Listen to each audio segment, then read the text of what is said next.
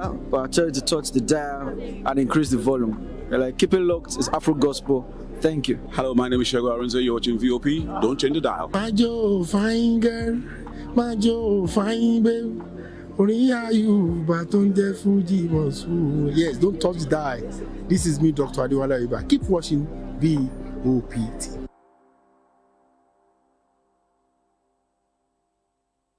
Behind every broken desk lies a broken promise. Education shapes the nations. But who is asking the right questions? Introducing Edu Dialogue, the show that goes beyond the surface, exposes the cracks, the corruption, and the silence in Nigeria's education system. Edu Dialogue, Saturdays, 3 p.m., only on voptv. We break the biggest stories, from missing funds to policy failures. We ask the tough questions and demand real answers. Edu Dialogue, this Saturday, 3 p.m. on Voice of the People Television. In a world where power shapes with every headline. In a nation full of questions. In a world filled with noise, the truth needs a voice. The policies that shapes our world and the economy that determines our future. Every hour, every day, the grapevine keeps buzzing. And together, we are committed to telling the stories that shape our world, because your voice is our focus. Don't forget, our voice matters the most. Let us come together and share our concerns.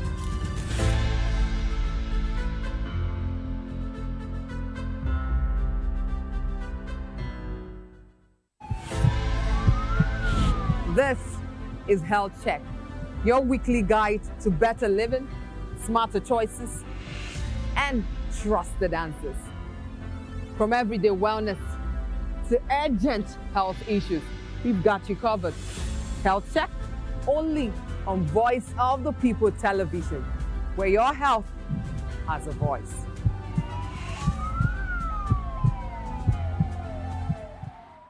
Welcome to the locker room, the home of football talk that matters. I am Jerry Arpelon. Join us every weekday, Monday to Friday at 5 p.m. Nigerian time, as we share the hot takes and hot debates in the exciting world of football. And joining me are the usual suspects, Ikechukwu and Mayowa, as we break down all the hot takes and everything that's happening in the football. Don't just watch football, live it with us. Catch us on the locker room and Voice of the People Television at 5 p.m. Nigerian time. And like I always say, if not 20 minutes off, with the sport. To know the happenings in the maritime sector, join us on the program Maritime Frontiers on VOP TV as we discuss key areas in the maritime sector, from aquaculture, maritime transportation, maritime labor regulation, oil and gas exploration, ferry and passenger insurance, marine pollution and prevention, port operations, and lots more. Maritime Frontiers, exploring Nigeria's blue economy. Join us as we drive into the world of politics through insightful interviews with prominent political figures, both serving and former governors, ministers, senators, legislators, party chieftains, activists, and analysts. Get first-hand information into the decision-making processes that affect our daily lives. Highly engaging one-hour program that brings political discourse into focus. I am Chukwuma Okoro. Political Lens, Monday through Friday, 6 to 7 p.m. Join us. Are you ready for the extraordinary? Something big is happening on your screen. Introducing VOPTV, now streaming on SLTV channel 264. From breaking news to captivating conversations, news analysis, giving you all sides to the story. We break in-depth discussions on the issues that matter, from politics to sports, entertainment, and lifestyle. VOPTV on SLTV channel 264. Join us as we redefine what television means to you. Voice of the People Television, VOPTV. Now you have more than a voice.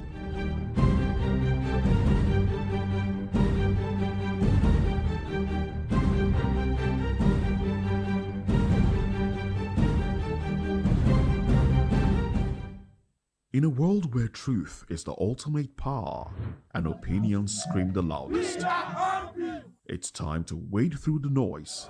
Hunger no get drum. Hunger no get religion. And scan the human interest and trending topics that matter. Stay tuned to The Issues, your plug to the stories making the buzz, from politics to science and technology, social justice, and more. Let's tackle the tough questions and expose the truth. The Issues on Voice of the People Television, Mondays to Fridays, 8 to 9 p.m. The Issues. Don't just react, understand.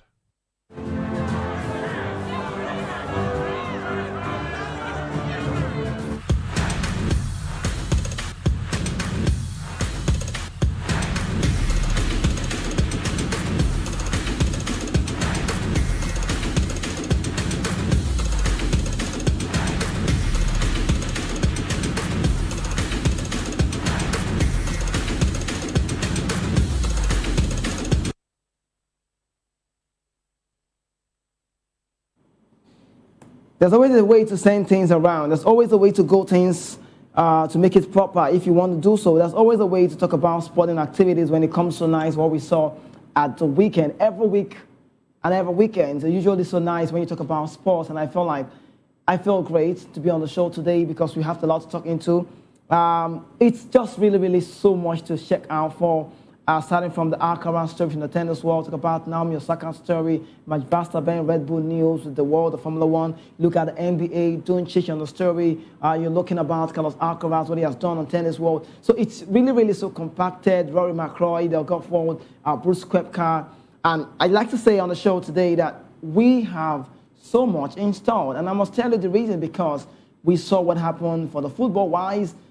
I must say congratulations to Manchester City for what they did right, for being that champion that they deserve. Well-deserved final, and the question remains, psychologically, would this play a part on Arsenal's mindset going forward, talking about the Premier League? And just to remind you again, April 19, 2026, both teams will be playing right at the Etihad as Arsenal going away from home. So it's just so much to look into on the show today. We did see Ademola Lookman, Nigerian international, scoring and making a milestone for himself, putting himself on the map, edging the same as the first Nigerian player to score in the Madrid derby.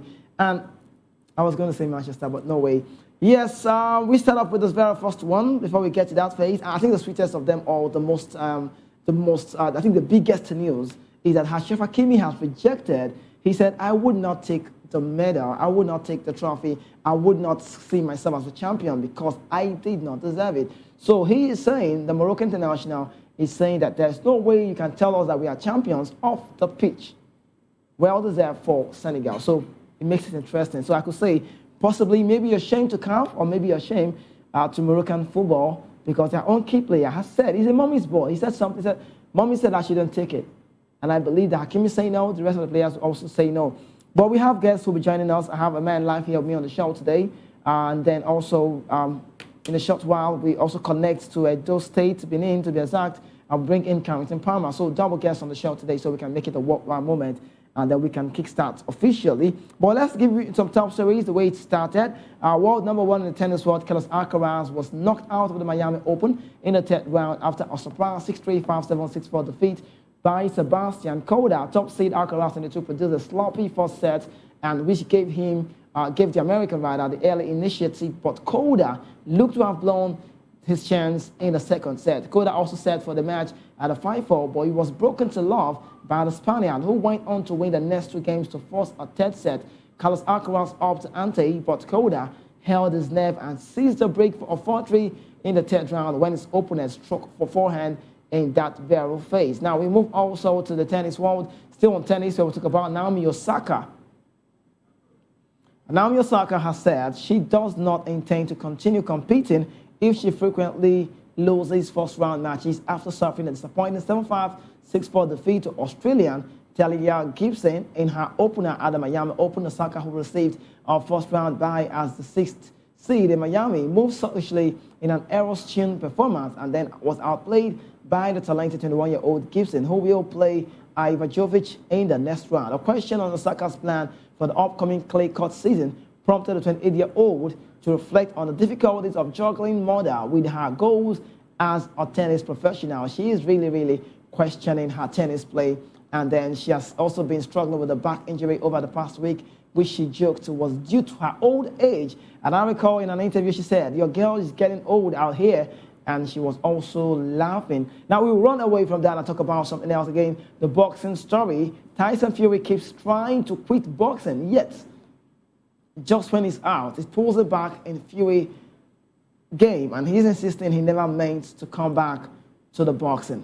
Yet, nevertheless, on April 11, his brief retirement will come to an end when he fights Asbalenk Mukhmadov at the Tottenham Hotspur Stadium at the start of 2025, still smarting over his 2 losses to Alexander Usyk. Fury announced he was finished with the sport. It's by no means the first time Fury has retired and then reversed course, but he's adamant it was not planned. So it's not a pre-planned one. Now, also from the Fury news, we talk about the boxing story again that brings you this one. Matchroom chairman Ed Hearn has updated the latest boxing news regarding the ongoing speculation that Dillian Whyte is a prominent candidate for Anthony Joshua to return to the ring against a rematch of that 2015 fight we did see in London. Since that night, Joshua has gone on to become a David Beckham of British boxing, competing in a succession of stadium fights and scalping the likes of Kishikov, Alexander Popkin, and also Francis Ngannou through the years. Meanwhile, Dillian Whyte also has flirted with world title levels, beating Parker, Popkin, and Jermaine Franklin. He is indeed in need of a bounce back show following his brutal first-round clash, and that's to rising Moses Ituama. Now, let's say this. We just saw that emotional part of Anthony Joshua, and then we are waiting to know if he wants to come back as quick as possible. But from the boxing one, we run and tell them all of this one. This one is emanating as well. It's the story that says a lot about golf. Matt Fitzpatrick bounced back from his final hole disappointment at the weekend, talk about last week, and also in that Vasco Championship to bury the last round and also won the Vasco Championship by a stroke for his first PGA Tour victory in almost 3 years. This Englishman displayed superb consistency as he shot 68, 69 over the weekend with just 6 birdies and 30 pars, but the most important of the shot he picked was that of the Copperhead course, though that's the 18th hole. And then for Formula One story, Max Verstappen has denied that his complaints over the new cars for the 2026 Formula One season stem from Red Bull position in a pecking order across the opening 2 rounds, of the season. Max Verstappen has consistently voiced his disapproval with the new Challenger. The car have been built under a fresh set of technical regulation, and a big emphasis is now placed on the harvesting and deployment of energy from the power unit. Red Bull has also slipped back in the pecking order, while Mercedes has established itself at the front of the grid. And Verstappen has also insisted he will still be as vocal with his complaint if he were winning the Grand Prix. And also from one man, we talk about the Dutchman to the English. Lewis Hamilton has a good reason to be optimistic after his first 2 race weekend at the Formula One start of Ferrari. And the 7-time world champion has finally bagged his first Grand Prix podium for Ferrari at the record 26th attempt. And the team look in an increasingly good shape to lead the championship charge to our current runners in this one. However, Mercedes have its own heat rather than a wanting anniversary for Hamilton in that one, and it marks exactly 1 year since his last win. The question is, when did he last win a race? Lewis Hamilton hasn't just won a Grand Prix since July 28, 2024, when he defaulted into victory following the disqualification of Mercedes teammate George Russell in Belgium. But it's also 1 year, including sprint races. So Hamilton's last win was in 2025, China sprint on March 22, 2025, where at that time it looked like his Ferrari career was ready to kick on with an outside shot of the championship. Now we keep on moving away from that one and talk about the NBA. LeBron James has put himself on the mark. He's edged his name somewhere. LeBron James broke the NBA record for most regular season games played on Saturday, taking the cut of his 1,612th game in the Los Angeles Lakers. Also, I think it's just about how far he has come. The 41-year-old basketball icon, his appearance took him 1 clear of the mark of 1,611 held by Robert Parrish since his retirement back in 1997. The 4-time NBA champion has equaled Parrish's tally on Thursday in stunning fashion, posting a triple-double in the Lakers win over the Heat in Miami. That's about the NBA, and we also wait out to know. But Luka Doncic also is in the story because Luka Doncic led the Lakers with 33 points, but picked up a costly 16C technical foul, which triggered the suspension that will rule him out of Monday's showdown with the Detroit Pistons. And we have to wait to know how it goes. So it's that moment. It's that time we have to get into analysis and then let you know all that transpired. Like I rather said, the biggest of them all is that Ashraf Hakimi have said it. I would not be taking that medal. I am not a champion of the AFCON show. It still belongs to Senegal. And also judge upon where Ballon d'Or winner with Liberian side, a very big integral part of the football world on African shores has come to say, I did not say the news people are talking about me. I debunked that news. I still say the Senegal win stands. We go on a quick break. When we return, the show continues, and it will be that time where I'll have to bring in my guest who is live here in the studio with me as well. We'll connect to Edo State Benin so we can have Carrington Palmer, so we can have a double header right here on the show. Stay with us, we're going nowhere.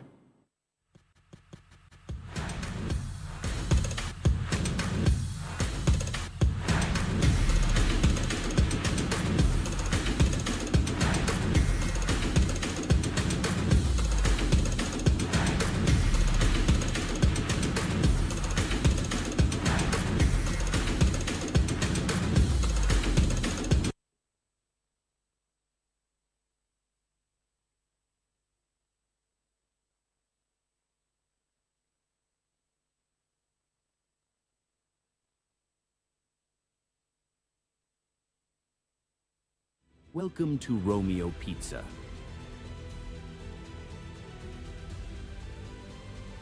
Sink your teeth into our freshly baked pizzas.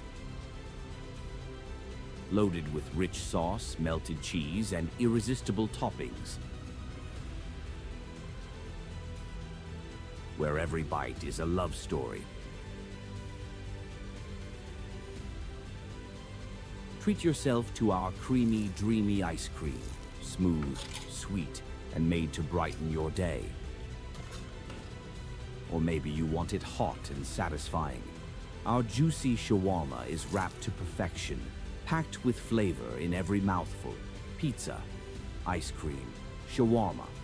Why choose one when you can have it all? Romeo Pizza has exactly what your taste buds desire.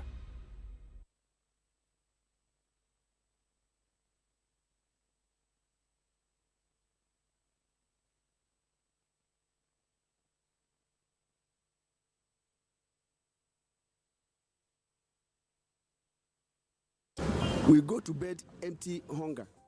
To the blaring horns of a hustling city, the loudest voices of the common man got a medium to be heard. This particular administration, they were coming unprepared. It's not a bad thing to renovate the president's law. Through top-notch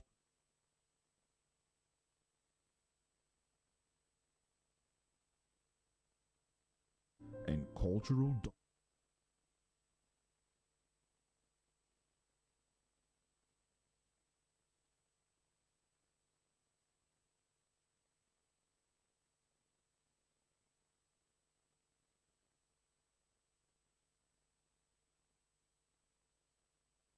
full of vigor and penchant for excellence in the continent's media space, exposing the wrongs, applauding the rights, dissecting the news without fear or favor, through factual and accurate stories and contents. Corruption kills three things that makes a society. Representing the interests of the people and giving them a voice. Voice of the People TV is here to stay.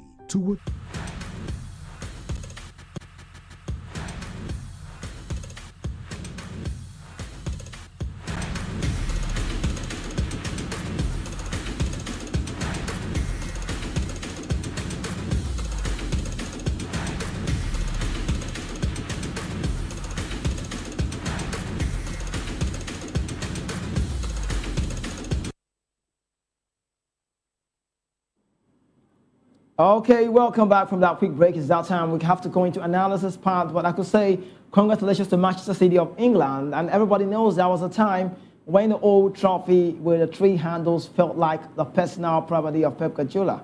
You know the story. The Man City manager won the League Cup for the first time in 2018, beating Arsenal in the final, and then he repeated the trick in each of the next 3 seasons. On so many levels, City had entered this final as underdogs. We did see it as unusual position, but a reflection of the recent wobbles and how Arsenal have been the preeminent team in England and Europe so far this season. It's not every season that a left back in a goal-scoring hero, not every season that a left back becomes a goal-scoring hero. I'm talking about one man, Nico O'Reilly, and he enjoyed the finest day of his young career, Nico O'Reilly, with the Bats. Now, I must say, the 21-year-old scored with a pair of headers, the first after a horrible handling error from Arsenal reserve goalkeeper Kepa Arrizabalaga, whose mystery, will never be forgotten in a hurry in Wembley Cup finals went on. Thereafter, it was just a countdown to the 16th major trophy of Guardiola's City tenure, excluding Community Shield. Arsenal were unbeaten in their previous 6 meetings against City, going back to the 2023 Community Shield, which they won on penalties. Does that count as a trophy for Mikel Arteta? You could ask yourself that question, yes or no, with the emphasis on the latter. It was Arteta's 2020 FA Cup final victory over Chelsea that was their preference and reference point, framing so much from an Arsenal point of view. It remains his only piece of major silverware. This was only Arsenal's and Arteta, this was only Arteta's second cup final as a manager, and it was a day when nothing went as planned for the Spaniard. He was without, the creativity of Eze, whose game was really missed. But that did not explain the bankruptcy of the performance or the overall meekness.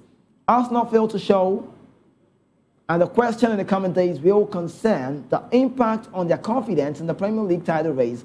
And this is the point, psychologically. This is the question, whether they can see it through from their position at the summit. City 9 points back will Saint blood, particularly as they have a game in hand and also have Arsenal to play at home on 19th April 2026. Arsenal's dream of the quadruple is over. But the more worrying detail will be the inevitable questions about their trophy-winning capabilities. Guardiola's major move was to start Antoine Semenyo on the right wing and gave Ryan Cherki a roaming central midfield brief. Semenyo also had a matchup on the Arsenal left back, Pero Hikapi.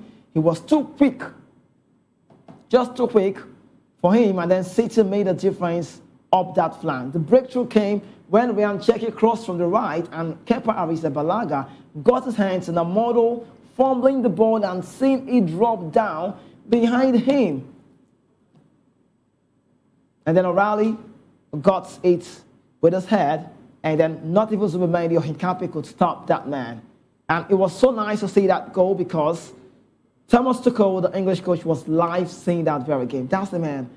He's just a kid, you could say. I want to say 21. Arrizabalaga has played 3 League Cup finals. For those asking a question about the man, the first 2 at Chelsea and lost them all. Everybody remembers how he appeared to refuse to come off when the Chelsea manager Mauricio Sarri tried to substitute him before the penalty shootout against City back in 2019. And Kepa Arrizabalaga did save one, but his team were edged out.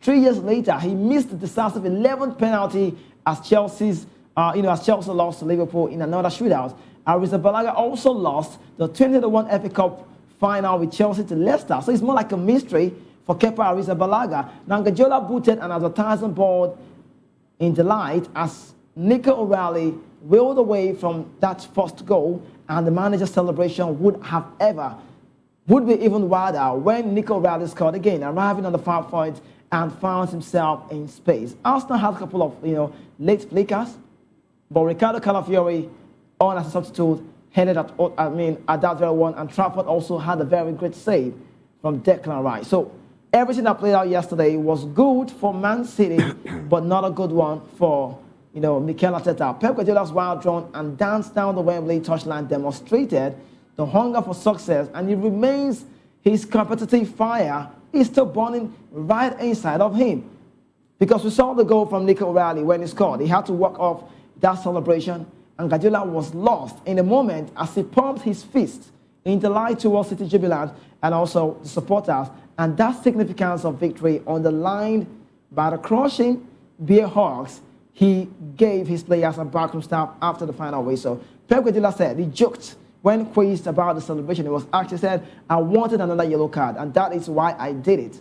if I can't celebrate in the moment against a team like Arsenal, and the way we are playing, my emotions are related to the way we are played. I am not an artificially intelligent personality. I am human, and I want to celebrate. It was not showing disrespect to Arsenal or for the other fans. I just celebrated with my people, and when I feel it, I express it.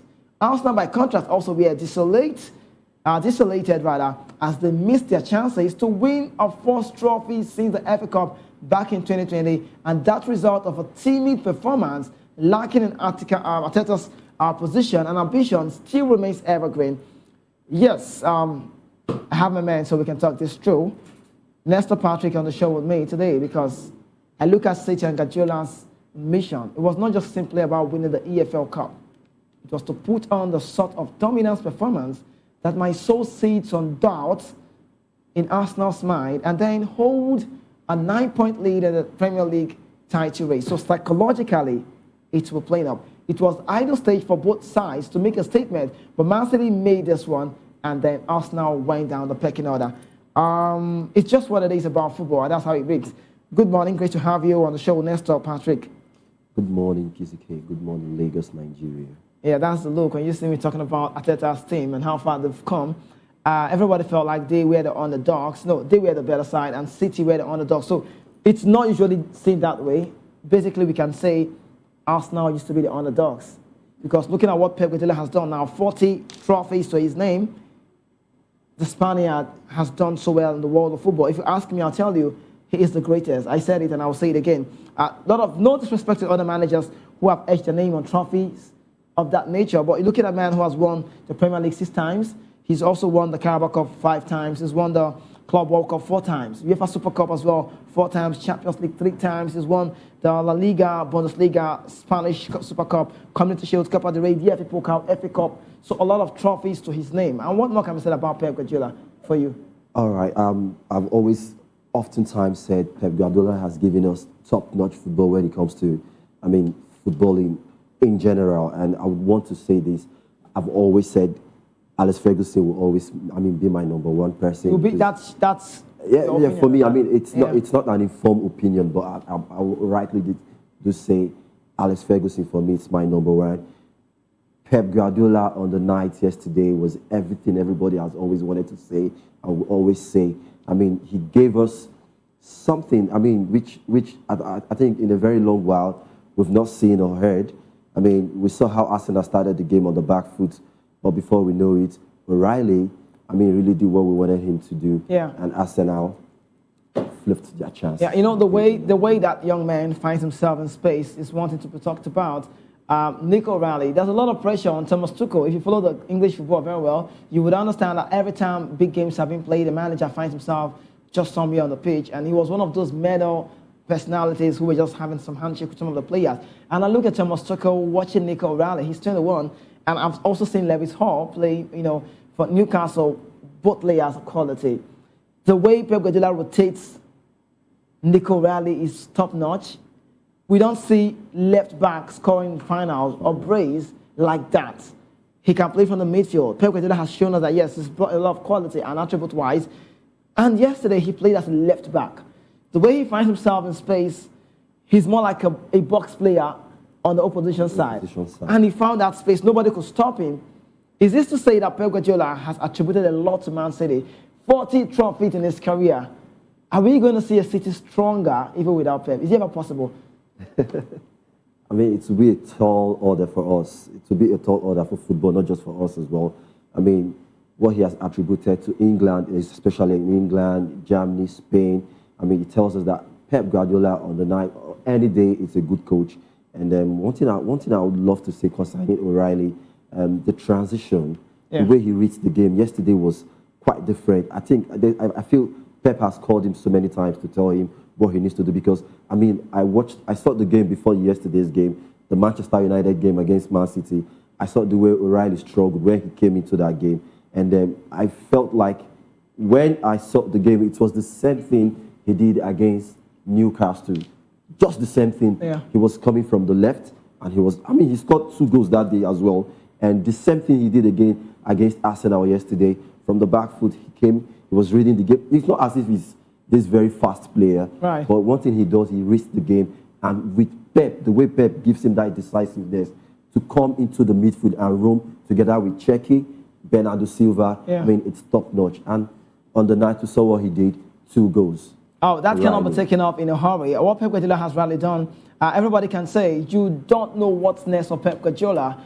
Who would have believed it was a Jeremy Doku starting the game from the left side, Anton Semenyo from the right, Ryan Czeki skimming the game, Bernardo Silva, not your regular defensive man. Right. But Rodri reading the back line, and then there was no Ruben Diaz. He got injured. We just see him in the warm-up. Eze also was off for us now. But I just love the Kovasanov chase, the Victor Gyökeres.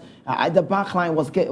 There was no McGay because 6 days after, he joined. So looking at the Carabao Cup measures, there's no way McGay would have played that game. But bringing in Ake and Kovasanov, Nico O'Reilly, Marcus Nunes, and your Pep can also hurt any team in the world. Our Pep Guardiola is a quality coach you don't want to test in the final. When it comes to final, he knows how to play games like finals.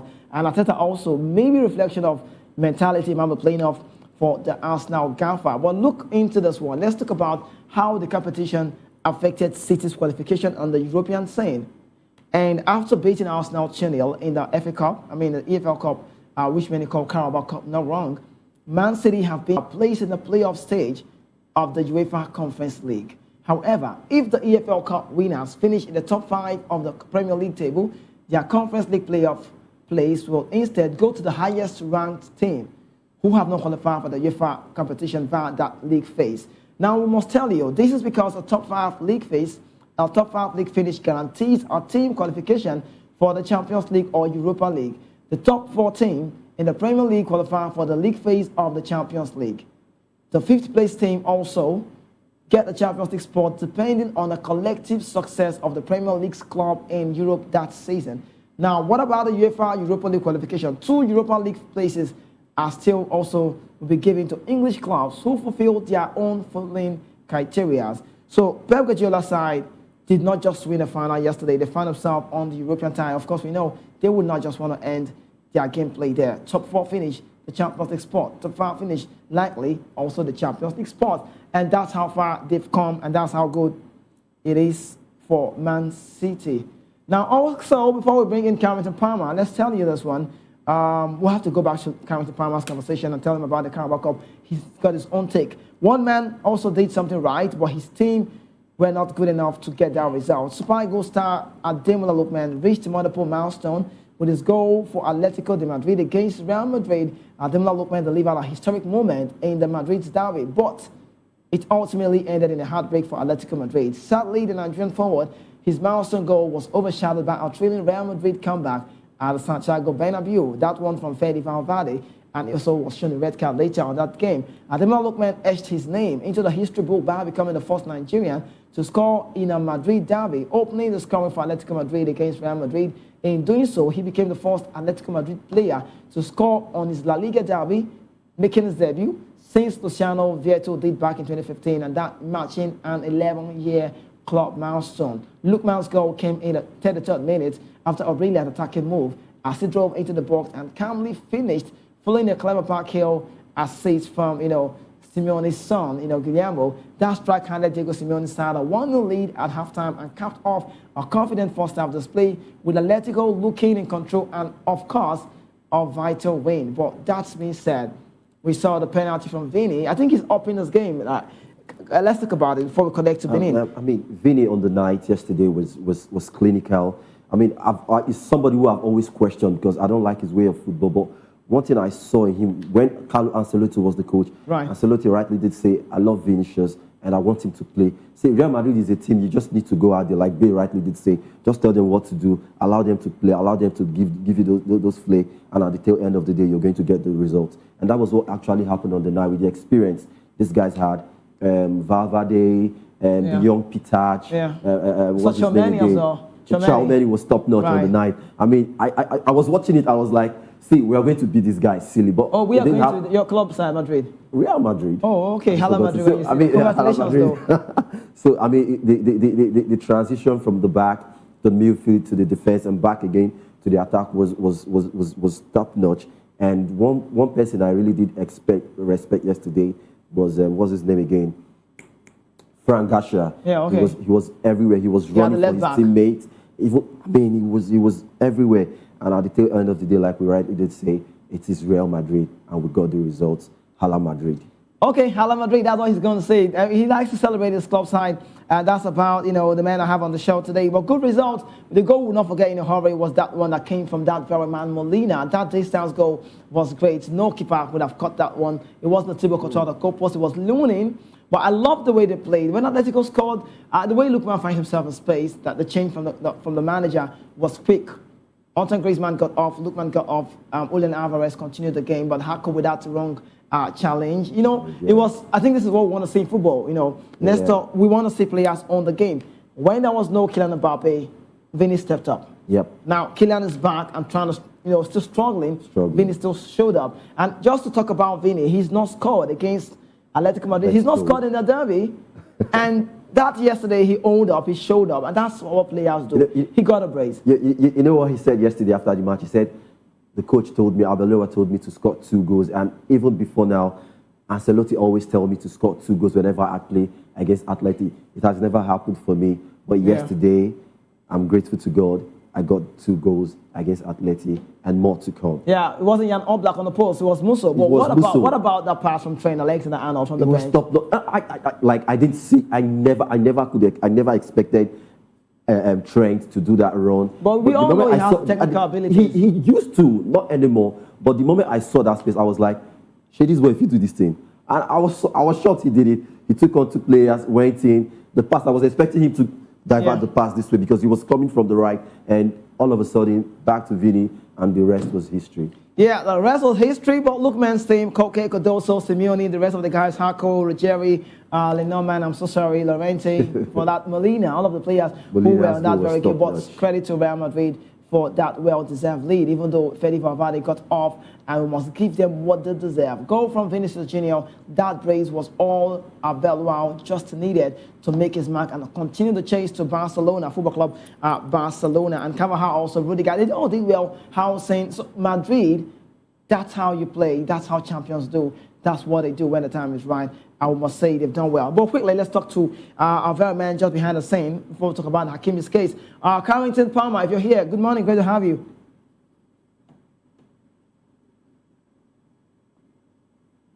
Do I have Carrington already? Carrington, if you're here. Okay, so we have to forge on. Just keep moving while we have to connect with Carrington if he joins us again. But a quick one. Oh, okay, he's here already.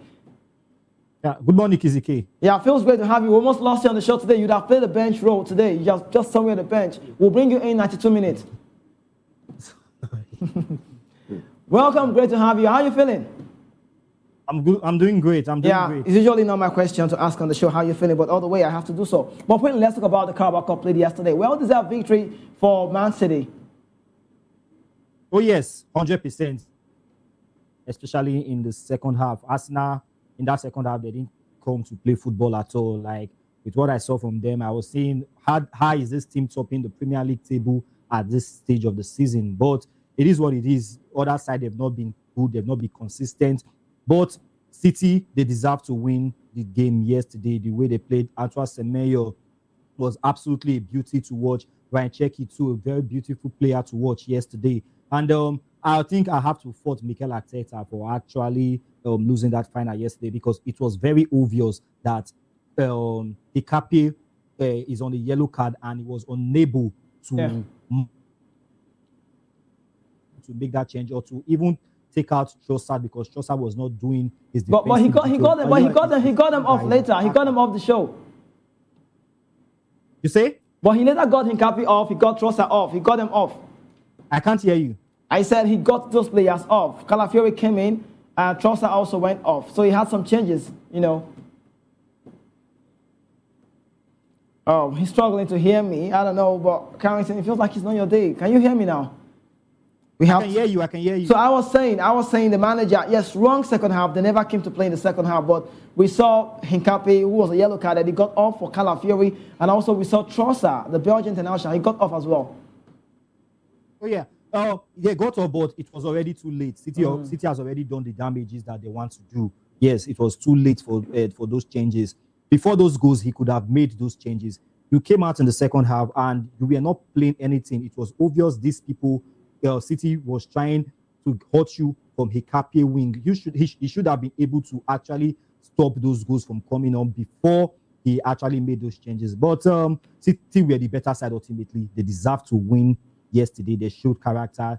They showed like, oh yes, if we want to win, let us win. If we lose, let us lose. But we came here to play this final and we came here to win. And you can't say City do not deserve to win. Yeah, you might say they're a little bit of luck from what are they called? The Arsenal goalkeeper, Kepa. Yes, he gifted them the first goal, but yeah, they are going to take it. The second goal too, they deserve to score. Nico O'Reilly, just a day after his 21st birthday, scoring 2 goals in the final. It was a very, very, very good game for him. Great performance at Manchester City. And Pep Guardiola, his 19th trophy as a Manchester City manager. Yeah. Fantastic man, like great manager, great coach. And yeah, so, like you rightly said, he's your best manager. Yeah, I can also say he's also my best manager of all time. You're laughing. Why? You're saying it, and why you? That's his opinion. You said your greatest manager is Ferguson. So he's saying his greatest manager is Pep. So it's people's different opinion, but I just would say, look at capability, look at what he has brought to the table. This man has got a start. This man, Pep Guardiola, should be studied somewhere in a football university. He started to play from the back. He brought a lot of lifestyle to football, and what he does, he can't be read. The best player in the Serie A, like I always say all the time, Tijani Rangers is playing from the bench. Sometimes, Foden, serial winner of the Premier League, he started from the bench. So it's a city thing. But lastly, let me ask you before we go, because I doubt you can go to the Hakimi story. Let me ask you, so I'm so concerned about psychologically for us now. How can they go from here? Is this going to deter what they are looking for? They are on the quadruple run. They were on a quadruple run before, but now that's lost. Triple left. They are not going to win the quadruple any longer, but they are still they can still win the treble if they are very consistent. But they are very lucky. We are win the treble. You think so? These 2 weeks is going to those football club football activities. I think this will enable them to rest and reset, and also think, okay, what can we do till the end of the season? They are still 9 points clear of Manchester City, although City have a game in hand against Crystal Palace, and Crystal Palace, they have not been good, they have not been consistent since the year began. And let's hope City gets to win that game. It's going to be 6 points, but they still have a City to play at the Etihad Stadium, which is ultimately might be the title decider. But I don't see Arsenal losing the league at this stage of the season, although they're proven in the past before that they can bottle anything. But this season, I don't think Arsenal will bottle it. I still see them to win the league at the end of the season. Okay, just a short time. I don't know. I feel like if we had all the time today, this man has got a lot to talk about with you. But maybe we could do this when we come on Wednesday. Hopefully, if he comes on the show, that we can connect on Wednesday so we can analyze this. Because the more you're talking, the more he's laughing right here just by my side. But anyways, it's just what it is. Carrington Palmer, I have to sign you out from here. Thank you so much for being on the show. We can do this again, hopefully, on Wednesday. Sorry for the short time. Yeah, thank you so much. All right, so yes, Nestor Patrick, every club side has got its own savior, not the VOP type. Do you understand it? Every club side has got their own savior. What we saw yesterday was Nico O'Reilly saving the team that they deserve. Nico O'Reilly doing the right thing. He has done what he needs to do. Not even nobody in VOP TV, no savior can save him. But the savior that they had himself there is a Nico O'Reilly. That's how football do. That's how champions do. That's what you do. You put yourself on the map. You become a savior that can save the people, not in the political way. All right, man, I have to let you go from here. Thank you so much, Nestor Patrick. So you want to look at the camera and say you're going to be here on Wednesday? Definitely. I'll be here on Wednesday. All right. Yes, thank you so much. It's that time for us to call it a close. We have the media news coming up next. Right here on the show, we are the voice of Lagos. Check out Voice of the Television, Lagos, Nigeria. The best place to be is Special Public Show will come your way again, hopefully tomorrow. Ikechukwu Agwa will be here to take you through. And then, trust me, he's going to tell you more about football elite and good saviors out there. Be safe, find yourself in a very good space. We'll see you again when I return. Save.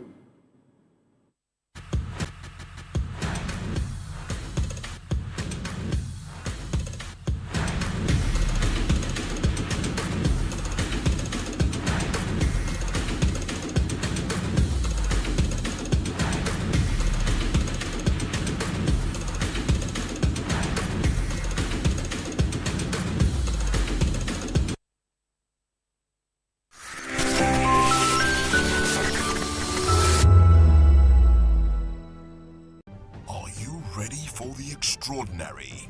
Something big is happening on your screen. Introducing voptv, now streaming on SLTV channel 264. From breaking news to captivating conversations, news analysis, giving you all sides to the story. We bring in-depth discussions on the issues that matter, from politics to sports, entertainment, and lifestyle. voptv on SLTV channel 264. Join us as we redefine what television means to you. Voice of the Piano Voice.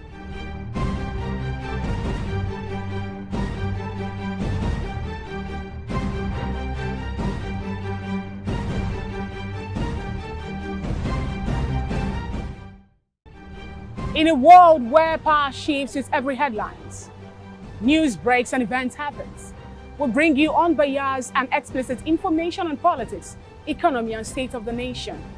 We break down the chaos. Facts, not fluff. Truth, not spin. We discuss not just politics, but a glimpse into the future. Voice of the People Television. Now you have more than a voice. To know the happenings in the maritime sector, join us on the program Maritime Frontiers on VOP TV as we discuss key areas in the maritime sector, from aquaculture, maritime transportation, maritime labor regulation, oil and gas exploration, ferry and passenger insurance, marine pollution and prevention, port operations, and lots more. Maritime Frontiers, exploring Nigeria's blue economy.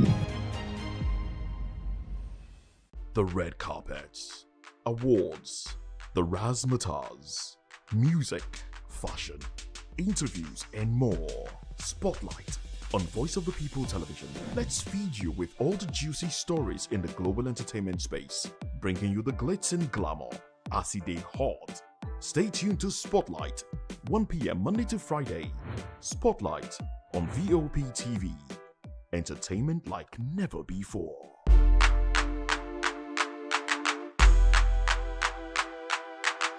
Welcome to the locker room, the home of football talk that matters.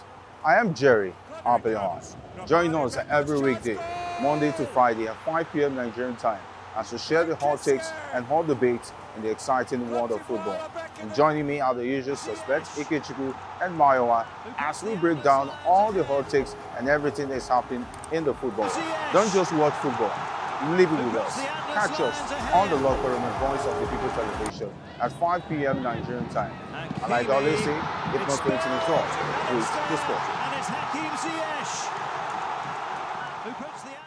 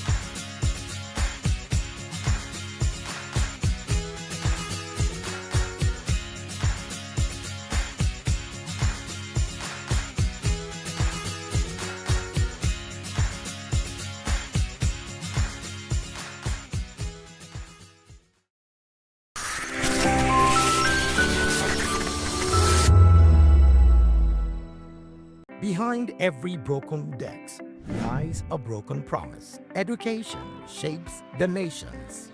But who is asking the right questions?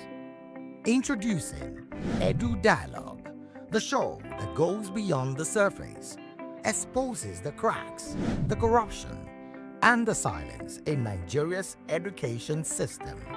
Edu Dialogue, Saturdays, 3 p.m., only on voptv. We break the biggest stories, from missing funds to policy failures. We ask the tough questions and demand real answers. Edu Dialogue, this Saturday, 3 p.m. on Voice of the People Television. Africa is on the move, a continent of rising voices, untold stories, and powerful transformations. From the streets of Lagos to the heart of Nairobi, from the mines of Congo to the tech labs of Cape Town, the African story is being written every day. Bold, dynamic, unstoppable.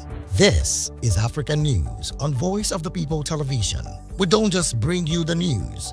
We analyze and bring you Africa's heartbeat, the politics that shapes our nations, the economies that drives our future, the cultures that defines who we are, the voice that must be heard. Africa News, Africa's voice, Africa's future. Where Africa speaks, the world listens.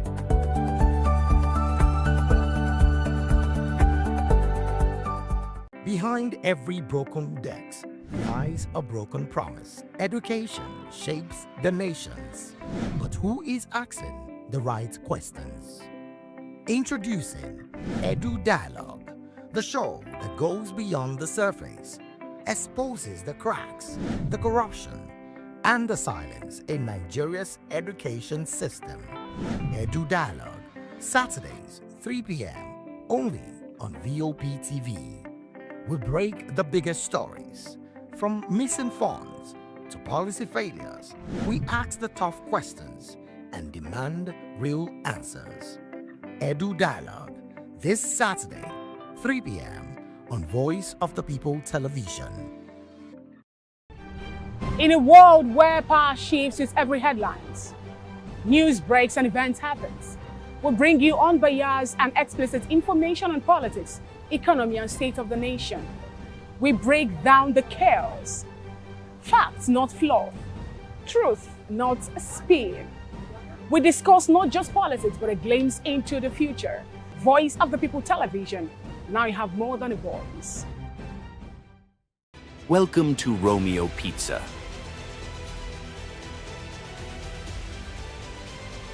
Sink your teeth into our freshly baked pizzas. Loaded with rich sauce, melted cheese, and irresistible toppings. Where every bite is a love story. Treat yourself to our creamy, dreamy ice cream. Smooth, sweet, and made to brighten your day. Or maybe you want it hot and satisfying. Our juicy shawarma is wrapped to perfection, packed with flavor in every mouthful. Pizza, ice cream, shawarma. Why choose one when you can have it all? Romeo Pizza has exactly what your taste buds desire. I'm Sarah Nystrom from Sweden, aka Chief Omobowale Communication Queen. Keep watching VOPTV. Hi, I'm Samantha Jacobs, representing the States. Miami's in the house, and I want to make a shout out to VOPTV. I'm a humanitarian, and I'm also a rep in the film industry and the art industry. I help dreams come true, and I help you keep on that path. Shout out to VOPTV because you're helping people stay on their path too. Cheers. All right, my name is John Odibo. Keep watching Voice of the People because it's a fantastic station to be with all the time. Thank you very much. My name is Pastor Elvis Siru, the convener of the Voice Achievers Award, and keep watching VOP. Yes, that is the channel for all the people. No color, no race. Thank you so much. Yo, ladies and gentlemen, this is Abasunkan from the Netherlands. I am a designer and I'm here in Eco Hotel and Suits. Keep watching VOP, the Voice of the People. Don't touch that dial. This is African News on Voice of the People Television, where we don't just bring you the news, we bring you Africa's heartbeats, the policies that shapes our world, and the economy that determines our future. African News on Voice of the People Television. Stay with us.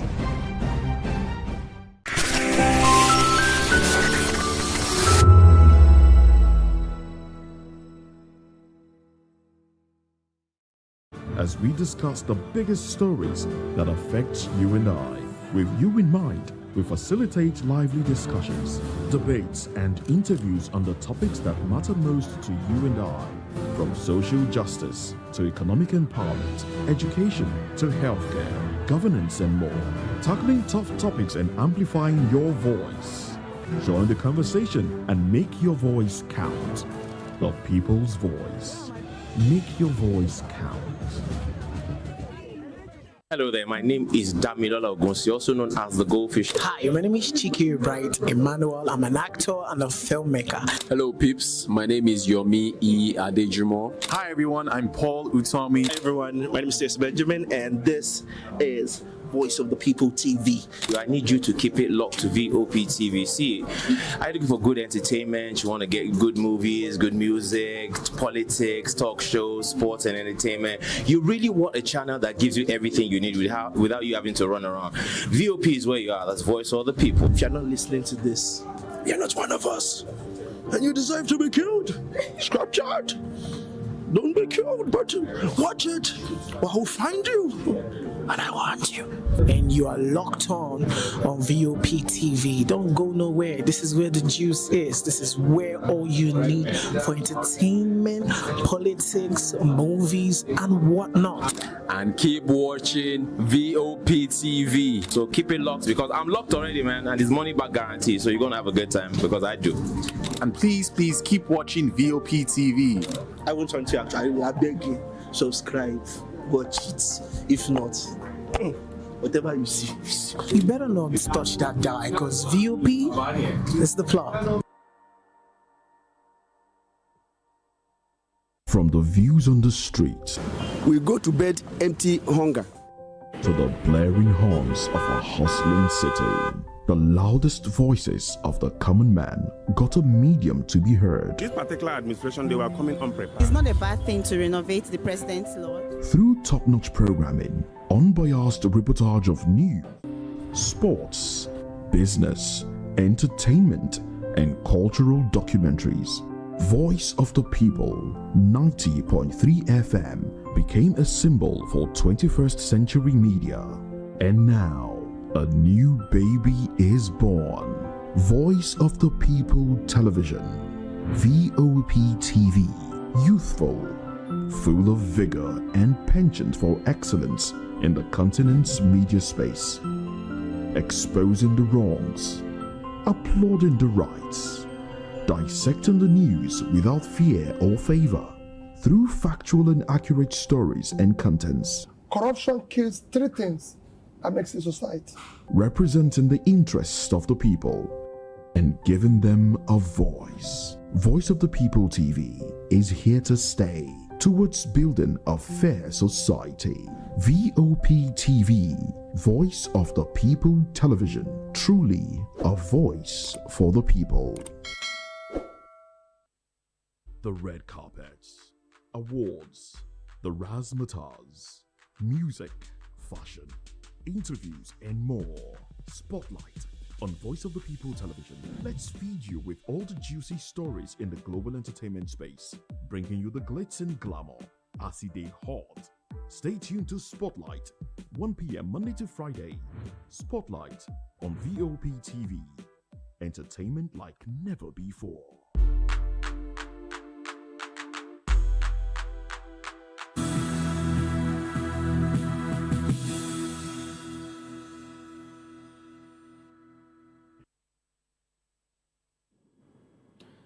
Hello and welcome to the Midday News on Voice of the People Television. I am Solomon Ofem. First, our top stories. Army kills armed bandits in Tereji Camp Parade. Army chief urges troops to uphold unity and sacrifice. IGP Diso denies nationwide tactical unit shutdown. Delta Police confirm no rape cases at fertility festival. Wiki-backed PDP denies supporting Tinubu's re-election bid. Article rejects federal government OPL 245 resolution claim.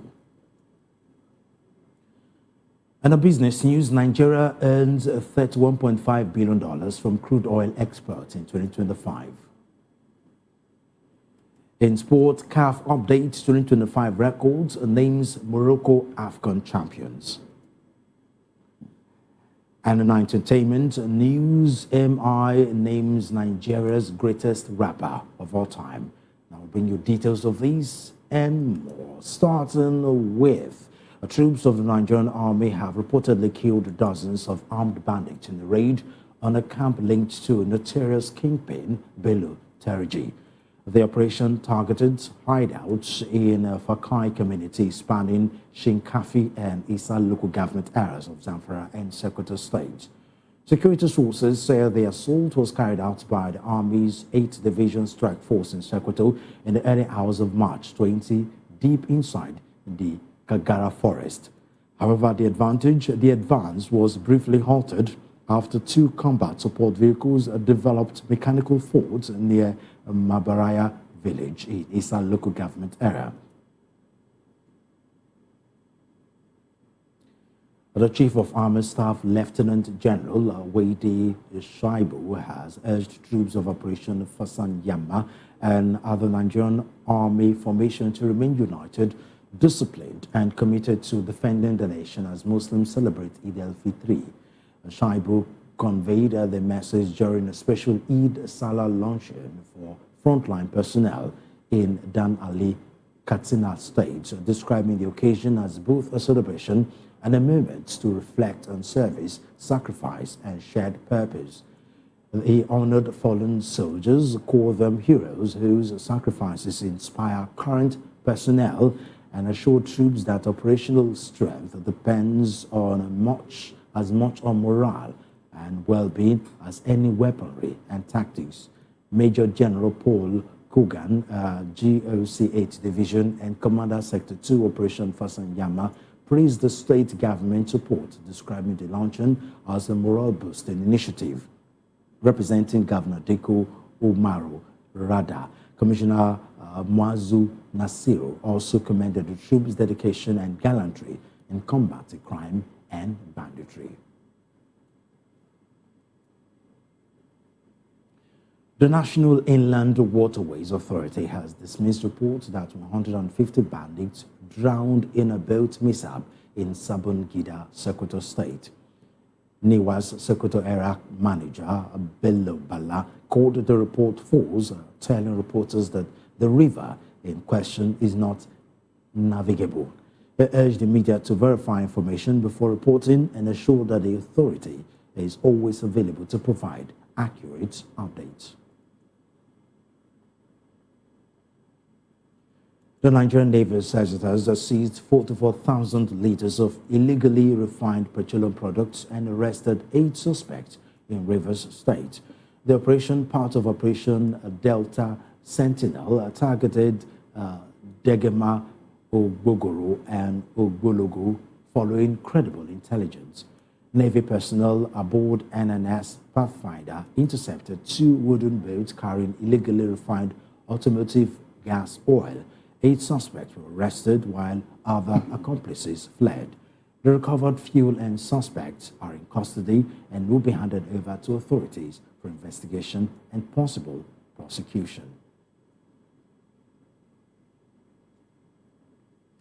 The Inspector General of Police, Olatunji Desu, has denied reports that he ordered the resolution of tactical units nationwide.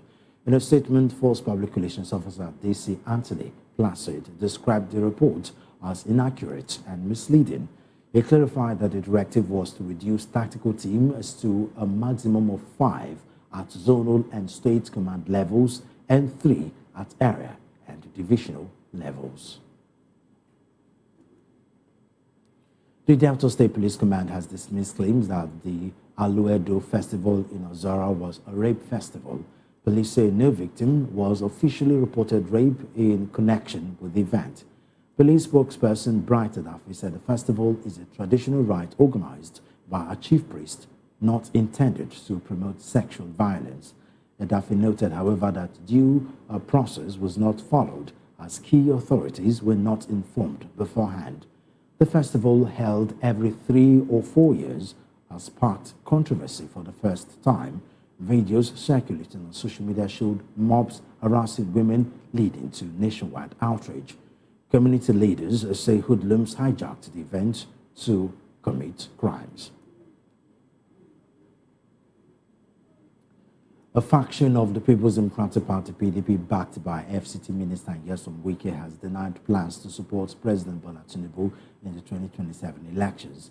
The faction's National Publicity Secretary, Jungudo Mohammed, told reporters that the PDP will field its own presidential candidate. The statement comes despite Wike's earlier pledge to support Tinubu's re-election across party lines. Mohammed described Wike as an influential political figure who could contribute positively to any party in Nigeria.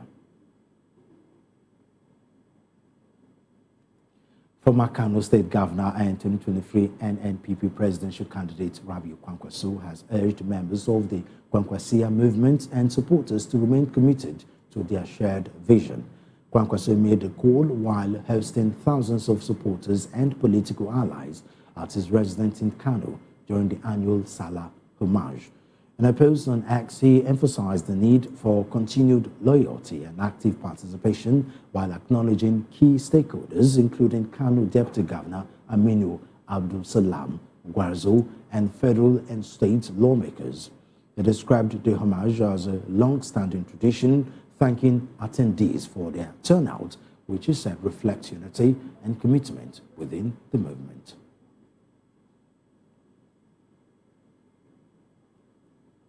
Former Vice President Atiku Abubakar has dismissed the federal government's claim that the OPL 245 dispute has been resolved, saying the case is still before the court. Atiku described the government's statement as misleading, citing a pre-action notice from Malabo Oil as evidence the dispute remains unresolved. He also warned that selling up to 30% of Nigeria's joint venture assets under NNPC without transparency will be the quiet auction of Nigeria's future. Atiku urged industry groups, including Pengason and Nupeng, to stay alert and resist opaque dealings, stressing that several related cases are still pending in the Supreme Court and Federal High Court.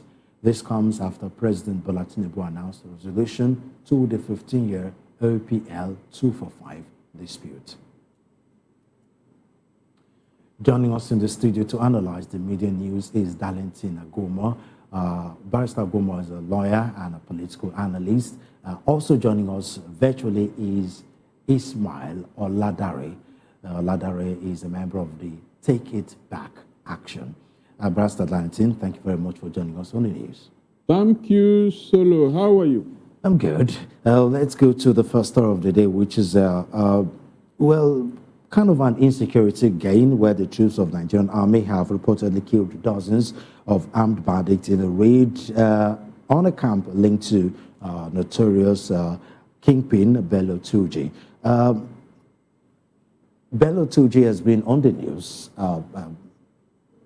recently after what some would say being in the hideout for a long time. Recently, he's been coming out to saying a lot of things. Would you call this a win for the Nigerian armed forces? I mean, they've not apprehended him, but some will attribute the fact that this camp was raided as good news.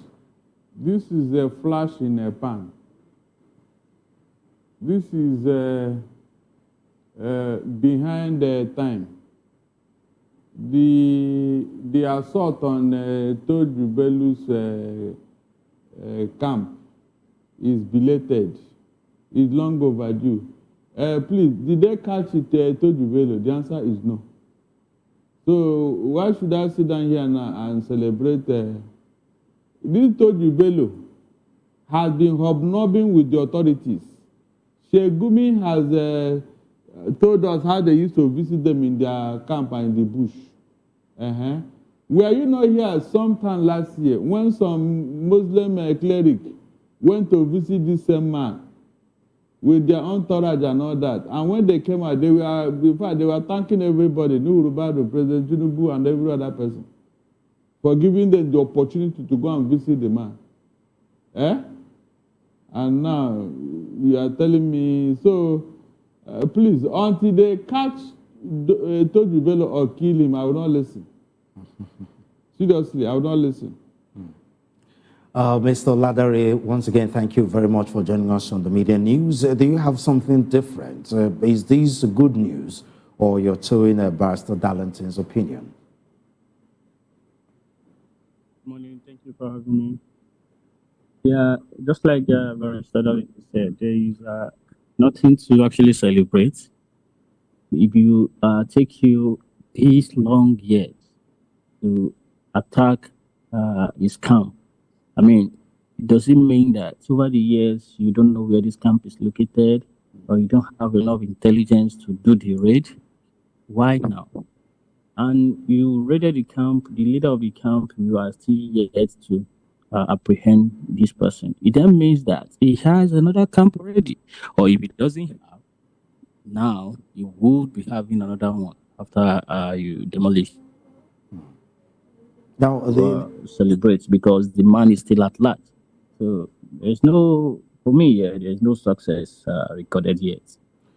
Well, but at least some will argue that we're no longer dependent 100% on the U.S. and President Donald Trump to come fight our battle for us. I mean, the U.S. president is busy right now with the war going on in Iran.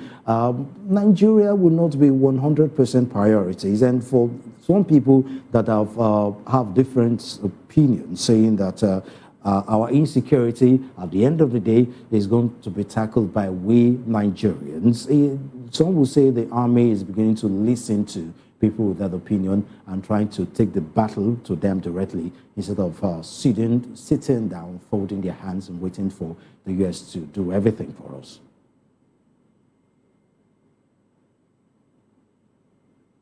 And Mr. Ladari, I'm talking to you, sir. Yeah, can you hear me? Am I audible? Okay, I can hear you now. Go ahead. Yes, I mean, right from time, we have always maintained the fact that at no point should we rely on any external country, not even a Western country like USA, so to speak, because we know what they are all about. The only help they render you is the one that, make sure that their imperialist agenda is attainable. So right from time, we've always condemned any external support forever from the US. The people who are calling for help from America, they don't understand geopolitics as it were. That's why they clamor for America to come and help them. So yeah, it changes nothing. We've always been against seeking for help from America. And still on insecurity, the chief of army staff have urged the troops of Operation Fasanyama and Nigerian army formations to remain united, disciplined, and committed to defending the nation as Muslims celebrate Eid al-Fitr. Barrister Darlington, some would say this is more of talk than actually doing the work. We've heard this several times, and the militaries, they are disciplined enough to defend this nation. But the problem have not really been, critics have said the problem has not really been whether our army is capable of taking on this insecurity, but of political will from the leaders that are leading this army. And of course, giving this army personnel the right weapon to be able to fight insecurity head on. I disagree with this military. Some of them are in bed with these terrorists. Some of them are in bed with the federal government. because they are making money out of it, they are gaining. And so they wouldn't want it to end. That is the main focus here. They don't want this thing to end because of the money that's coming in. Do you know that since 2009 up to today, we have spent 32 trillion naira, 32 trillion 800 billion on insecurity? Yet, where are the results? You spend that kind of money on a particular issue, and yet nothing to show for it. And so when Borotai was talking, they said, so it is now you know. He was speaking this morning in one paper. And this was a man who was the chief of army staff. During his time, what happened? What did he do? Except the money he made and bought houses in Dubai. And when they were called to account, he said, it is his savings. You saved $1.5 million of your own money. Even if you are not touching your salary since the time you entered the military and all that, you cannot make up to that amount, $1.5 million.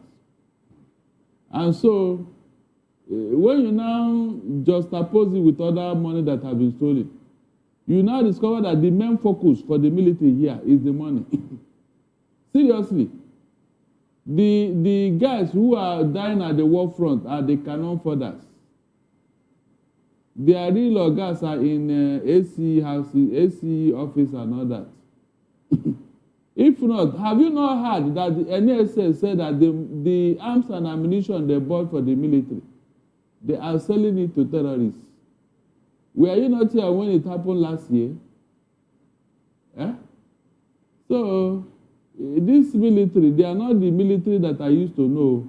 This one now, they have been politicized. They have been compromised. That is why these ragtag boys are giving them headache. Imagine military camps being raided at will. Military camp being raided at will. And then these guys will slaughter our military. Do you know what that means? I was thinking that with what is going on, this military will get angry.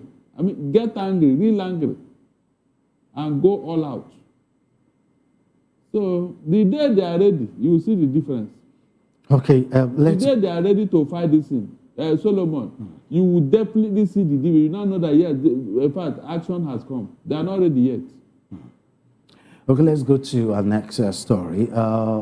Mr. Ladere, I'll be coming over to you, where the Nigerian Navy says it has seized 44,000 liters of illegally refined petroleum product and arrested 8 suspects in Rivers State. Now, this practice of arresting illegal refined petroleum product, of burning little refineries here and there, and sometimes even burning the refined product, has been going on for years. And we've had some people criticizing it, saying that the federal government, instead of persecuting these people, should actually empower them and make these little refineries legal, if not for anything, at least to profit Nigerians. And this point in time where the Strait of Hormuz has been attacked, where the prices of oil has increased. The last time we checked, more than $100 per barrel.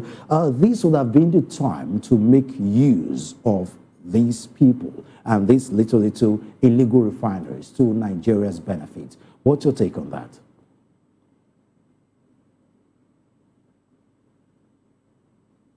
Seekers take. So that means that people are saying that we should legalize crime, legalize illegality. I mean, there's no country under the sun that is actually prospering doing that, right? I mean, everything about 95% of oil activities in Nigeria are illegal anyway. Exactly. So legalizing this criminality is not the way forward. The way forward is to go at the jugular of the perpetrators of this evil. But the problem therein is also that a lot of them are in bed with the government. A lot of the people in government are directly involved in this crime. which is quite the problem of in solving the crime in itself. And you also realize that as far back as 2012, when we did Occupy Nigerian protest, it was found out that there were ships that have been sunk 5 years ago that they are still paying subsidy on, claiming that these ships are still importing fuel to this country and they are paying subsidy on it. So these illegalities have been on, this crime has been on for donkey of years, right?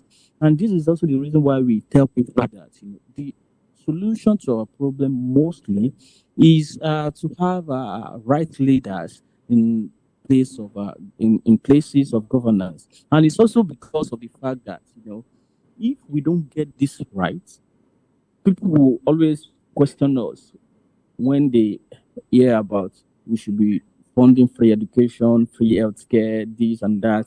They always come to ask, where do you get the fund? Where do you get money to do all of these things? But these are these funds are lying in the hands of criminals as such. And this is the reason why we believe that when we can decriminalize our health sector, we can actually do a lot of things in this country. And it's also the reason why we clamor for our people to vote in the right candidates who are actually interested in fighting crimes. Barrister Darlington, what's your take on that? 44,000 liters of refined petroleum products. That's a whole lot of liters to go to waste simply because they were produced illegally. It is only in this country that we throw away the baby and the bathwater. It is only in this country. If you watch one film called Catch Me If You Can, you will now know the original check booklet. It was invented by a criminal. Seriously. Most of some talented people in the Western world, they are not your usual nice guys and all that. They were the bagger, but the government adopted them and turned them into something positive. But here, we throw away the baby and the bathwater. Now tell me, if they can do it illegally and produce results, imagine what will happen now if you legalize them and then set them up and give them all the support. Imagine. They are doing it illegally and they are producing results that are working. Did you hear that their product is knocking engine? Did you hear? That is the government of Nigeria for you. We major on minor. What is wrong if you empower these guys by setting them up, at least regulate it? They are willing to do something for themselves. Mr. Ladare just said some of these illegal refiners work for the government. How do you balance that? Whether they are working for me or for the government, at least they are in business, they are working. Abi? That is the bottom line. They are producing something that people are looking for, something that is people are paying for. So, if you say they are working, what they are producing, is it marketable? The answer is yes. So why not now make it legal by setting them up, by regulating them and all that? If that is the best way, at least you would have removed one or two criminals off the streets. Is that not true? No, is that not true? So what are you telling me here? If at that level they were able to have that native intelligence to do what they are doing, what is wrong if you now call them together and say, okay, let's do this, add this, do this, You think they will not produce more and better results? But they are producing results, yes. Japan, after the Second World War, none of their products is marketable. In fact, America will not accept their products. But with time, they refine it until it is now where they are. The same thing with China, So I don't see how we are going to break through if we continue to destroy our own invention, our own talent. I don't see how, seriously. The guy that produced the aeroplane, How many times did they fail? And they started that in a garage. Eh? Go and check all the inventions, how they came about. Go and check. So, I wish them well. But let me remain with you. The IGP has denied reports that he ordered the dissolution of tactical units nationwide. What's your take on that?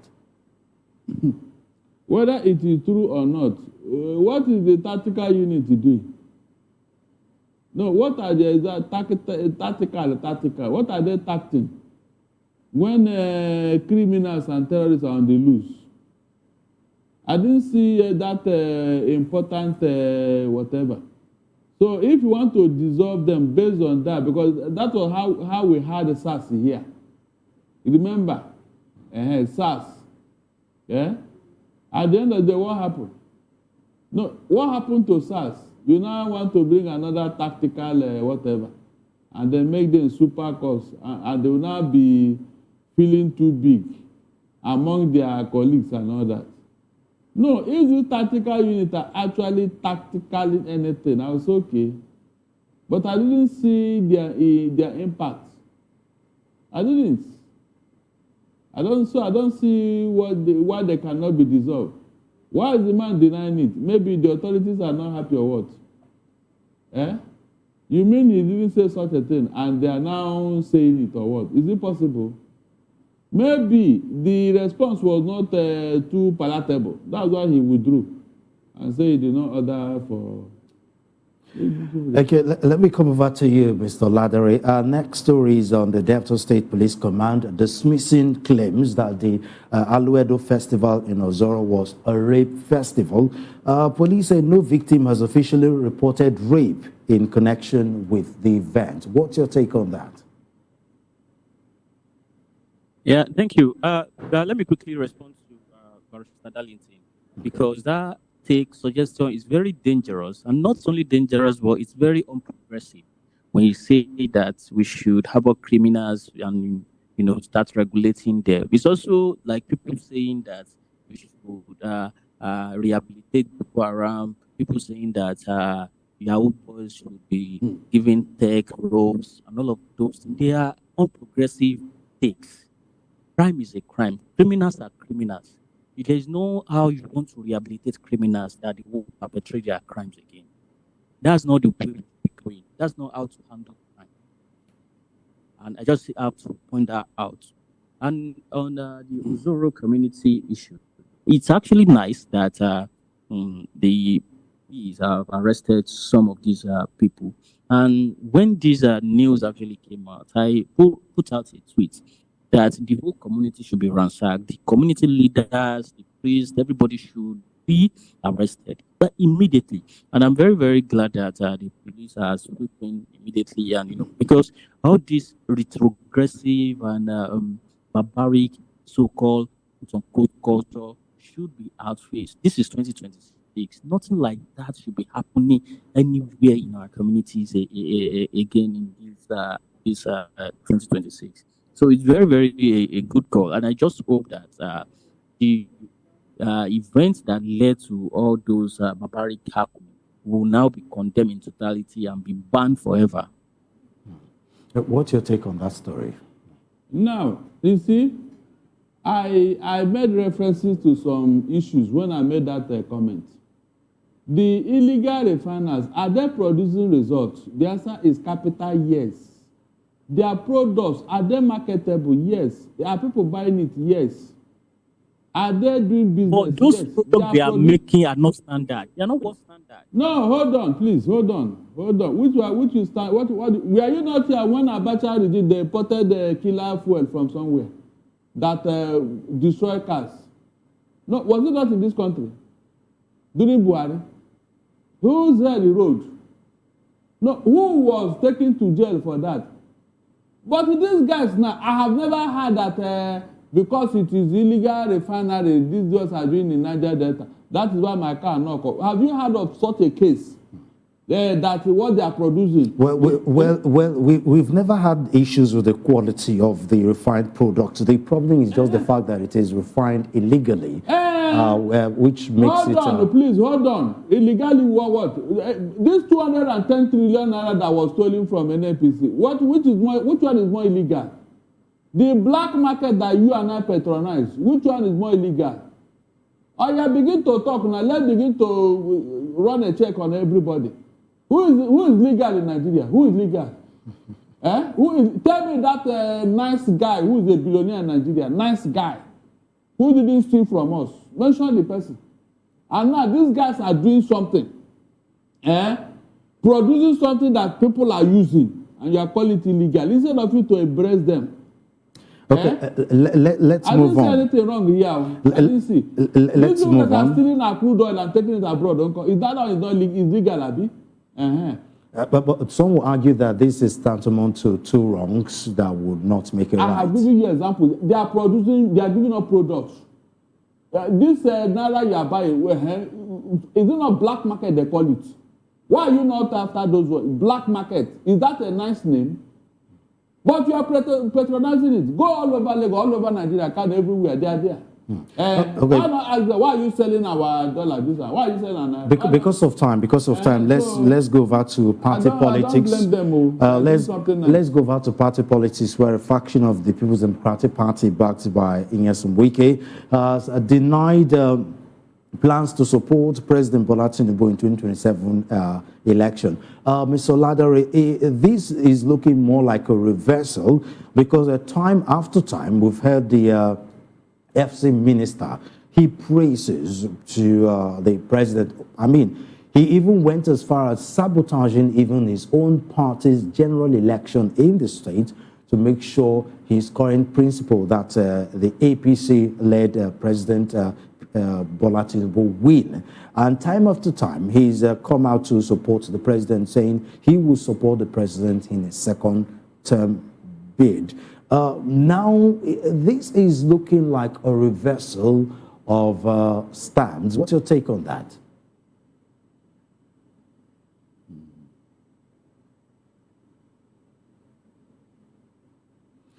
We can't hear you, Mr. Ladari. Hello?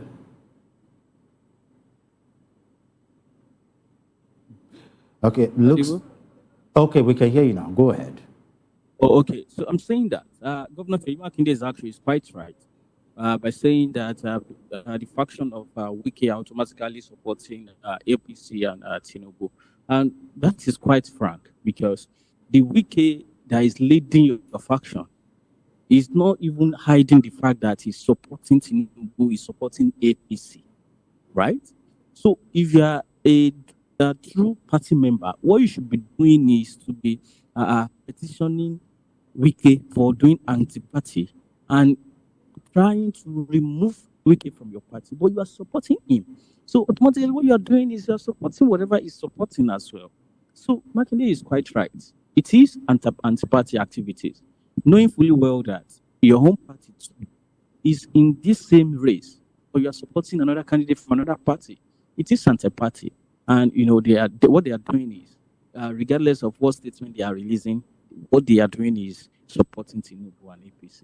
And that's a fact for everybody who is political enough to see what's going on. So they might condemn or deny it how they want, but the facts are there.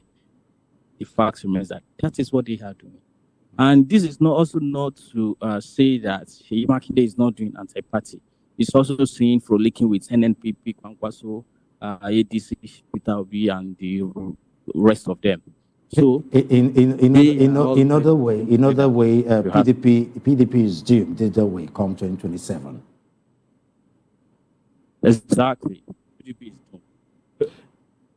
Okay, let's come to you, Pastor Darlington. What game do you think Wike is playing here? Because, I mean, it's been generally rumored, and he has not even denied it anyway, that he's an APC agent in the PDP, hoping to destroy the party from within in order to make sure the APC continue their power. I mean, he has never come out to destroy it. And even in some of his utterances and the fact that he keeps supporting President Bola Tinubu, even singing on your mandate which I stand, coming out now to reverse all of those things. Some would say he's it's still part of the game. What's your take on that? Wike is a double agent. The role he's playing is not palatable at all. Unfortunately, it is because there is nobody in PDP. That is why Wike went far in his infamy.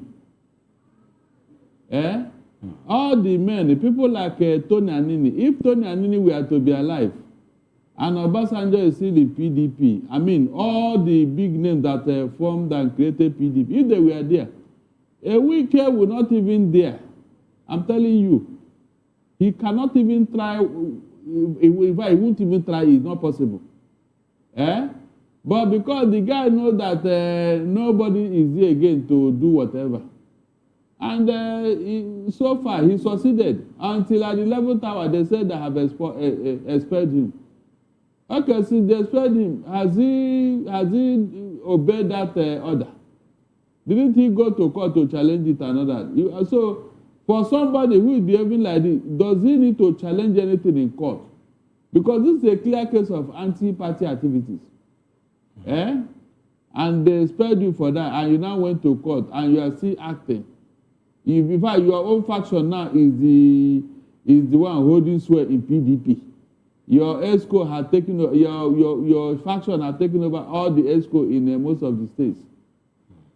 And you are still there working for APC, telling us that nobody should feature a presidential candidate in PDP. When you are seeing all this, in fact, I don't know how to start analyzing Wike and his actions, except that somebody is backing him. There's no other reason. Somebody has been backing Wike. That is just the truth. I mean, somebody being the current president. Who else? Who else will give him that impetus? Who else? Well, I wish we can talk more, but unfortunately, we have to leave it at that. Ismail Oladare, thank you very much for your time. It was a pleasure talking to you. He is a member of the Take It Back movement. And of course, Darlington Agomo, a legal practitioner and a current affairs analyst. Barrister Darlington, thank you very much for your time. My pleasure.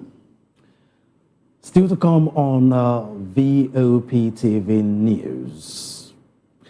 Kano State government denies governor snubbed Emir Sanusi at Eid. We'll bring you details of these and more when we come back from the break. Stay with us.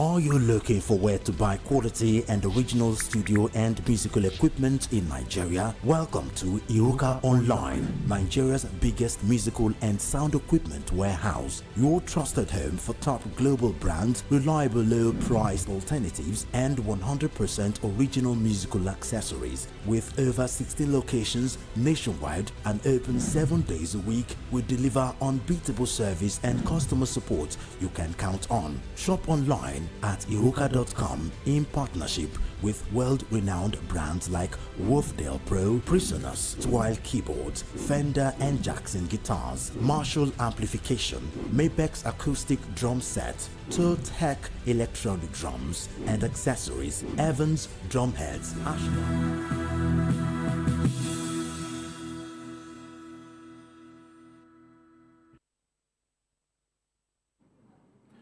Good to have you back. You're still on to the midday news on voptv. The Kano State government has dismissed reports that Governor Abba Yusuf snubbed Emir Muhammad Sanusi II during the Awan Nasarawa at Government House.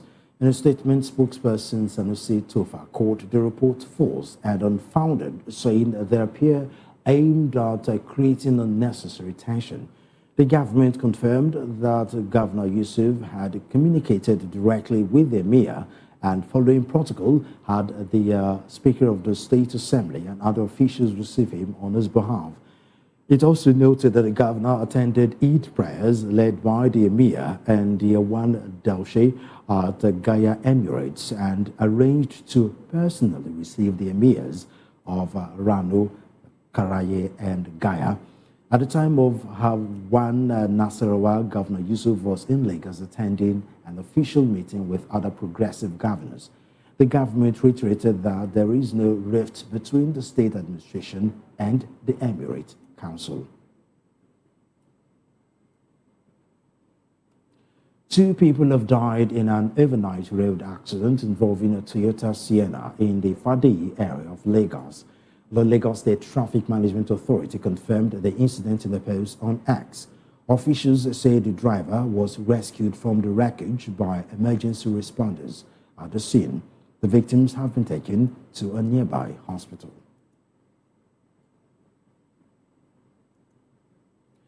This year, World Water Day, marked annually on March 22, carries the theme Water and Gender, with the slogan, Where Water Flows, Equality Grows.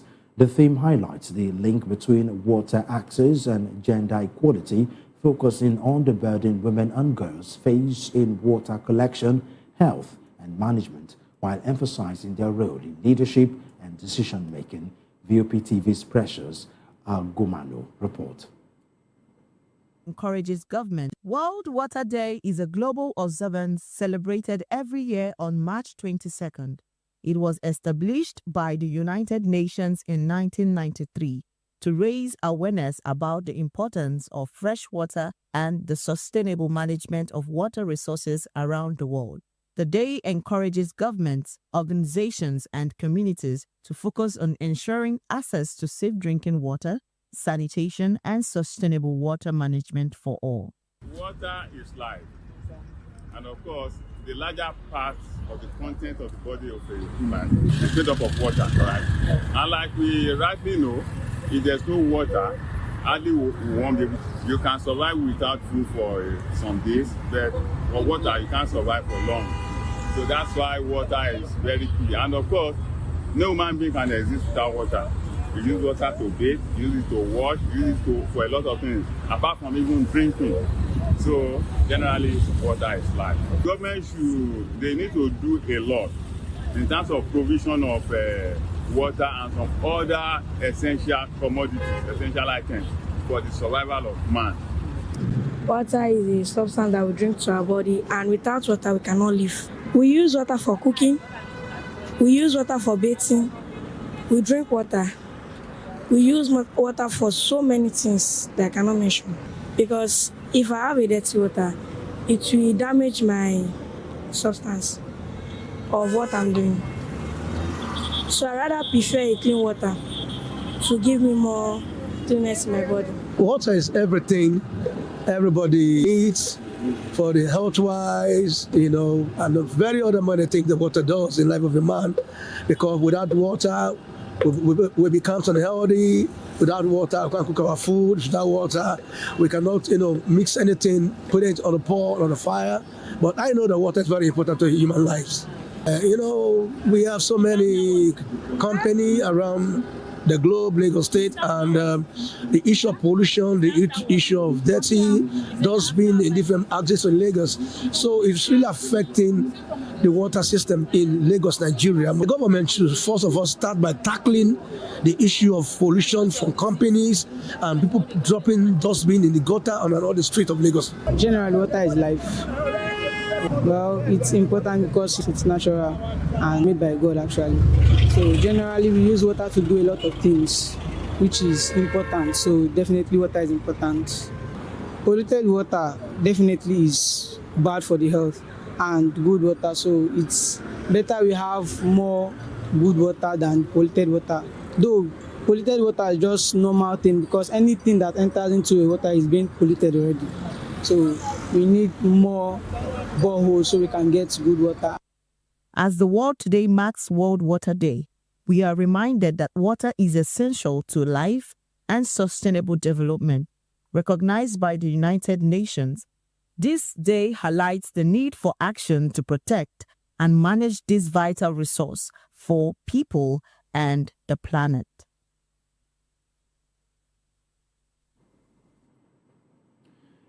And out of business news, the latest data from the Central Bank of Nigeria shows the country earned $31.54 billion from crude oil exports in 2025. According to the balance of payments report, oil remains Nigeria's main source of external earnings, despite gradual shifts in export structure.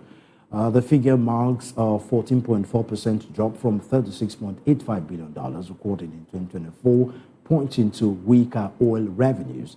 This decline comes as the current account surplus also narrowed to $14.04 billion in 2025, down from $19.03 billion the previous year. The central bank says the slowdown is partly due to reduced crude oil export proceeds.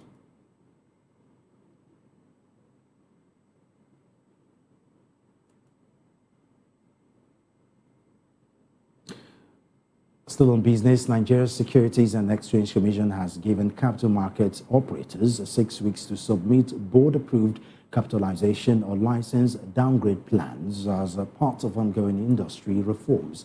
The directive is contained in revised minimum capital guidelines issued by the Commission. The move signals stricter regulatory expectations, pushing operators to reassess their financial strength and long-term sustainability. All operators are required to submit implementation plans within 6 weeks of the June 30, 2027 compliance deadline. The plans must be board approved and comprehensive. The Commission says the directive applies across all categories, including brokers, dealers, fund managers, custodians, exchanges, and digital asset operators.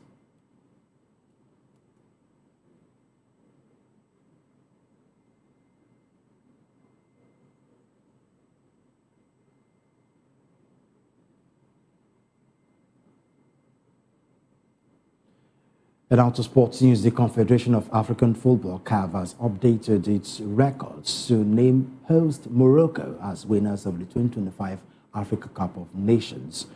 Updates on the CAF website now list Morocco as champions, with Nigeria placed third. This follows a March 18 ruling by CAF's appeals board, which overturned the on-field result of the January 18 final in Rabat.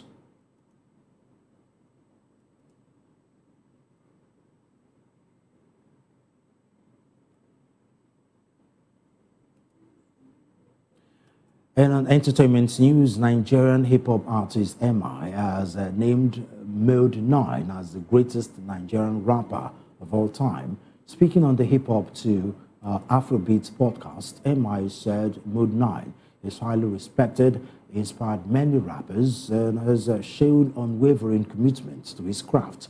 He described Mode 9 as a legend and praised his contribution to Nigerian rap music.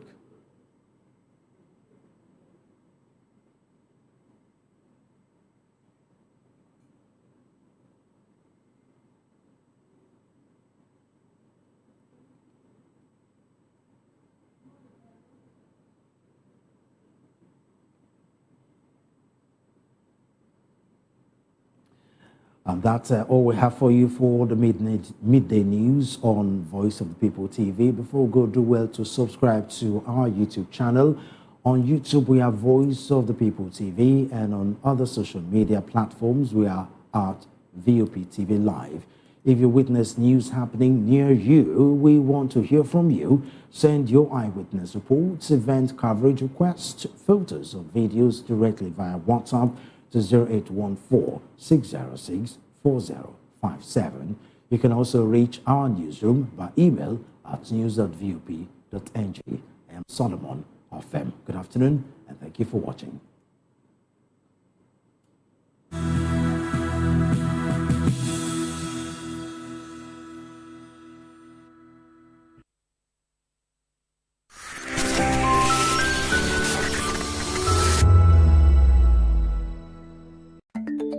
Africa is on the move, a continent of rising voices, untold stories, and powerful transformations. From the streets of Lagos to the heart of Nairobi, from the mines of Congo to the tech labs of Cape Town, the African story is being written every day.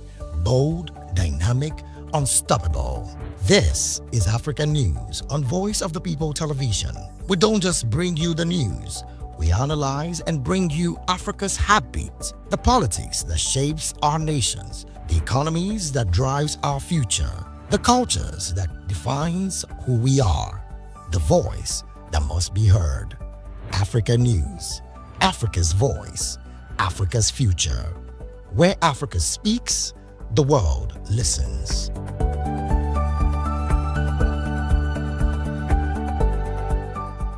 Welcome to the locker room, the home of football talk that matters. I am Jerry Arpeon. Join us every weekday, Monday to Friday at 5 p.m. Nigerian time, as we share the hot takes and hot debates in the exciting world of football. And joining me are the usual suspects, Ikechukwu and Mayowa, as we break down all the hot takes and everything that's happening in the football. Don't just watch football, live it with us. Catch us on the locker room and Voice of the People Television at 5 p.m. Nigerian time. And like I always say, if not 20 minutes off, please the sport.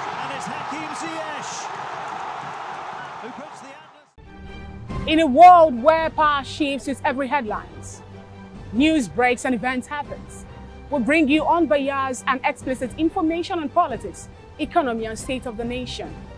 We break down the chaos. Facts, not fluff. Truth, not spin. We discuss not just politics, but a glimpse into the future. Voice of the People Television. Now you have more than a voice. Are you ready for the extraordinary? Something big is happening on your screen. Introducing voptv. Now streaming on SLTV channel 264. From breaking news to captivating conversations, news analysis, giving you all sides to the story. We break in-depth discussions on the issues that matter, from politics to sports, entertainment, and lifestyle. voptv on SLTV channel 264. Join us as we redefine what television means to you. Voice of the People Television, voptv. Now you have more than a voice.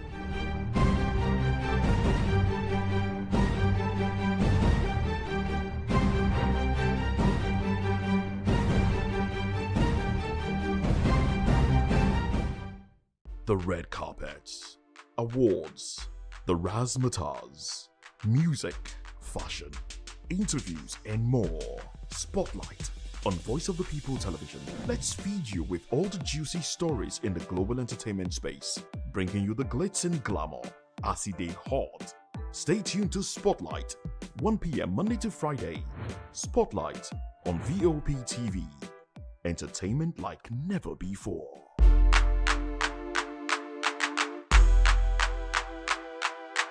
Behind every broken desk lies a broken promise. Education shapes the nations.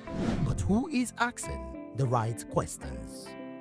Introducing Edu Dialogue, the show that goes beyond the surface, exposes the cracks, the corruption, and the silence in Nigeria's education system. Edu Dialogue, Saturdays, 3 p.m., only on VOP TV.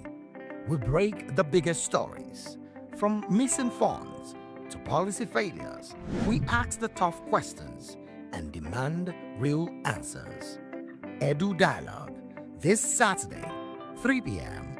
on Voice of the People Television.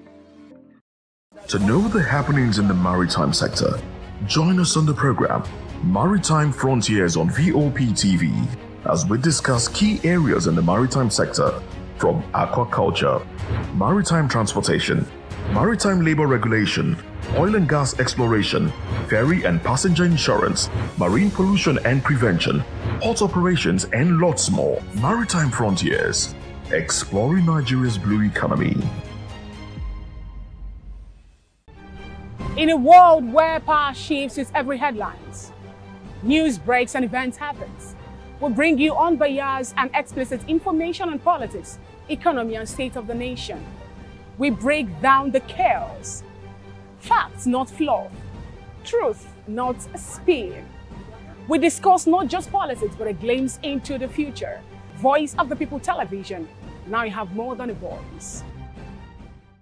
Behind every broken desk lies a broken promise. Education shapes the nations. But who is asking the right questions? Introducing Edu Dialogue, the show that goes beyond the surface, exposes the cracks, the corruption, and the silence in Nigeria's education system.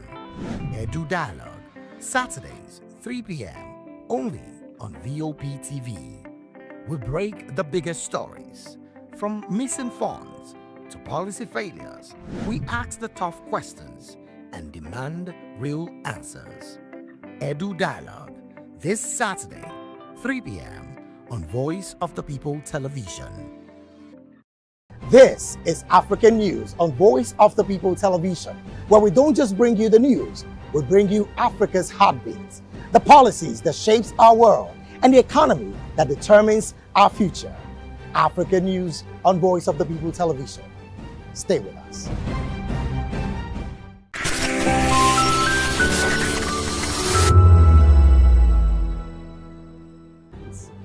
News breaks and events happens. We'll bring you unbiased and explicit information on politics, economy, and state of the nation. We break down the chaos. Facts, not fluff. Truth, not spin. We discuss not just politics, but a glimpse into the future. Voice of the People Television. Now you have more than a voice. We encourage you to click on the like button and subscribe to our YouTube channel. We are Voice of the People TV. Also follow us on all our social media platforms. We are at voptv Live. Visit our website www.vop.ng for fresh and trending news. Also watch us live on SLTV channel 264. VOP TV, Voice of the People Television. This is African News on Voice of the People Television, where we don't just bring you the news, we bring you Africa's heartbeat, the policies that shapes our world, and the economy that determines our future. African News on Voice of the People Television. Stay with us. When I first heard VOP, I thought they were talking about me because I'm a voiceover personality. But no, this is Voice of the People TV, and you are riveted forever because this is the place. Yo guys, your boy Chella. Shout out to VOP TV. I love you guys. Salut, salut tout le monde. Suspect 95. Là, on est sur VOP TV. On passe un bon temps. J'espère que vous kiffez. On est au Afrima. On est ensemble. VOP TV. Don't see me like a fool because I don't do giddy giddy giddy. VOP, you don't know Stoneware from Ghana representing live and living color. Yeah, Beam Nation President. Outside with it. Bless up. Hello, this is Milo from Ivory Coast. Keep watch Voice of the People TV. Regardez la voix du peuple, la télévision de la voix du peuple. Que Dieu vous bénisse. À très bientôt. Love you so much. Hi guys, what's up? This is Gaze Baba. I am watching VOP TV. Usually you'll be told to not touch the dial, but I tell you to touch the dial and increase the volume. You're like, keep it locked. It's Afro Gospel. Thank you. Hello, my name is Shego Arunze. You're watching VOP. Don't change the dial. My Joe, fine girl. My Joe, fine babe. Only are you, but on the Fuji was. Yes, don't touch the dial. This is me, Dr. Adiwala Iba. Keep watching VOP.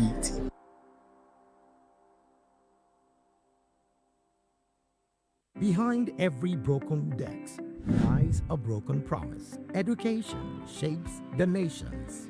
But who is asking the right questions? Introducing Edu Dialogue, the show that goes beyond the surface, exposes the cracks, the corruption, and the silence in Nigeria's education system. Edu Dialogue, Saturdays, 3 p.m., only on VOP TV. We break the biggest stories, from missing funds to policy failures. We ask the tough questions and demand real answers. Edu Dialogue, this Saturday, 3 p.m. on Voice of the People Television. In a world where power shifts with every headline. In a nation full of questions. In a world filled with noise, the truth needs a voice. The policies that shapes our world and the economy that determines our future. Every hour, every day, the grapevine keeps buzzing And together, we are committed to telling the stories that shape our world because your voice is our focus. Don't forget, our voice matters the most. Let us come together and share our concerns.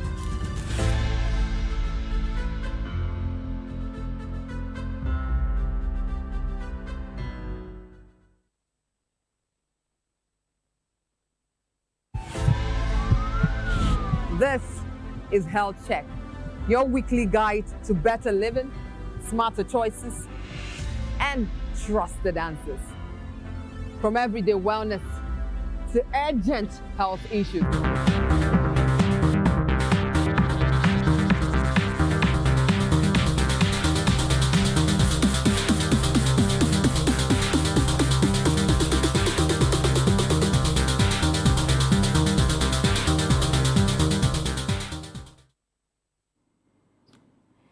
Hello and welcome to the Spotlight Show on voptv, the place where stories come alive and voices matter. This is the show where we shine the light on creativity, style, culture, music, and purpose-driven people, and people who are shaping the world around us. And guess what? I'm your special baby girl, Precious Agumanu, aka call me Prezi. And today I am not alone. And I'll never be alone, yes, because my maker is with me, but not this maker. But anyways, someone is joining us today. Someone that has left us for a very long time. Introduce yourself. Now, let me call you Savior. You have said it all now. You are not here with your Lord and Maker, right? But you are here with your Savior. Oh, it's okay. All right, welcome on board. This is Savior Odo. Welcome to the show Spotlight. That's the program. And yes, my darling, my ever beautiful darling is always joining me on the show. And she's always smiling. You know, today she's looking so different. And yes, I have my darling with me today. And hi, beautiful people. I beg. What is going on? Well, I guess someone wants sing as he say, it's not my maker. It's somebody that I've not generated. I know for a very, very long time. I don't shiva. I was about to say something, but because you are pleasing me with this song, when you have become. Oh, thank you. Well, but in the most sense, please, next time introduce me. Because the person will collect clap, not do passive. So if you want introduce me. So some people now want to transfer the anger of what I think officially, Precious, don't just say, oh, it's not my maker. Exactly. Introduce me. So anybody will want to. If you cannot introduce me, I can walk away. Can we stage this walk away? No, let's just put it out. I don't know if you can start like the guy too. Wow. And she'll just make news tomorrow. Exactly. A presenter could not introduce you don't know my name. I will watch out. No, you don't know my name. Really? Do you know my name? What is going on? I like that. I love that. Wow. So please introduce us so we can start afresh. Now, mommy, you not be God. I understand. You are not God. In the state of human beings, there is high ranking. Even though. Please, my people that always support me, leave this soon. I don't know where they are going to, but we are going somewhere. All right, please get ready because we're about to ride together through stories that inspire music, that moves, and people who make a difference. And first on our list today, we are talking about something that recently happened online.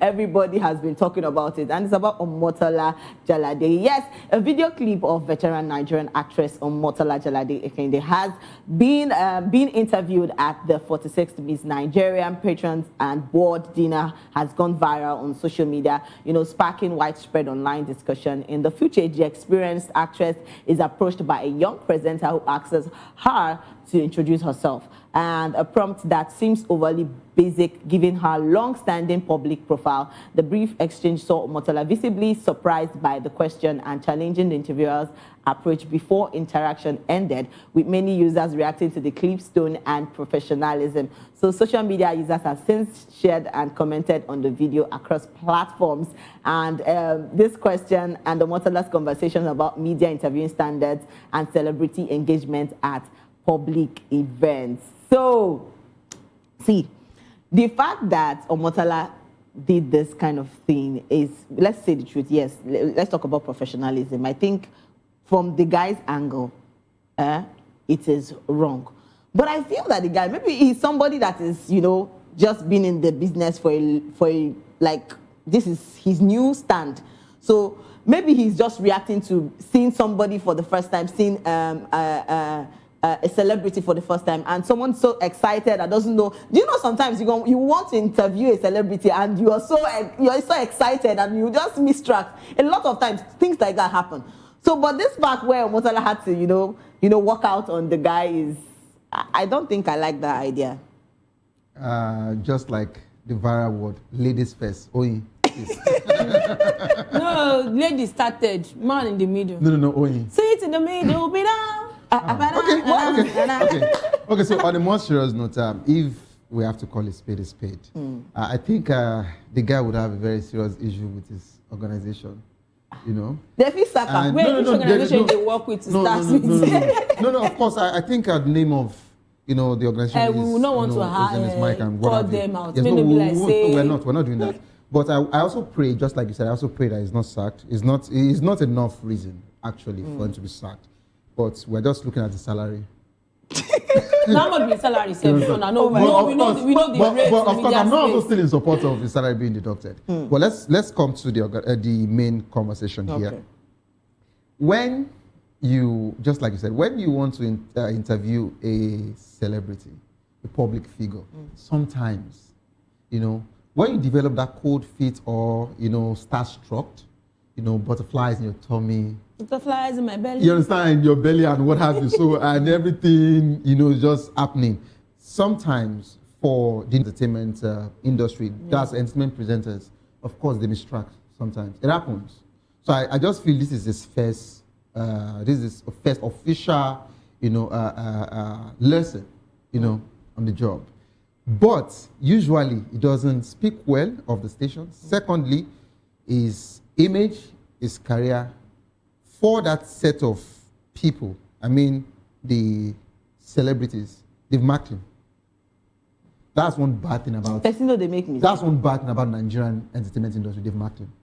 I assure you. You would see that. You see that if this guy goes to another event in that you guys go to in Lagos anywhere, I assure you, they would boycott that guy. Come to your red carpet, and they'll keep moving. Now, professionally, is he wrong or is he right? That particular thing he did, as regards to saying, can we meet you? Usually, with term, can we meet you for upcoming artists? Upcoming entertainers. I beg. No, I beg to disagree. Don't go there. I'm coming. I'm here with you already. Why are you coming?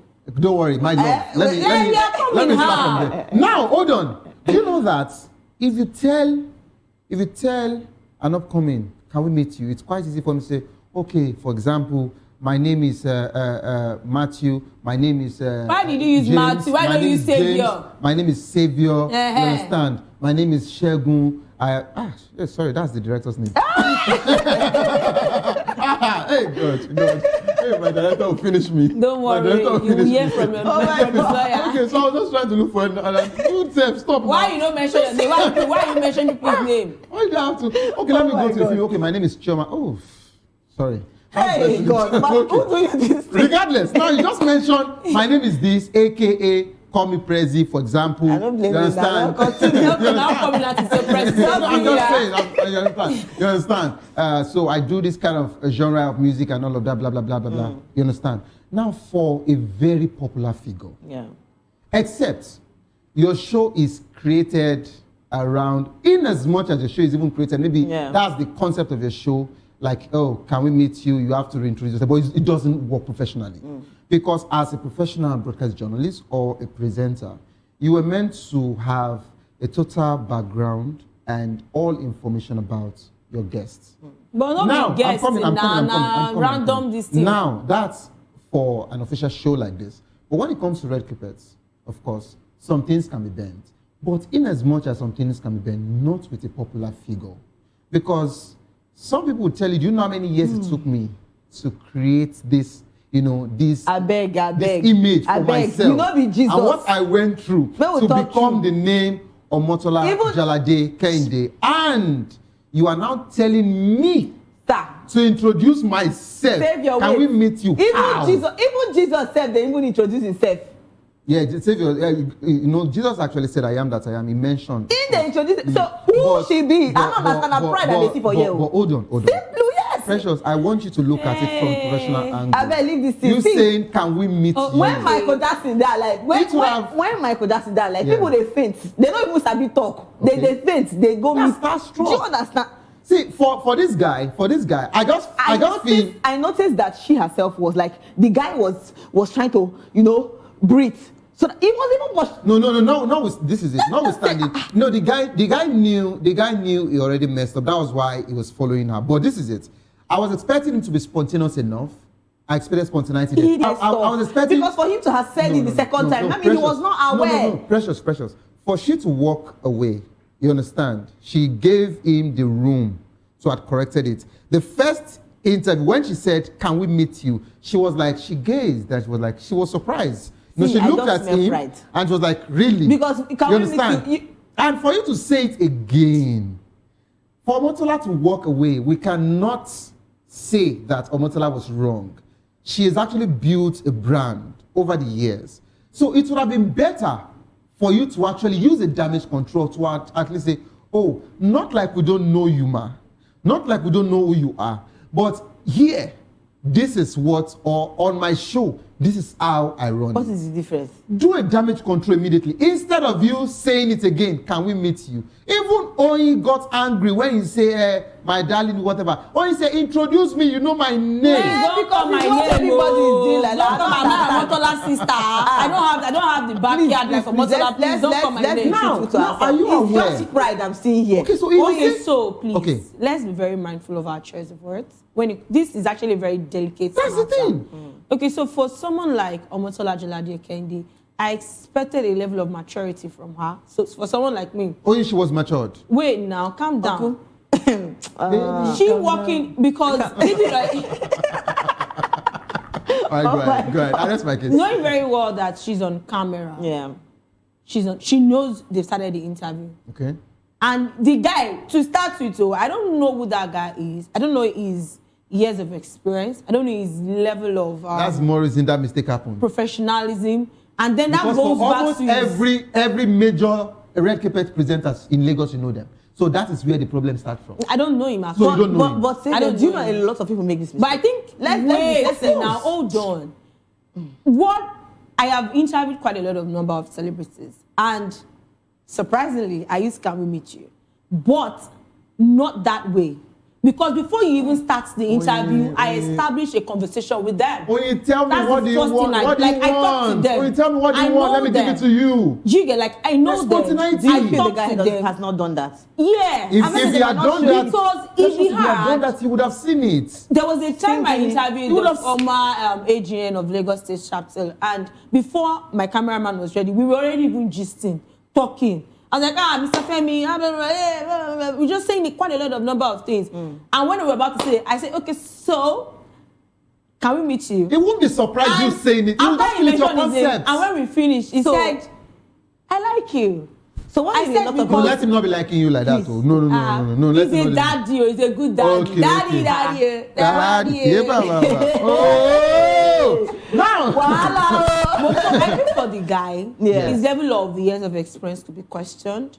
And even the way he's looking. He was not composed. Yes. He was looking more like somebody that I think he might not even be a why you protecting calm down. No, a celebrity for the it's first time to say a celebrity. Okay, so when the guy for water, I don't understand. I think we have to get it clear. I think we have to get something clear. We don't even that guy looks like a camera guy that they just say carry mic go inside. You didn't see the part. I was not even seeing from that light. I was seeing him from a content creator. It might be a content creator and not. You didn't see the part. You need to see the part where he was trying to breathe in and breathe out because he was tense. Let's listen to her. Precious. That does not excuse you being unprofessional. But so in the way, hold on. Let's just count that. Let me give you the bubble. For upcoming journalists out there, probably when you get to, if you are in that kind of a position, you're not sure of that person's name. Yeah. Another angle is do your interview first. And when they are landing that interview, look, for the sake of this interview, can you mention your name and what you do, man? I bet you she will not walk away. There are levels to this thing. But a lot of people answer these questions without, wait. It is now I know. It is now. That doesn't mean it's right. It is now. You know what? It is now I know that Precious is a very understanding girlfriend. She's understand on every level. You understand? She understood the guy. You understand? What if it's like this? But wait, on the most sincere notes. Professionalism is professionalism. If it's a professional, you will know. If it's not, there is a standard. Nobody will come and bastardize or scatter the standard. Say you never do mistake. I never did. On this level, no, I never did. Should I tell you my kind of mistake? It's not pride that is. No, should I tell you my kind of mistake? That's not pride. Should I tell you my kind of mistake that I made when I was a rookie? Okay. I was stuttering, asking questions. That's trust. Yes. No, I have to say to national TV so that others can learn. I feel that, okay, people should really understand this guy. Understand? I feel this is his first time. Or maybe. So, he looks like someone that has not done this before. Precious, that's what I'm saying. So now I'm trying to also encourage him. You understand? So many people know that. Okay, so if I call Egungun now, you will say, Precious, this is no, that's a content creator. You don't mention it. Egungun is not a broadcast journalist. Don't miss it. That's not a good example. No, I'm saying, wait now. Let's us put, okay, yes, we know that he's not a broadcast journalist. Okay. But if he's in this position, you tell me someone he cannot be in that position. No. Wait now. He not go carry mic with a brand. Hold on. No, I would answer. In the interview, this thing, that's why Omotala no go answer him. Egungun will not say, can we meet you? To Omotala. He won't say it. He does it. Have you listened to his... Okay, Precious, can you allow me to say something? Okay, say. Egungun usually, if you check all of his content, Egungun usually would tell, and please, for some of you that are listening to us saying Egungun, that's actually one of the content creators, on social media that usually wants women to, tell them about assets and all of that. So I just have to clear that. Some people might just be hearing Egungun, they don't know his real name. They think he's masquerade. Yeah, so no, that's not it. So now, Egungun's concept is about, can we meet you, is massive. We know his concept. But when it gets to a very popular celebrity, Egungun will not say, can we meet you? Don't forget, Egungun was not composed when he met Aisha Speed. And that was the reason why, till today, Nigerians extracted that word from his interview. You are young and healthy. Because for crying out loud, you could not ask every other question. You were asking, how old are you? And he said 21 or so, and he said, oh, young and healthy. Till today, we are still using the word, he cannot leave his record. You understand? Young and healthy. So this is just to clear something. Everybody, I'm sorry, dear, everybody naturally would have that particular day. Mine happened 18, 17 years ago. And I'm saying it on national TV. I started. I was starstruck. Oh, yes. Baby. I can imagine. Do you understand? But not carry and it was guess what? And it was my questions. Guess what? My questions were sorry, the days of analog. I'm sorry, you can't get the videos. So my questions were written, but I stuttered because I was asking myself, is this somebody I'm seeing on home video? That I want to ask questions. So I stuttered. So it's normal. But someone else, we can encourage him, but Precious, we cannot scatter the standard. We understand. The standard. We understand. Let me tell you something. Let's say this. Even Omotala, definitely she was starting. When she was starting, she was never like, she just got up one day and was just perfect. But she has paid the price. Perfect. She has paid the price. Let me finish. Okay, yeah. Let me finish. She didn't pay price for you. Wait. Only I'm coming. Then she just wakes up one day and becomes so so popular and so professional, so good at what she's doing. Do you understand what I'm trying to say? So I feel that she's supposed to understand this guy. Okay. Coming from, she has actually started this thing. Starting was not that easy. Yeah. She had some ups, she had some downs. Yeah. So why don't she see this as this young guy is trying to start up? I think it's high time. The way she walked out was when... She's not supporting it. The way she walked out was when... Okay, so I think, Omotola, I need to speak to you. You understand? Our TV goddess. You understand? Mama. Let me hear that. When you are going too far. Mama, we hail you. You understand? We are not against you. You understand? But I would have loved to trend for good reasons, not for bad reasons, so I can never call you out. But I think it was too much for she to have worked out on him. So first, I know she's also not angry, but unhappy. You know, people usually mix those two. Like you need to know me. You need to someone know someone can be unhappy and not angry. You understand? Yeah. But when someone is actually unhappy, usually they are disappointed. You know. So I saw the disappointment like, with all my life, my career and everything, you are saying, can we meet you? So I should be answering that upcoming question. But I expected, let me switch the roles. And this role, I'm coming. The roles I want to switch, I don't think she would like the role I want to switch. Okay. So I want to switch the roles. If it were to be Funke Akindele, Funke would not work out.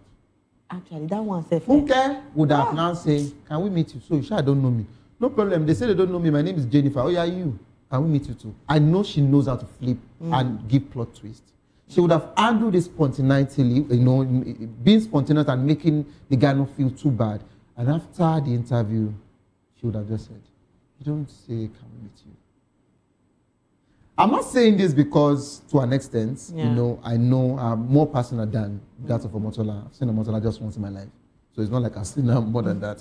But basically, I feel working out has actually bruised the guy's ego. For that day, I don't think that guy would have been able to interview any other person. Now, the problem is, if at all the guy did every other interview and you came back to the station and your head of program says, can I see the videos of people you interview? And maybe, just maybe, Omotola could have been the big guest. And the head of programs asked, it's like I saw Omotola at that event. Why didn't you interview Omotola? And guess what? The guy would say, oh, she didn't have time to interview, or I tried to interview her, but she walked away. Guess what? There will be a video that will surface. The guy would not know that this thing will make rounds on social media. But now that this thing is coming viral, another problem. I want to say please, so head of programs of that station, forgive him and forget. It happens, actually, it happens. So basically, I just want to But this has to make every presenter and every interviewer, I don't know how to put this, but trust me, going for events like this now, trying to see your celebrities and stuff like that, you don't have to know their names to interview them. No, okay, so what if you get to a stage where you don't even know this person, and maybe other people know the person? I go hype them. I go hype. I have done this is something I am a life I don't experience this. No, because I remember there was a time I met one very popular producer. Yeah, she's also an actor, and you know I know her. Can I guess the name? I know her, but I cannot remember her name. Again. By the time I approached, and she was already coming, and I was already smiling. And she's fair. Calm down. We're almost don't point hand. Don't point hand. So she was coming, and I was already smiling. My body gesture was already showing, hey. When she just approached, I say, hey, beautiful woman, as in we just enjoy. Do you give us back to back? The movies you produce are so top notch. Even the ones you appear. How do you do it? Okay, so hold on. Cameraman, are you ready? Downstairs, they not like, yes, I'm ready. I said, okay, so for the sake of this interview, can I meet you? And the woman introduced herself. And I said, oh, okay, so like mention one or two of the films, because I'm not even sure.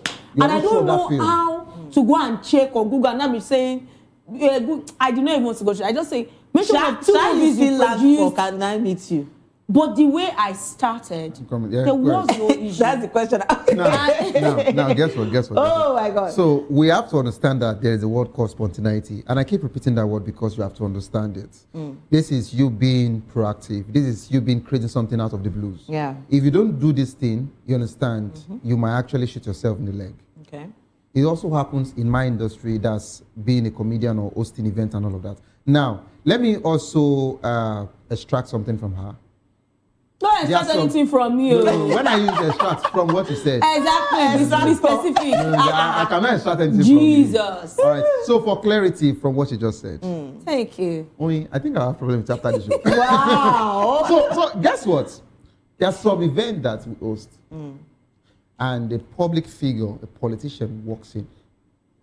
You know this person is either in the Senate or reps. But you can't actually pick the person's name.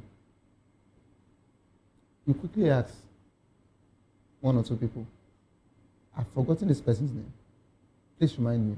But once that person reminds you, take that name to Google. Google will bring out the person's information. And guess what? As soon as I'm going back to the stage to call my next line of program, I would quickly say, and joining us while the other person was giving his goodwill message. We just witnessed the arrival of some social person from the 10th Assembly from Red Chambers who just graced this occasion. A distinguished senator, even if they are not distinguished. Yeah, representing this particular constituency. He's a criminal. Please join me in putting your hands together for. I'll mention his name. You're welcome. And guess what? You see why I am saying this? Yeah. Just like what Oyi said. If you don't look for a way to maneuver when you're about to be stuck, then you'll be struck.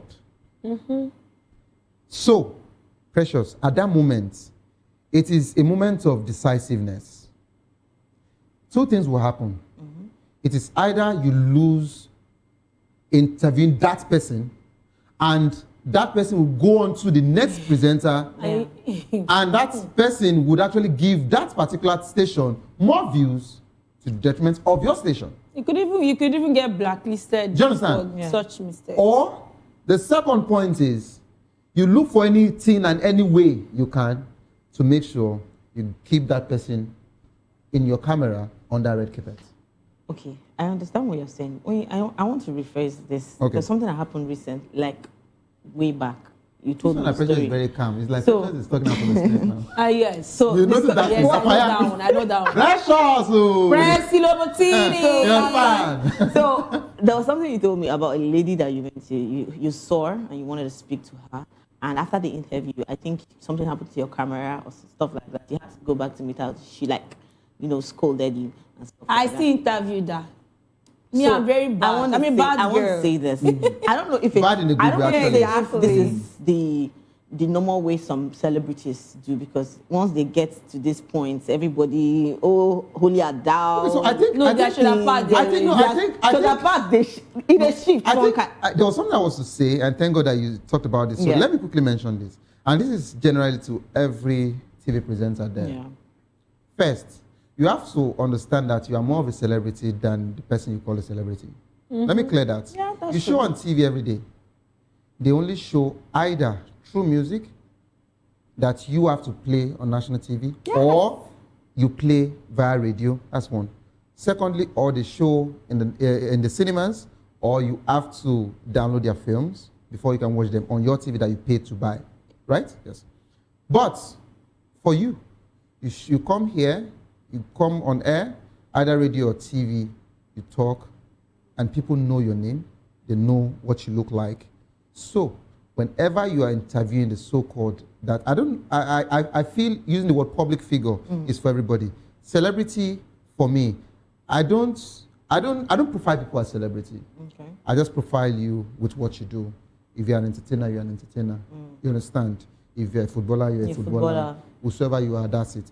So if you have the mindset that you are just a presenter going to interview a celebrity, then the celebrity experience will happen to you. Let me extract some names that are not in the scene again, so it doesn't look as if I'm calling people from our counterparts. Okay. Yes, they are not in any scene again. I'd like to talk about first Jumoke. Okay. In the days of Jumoke, she did one of the biggest entertainment shows that Lagos can ever witness. I can't mention the TV station because it's still in existence. Now, we talk about Labiola Yori. She did one of the biggest entertainment shows. These people I'm talking about now, they are not presenting anymore, so of course I can call their name. You talk about a friend of mine, Vijay Adams. Of course, he's not in any TV program now. He does his own personal podcast. And guess what? You can't expect them when they were in their prime or while they were still at it. They want to interview you, and you expect them to feel you are a celebrity more than... No. They talk to you as friends. So maybe because now I don't do entertainment program again. Yeah, all through, you understand? All through my life, being an entertainment presenter, there was no day I ever saw, except from my rookie days, right? There was no time, when I learned this job, there was no time I ever saw a celebrity as a celebrity. I see you as an entertainer, I see myself as an entertainer. Do you understand? So you're coming into my space, my studio, or you're coming to my red carpet, you understand? So come have fun with me. So we're actually having fun to talk about the job. Do you understand? With that, you are not feeling anybody trying to, no, there's not like that. I feel all of them should have this kind of mindset. And guess what? Seriously. Let me now quickly take it out of the country. You understand? Yeah. let's go to all of the major, entertainment stations in the US and in the UK. UK, my favorite, right? Okay. Yes. So basically, whosoever you are, I've seen these guys over and over when once they see any of their popular figure, but once you're coming to the show, for example, I'm having Kelvin Hart coming to the show. Oh, Kelvin, you understand? Kelvin in the studio, blah, blah, blah. Afterwards, I didn't actually know you were this brief, but of course, you've done a very high, movies. Kelvin will retaliate. You actually said it's short in real life, and Kelvin will retaliate. And guess what? But yeah, I noticed that maybe because Nigeria is more of a respected people that love their culture. Yeah, you just come out, you are welcome, sir, to the show. Some people the ways making any down there. You understand? You're welcome. You're welcome, ma. With all of the way you have been blessing us on our TV screen with your strength. Please. And seriously, there are lots of presenters. Do your professional job. I am not saying you should be rude. Neither am I saying no. But be professional. Exactly. See, there is a way you be professional and your celebrities, your public figure will know this person knows is your job. Yeah. They would actually be careful. And guess what? They would treat you well. They would actually treat you well. But once they notice that this one is trying to... Which treatment have you received before? Like respect. That's it. Are you sure? Okay, so I think Oyi is after me today. And I'm loving this energy. I just hope to survive it through this program. So basically, this is just a nugget from me to everybody. Being an entertainment presenter, own your room. Don't forget, the cameraman came with you. Yes, so you understand? Don't forget that the person you're about to interview, hardly before they tell you that they produce a movie. And for few of them that are just producing now, they are the ones that knows how to control cameraman because they paid for the camera. So it means that your camera belongs to you. So they are your guests. You understand? So don't make it look as if they own everything. You are just there through privilege. Like they are giving you platform. Hello, no. You are also giving them platform. See, this is the two-way thing. They grace your TV screen. Your TV viewers knows that, oh, you guys have level. You now see these celebrities. They can talk on the TV screen. You also help them to stay relevant because when people see them on your TV screen, they say, oh, this person is still out. Abi. So it's 50-50. Let's get it. This one I am not. It is well. It's like your this month's salary. You have to share it with me. I've really given enough budget on this show. What is going on? I just think people should allow that guy breathe. Because no, people should allow him breathe. A mistake can happen. What's that? It's a mistake. On his behalf, we're saying sorry. And on behalf of Mama. Mommy Omotola Jalade Kinde. Mama. Oh my God. I can't believe that. How you bring us home? I don't understand. I was on my own. Yes. Now you say don't be joining me with you, please. We are each an entity. Let's identify with who we are. How can you when he's wearing white, you're wearing white? I never saw it come from that way. Why they cry? I wanted to come for you, but I just said that let me be a good girl. All right. All of a sudden, wow. Today is. But the funny part is that the good does not even fit us.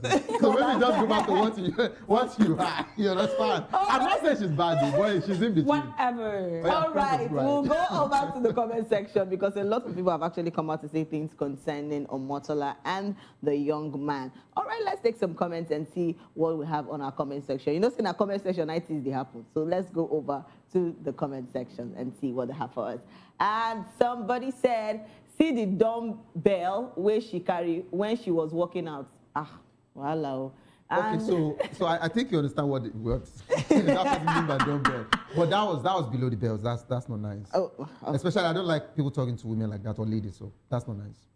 Okay. Please go ahead. And its fame said she should have reset his empty brain cell with some slaps. Nah, she wouldn't. That's also too much. That's also too much. No. Is it more than can we meet you? I don't understand. I just said more than can we meet you? Wait. The person who even saw this comment, he say it's Fave. Whose Fave are you? Who knows you? What's the name again? Only for small fans. You're coming out with. You're coming with a mix with bomb. You're calling my colleague empty brain. As in, are you not? Maybe do this job. No. Maybe she got slap. Got the Precious, I think you're right. It's Fave. Come and sit down on this chair and do this job. Let us stay behind the keypad. Let me see. No. If we don't go type with him now because she dey use I tell people waiting. I make her dey feel like say she don't arrive. No, that was below the belt. But please do disclaimer. Do disclaimer. It's not like you are talking that brand down. No, I didn't mean it that way. Before somebody now say that, we have to call that girl out now. No, please. Call me. I'm ready for all right. At Shop Everything says she needs no introduction. She's a legend. We know. No worry. Even Jesus too. Like the both of you planned it for the people to just say we know. That was bad. Oh my God. And Melanie Ruth said he's not professional. Which journalism school you go where they say this is a professional way or not? Not answer you now. Why you twisting this thing? No, but that's the truth. Boy, you just said it too now. Wait, excuse you. On this platform, I will not stand by and watch you that knows nothing. This profession die. Exactly. You don't even know if this guy. You don't even know if this guy is a content creator. That you're fighting for him. Exactly. No, if you're a content creator, we move with him. He's still in our industry. Industry. Yes. Oh, wow. Wonderful. You see the way some people are actually saying these things that the guy would have done this. The guy is wrong. May they just consider for this. Okay, so someone said, Ma'am Mozi, the guy is wrong. Okay, even you said you are wrong. How would you say the guy is wrong? So you first with your comment, you first, is the problem. See, your right of said is wrong. Oh my God. First of all, he blocked her way. She stayed, okay? Second time, he's touching to block her way. I wish she was with her bodyguards. Bodyguards to do what? Now, this kind of people now will now say politicians are, treating citizens wrong. Nigerians are people like you now. If you have just 2 million, you will tell your landlord to be opening gates. No, 2 million per. Maybe first get 100K. You understand? Even if you get 100 for this, now never even see. It is people like this. It is people like this. By luck, they have like 5 M. They will go to the division. They will go to the division of their area, the police division of their area, and say, "I need 2 security, 2 policemen to stay behind me." Then they will go to the OPC and say, I need 2 OPCs to guide me. You understand? Go to LNC, I need people. Why you go to you understand? They will be doing that like this. Excuse. On top 5 million. That's the problem. On top 5 million, no. Voila. All right, let's take more comments. A lot of people are talking about Motola and the young man that actually did an interview. This is the first time Precious is actually fighting for men. I'm surprised. Actually, so let's move from the OE. Let's leave her alone. Maki, he's saying he would have introduced her. I'm here with the phenomenal Pele or phenomenal Kini. And so on. Yeah. We should learn to give honor to people that have earned it. I agree with that last part. Nice. But even so, introduce them. Mama for done, put the phenomenal to action. Actually, I think when we're done with the comment, I'd like to say something before we end up from this. I just remember something about Omotola, so please go ahead. All right, and Lash Affair by Lush said, in life, I have noticed what you are okay with. Another person may find it offensive. We all reason differently. Thank you for that. Can you come and go? Let's say hug. You need. No, Savior will be the one to hug you. He's a man. You hug as a woman. These days, I don't do that. What's moving on? So Somebody said. Please move on. Yes. Somebody, Steffi Oyin said it's normal for interviewers to ask that. It is not a planned interview. In order number to make little mistakes, and I am here with, is not bad.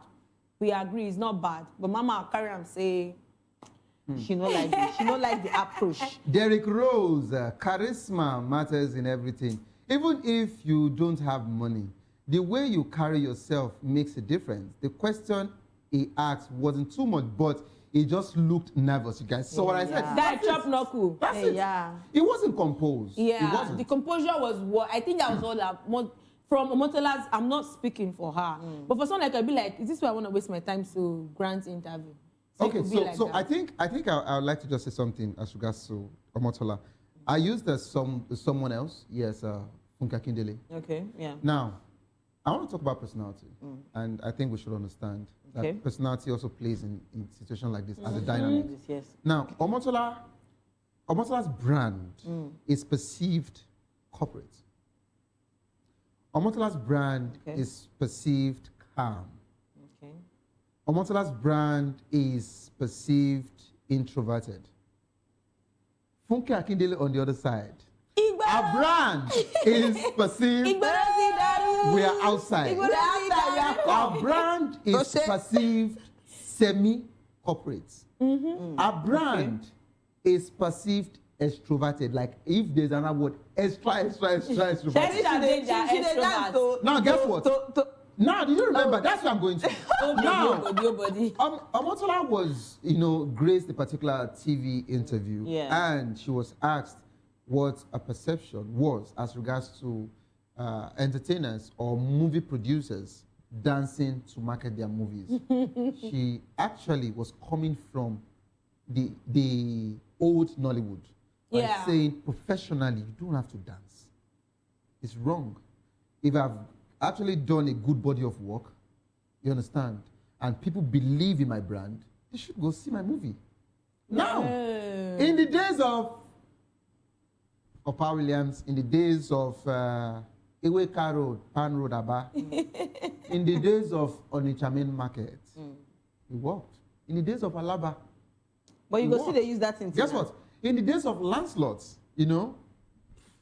of DGN, it worked. Old things. Now, check a guess what? Guess what there? Okay. If you look at that particular time, we didn't have social media. Yeah. So life was peaceful. That was the reason why I also mentioned my mistake also as rookie days. Because then everything scripts, we write scripts. If I'm to do entertainment or whatever, we write our scripts. So we read with scripts. There's nothing like prompt or anything. You know, even Prince and Seb now. Do you understand? No, it's handwritten. Who wants to print?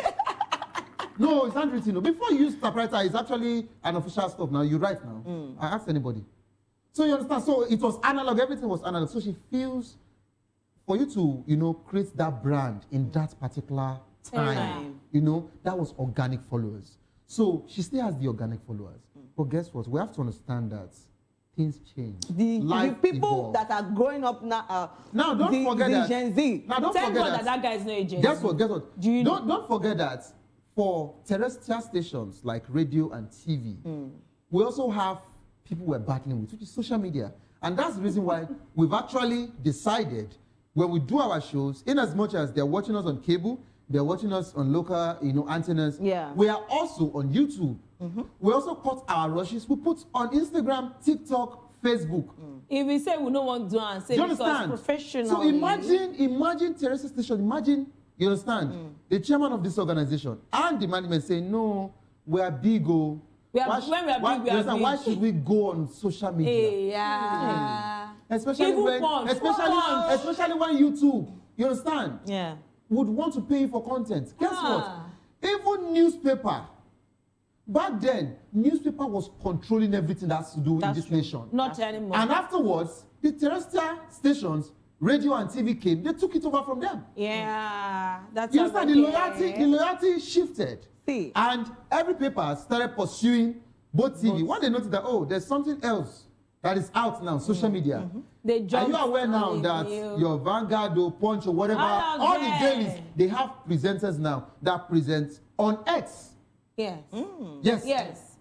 Casting news as well. Yes. Because they feel you might not want to read anymore. The Gen Zs don't have time to read. They would rather want to watch a video. Well, Gen Z spoil a lot of things. So, but guess what? Omotola said, dancing for a movie is wrong. The news, as the news was flying, mistakenly the news now landed at Funke Akindede's Jomos.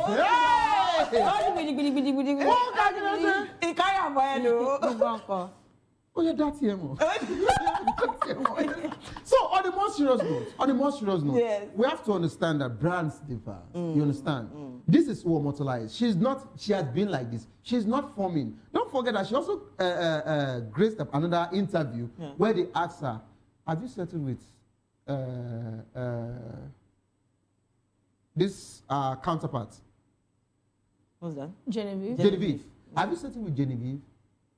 And she looked, she said, why that question? She said, we're good. And she moved on from that question. You know the word we are good? How she actually said, why the question? She just said, we're good. And he said, okay, so something else. It shows that they're not good. You understand? And guess what? They were never good. They were never good because those were the major counterparts. You understand? Now, it shows that she's not faking anything. This has been her. This has been her brand. This is who she is. She's a no-nonsense person. And she can't change for anybody. So and she would not even want to in the nearest future. Yeah. We don't even want it to change. So if she had actually walked away, you understand, that is who her brand is. She's corporate to a default. If you want to hear her side of story, she will tell you, I don't want anybody to water down my brand. For you to tell me, she never answer you. Guess what? For you to tell me to say, to be telling, your people, your viewers, can they meet me for me to start introducing myself? It shows that you don't know me, and that I can actually water a brand with our ambassadorial deals. It shows that maybe she's not getting popular anymore. That's what it looks like. That's what she will perceive it to be. Yeah, she actually did something recently. I think the movie she produced last, the proceeds from the movie, she actually did put it into a motherless baby's home or something like that. Yeah, so basically, that was why I said Omotola's brand is the corporate brand. It's not like Jennifer. That is Funke Akindele she's not corporate, no. She's semi. But she's semi. Because when she's corporate, when she wants to be Italawa. You understand? So for us to round up, you understand, if you see me and Oyin now, you know I'm the corporate brand, you know that she is the Italawa. Thank you. So I think with this few points of mine, I'll be able to, explain myself. I'm not I just said something now. You are doing this again on national TV. Look at me. What is going on? Ask me. Can you please you see that you're too scared. Please, can you sign us out? Please. This is where we draw the curtain. I beg. We need the curtain open because what does this man mean? Hello, look at me. To my amazing viewers. You promised me safety on your show. Please, can you call your bodyguard? Thank you so much for staying with us on the Spotlight Show. Trust me, it was a blast and I enjoyed myself, and I'm sure you did too. Thank you so much for staying with us. And remember, if you're going viral or going global, please tell your stories with heart. And don't forget to follow us on all our social media handle at voptv live and subscribe to our channel for more exciting episodes and updates. And yes, until next time, I am Precious Agumanu, aka Call Me Prezi. You know I didn't do this alone. I was here with my darling. Thank you, baby. Savior Udo. I love you. Yes, that's Please mention my name. Onyi. Bye-bye. It's Never on Twitter, and we love you guys. All right, see you next time. Bye for now.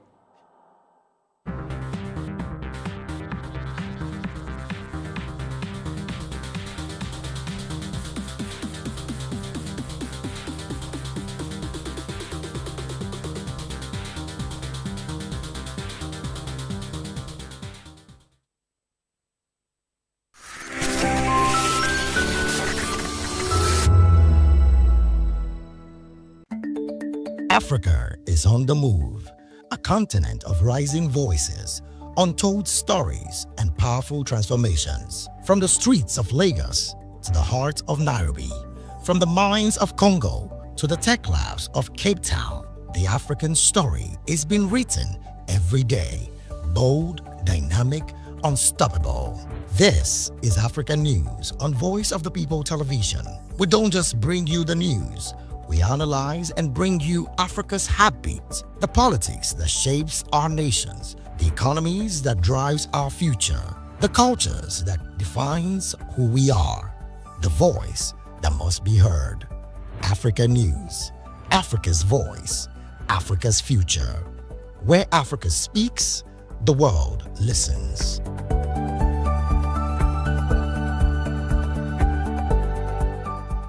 Welcome to the locker room, the home of football talk that matters.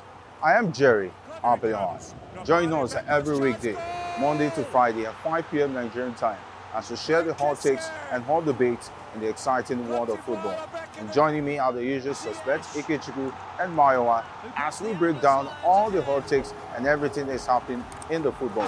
Don't just watch football, live it with us. Catch us on the locker room and Voice of the People Television at 5 p.m. Nigerian time. And like I always say, if not 20 minutes off, please discuss. And it's Hakim Ziyech, who puts the Atlas. In a world where power shifts with every headlines, news breaks and events happens, we bring you unbiased and explicit information on politics, economy, and state of the nation. We break down the chaos. Facts, not fluff. Truth, not spin. We discuss not just politics, but a glimpse into the future. Voice of the People Television. Now you have more than a voice. Welcome to Romeo Pizza.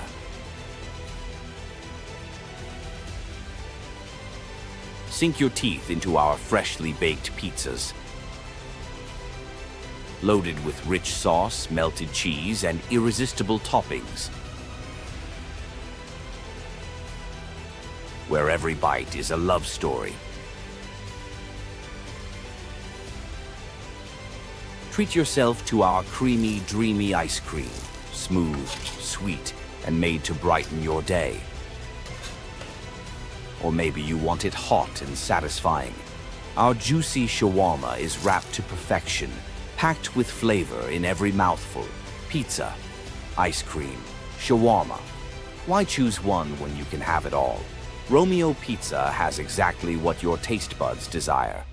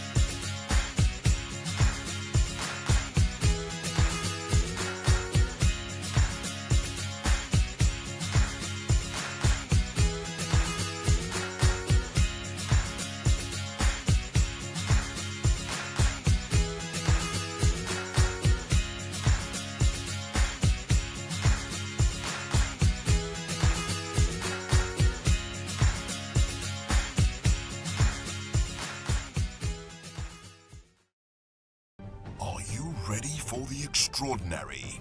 Something big is happening on your screen.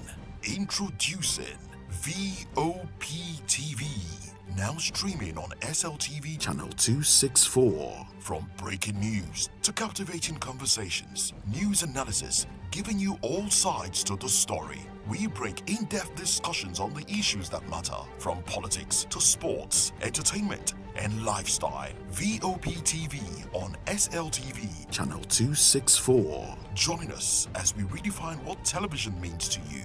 Voice of the People Television, voptv. Now you have more than a voice.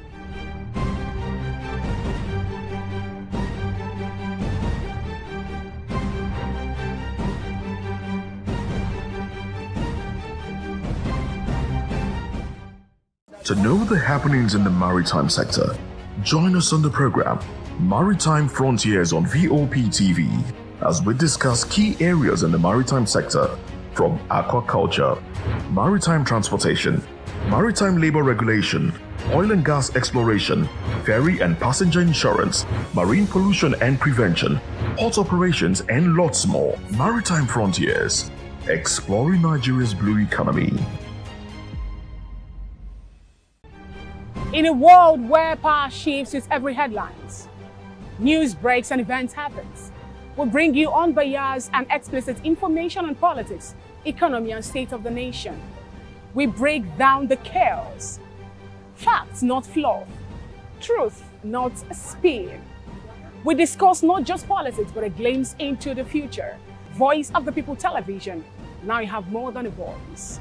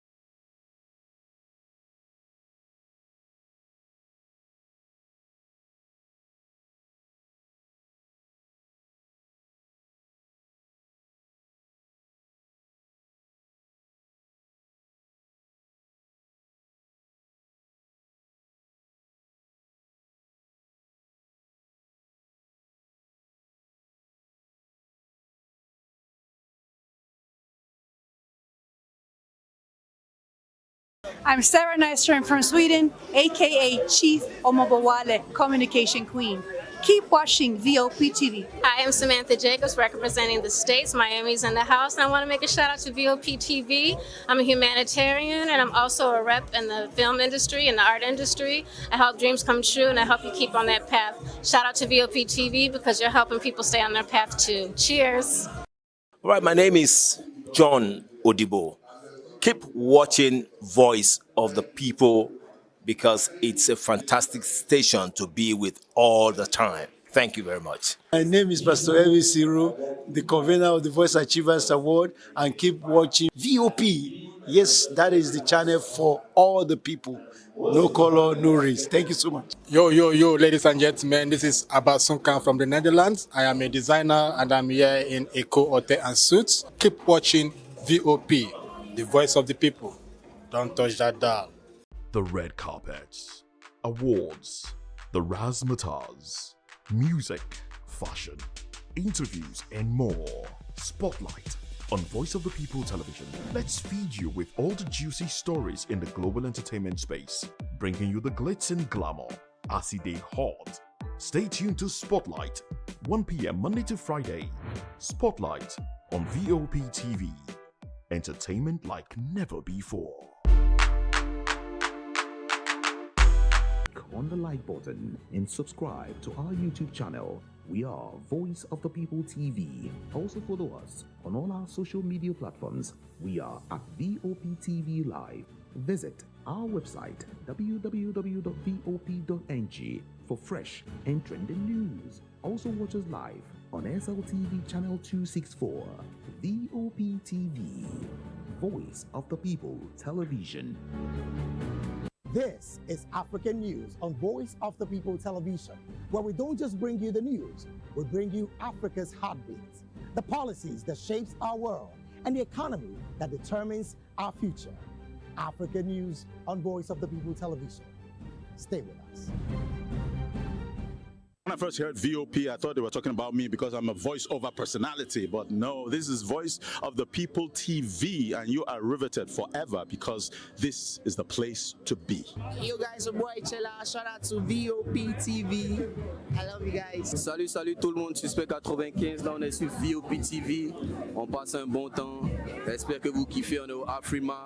On est ensemble. VOP TV. Don't see me like a fool because I don't do giddy giddy giddy. VOP, you don't know somewhere from Ghana representing live and living color. Yeah, Beam Nation president. Outside with it. Bless up. Hello, this is Milo from Ivory Coast. Keep watch Voice of the People TV.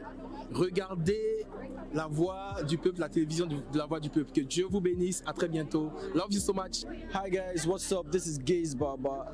I am watching VOP TV. Usually you be told to not touch the dial, but I tell you to touch the dial and increase the volume. You're like, keep it locked. It's Afro Gospel. Thank you. Hello, my name is Shego Aronzo. You're watching VOP. Don't change the dial. My Joe, fine girl. My Joe, fine babe. Only are you, but on the Fuji was. Yes, don't touch the dial. This is me, Dr. Adiwala Iba. Keep watching VOP.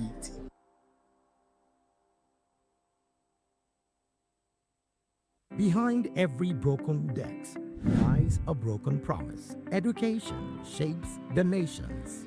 But who is asking the right questions? Introducing Edu Dialogue, the show that goes beyond the surface, exposes the cracks, the corruption, and the silence in Nigeria's education system. Edu Dialogue, Saturdays, 3 p.m., only on VOP TV. We break the biggest stories, from missing funds to policy failures. We ask the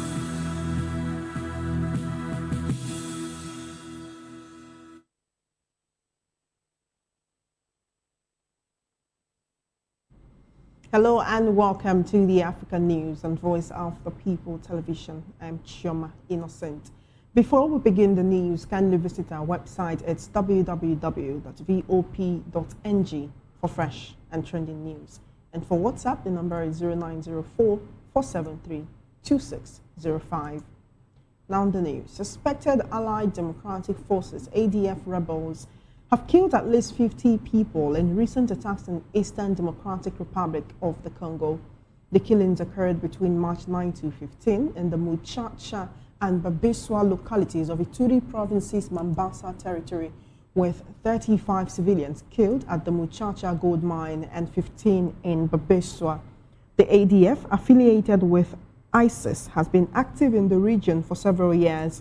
Joint operations by Ugandan and Congolese forces against the rebels have been ongoing since 2021. The recent attacks also involved destruction of property, looting and torching of houses, displacing dozens of residents.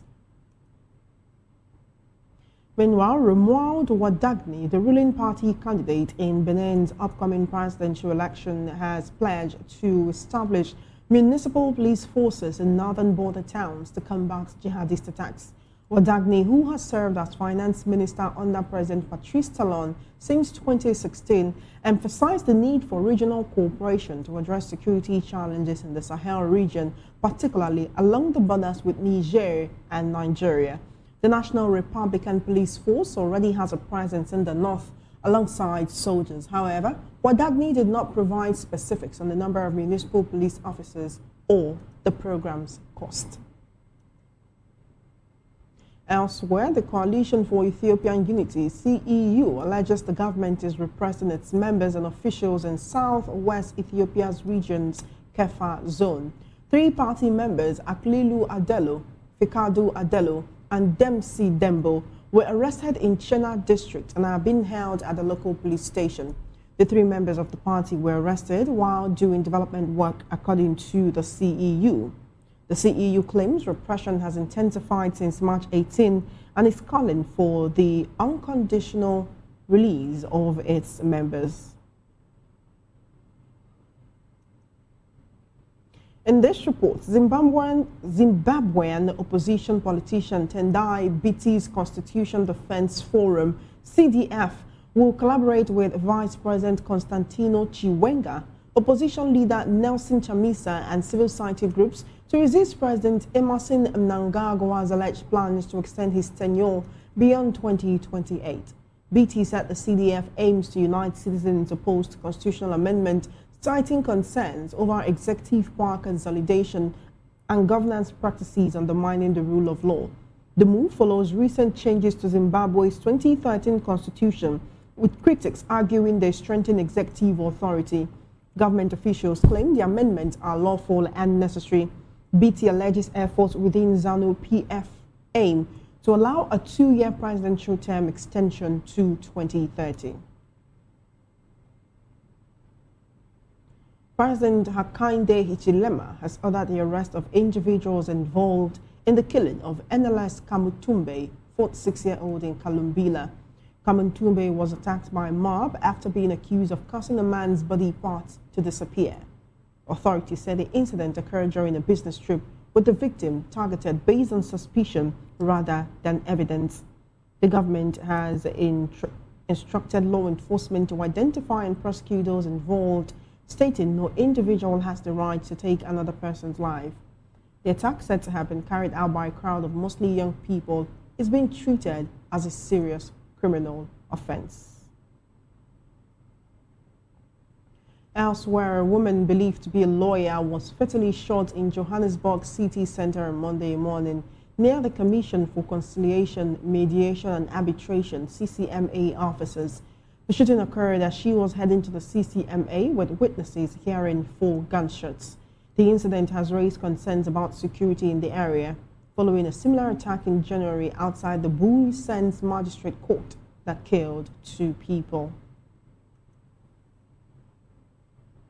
In another development, the Labour Court in South Africa has dismissed Julius Mkwanazi's bid to stop disciplinary action, clearing the way for the city of Ekurhuleni to proceed against him. Mkwanazi, a suspended EMPD deputy chief, had argued the city lacked authority to discipline him over a terminated contract. The court ruled the change in contract does not shield him from accountability for alleged wrongdoing. Mkwanazi faces allegations of corruption, including links to suspected crime figure Vusimuzi Katmalala and registering private vehicles under the municipality's name. Meanwhile, South Sudan's President Salva Kiir Mayardit has returned to Juba after an 8-day visit to South Africa, where he held talks on elections and bilateral cooperation. Kiir was received at Juba International Airport by senior officials, including Vice President James Wani Iga. The visit aimed to strengthen relations and discuss implementation of the 2018 revitalized peace agreement, preparations for December elections, and economic cooperation in sectors like mining, agriculture, and oil. Kiir reaffirmed South Sudan's readiness to proceed with elections, emphasizing his commitment to peace and democratic progress. At South Sudan-South Africa Business Summit is planned in Juba to boost economic ties. Kiir's visit followed regional engagement led by South African President Cyril Ramaphosa, focusing on South Sudan's peace progress and the election preparations. You are watching the African News and Voice of the People television. We have right here in the studio with us to analyze the news public affairs analyst, Mr. Darlington Agomo, who is also a lawyer. Thank you very much for joining us today. We do appreciate you. Good afternoon, Shoma. How are you? I'm very well, thank you. How are you doing? I hope you had a happy weekend. We thank God. It's not been a very happy weekend for a lot of people in Nigeria. It's not been a very happy month or year or past few months or years for many Nigerians. There was an attack or a bomb blast in Kwara State, the same Woro community that was attacked before. While we're talking about this, there are also terrorist attacks going on with our neighbors. Benin Republic has an election coming up, and one of their candidates is campaigning on the basis of creating a police force that will target terrorism in the borders with Nigeria and Niger. Is it not high time that these African countries, Nigeria, Niger Republic, Benin Republic, and others around us who are suffering from this insurgency should come together and raise a militia that will phase out or push out these terrorists? Why are we not seeing that collaboration yet? Or do we have it, but it's just not popular? Instead, countries like Nigeria and others are seeking help from other foreign nations who may have their own ulterior motives. It is a shame on Nigeria that smaller African countries are doing this type of arrangement. Yet, you that claim to be the giant of Africa, you could not even do anything.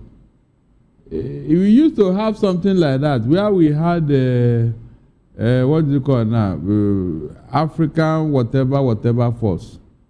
Yes, involving Chad and Chad, Niger, and all these neighboring states in the northern region of Nigeria. But guess what? These other countries were able to do the needful against the terrorists. In fact, they chased them out of their country. But on the side of Nigeria, where they're supposed to hold fort, nobody was doing anything. That was why they pulled out of the arrangement. That was why they pulled out of the arrangement. And so these guys now choose Nigeria to be their heaven because they have seen that the government here is a weak government. The government here is in sympathy with them. The government here is collaborating with them. And that is why this thing has first started. If not, look at Nigeria. Look at the size of Nigeria. Look at the size of Nigeria. In fact, we are almost the size and number of all the African states. West African states. If you consider their population and that of Nigeria, we will swallow them 5 times over. But here, terrorists are now sharing authority with the federal government of Nigeria. So it's a sad development, seriously. We shouldn't be listening to such things, but it is happening. We are smaller states. Look at the Republic of, how many people are there? How many people? They are doing this kind of arrangement, but you, who's supposed to be at the forefront and wait these people at the border, because they are coming into Nigeria from the borders. Yet we pretend as if we don't know what is going on. They came into Nigeria through the borders. Our custom and immigration saw them coming in, but they couldn't do anything out of sentiment and whatever. I mean, is it not a fact that they came in through the border? So, are we that bigger than America? In fact, Texas in America is the size of the entire Nigeria. Texas. Yet, they were able to stop anybody from encroaching into their country. Here we give excuses. It's a hopeless situation, seriously. The candidate in Benin Republic that is promising to create these municipal police to fight these jihadist threats, would you say that this is enough of a manifesto to get the people to vote for him? Although he does belong to the ruling party, he's a candidate of the ruling party, and the elections, especially in Africa, West Africa, we talk about the power of incumbency, especially when these are people who have held power for a while and they don't want to leave it. So if apart from these promised, would you say he still has a high chance of winning these elections? The man that is campaigning, because he saw an opportunity, he saw an opening, and he's taking advantage of it. Yes, he knows that this is what is troubling the people, and so he wants to campaign with it. That is it. But in Nigeria, the reverse is the case. The very thing that Nigerians need, nobody wants to do it. Nobody wants to talk about it. It is irrelevant issues. How to grow the biggest political party in the whole world. How to win an election. Meanwhile, insecurity is festering. It's festering. I pray that that guy in the Republic of Benin will win this election and do what he promised. I'm sure he will do it. Because those people over there, they are not like Nigerian politicians who promise and fail. You recall how there was an attempted coup in Benin Republic and Nigeria swooped in, which shows that we still have that military power. In Eastern DR Congo, they are also facing attacks from Allied Democratic Forces, ADF rebels who are affiliated with ISIS. They've recently killed 50 people. Again, why are African countries not collaborating with each other when it comes to security and instead looking for Western allies? What is the reason? If we join our forces together to go from country to country to combat these elements, would we not have a higher chance of success? In fact, 100% chances of success. There has been this idea of one Africa, United States of Africa, whereby they can create a 1 million army, 1 million man army. The idea has been there for over 5 years now. I don't know what they are waiting for. With this thing that is going on now, this is the time to create such a body. So that, I mean, I don't know any rebel group, any terrorist group that can defeat a 1 million man army. I mean, like, if African leader can deploy this to maybe with Nigeria, by the time they finish them in Nigeria, they will move over to any other country where they are. In fact, the number will be 1 terrorist to 10 African army. 1 terrorist to 10 African. So, by the time they face them like this, in 1 month, this thing will be over. Seriously. Africa will become a no-go area for any terrorists. But where is the political will? That is the major issue here. Where is the political will? Because 90% of the time, some African leaders and politicians are collaborating with these terrorists for one benefit or the other. They are the ones backing them, giving them all the logistics and all that. Nigerian case is a very good example. So where is the political will to do what is needed? The country called China is bigger than the entire Africa in population. You can imagine, in population. So when will Africa actually do the needful so that we can be free and be liberated for what we can speak with one voice? It has to do with the political will. Until they muster this political will, I am afraid this terrorism will continue. It's as simple as that.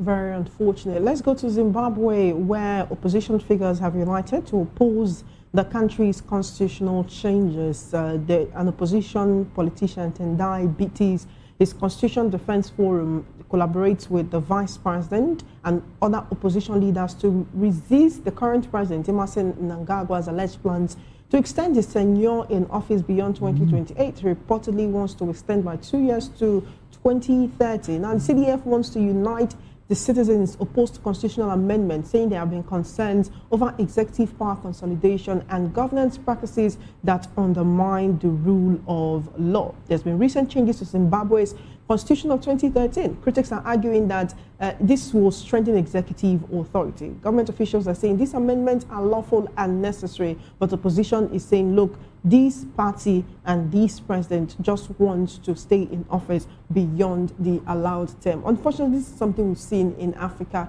over and over again in many countries across West and other parts of Africa, whereby they will claim to operate a democracy and yet still not follow the tenets of democracy by having elections as at when due. And even when they do have these elections, the same person keeps winning over and over and over again. And one time, I think it was the Ugandan president who came out to say, oh, if I am old and I can do the work, why should I not continue doing the work instead of giving way for someone else? What exactly is the reason for this? Is it greed?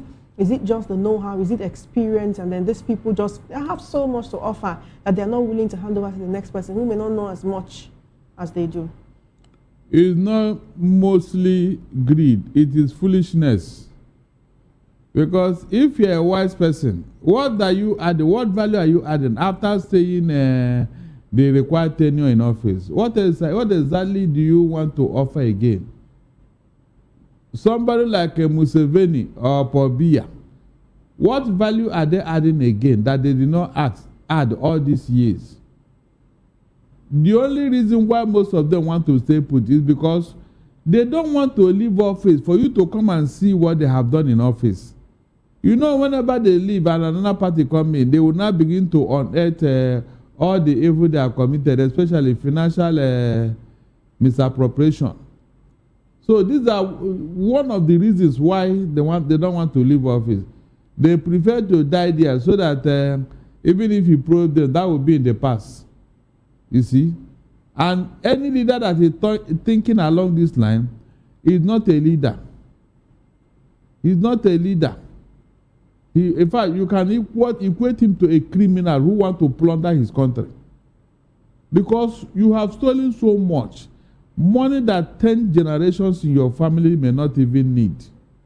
Yet, you decide to stay there. You are not even improving on the country. You are not adding any value. You are not developing the country. You just, you are just there as a nuisance value. You just stay there, claiming that you have. What do you have to add? A Pobia of 93 years is telling me that his best is yet to come. And you say a man with such mentality is normal. 93 years, and you are telling me that your best is yet to come when you're already on the departure hall. These are the things that have bedeviled Africa. Why we are not moving forward? You have people who are literally plundering their country, wrecking their country, taking away things they don't even need, so that they will not see them as the father of the country or what. In fact, it's really unfortunate, seriously. The day Africa will do away with this kind of leaders, maybe we can say, yeah, we are moving forward. Until that time, unfortunately, we are going to live with this kind of people. If we continue to claim that the African leaders are the problem, what about the people who will allow their votes to be bought when they go to the polls? While we're talking about how the people may contribute, we would say that the leaders are gotten from the crop of the people, right? In Zambia, the president has ordered the arrest of individuals involved in the killing of a 46-year-old man who was attacked by a mob after being accused of causing a man's body part to disappear in 2026. This is something we've heard before in Lagos, probably in the 90s and early 2000s. But not in 2026 would you accuse a man of causing another's private or public body part to disappear and then mob him and kill him. Last week in Nigeria, we saw what has been dubbed the rape festival. So are the people any better than their leaders with this kind of mentality? And can we really change the mindset of the average African? Because this is how others look at us and say, oh, and that's why you have some Europeans who will tell you that they are superior to the African man. Because hardly will you hear that in Europe somebody is mobbed for maybe stealing somebody else's body parts with juju or black magic. It is practically impossible to behave outside the leading of your leader. Practically impossible. That is why they call them your leader. They are the moral compass of the society. I remember when Buhari and the Diabo came in as military rulers, when we had war against indiscipline. You will be wondering, is it Nigeria? People will drop money and come back and pick that money. People will go to bus stop, they will line up like human beings. Things were orderly. War against indiscipline. Go and see how Nigeria was within that period. No bribe, nothing. Seriously, no bribe. Nobody was taking bribe anywhere for whatever reason. All this insecurity, nothing. Because that was what they came to do. War against indiscipline. They pursued it. So, a leader who wants to lead the people must be upright so that the people too will be upright. You are the one leading, remember, that's why you are called a leader. And so when you come in and start behaving the other side, using the people to achieve your evil aim, to achieve all manner of things and all that. Of course, you have told the people the direction to go. Eh? When one Nigerian leader came into office and he said that his re-election is a do or die affair, that particular statement went far because there was so much killing under that regime. Yeah? That was the time most PDP leaders and all that disappeared because you are fighting for election. And so leadership is very important. Even in the spiritual realm and in the Bible, go and check. The Bible says that when a good leader is in office, people rejoice. And when a bad one is there, they will cry. The leaders are the reason why a mob gathered together to attack a man and say that he stole somebody's body part in 2026. The leaders are the reason for that. Hold on, no, come. The country you are talking about, is it not African country? It is an African country. So, if people are behaving in such a manner, who created that psyche in them? No, tell me, who created that psyche in them? They too, they have seen what the leadership is doing on the political sphere. Are they behaving normal? No, the leadership in the country of that where this thing happened, have they not been killing people through political advantage and all that? No, please. Look, I have told you, and I mean it. The society prepares the crime, then the criminal commits it, and you turn around to blame him. The society prepares the crime. If you want your people to behave well, please behave well. They will follow you. It's as simple as that. Look at mother hen. When it's going, the chicks will be following the mother hen and doing chipping along the line, chipping, you know. They are following the mother hen. Everywhere in the world, when you groom a child, that's why the Bible says, train a child the way he should go, and when he grow up, he will not depart from it. Chioma, have you asked yourself why Christians are not violent prone? Please tell me. All the Christian churches, you cannot accuse them of preaching violence to their people. All the Christians everywhere in the world. You cannot. And so, their followers imbibe that spirit in them as they are growing up. Nobody on earth can accuse Christians of violence, of killing, of terrorism. Nobody. It's not. So, have you not, why not ask yourself, these people that are doing this in the northern sphere of Nigeria, are they not the same Nigerians? Why are we not behaving like that over here in the south, where you have mostly Christians? Please. This is not a rocket science. The way you are trained when you are in the infancy, when you are small, that's what you are going to behave, how you are going to behave when you grow up. There is no magic about it, no magic. This example will resonate on it to you and every other person listening to me. The same country, why are we not violent prone over here? Why are we not? Even with some Muslims in the southwest here, they don't even behave like them in the north. So why? Because of upbringing. Simple. It's as simple as that. So it is the society you should blame. The environment you grow up, you should blame. That is just the truth.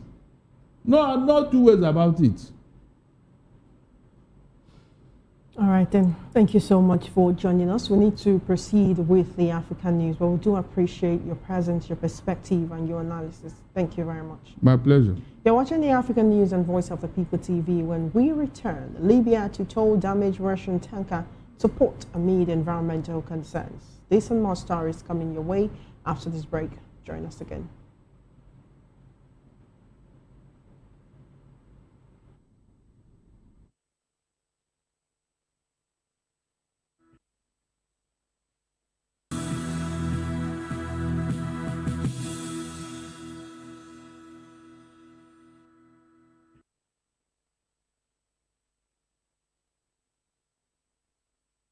Away from that report, former Kenyan Cabinet Secretary Raphael Tuju has been reported missing since Saturday afternoon, March 21, after failing to return home and his phone being switched off. His driver, Steve Muwanga, is also missing. Tuju's vehicle was found abandoned on Miltoni Lane in Karen with its hazard lights on and keys left inside. The family had reported Tuju missing after he failed to appear for an interview at Ramogi FM and did not return home. Prior to his disappearance, Tuju had reported being followed by a white Land Cruiser 70 series without a number plate on March 20. Tuju has been facing a legal battle over a 1 billion Kenyan shilling loan from the East Africa Development Bank related to his property on Ngongo Road. The Directorate of Criminal Investigations has launched investigations and is seeking public assistance to locate Tuju.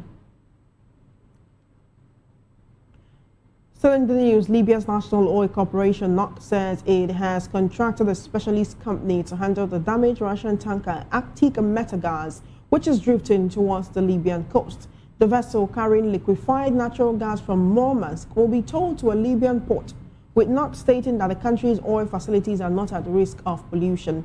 The move comes after Italy, France, Spain and 6 other southern EU members warned the European Commission of an imminent and serious risk of a major ecological disaster. NOC emphasized that the environmental threat can be controlled to a very large extent and has set up an emergency room to coordinate operations. The Arctic Metagas has been unmanned since early March after being hit by Ukrainian naval drones, according to Russia's transport ministry. The vessel's damage has left it drifting towards the Libyan shore due to wind and waves. We now take you straight into the world of business, where the South African rand started the week at its lowest level in 4 months, trading at 17.2275 against the US dollar, down 1.3% from its previous close amid escalating Middle East tensions and high oil prices sparking inflation concerns. The rand's weakness is attributed to foreign capital outflows, with South Africa experiencing approximately 32 billion rands in net foreign selling of bonds in March alone. Investors are now focusing on the South African Reserve Bank's interest rate decision on Thursday, with economists expecting the bank to keep its main lending rate steady at 6.75%.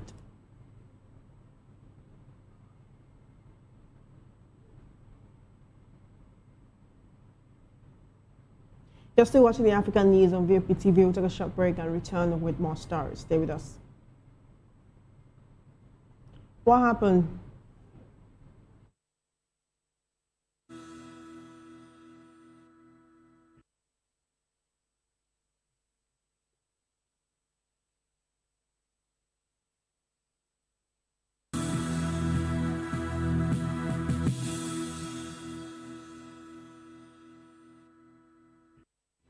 Are you looking for where to buy quality and original studio and musical equipment in Nigeria? Welcome to Iruka Online, Nigeria's biggest musical and sound equipment warehouse. Your trusted home for top global brands, reliable low-priced alternatives, and 100% original musical accessories. With over 16 locations nationwide and open 7 days a week, we deliver unbeatable service and customer support you can count on. Shop online at iruka.com in partnership with world-renowned brands like Wolfdale Pro, Prisoners, Twile Keyboards, Fender and Jackson Guitars, Marshall Amplification, Mapex Acoustic Drum Set, Tech Electronic Drums and Accessories, Evans Drumheads, Ashdown Engineering, and many more. Iruka Online, powering your sound with quality you can trust.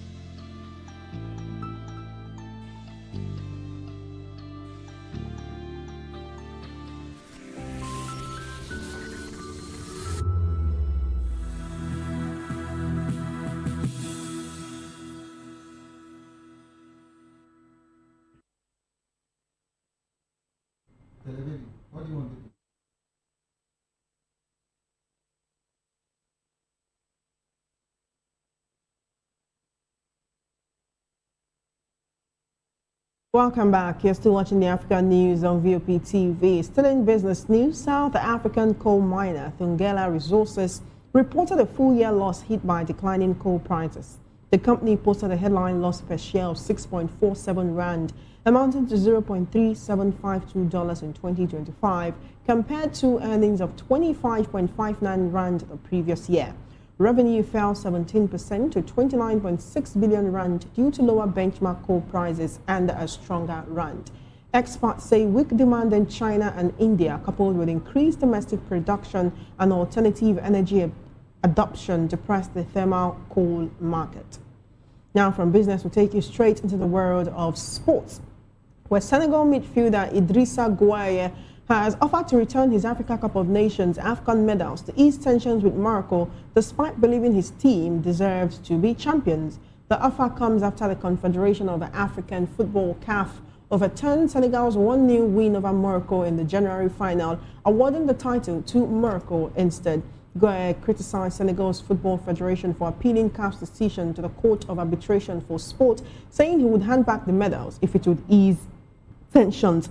The final descended into chaos when Senegal players walked off over a disputed penalty, leading to Morocco being awarded a 3-0 win.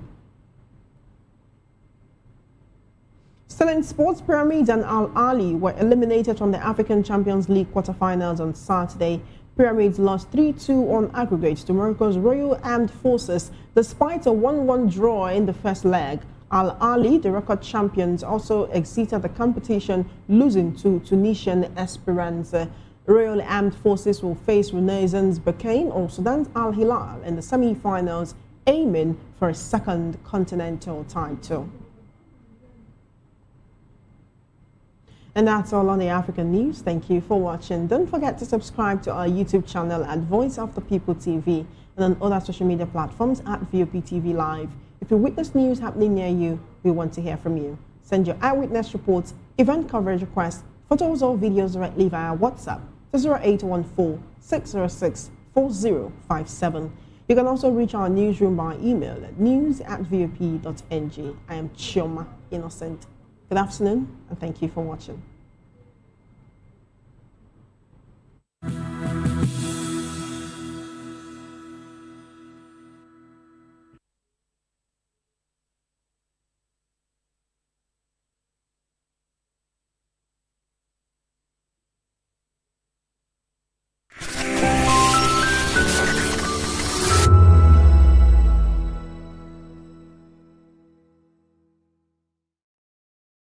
Welcome to the locker room, the home of football talk that matters.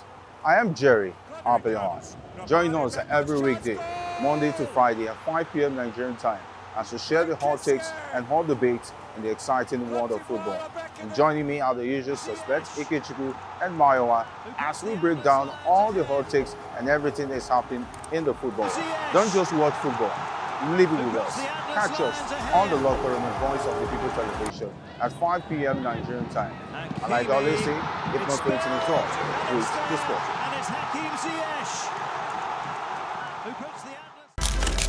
In a world where power shifts with every headline. In a nation full of questions. In a world filled with noise, the truth needs a voice. The policies that shapes our world and the economy that determines our future. Every hour, every day, the grapevine keeps buzzing. And together, we are committed to telling the stories that shape our world, because your voice is our focus. Don't forget, our voice matters the most. Let us come together and share our concerns.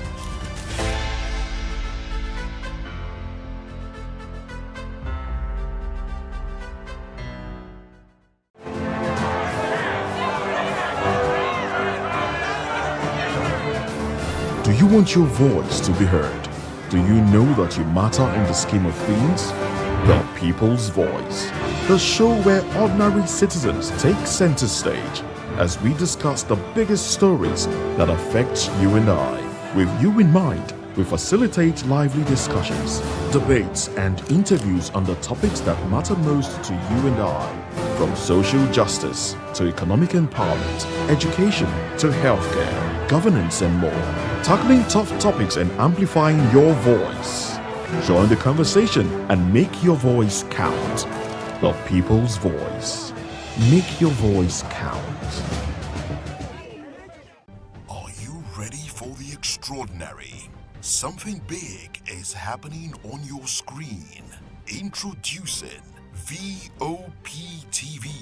Now streaming on SLTV channel 264. From breaking news to captivating conversations, news analysis, giving you all sides to the story. We bring in-depth discussions on the issues that matter, from politics to sports, entertainment, and lifestyle. voptv on SLTV channel 264. Join us as we redefine what television means to you.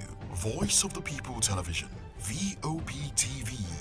Now you have more than a voice.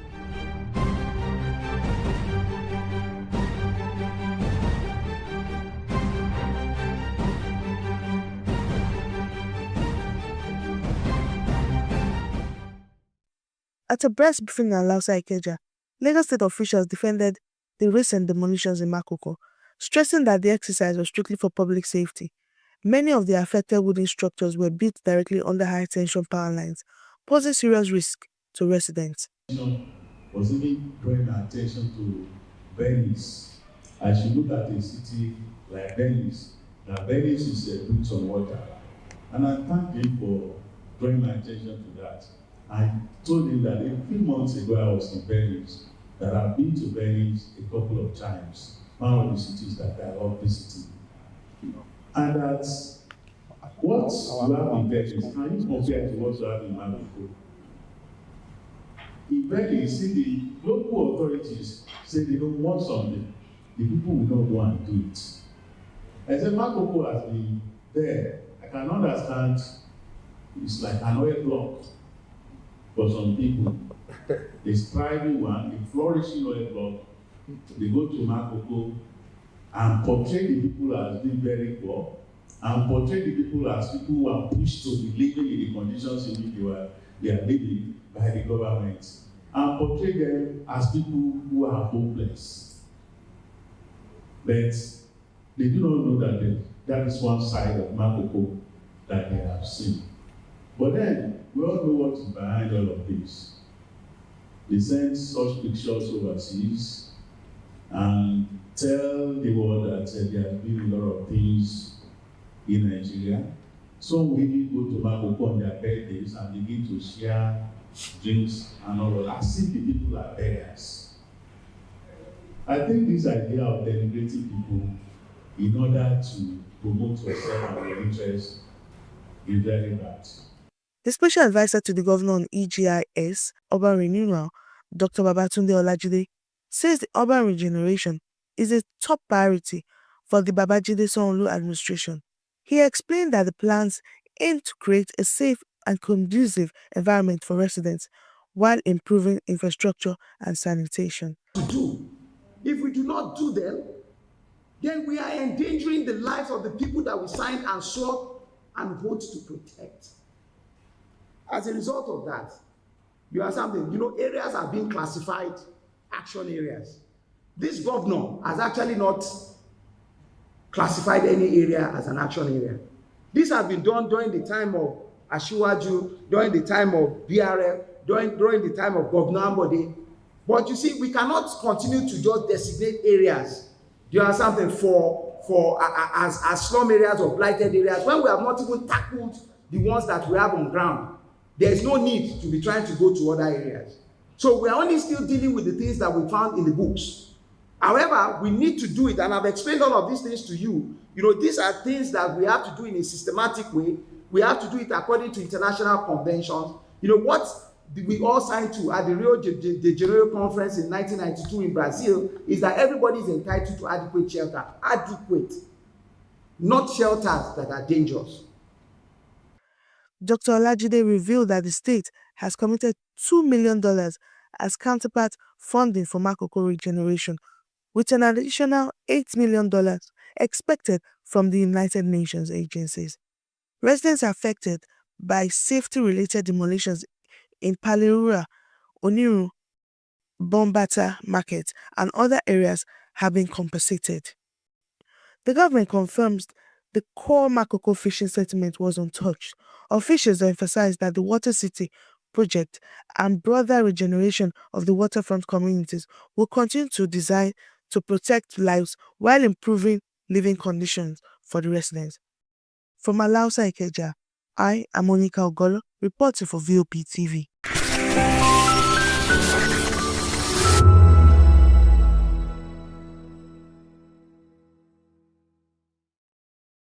In a world where truth is the ultimate power and opinions scream the loudest, it's time to wade through the noise. Hunger no get tribe! Hunger no get religion! And scan the human interest and trending topics that matter. Stay tuned to The Issues, your plug to the stories making the buzz, from politics to science and technology, social justice, and more. Let's tackle the tough questions and expose the truth. The Issues on Voice of the People Television, Mondays to Fridays, 8 to 9 p.m. The Issues. Don't just react, understand. The red carpets, awards, the razzmatazz, music, fashion, interviews, and more. Spotlight on Voice of the People Television. Let's feed you with all the juicy stories in the global entertainment space, bringing you the glitz and glamour as it is hot. Stay tuned to Spotlight, 1 p.m. Monday to Friday. Spotlight on VOP TV. Entertainment like never before.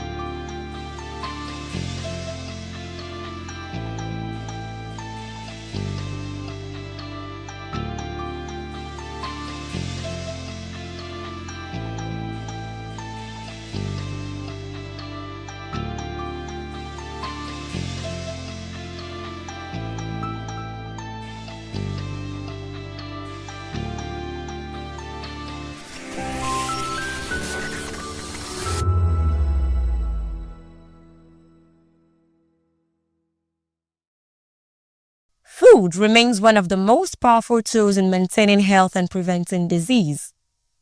As the commemoration of World Registered Dietitian Nutritionist Day, nutrition experts and healthcare professionals are drawing attention to the role of proper nutrition in improving the quality of life. The event, themed Discover the Power of Nutrition, highlights how food choices can influence lifespan, productivity, and overall well-being. Speakers note that balanced diets that include fruits, vegetables, adequate water intake, and controlled portions can help reduce the risk of several health conditions. They warn that unhealthy eating habits and excessive consumption of processed foods continue to contribute to a growing number of non-communicable diseases, including obesity, cardiovascular disease, and hypertension. Is when you get your diet right, you are physically and mentally alert, which you know that eating healthy is one of the master key of good health. Down to the hospital setting, they come in as clients. We have those on admission across board, from cradle to geriatric, which is the elderly people. So from the pregnant woman, for your child, for you to be healthy and the child to be healthy, and you come out having a bouncing and beautiful or handsome baby, you need the touch of a dietitian. That is in terms of a promotion of good health. Experts also emphasize the important role dietitians play within the healthcare system, particularly in providing specialized nutritional care for patients who are unable to feed normally. We need to improve on our policy. We need to improve on our policy. We need to make sure that food is one of the highest allocation is given to food. in the policy. One. Two, during the policy for nutrition, nutritionists, dietitians should be included in this policy making table, because we are the ones that actually knows where the feet is pinching. We are with the grassroots. We know them. We see them. They come to us. Some of them, we know the reasons why some of this thing is happening. So with this, we can actually tackle this thing. The second thing is that we need to train more of nutritionists and dietitians in Nigeria. Beyond hospitals, nutrition advocates say that raising awareness about healthy eating habits remains key to building a healthier population. They add that schools, institutions, and communities must work together to promote better nutrition practices. And the message we have out there is that nutrition is the bedrock of healthy living. If we talk about people being healthy to go about their businesses and being away from disease, out of disease, you have to make your nutrition a top priority in your life. So when you get the nutrition right, it takes care of every health condition as well as healthy living. For organizers of the event, the goal is to encourage greater recognition of the role institution and nutrition plays in everyday health and national development. Just like the way they normally say that information is power. So we want to empower people all on the aspect of malnutrition. When I say malnutrition, we have undernutrition, we have overnutrition. And when we talk about malnutrition too, some can resort to health challenges. You understand? And even excessive to overnutrition resort to health challenges. When we talk about malnutrition, many of us, our understanding is about the children, it's about the toddlers. Fine, they have it on the side. We have that challenges, and we want them to get information. If they are rightfully fed, if they are adequately fed, they will see every child is not expected to sleep in an hospital. If it is not a kind of a epidemic kind of situation that is happening, every child should stay at home, come for hospital for just checkup or immunization, and go back home and live healthy. So, but for the adults too, you discover a lot of adult-related health challenges. They are diet-related challenges. We want to talk about hypertension. We want to talk about diabetes. We want to talk about obesity. We want to talk about renal-related. Renal-related condition. When we say renal, we have acute, chronic till you get to the end stage. Depending, it's about liver cirrhosis or fatty liver or disease, or even alcoholic fatty liver. So a lot of health challenges that people are having. If we want to talk about the common in our client, which is malaria, it is hemolysis. Hemolysis, that the red blood cell is being destroyed, and then we have a nutritional anemia, and then we have anemia on its own too. And then one of the things you see many people after treating malaria, they say they need a blood tonic too. So a lot of things that this program we address. If Nigeria embrace this profession, if Nigeria put this profession in the appropriate place, put us where we belong, to encourage us, we are ready to give out our best. And we have people, we have professors, we have doctors, we have professionals that are practicing day in and day out, that have current knowledge about what is happening. But if the environment does not encourage, then you are unnecessarily overworked, you are unnecessarily short-staffed, then you become weary, because how will you? Knowledge is not static. You need to be improving in knowledge every now and then. So what this program is the message is trying to pass across is that individual can actually live healthy, and those that are having health challenges too can also maintain it. If it is uncurable one, if it is the one that they need to manage, they can also live healthy with the knowledge of nutrition gotten from the appropriate quarters, from the expert, because it is like a medicine. You need to review. You need to come for follow-up. We need to make assessment. It is not a one-time thing. So, and it's not surgery. And if it's not surgery too, you have to come for follow-up to for the site, for the operation that has been carried out, to for the surgeon to ensure that everything is working out fine. And if for it to working out fine too, nutrition is needed, because the wound will still need to be healed. Then you need a vitamin C, you understand. You need a protein, replenishment of tissues, and then you need adequate iron supply, so that everything will go. You need a vitamin A for the epithelial tissue, for everything to work effectively. So that is what we are here, and that is the message we are passing out. And on the topic, discover the power of nutrition. I'm so much interested in this year program because it has a very powerful theme, and we want the world to know about it. Participants were also taken through simple physical exercises, highlighting the importance of combining good nutrition with active living for improved health outcomes. All over the world, every dietitian is celebrating this month as our month where we create more awareness about the goodness of nutrition, right? The goodness of food.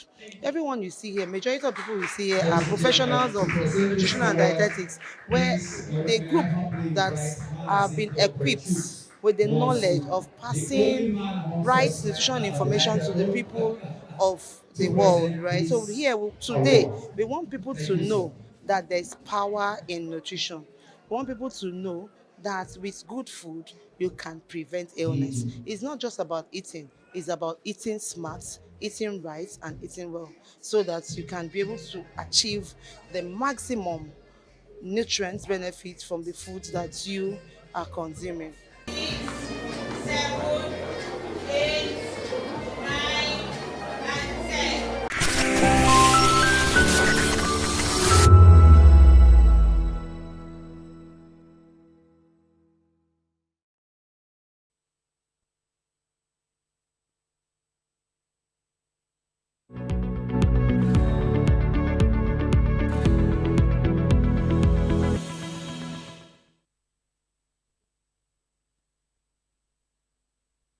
Hello, good afternoon. This is another exciting episode. It's another wonderful day, a day to learn quality things about your health, really. And, there's something really about everyday routines that feel safe, it feels predictable, it feels almost automatic. You wake up, you prepare a meal, you get ready for the day, you step out, settle into your home at your space at home. Honestly, most of us don't think twice about any of this.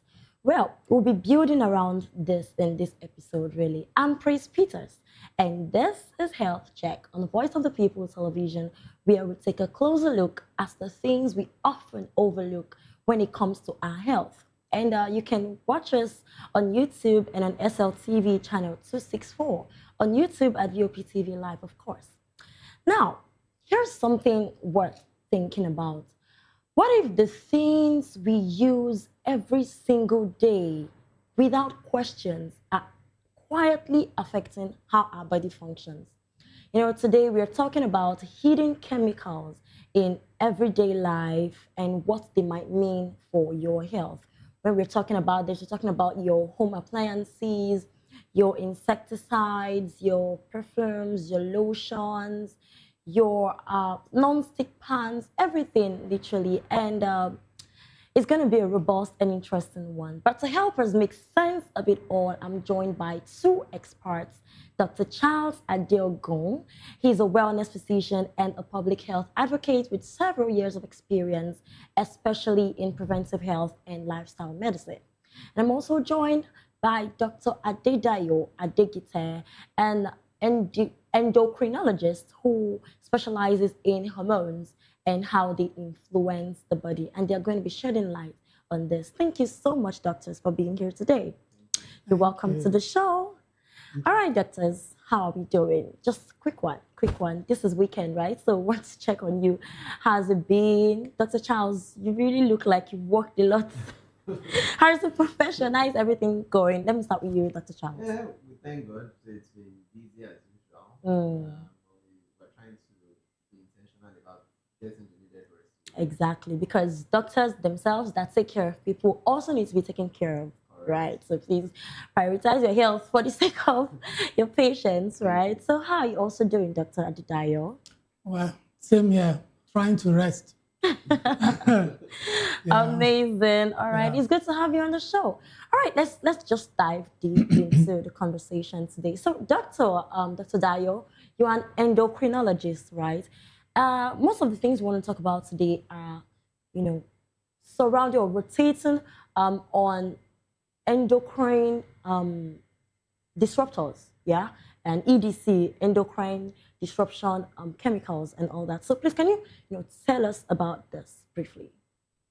Okay, EDC, endocrine disrupting chemicals, are natural chemicals that are everywhere in our homes, everywhere you look, and they have a way of mimicking or blocking signaling of the hormone. So they interfere with hormone functioning in different ways. Some of them mimic estrogens, and they have far-reaching consequences on our health in different ways.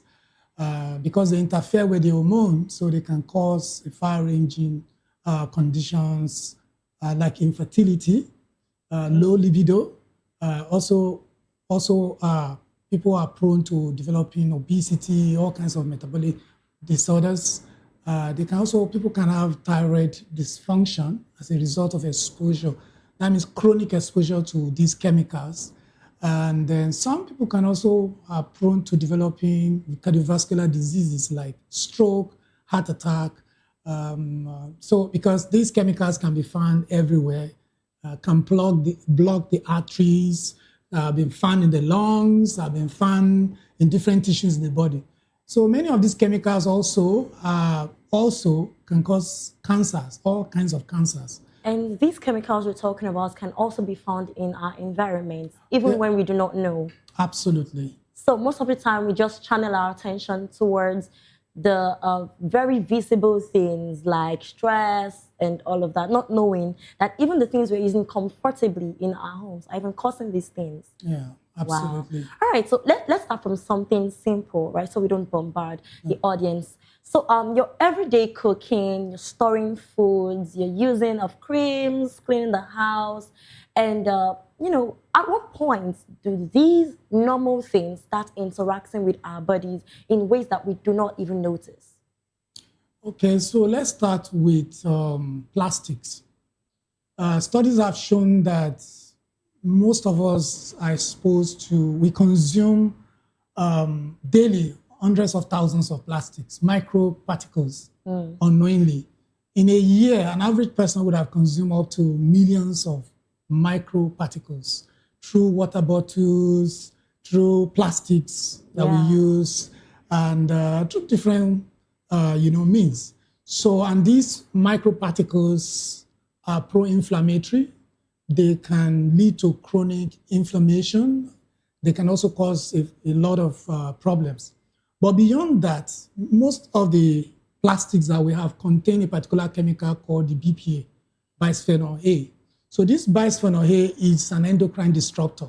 So apart from the fact that you can ingest these microparticles without knowing, and they can block your blood vessels, they can cause chronic, they can irritate different tissues in the body, and subsequently they can lead to cancers or even block your blood vessels. Therefore, you can develop stroke or heart attack.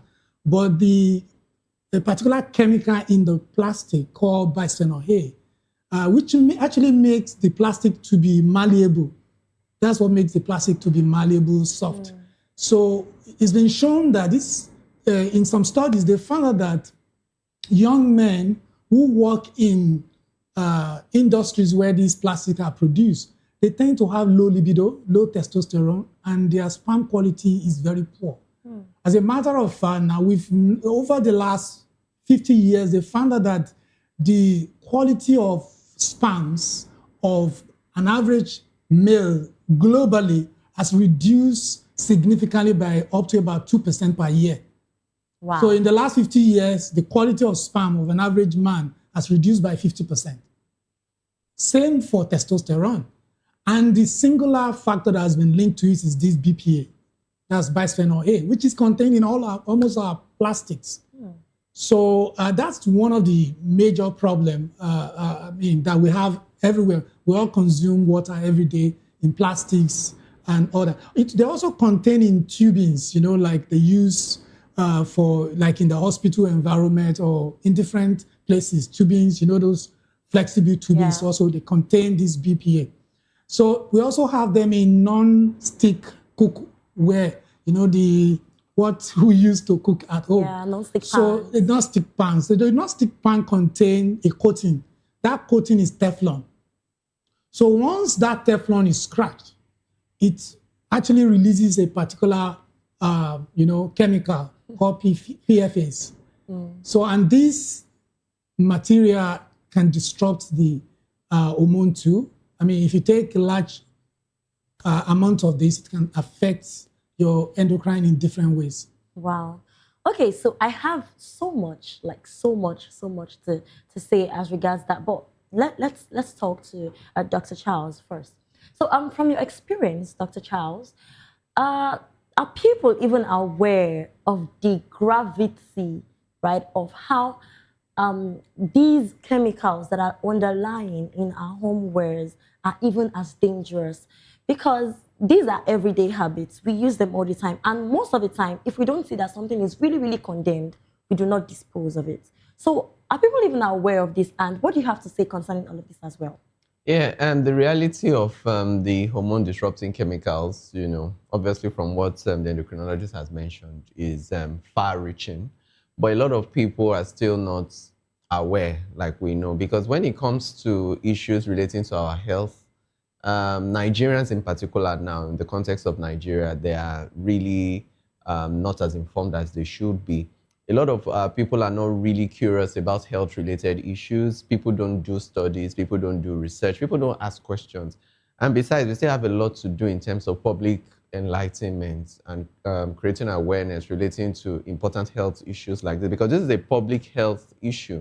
And this is something of great significance because over time, with the statistics being seen and all sorts of hormone-related problems that are coming up very quickly because of all these exposures that people are having over time, because it's a cumulative effect over time. You're having gradual exposure, even from children, from childhood, even amongst the young people, over time they are being exposed. By the time they get to a certain age, you can imagine the level of exposure they would have had and the effect it would have had on their health. And we know from cancer, taking cancer as one of the many illnesses that can result from these hormone disruptors. Some of them are carcinogens. We have mentioned before that cancer has a genetic basis. So there are certain people who already genetically are predisposed to having these things. And then you can imagine them now having other factors that are actually contributing to the manifestation of that condition. So basically, we need to do better in terms of creating awareness, and our people should also be more curious about their health. And we need to ask more questions, and we need to find safer alternatives to this. So if research has shown that this is a contributing factor to a very major health challenge, then it is on us to actually find a way of restricting the use of this and then finding suitable alternatives that are safer for the general population. All right, talking about suitable alternatives that are safer for the general public. We're talking about plastic wares and all of that, non-stick pans and all. But these are what we use to cook. We use these things to cook.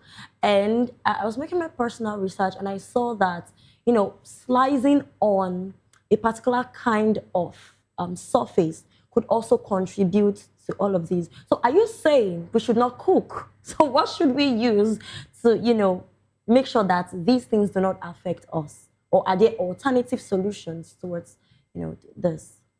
Yeah, absolutely there are alternatives. For example, for plastic, wooden cotton surface. Yeah. So you can make do with maybe wooden or marble. So wooden is better than plastic? Yes, better. Yes, I mean, you can make do with that.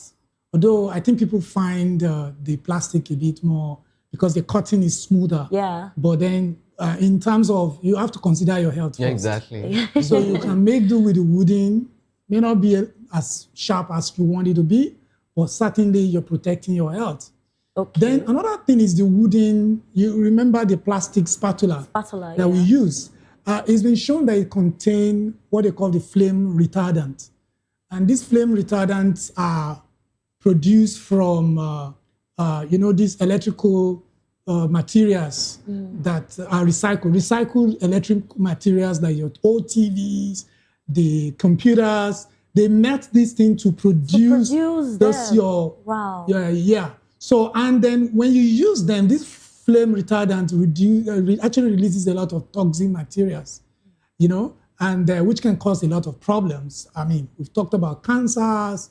They are pro-carcinogenic. They can also disrupt your hormones in different ways.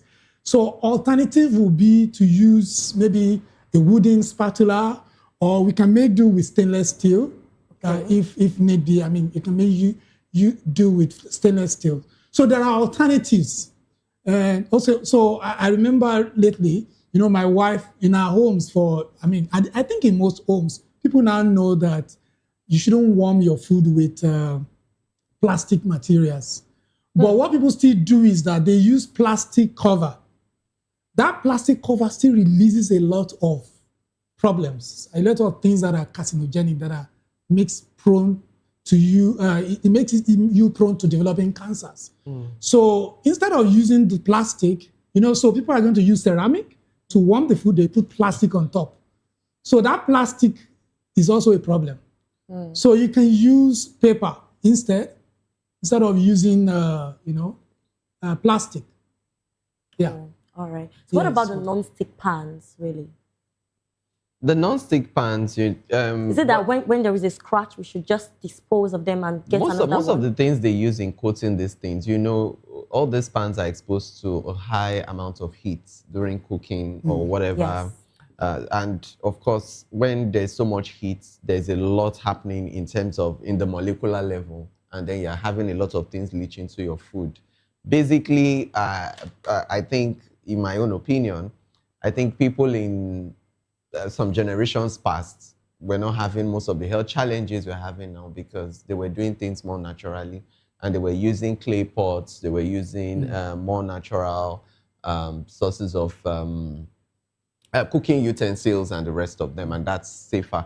But some of the things that we get carried away with are durability, how nice something looks, how appealing it is to the eyes. That's what drives our choices, of purchasing these things, not thinking of the potential harm it has, because all those coatings come in contact with your food. At high temperature, they leach into your food, and they may ultimately give you some health problems or health predicaments.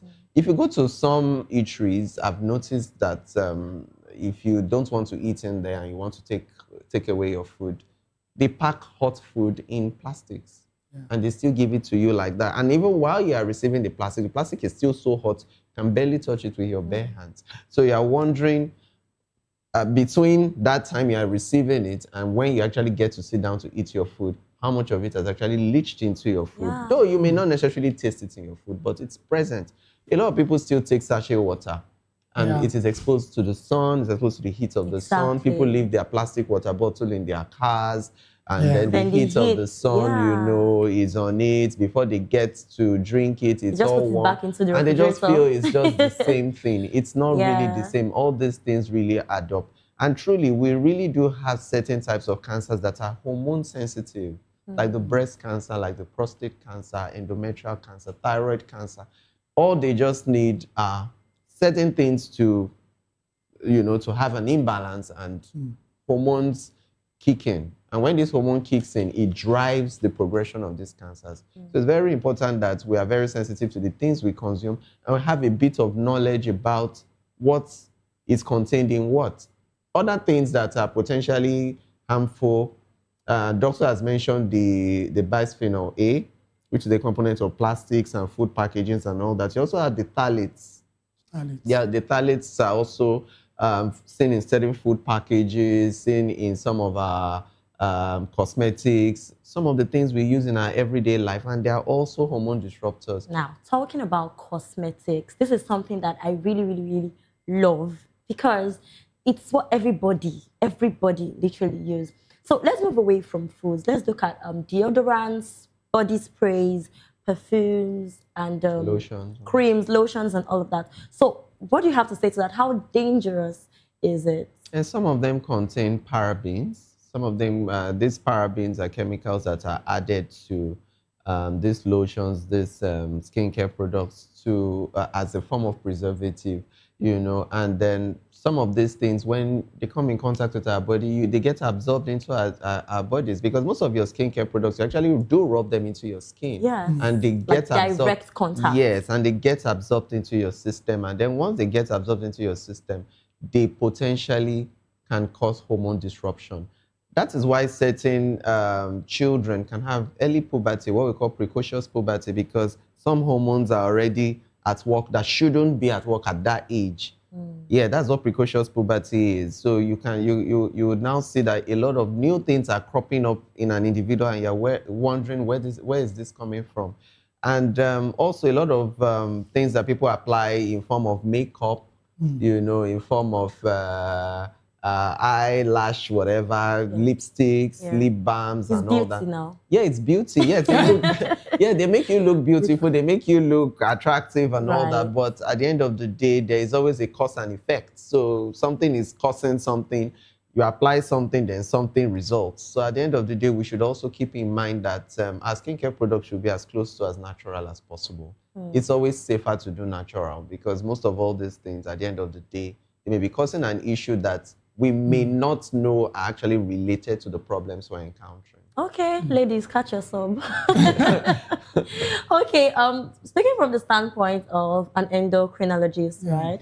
I want to know how these chemicals can really, really affect the body and what we can do about them, because we have to look good. Am I speaking for the ladies?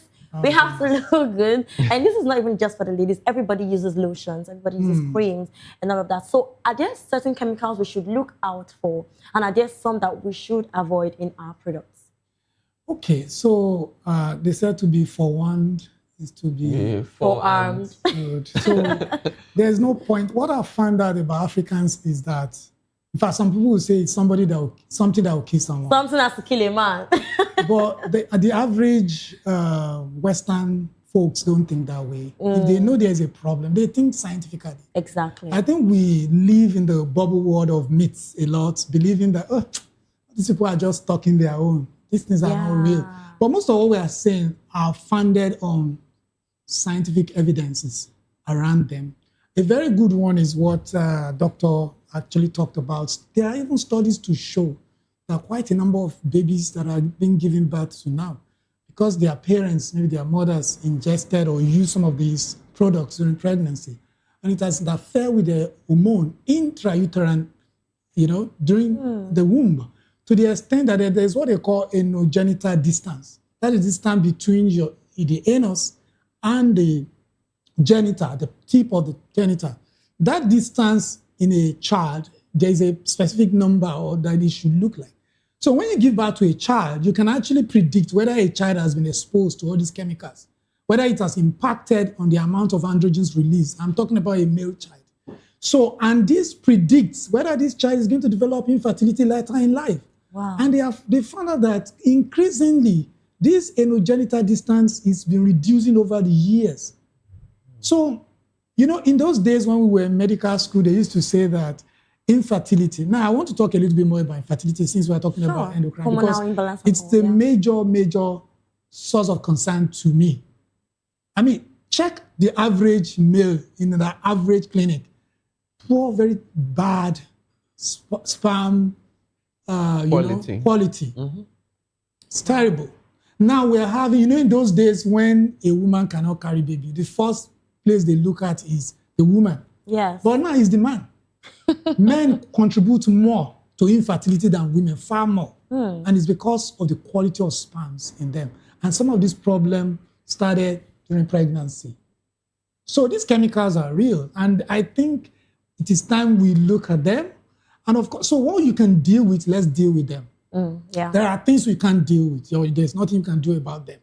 But the things that we can walk around, let's walk around them. Now, talking about plastics, Do you know that many countries, including Rwanda, I traveled to Rwanda about 10 years ago, and as way back as 10 years ago, plastics had been abolished there. You couldn't use plastic in Rwanda. You couldn't use plastics. I think the Nigerian government, I think maybe the state, or I don't know, it's the federal assembly, they were trying to proscribe plastic maybe 5-6 years ago, but eventually, we always introduce politics into everything we do. Personal interests will always come in. So these are real existential problems that I think the government needs to begin to address. Because maybe one day we'll just find out that majority of men cannot procreate. So beyond infertility, and of we'll course. almost not be able to trace the reason why. Exactly. Because it has been happening. Over time. Yes, because it's getting worse every day. Then they even found out in a study that, for those who want to maybe do assisted reproduction, they found out that even babies giving birth to through assisted production also have very poor sperm count while they were growing up because of this problem. So it's not just about, if you say, we can circumvent it, when the time comes, we'll do assisted reproduction. But they found out that babies that are delivered through assisted production, they have very poor sperm count and low level of testosterone. And of course, when you have this risk of having all kinds of metabolic problems are there, obesity, type 2 diabetes, cardiovascular disease, hormonal imbalance like thyroid problem also. So it's a big, big problem. That I think the government need to, and I think health practitioners and also the media also need to increase the populace's awareness about them. All right, so what's the best way, what's the safest position to be? Is it that we should not make use of these things, or we should look out for certain kind of chemicals and watch out for the others? Well, for water, some people don't use only glass and stainless steel. For cooking utensils, our parents used to use what they call adogan. This is iron cookware. Yes. And it's safer than the non-stick pans. I'm talking about the lotions, the creams, the deodorants, the perfumes. Yes, you can look good with natural products. There are some natural products. Like? I think you just need to look out. If you have any product you want to put on your body, ask yourself, what does it contain? Exactly. Does it contain BPA, bisphenol A? Does it contain phthalates, like doctors say, parabens, triclosan? These are, chemicals that you need to look out for. Or PFAs. These are, I think, if among maybe like about 4 or 5, these are very top chemicals that you need to look out for. We mentioned the BPAs. We mentioned the phthalates. We mentioned parabens. We mentioned triclosan. I think there's another one is PFAs. So all these 4 things, look out for them. And the heavy metals as well. And the heavy metals. Heavy metals. Mercury. Yeah, mercury. Yeah. Arsenic. All of them. Okay. They are all very, very important. This conversation is making me realize that there are so many things that we are not really paying attention to, really. So, Dr. Dario, are there some other things that are not necessarily obvious, but are really, really harming us? Think of air fresheners and all of that. Yeah, absolutely. And also receipts. We collect receipts. Receipts. Really? POS receipts. Receipts that you collect at the mall, they contain some chemicals, PFAs, phthalates, and all of that. So maybe next time when they want to give you receipts, say, hold it, I don't need it. Or take a picture. Okay, if you need it for accountability, take a picture and walk home. Some of us, especially ladies, you keep stacks of receipts for whatever reason. Can we really be careful enough, really? Yeah, be found doing your part anyway. You can do your part. You can do your best. Then, of course, in addition, many of these deodorants I see now, you would see written aluminium free. Yeah. Because they are becoming more conscious that these metals should not be there. Yes. Because the aluminium compound that is in antiperspirant has also been linked to some health challenges. Yeah. So definitely you'll find out that some brands are already telling you 0% aluminium. because of the potential effects it can have. Then the pesticides too, which I think we need to talk about it. Atrazine. All the DDTs, the fertilizers, the pesticides, the things that we use to preserve our crops and all that, at the end of the day, they still affect us when we consume them. So you need to take extra care in washing everything you get. Even our insecticides, by the time we spray, we spend some minutes still in the room, and that could be doing something, right? And you still inhale all sorts, and you know they are a combination of different chemicals. We are living in a I want to coin a word, a chemicalized world. Yeah, we are, because everything around us, what we touch, what we put on our bodies, what we eat, what we breathe in, even the emissions from factories, from industries, from the generators, from the automobiles. Chemicals, all sorts of reactions happening in the air, and ultimately, human beings get to be the eventual. You know the animals are not spared. There's a study where they found that polar bears are becoming more infertile because they're exposed to pesticides, the same pesticides like humans. So polar bears are becoming more like female.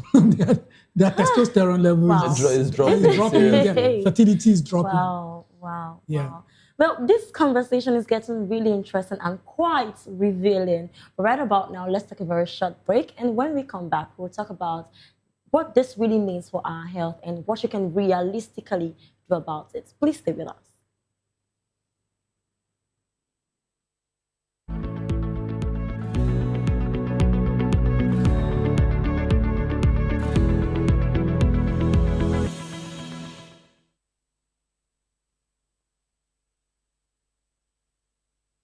All right, welcome back. This is still Health Check on the Voice of the People television. We have been exploring how everyday items around us may be exposing us to more than what we even realize. And now let's bring it a bit closer to the home, you know, what all of these actually means for our health and what we see in the real life setting, really. So there are people that are really dealing with these today, are connected to us, and they are facing everyday exposures really from all of these items. Is this something the body can adjust to? Or because I think our immune system tends to fight some of these things for us depending on your system. So is it something that we adjust to slowly, or is something that can begin to interfere with our lives just for awareness purposes? Well, unfortunately, quite a number of them, especially the PFAs, in fact, they call it forever chemicals. Wow. That means once it enters your body, it never leaves. It never leaves the body, and it will continue to disrupt the hormones, because, put you at the risk of having all the problems that we've highlighted. So they never leave.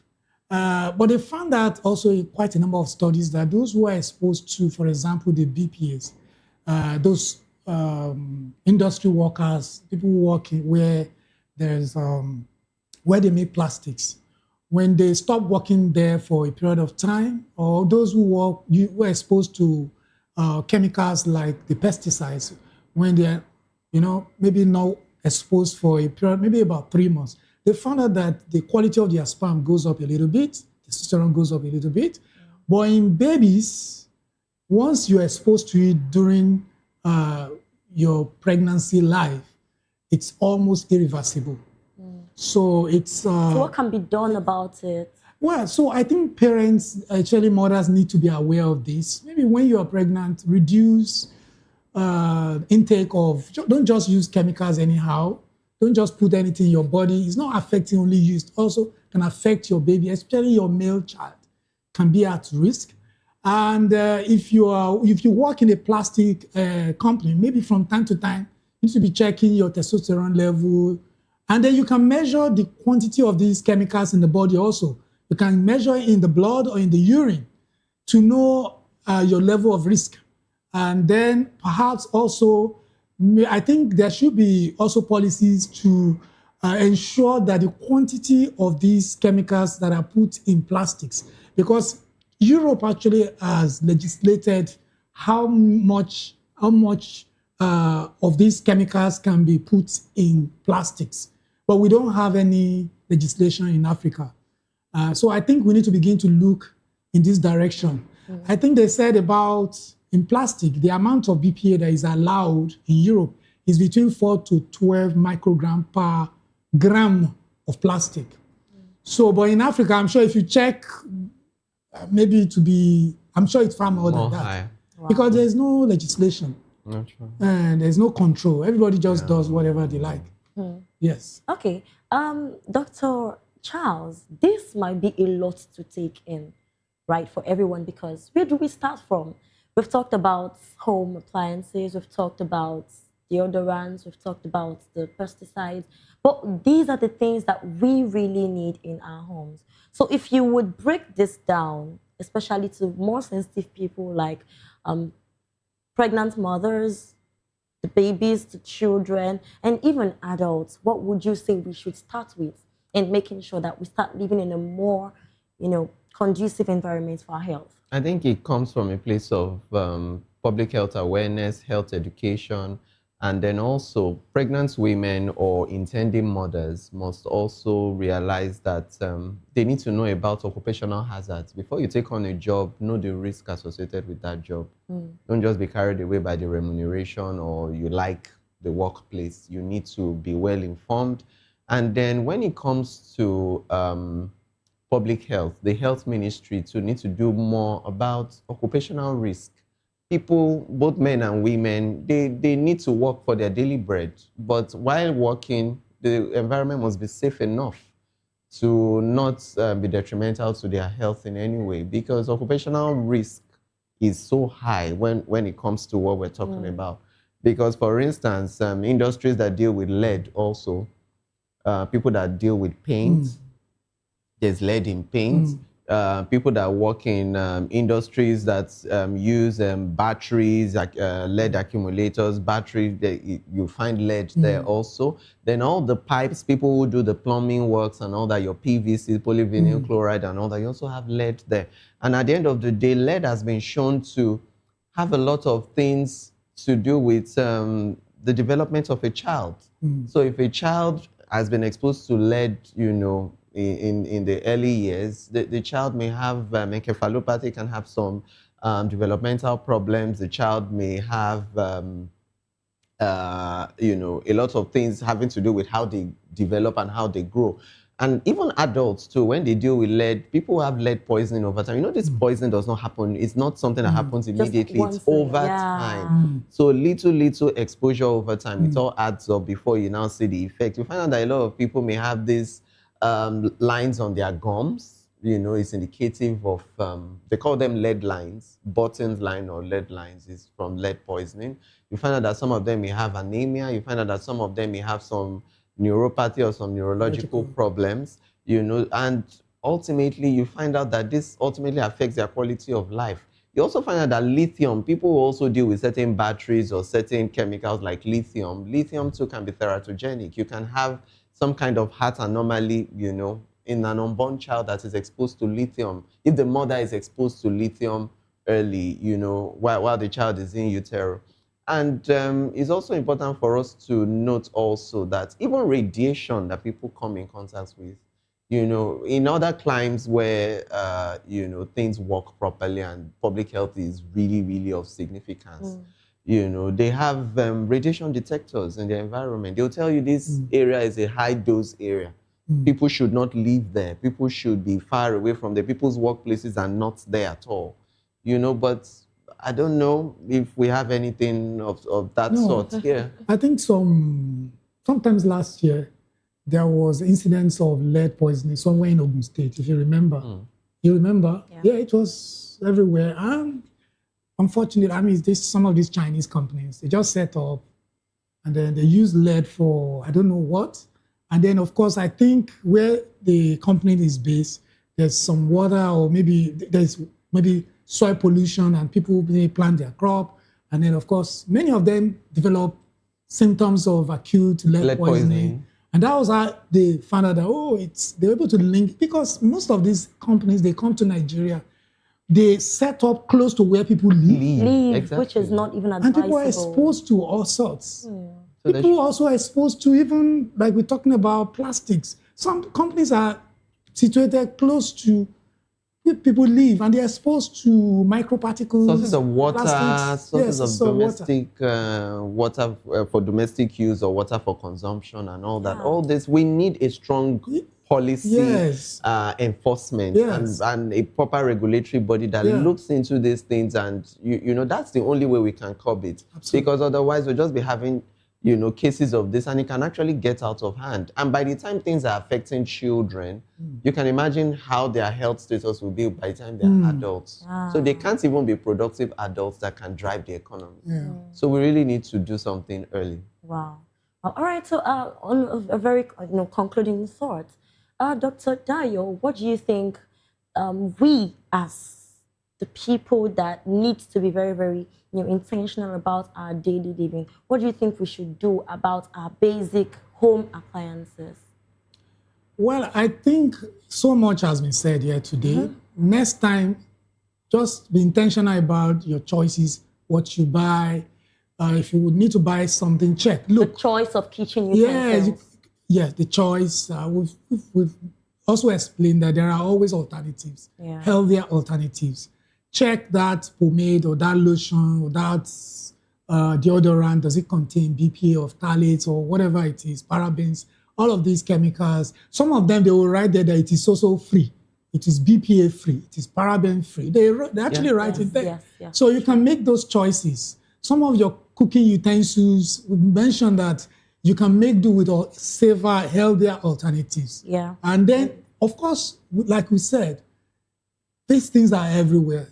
You may not be able to evade or completely all these chemicals, but as much as lie in you, try and avoid those that you can avoid. Basically, do what you can within your power. Okay.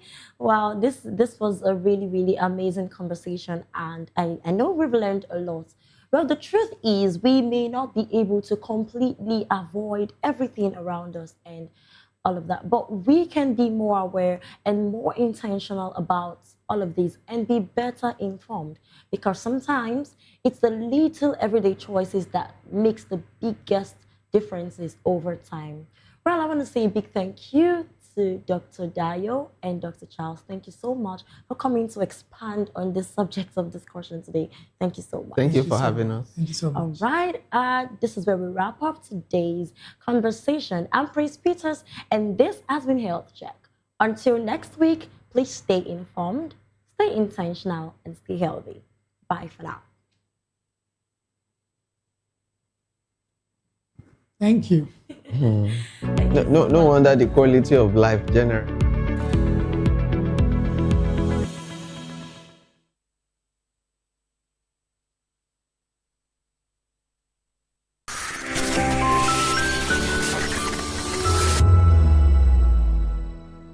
Behind every broken desk lies a broken promise. Education shapes the nations. But who is asking the right questions? Introducing Edu Dialogue, the show that goes beyond the surface, exposes the cracks, the corruption, and the silence in Nigeria's education system.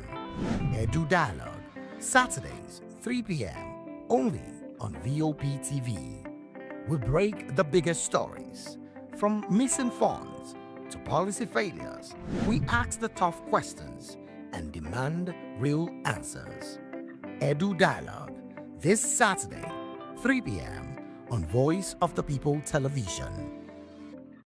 This is African News on Voice of the People Television, where we don't just bring you the news, we bring you Africa's heartbeat, the policies that shapes our world, and the economy that determines our future.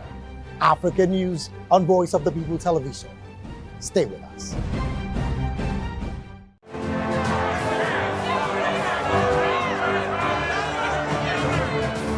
Do you want your voice to be heard? Do you know that you matter in the scheme of things?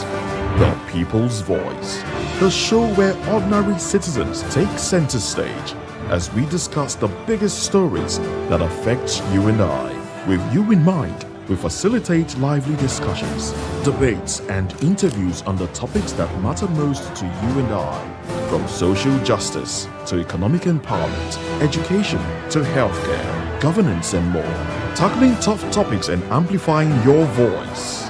Join the conversation and make your voice count. The people's voice. Make your voice count. Welcome to the locker room, the home of football talk that matters.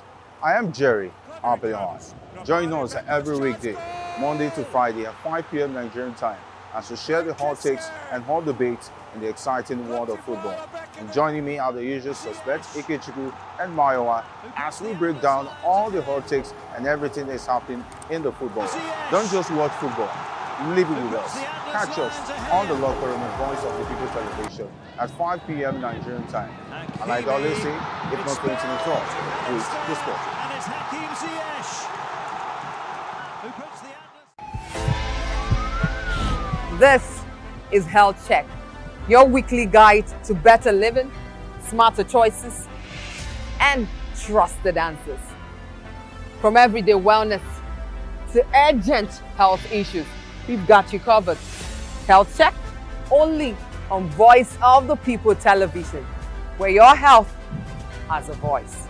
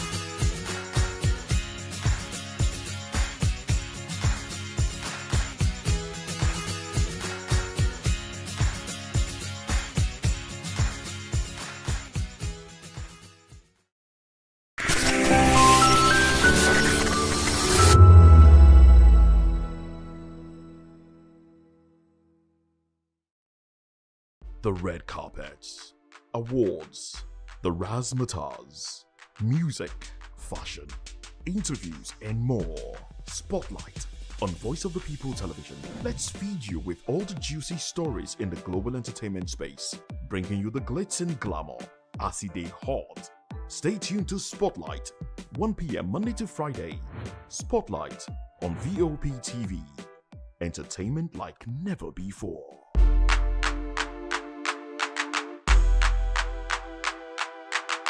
Are you ready for the extraordinary? Something big is happening on your screen. Introducing VOP TV. Now streaming on SLTV channel 264. From breaking news to captivating conversations, news analysis, giving you all sides to the story. We bring in-depth discussions on the issues that matter, from politics to sports, entertainment, and lifestyle. VOP TV on SLTV channel 264. Join us as we redefine what television means to you. Voice of the People Television, VOP TV. Now you have more than a voice.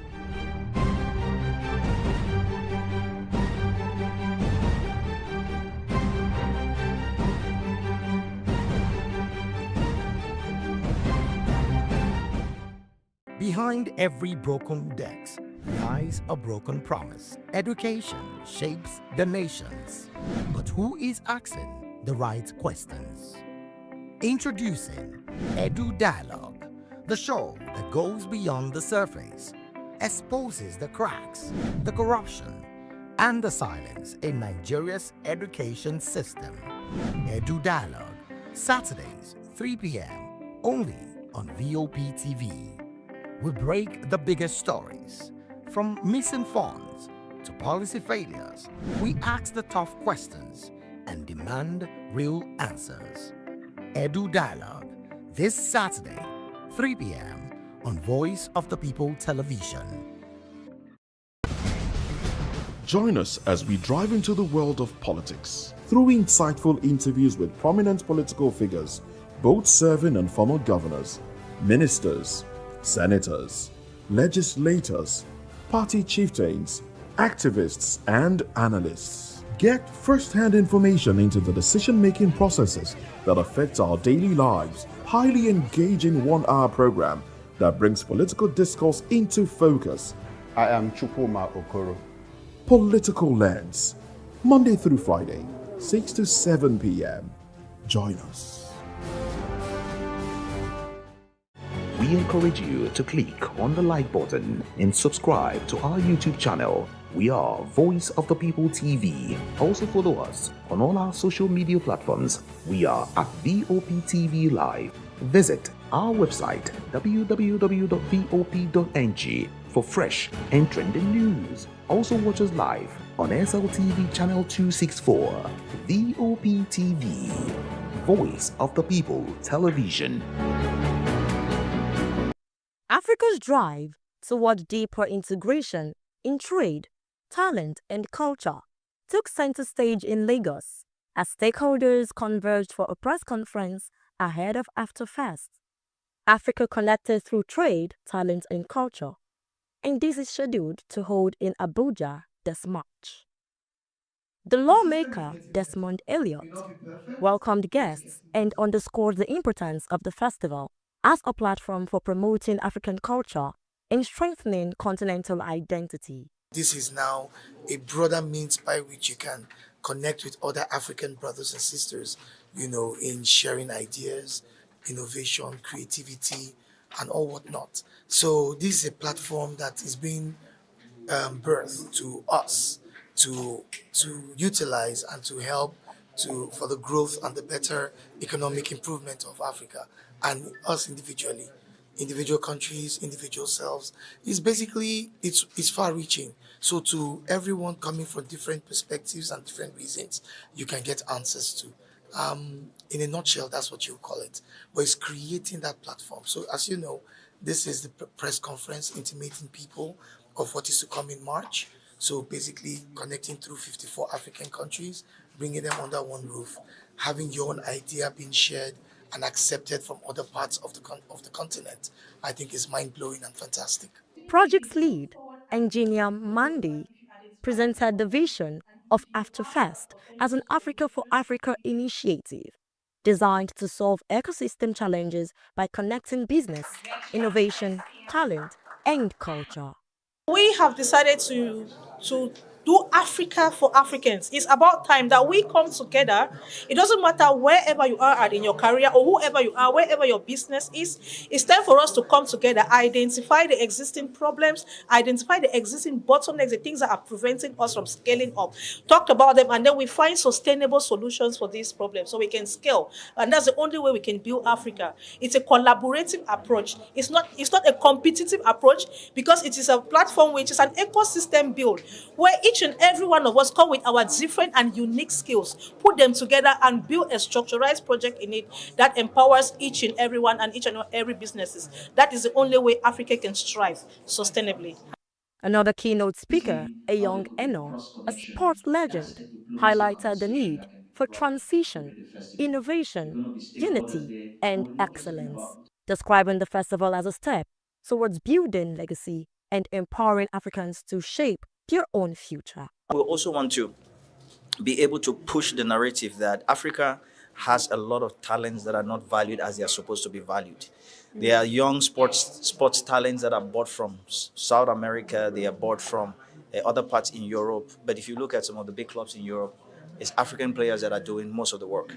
So through these, we want to have platforms where we talk about how can we change the value of African sports people so that we can begin to compete in the market based on what the statistics shows. The statistics shows that a lot of Premier League clubs will not do well without African teams in Spanish league and in other leagues. And again, so you could see that with the AFCON that just concluded.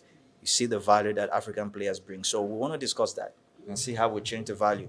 When we change the value for African players, we want to make sure that when African players, they make a move, a lot of that resources comes back to the local area where they came from to develop it, create small football stadiums, give scholarship, build infrastructure. So we want to put that in some very organized plan. And that's one of the reasons I'm very passionate about the whole football sector part of it. Organizers say AfterFest aims to mobilize young people, support entrepreneurs, spotlight African excellence, and position the continent as one integrated market. Africa's future is being shaped by ideas, innovation, and collaboration. AfterFest is not just a festival, it is a meeting point for trade, talent, and culture across continents. As March 2026 comes closer, expectations are high to open new doors of opportunities for millions across Africa. From Lagos, I am Praise Peters, reporting for Voice of the People Television. voptv. Now, you have more than a voice.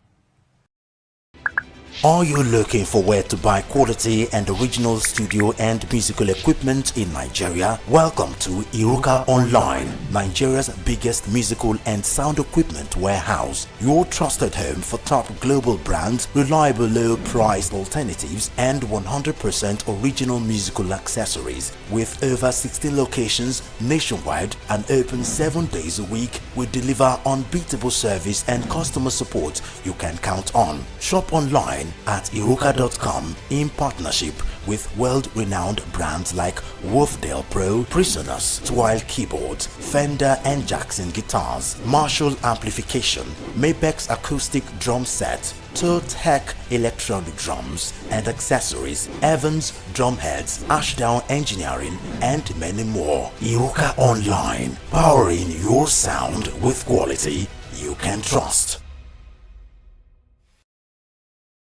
In a world where truth is the ultimate power and opinions scream the loudest, it's time to wade through the noise. Hunger no get tribe! Hunger no get religion! And scan the human interest and trending topics that matter. Stay tuned to The Issues, your plug to the stories making the buzz, from politics to science and technology, social justice, and more. Let's tackle the tough questions and expose the truth. The Issues on Voice of the People Television, Mondays to Fridays, 8 to 9 p.m. The Issues. Don't just react, understand. When I first heard VOP, I thought they were talking about me because I'm a voice-over personality. But no, this is Voice of the People TV, and you are riveted forever because this is the place to be. Yo guys, your boy Chella. Shout out to VOP TV. I love you guys. Salut, salut tout le monde. Suspect 95. Là, on est sur VOP TV. On passe un bon temps.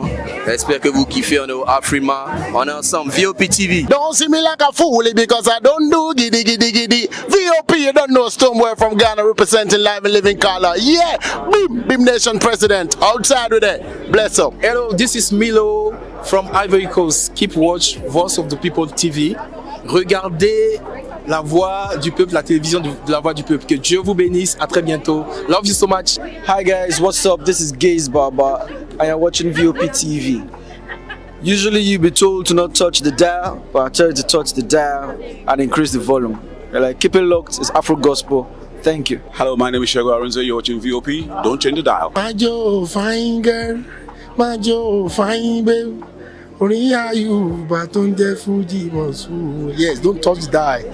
This is me, Dr. Adiwala Iba. Keep watching VOP TV.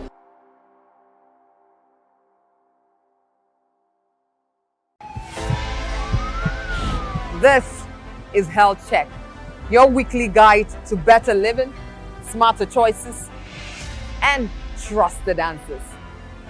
From everyday wellness to urgent health issues, we've got you covered. Health Check, only on Voice of the People television, where your health has a voice.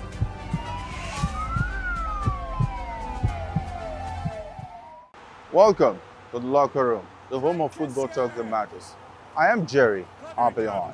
Join us every weekday, Monday to Friday at 5 p.m. Nigerian time, as we share the hot takes and hot debates in the exciting world of football.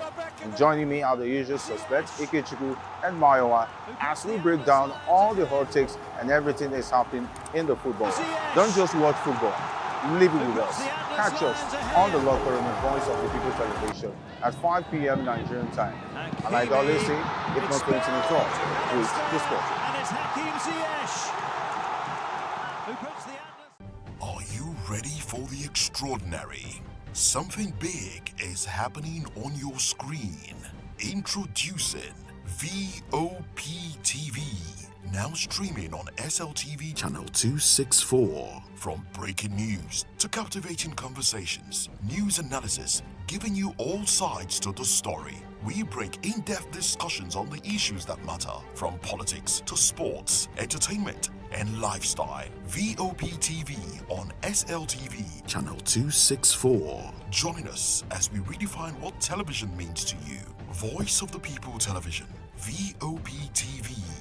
Now you have more than a voice.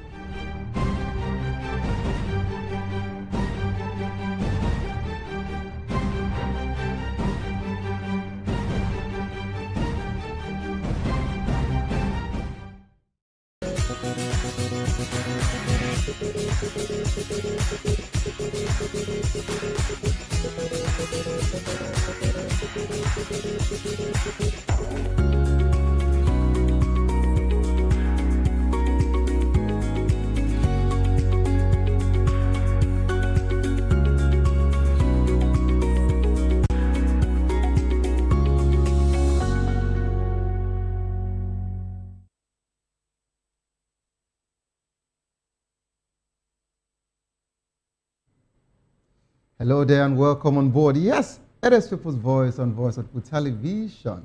It's another Monday, another time for us to actually hope again. And of course, just like I usually say, you have to keep your hopes alive and believe that everything is possible. Welcome on board. And of course, it's a very wonderful edition. And I promise you, I have a teaser, of course, and also have something, huge, a surprise for all of us here.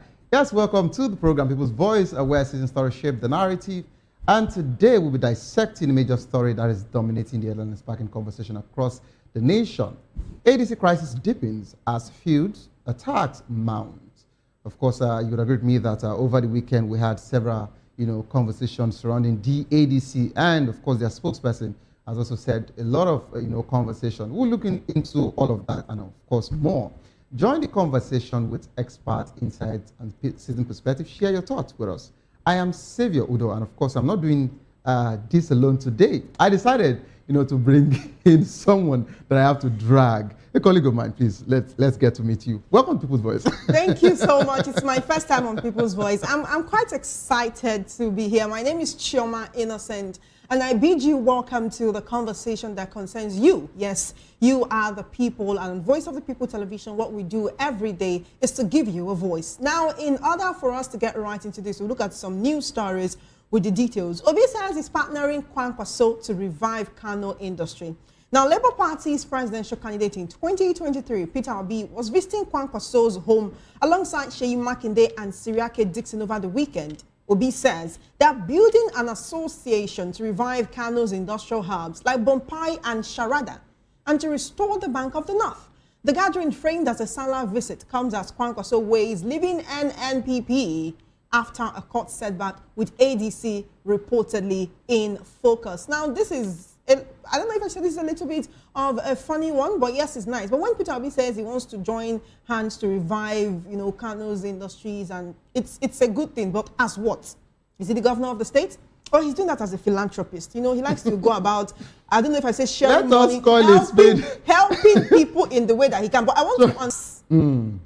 Choma, let us call it spade. I think at this point, politicians love, giving up smoke screens, you understand? Making it look like, whatever you guys are thinking is not what we're actually thinking. We are here for good reasons. We're there for good reasons. We're there for people, you understand? For the good of the people. The people come first. You understand? The people comes first. Mr. Peter Obisa, when you got to Kano, what happened at Alhaji Kwankwaso's residence?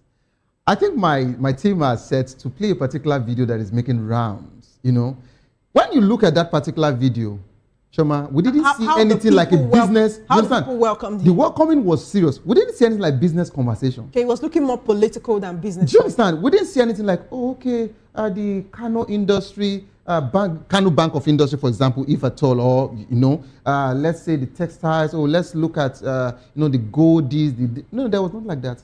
When Obi landed, immediately go to Kwankwaso's, residence, all we saw was all of the Kwankwasia movement, having that red caps and, a touch of white, flowing the street. And the only thing they were chanting was, Obi, Kwankwaso, Obi, Kwankwaso, Obi, Kwankwaso. I would have said, that's because they are seeing both of them, but they did not chant Siriake Dixon. No, they know those ones went for, actually went for, consultation. But this particular one, can we get the volume? Get the audio. Let's get the audio, please.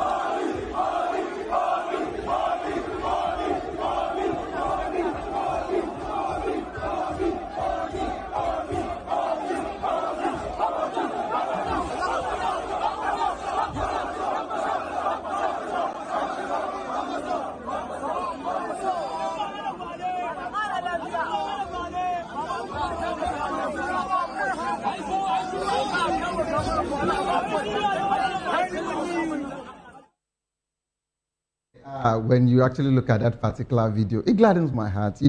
It's been long I actually saw organic, followers, organic, movements. And the reason why I'm saying this is because over time, Choma, we've been hearing, oh no, this particular, people that came out, to welcome these certain politicians were paid a certain amount of money. They were, what's that word, they gave them a mobilization fee, they were hired and all of that. It's even like what happens when people are protesting for a cause that they don't know about. Yes. So we have a lot of people who their work is to find the next person who needs a crowd. Just carry their placards. Become a part of the crowd, carry placards, carry cardboards, write whatever on it, and then just move. Sincerely, but it's nice to see this. This is organic.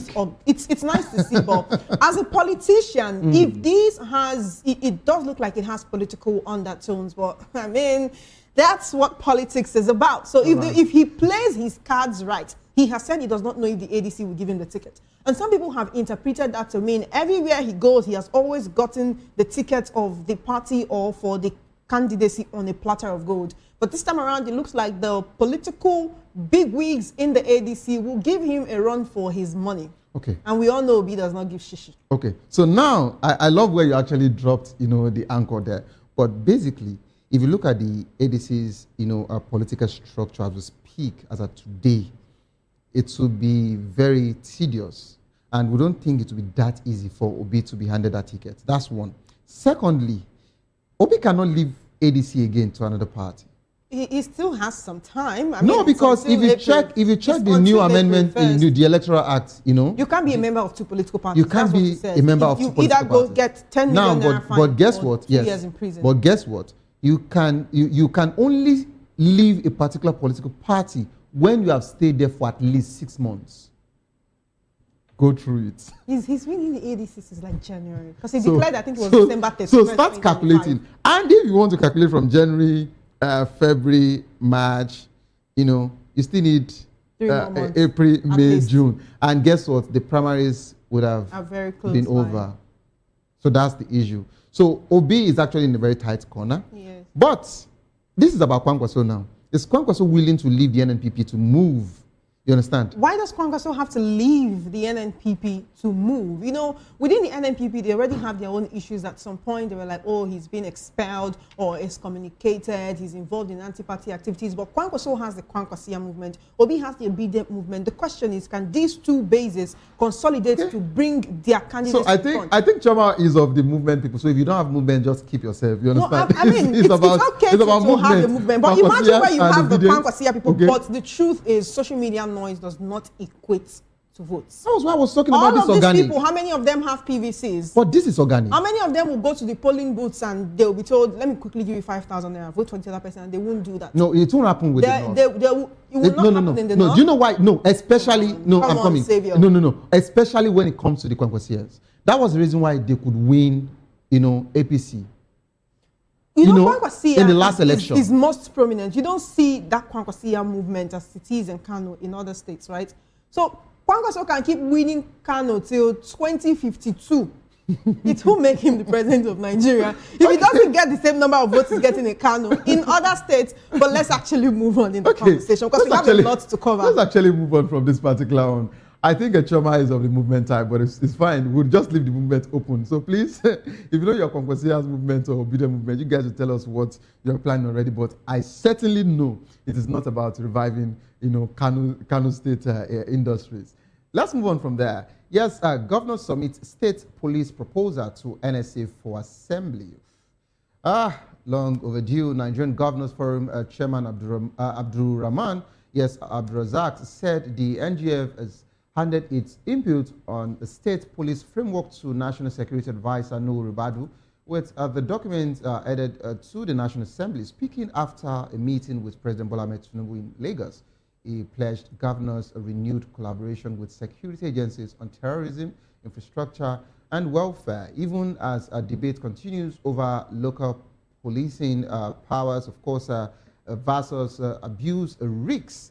This is quite a very serious one there, because when it comes to state police, I think so many people are having issues with it, and so they said, I can actually, make an assertion here that the former IG was not also in support of this particular, state policing. That was what we were told. But notwithstanding, we have to understand that state policing is needed, but we need proper, structure.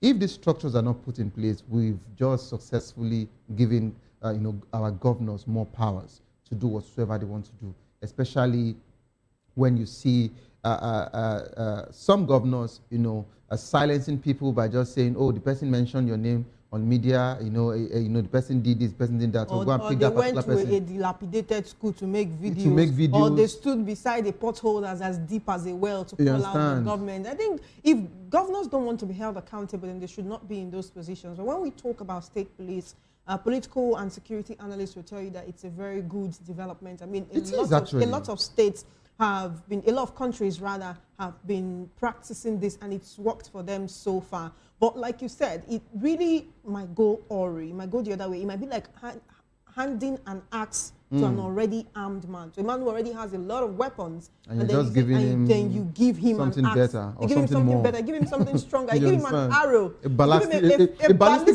missile. You give him a flamethrower. Now he can even do more. The reason for state policing is for the people to be able to identify with the security operatives. There is this fear of the Nigerian police that a lot of people have, a lot of young men and women, because right now it's not just limited to young men being harassed by men in uniform, even women. And then many times young people try to make videos so that you don't implicate me, because you're in uniform, but the people don't trust you. So the belief with state police is now you recruit people that speak the same language, they understand the culture of that place, people who understand the terrain, people who can identify strangers and, flush them out of the communities where they will be doing their policing, right? But at the end of the day, it's very important for us to get the framework right. It will be, if this can happen, it will be one thing that maybe it will be that one thing that President Tinubu has gotten right, but we need to get it right fully. And of course, we have to determine if we are right. Shoma, we have to add this. Just like I mentioned this in one of our programs, the Saturday morning boss.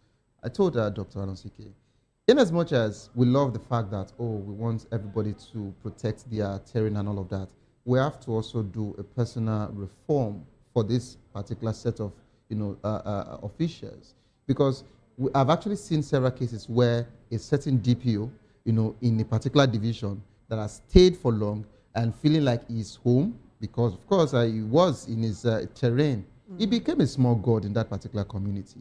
And now the community were having issues, with that particular DPO, praying for them to transfer him off from that particular thing. When you're in uniform, you answer to authorities. Like a soldier, even when you believe you are rooted in this place, maybe you're falling in love with the people, with the community. Who wants to just come and protect us? Don't fall in love with the area. Once you get the no, you have to. No. I have my reasons by saying, for you understand. to feel a kind of kinship, a kind of kindred spirit with the people, but understand that your duty comes first. You understand? So when we agree and when we understand that duty comes first, if you have to move, you will move. But I don't know if I should say there should be choice.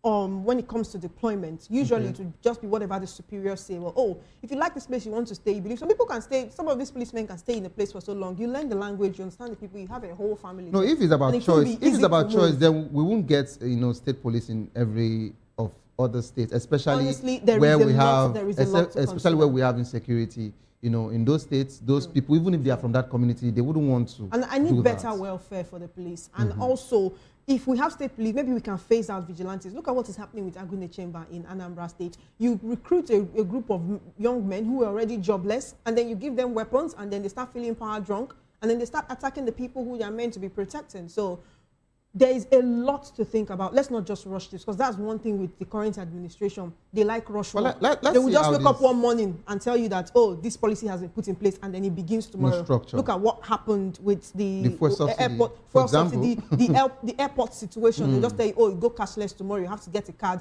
just like that. Then what happens? So that's something we really need to look into.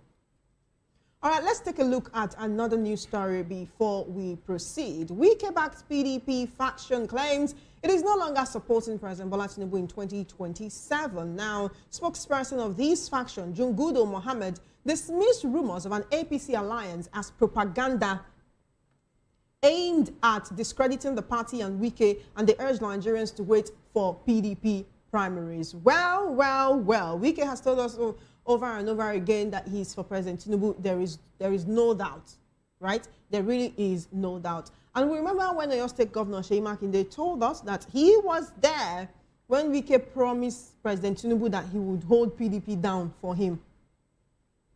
So what is Jungudo Mohammed telling us? Is the Wike faction now also factionalized?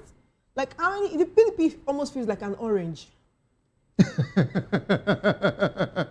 With so many, you know, when you peel it, with so many formations. So many formations and layers. You know, everything is just, you know. My goodness. Political analysts will tell you that the umbrella is torn. It seems it's only the wires, those metals that hold the umbrella that is remaining now, and rain seems to be really beating them. But whatever candidate they want to field, what is the chances of them beating APC in 2027? But one thing about politicians is, you know, they are always very upbeat. They always tell you, oh, we have what it takes. But sometimes it feels like even they don't believe what they are saying. Anyway, of course, we wish the PDP well. No matter what is going on with the party, we do wish them well. We hope they know what they are doing. But political analysts will tell you it's time for the opposition to consolidate if indeed they want to phase out the APC come 2027.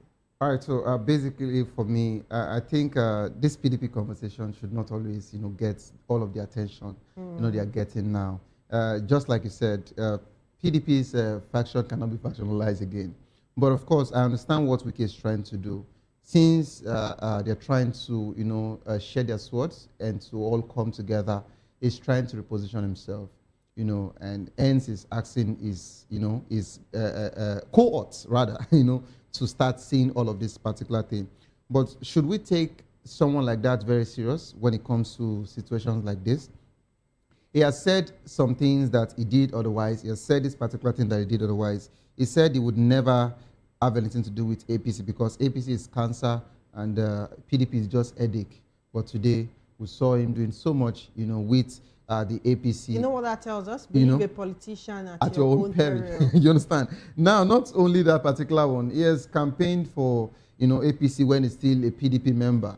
And he said that he would support President Bola Ahmed Tinubu in 2027 general elections. So I'm surprised that his camp are actually saying this. Is he trying to do damage control? There is no how, you know, you would say you are in this particular party and you want to support that other party. And these were some of the reasons why he was actually expelled from that party because of anti-party. But today, the same PDP are still acting as if, oh, we didn't know all of this particular story. Let's see how Wike's situation will unfold. The reason why I love the man is that he cannot stay away from the media in a week. We would always get a story from him. So he seems to love the sound of his own voice. Well, let's move on. No, the reason why I love his sound is because he doesn't finish his sentence. He expects it to finish. So, for example, we just say people's voice. To love the sound. Yes, he also loves the sound. His own voice. He seems to have a lot to say. Do you understand? Yes. I mean, he has. Whenever he acts as if he has a lot to say, he will wait for you to finish. He will say, then you finish that statement for him. Then you move on from there. All right. Let's move into the final news story before we go straight to the main conversation here today. Sarah Porter's Fabio name to name officials behind 200 trillion naira situation. Of course, Sarah was actually written to the President of the Senate, Godswill Akpabio, demanding the Public Accounts Committee publish names, audit records, and timelines tied to about 200 trillion naira allegedly accounted for allegedly not accounted for, rather, I beg your pardon, from the NNPCL, yes, because this particular situation has been ongoing for a while now. Between 2017 to 2023, the group warns delay and absent officials erode trust, urges a full transparency within a week, and threatens legal action if the Senate fails to comply. You know, the reason why we might not actually say much about this is because I don't think, you know, these names will be mentioned. But let's just wait to hear what they would say. But what really, you know, got me, you know, to my bones, I was really, you know, frozen, was when I read that particular news. Someone who represented the NNPCL, someone from, you know, their own, you know, a group, of course, from the company came and they asked him just a simple question. What did you do with 5 billion naira? Shoma, he said they used the 5 billion to change the name from NNPC to NNPCL. So letter L, the alphabet L, is very, very expensive these days. So 1 billion per letter? Yes, basically. So from NNPC to NNPCL. So that L. You know, one thing I don't like about how the political and other elites speak to Nigerians sometimes, they speak to Nigerians as if we don't have sense. I'm telling you. No, you have to call it that way. This snake swallowing money story. Do you understand? It's something I don't like to talk about. I believe if you want to lie, you should put in effort, make it believable, make it a Nollywood story, you know, give it Give it some pizza. You're giving them a new script. No, I mean, they know this, but they don't just rate us enough to go through all that trouble for us. To add just letter A. Like for Nollywood, if you see a poorly produced movie, you will know that these people did not put in so much. So if you want to lie to Nigerians, put in effort, make it believable, help us to try to understand you, because when you do it this way, we just look at you and be like, so, I mean, you're calling me a fool. It's not nice. But let's not dwell on this. It's good to talk about it. I'm glad we're talking about this. Is the people's voice. We are reiterating what the people would say. We are trying to hold our leaders, political institutions, and others accountable, which is very important. But for the average Nigerian, they're buying fuel 1,400 naira. Do you notice that transportation fares have increased by 100%? In many areas. Yes. And you see people grumbling. Like, these days, I think, I don't even know I don't know how to phrase what I want to say to you, Mr. Savior, but I would just advise you, but you don't look like you take public transport anyway, but you can't wear whites and enter public transport these days. Choma, you probably fight with somebody who is frustrated I think at this point we have to say off your mic. I think at this point we have to say off your mic. No, I have my right to this is not the National Assembly. Oh! No, I didn't mention National Assembly. You actually threw it. So you know we have a lot to cover, so let's just delve right to the conversation. All right, to join the conversation, kindly call the number 09044732605. Follow us on social media at voptv Live. Of course, you can use the hashtag People's Voice on voptv on YouTube with Voice of People TV. Kindly hit the subscribe button, and together we can make our voices heard. It is time for us to go on a quick break. As soon as we return, we're talking about the conversation here. ADC crisis deepens as field attacks mount. Don't go nowhere, please stay tuned. I'll be right back.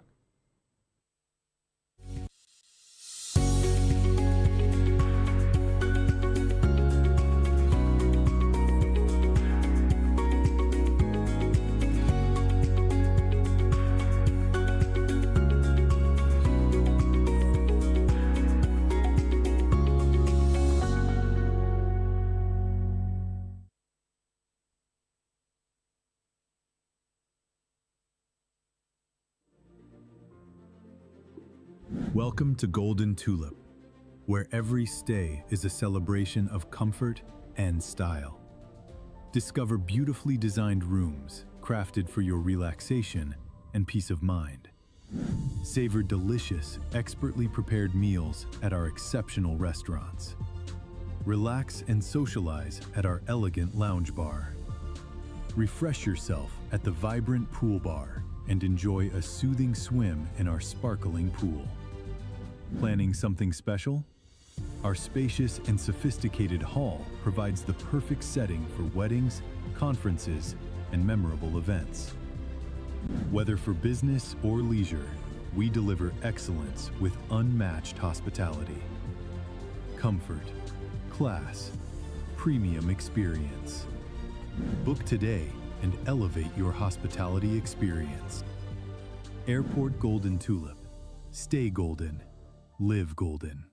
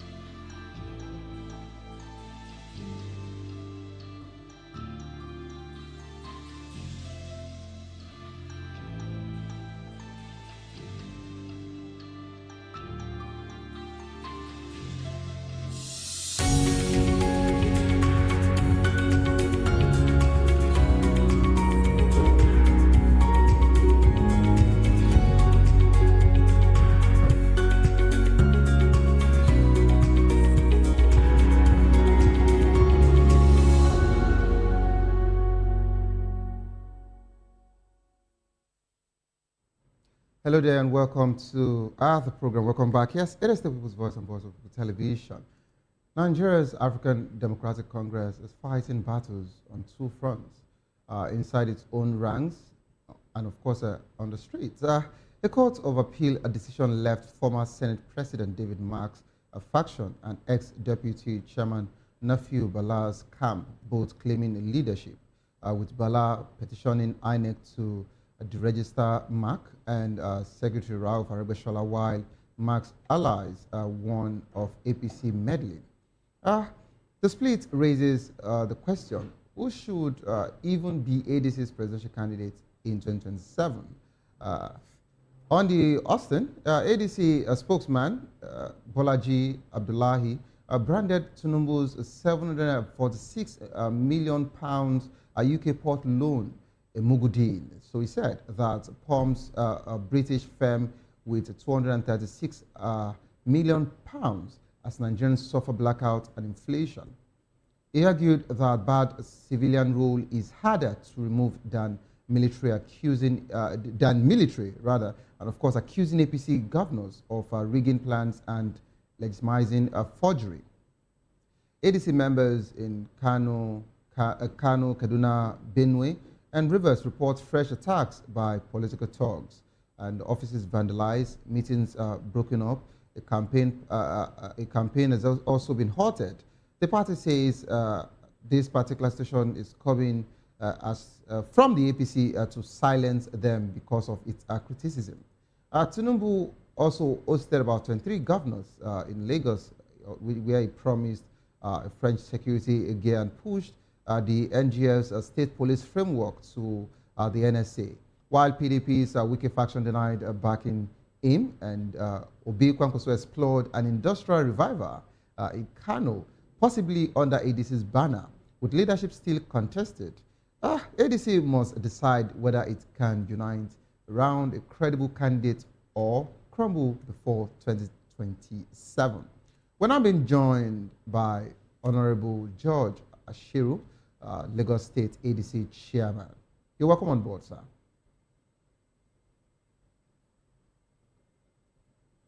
It's good to see you and to hear you. Can you hear me too? I can hear you loud and clear, sir. You're welcome on board. Awesome. Awesome. Thank you. All right, Dr. Kayode, a social political technocrat and, of course, aviation safety expert, will be joining the program as well, but you're trying to set him up. So we'd just like to kick it off with you here. So with Mark and Bala's tearing ADC apart, does the party even have a legal, or will the party? You know, because the major problem here is that ADC looks like the only viable opposition for now, which I can actually say a formidable opposition. ADC have actually, gotten, all of the attention it needs, and with ADC, extracting politicians from different major parties. Of course, we saw what happened in the National Assembly, and this particular situation is happening now to the ADC internally, where they're still having issues of faction. We've seen what factions have actually done to other opposition party. We're going to talk about the Labour Party, where Senator Usman Nadi and this other Abure, faction has actually done, so much, to that party. Are we going to talk about the PDP, where Turaki led and Makinde faction and Wike, and the former remaining G4 rather, are actually doing their own. So if we actually come into the ADC is like the last hope for almost all Nigerians that are actually on the opposition party. And with this particular situation, internal situation that is going on, if ADC is deregistered, that means there is no official political party that can actually go head-to-head with the APC. And we're having issues with the heavyweights in that party. Hence, we actually asked that particular question. Aside from the legal situation there, but we also have the heavyweights, the OB and its movements, the Atiku and its loyalists, the South-South and Amechi there. And now, talks is still on the ground with the Kwankwasia and Kwankwaso with what we saw over the weekend. Can you please give us clarity as regards to all of this that is going on with the ADC? Let's start from the internal situation first. Thank you very, very much. As you can see, within any organization, any entity that exists, there will be dynamic tensions between the various caucuses and groups. But what you are referring to is a completely different situation. We have a gentleman who was a former national officer of the party.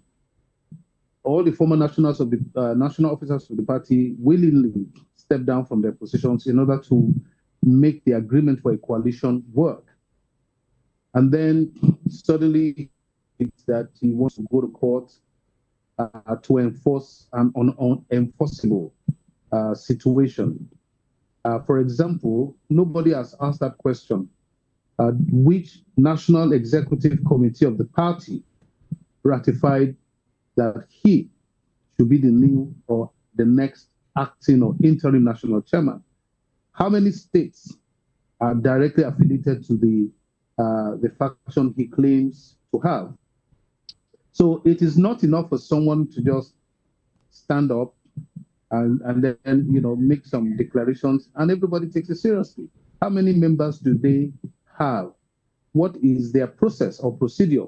Why is it that their names are not written in INEC portals as officials of the party, whether in times past or even in the present?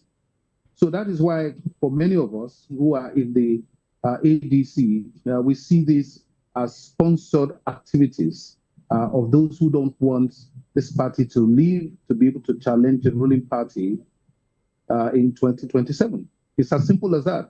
And how easy it is, just pay a couple of cents and they will go there and frivolous cases will continue and they will be happy to make the money, even if they have to do so on behalf of those who really don't know what they are after. So that is a direct answer on the issue of, in quotes, the so-called internal. Internal could exist if these persons were inside the party fighting. In actual fact, they have exited by themselves. And that's the way we are seeing them. That's the way we are listening to them. So then you mentioned things like the heavyweights. The internal heavyweights between the Obis and the Atikos. We will shock the world because, like I said, before Obi will decide to leave his party, before Atiku will decide to leave his party, and Aregbesola decide to come into ADC, and Kwankwaso, romancing with ADC and so on and so forth, then there must have been months, if not years, of collaboration, of cooperation, of conversation, of which we are seeing the manifestation. The manifestation is what we are seeing of so-called coalition, and that means some understandings and agreements have been reached. And of course, we are not going to telegraph it so that the ruling party will then use it to decide who and who to begin to attack politically. So when it's time for the primaries, you'll be surprised to find out that all of these things will have been resolved, and we're going to move forward and produce the candidates that will win this country's elections in 2027. All right, Honorable. Just like you said, you said that the person in question should not, be taken seriously because he is no longer with the party. I understand, your position when you use that particular word, but of course, you know that in all of the other, political parties, these people that actually disturbed the party, were not also inside the party. They were also outside, trying to see how they can sabotage, the party. Now, let's talk about the attacks. We've seen, several attacks from Kaduna, Kano, Benue, Rivers, Calabar, yes, and I think, Benin. Yes, in Benin as well. Benin, and yes, Lagos. and of course, and Lagos. And of course, we also saw a particular one, the ADC Women Forum. That had their own. Yes, there was another attack well. Also, still Rivers. Amechi in Rivers State. Yes, Amechi Rivers. So basically, when we look at all of these particular things, some are actually saying these are politically sponsored, political talks, while others are saying these are coming from your internal ADC's fallout. Some of the people that you, just like you mentioned, that are not part of the party, that still want to look for a way to either sabotage the party or not want ADC to actually see, the light of day. What's your response as regards to this? And of course, to Nigerian democracy. Just yesterday, an ADC outreach, community outreach, yesterday in Apapa was disrupted by thugs. And those thugs, fortunately, were arrested, taken to the police station. And, it's funny when people say it is people within the ADC that are attacking the ADC. If there's people within the ADC, then we would know. We would know. We will be able to recognize them and say these are members of ADC who are aggrieved. But these are utter strangers who are disrupting activities of the party under instructions which we have heard live on television by the chairman of the road transport workers in Lagos. So, with that understanding, we can say categorically that whatsoever attack our party faces in Lagos was all coordinated, either from within the ruling party or the representatives or their supporters in the various locations, and ditto around the whole country. There is a sense that ADC is a baby that is about to be birthed, and they are trying to abort the baby because they know that once this baby is born, it's going to be a Moses, it's going to be a Jesus, it's going to be a Daniel, it's going to be a Joshua. And, to use Christian example, someone who will deliver the people from the suffering that they're experiencing. And that is exactly what we represent in the minds of the people of Nigeria. It's like, where is the credible alternative? Since the days that PDP has exited the scene, that will now be able to challenge the new emperors, the political emperors of Nigeria. And that's what ADC represents. And when our leaders got together to support this coalition, they were not in government. So it is not like those who are defecting, who are already in government and were voted into power in one party, and then they are defecting. These are people that are coming together, not in government, and then others are coming to join them who are in the various houses of assembly at the national level. It's a process, essentially in that regard.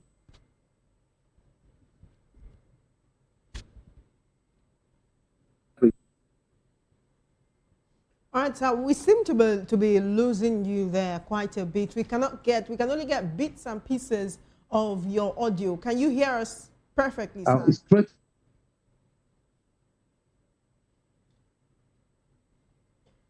All right, we might need you to just mute and unmute your microphone. Let's see if that will solve the audio issue. You're still watching The People's Voice on Voice of the People television. We have been speaking with the Lagos State chairman of the ADC, and he's giving us his own perspectives on what he thinks is the reason for the attacks on ADC formations across Nigeria. I was going to use the word unprecedented, but it seems like the ADC should be precedenting it now. Because, but the question I wanted to ask him is, what is the plans to forestall this? Because he is now even the one telling us about the one that happened in Apapa just yesterday. Just yesterday. It's so quite serious. when they know now that if they gather, that there might be hoodlums and thugs, and it is looking very, very sponsored. It's looking like there are people somewhere who, anywhere you see this word. So once you hear about their news, once you hear about just that, go. Once you hear they want to gather, just go and disrupt it, right? So that is one question I would have loved to ask him, because you can't keep putting the lives of your people, your supporters, your stakeholders in danger,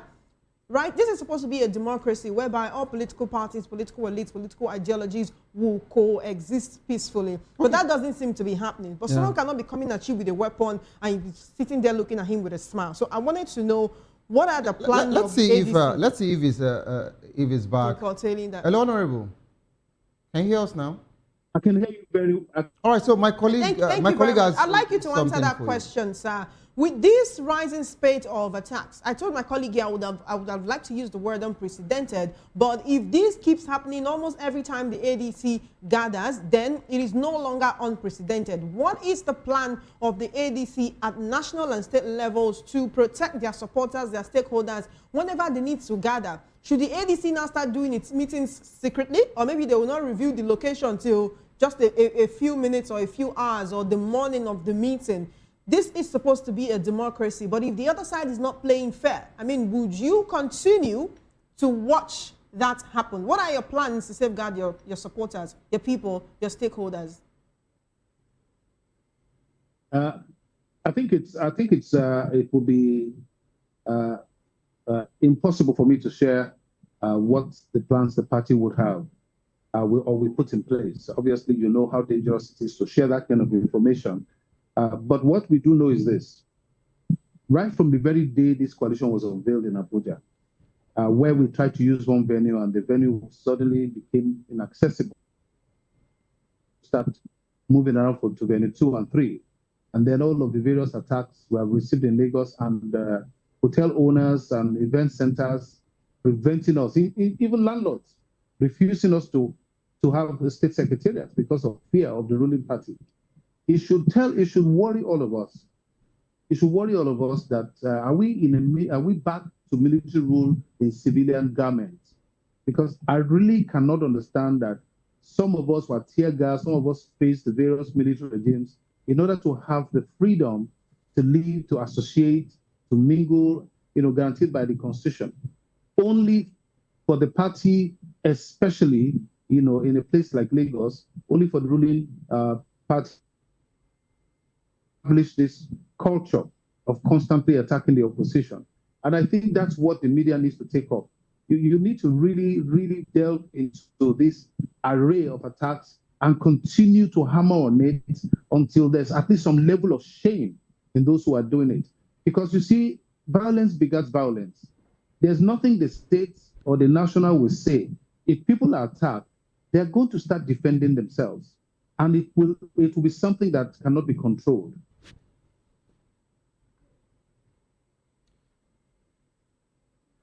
Okay, I think we're having, a glitch there, which is quite unfortunate. We would really want him to, talk about the different things. But Choma, just like he said, which I was to, comment, when he says that they don't want to divulge some information, they don't want to, give out some information. That's understandable. That's actually. understandable. But what it just looks like with these repeated attacks, it looks like they're folding their hands. If we want to really talk about some other people who are actually looking at the party from afar but are interested to join, but of course, they've actually seen, the this trajectory of, these attacks, and it's been on like that.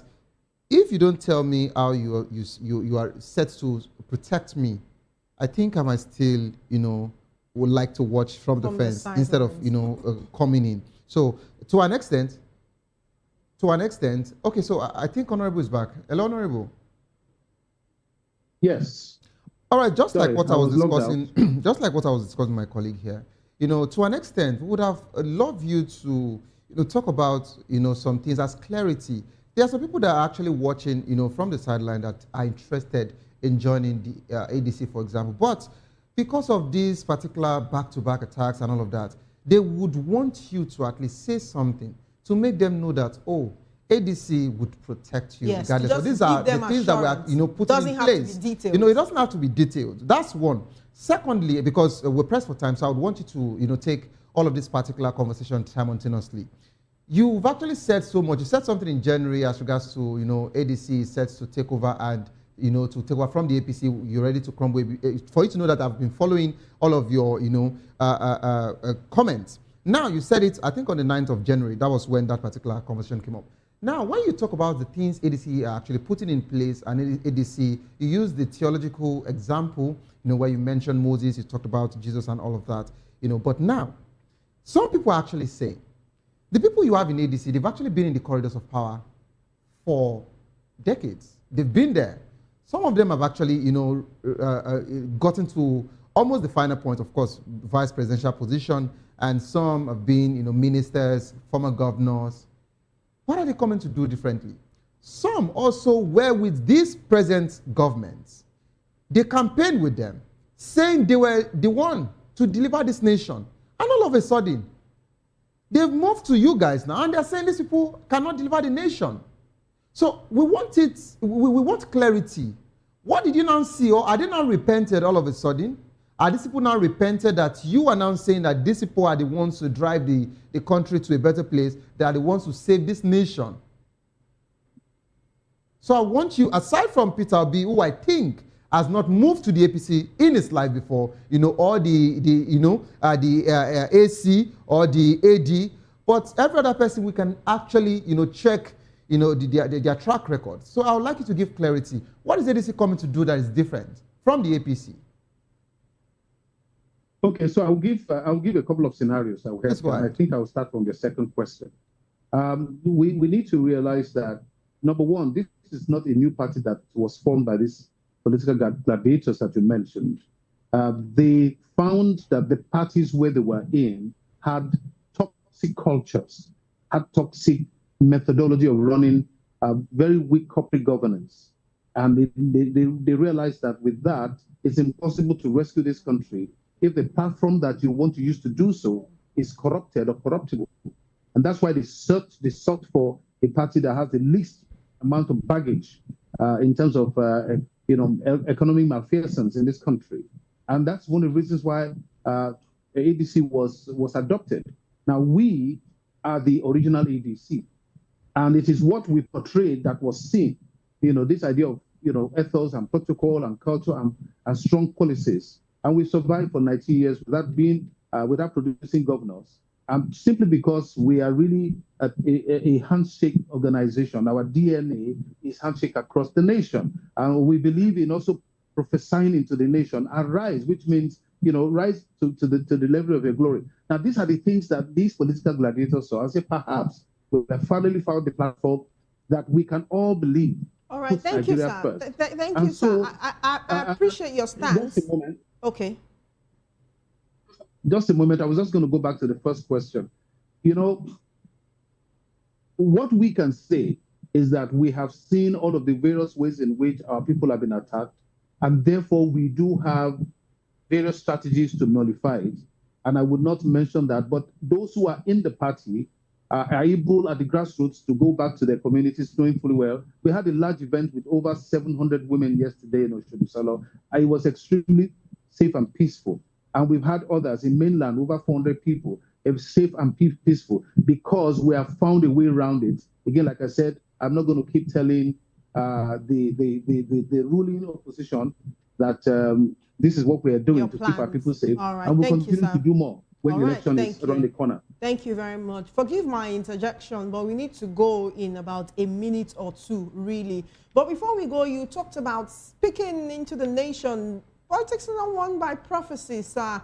The APC is doing everything within its power to stop the opposition. The opposition, political analysts will say, should be doing everything in its power to stop the APC. I understand that you might be a Christian, anyone within the ADC might be religiously inclined, but it's been said over and over again that politics is a dirty game. I understand you may not want to dip your hands all the way into the mud, but you have to do something. I'm not expecting you now to give me a detailed rundown of the ADC strategy to win the 2027 elections, but this grassroots mobilization you're talking about, we're not seeing it. When the APC mobilizes, you see it, it's all over the papers, it's all over radio, it's all over television. So what is the ADC doing in that regard? I was actually going to ask you about grassroots mobilization, but you've answered a bit of the question, but is it really enough, right? The people they call the Gen Zs now, we say the Lulu is the Solulu.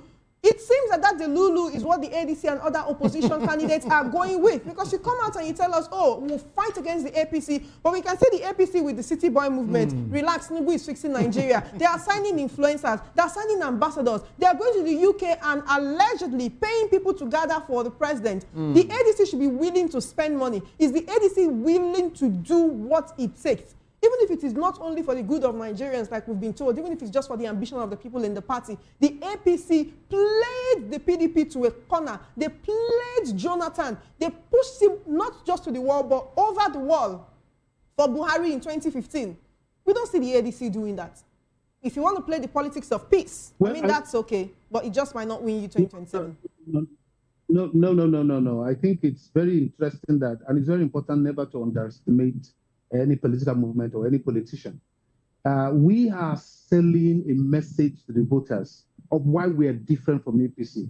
So behaving like APC, acting like APC, talking like APC is not our strategy for how to win the hearts of our voters. That's what happened 4 years ago, 3 years ago. This idea that, oh, it's an online movement, they cannot move, and the next thing you know, we won Tinubu in Lagos without any major grassroots movement, because they were able to get to the heart of the people. And guess what? That entire labor movement is now in ADC.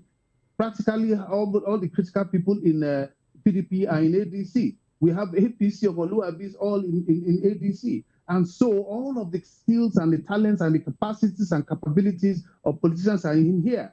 and you are making reference to a government that is using your resources, your tax money, in order to mobilize people, but the average Nigerian is paying 1,300 for fuel. So they know precisely that it would be foolish for an abusive woman to give a stick to the husband in the hope that the husband will be a peaceful man. We are doing what we need to do, what we just believe. And it's not about me being a Christian or not. I have to allude to the fact that we're still a religious society. And people who are listening, they can connect to what I'm saying because they understand it. They understand the significance of that statement in terms of their own circumstances and their own expectations. So let us be, and don't forget that I said that we have decided we're not going to be doing public activities anyhow because of the security situation. You have to be strategic about it. If you want me to be sending you videos of massive movements going on in Lagos, I'll be very happy to.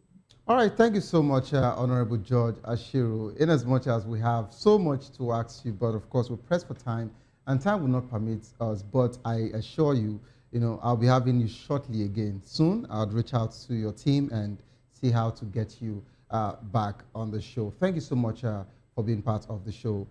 Do enjoy the rest of your day. All right, thank you so much, Chioma, for making your debut on on People's Voice. It was quite an exciting show. Thank you for inviting me. One thing I like most about the People's Voice is the name of the program. It's about giving the people a voice. So I want to see more of the people. I want to see us talk about the people. I wanted to hear him tell us, the plans for the people. It's not just Rescue Nigeria, Rescue Nigeria. This is the format that the APC used in 2015, and we know where we are today. 11 years down the line, are the lives of Nigerians better than it was 11 years ago? Okay. I dare say no. But thank you for having me on People's Voice. We'll continue the conversation off camera. Chioma is now a new prophetess and, of course, the spokesperson for the people. All right, this is how far we can actually go on the show. Coming up next is a locker room. Yes, beloved world of sport, football to be precise. I'd like you to stay put. Sorry to all Chelsea fans, and of course, Akizike, sorry to you, the Arsenal fans. It was quite a very serious one over the weekend. And this is how I would believe in don't give up because it is not over. Tough time doesn't last, but tough will do last. Whatsoever you face will soon be over, and you will definitely smile again. My name remains Xavier Udo. Have a good evening. Rest. My name is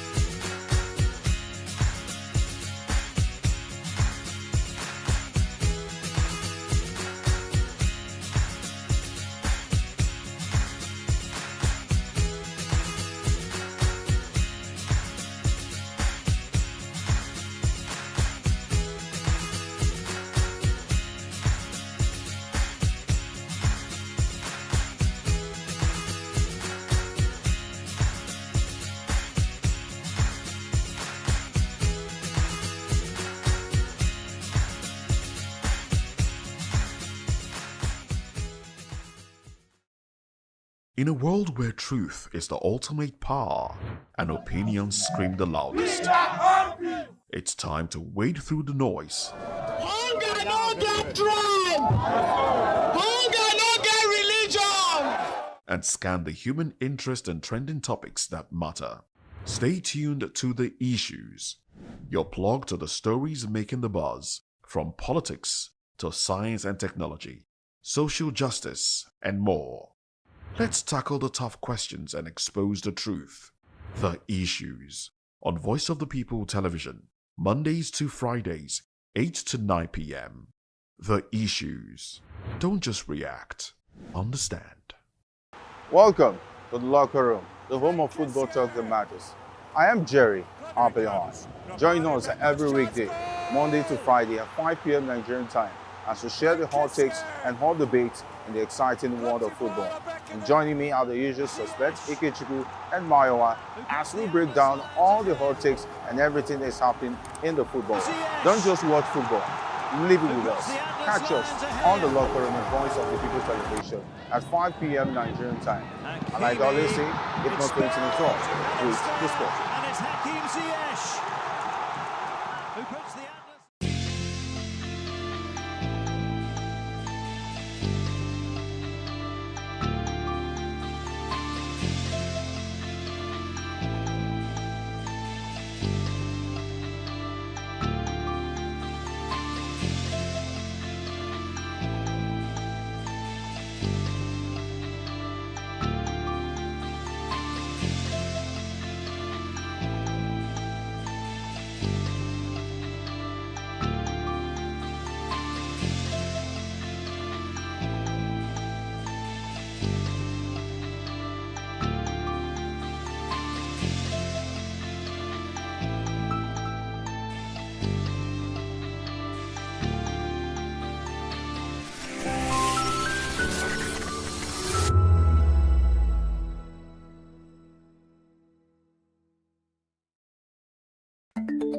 Africa is on the move, a continent of rising voices, untold stories, and powerful transformations. From the streets of Lagos to the heart of Nairobi, from the mines of Congo to the tech labs of Cape Town, the African story is being written every day. Bold, dynamic, unstoppable. This is African News on Voice of the People Television. We don't just bring you the news. We analyze and bring you Africa's heartbeat, the politics that shapes our nations, the economies that drives our future, the cultures that defines who we are, the voice that must be heard. Africa News, Africa's voice, Africa's future. Where Africa speaks, the world listens.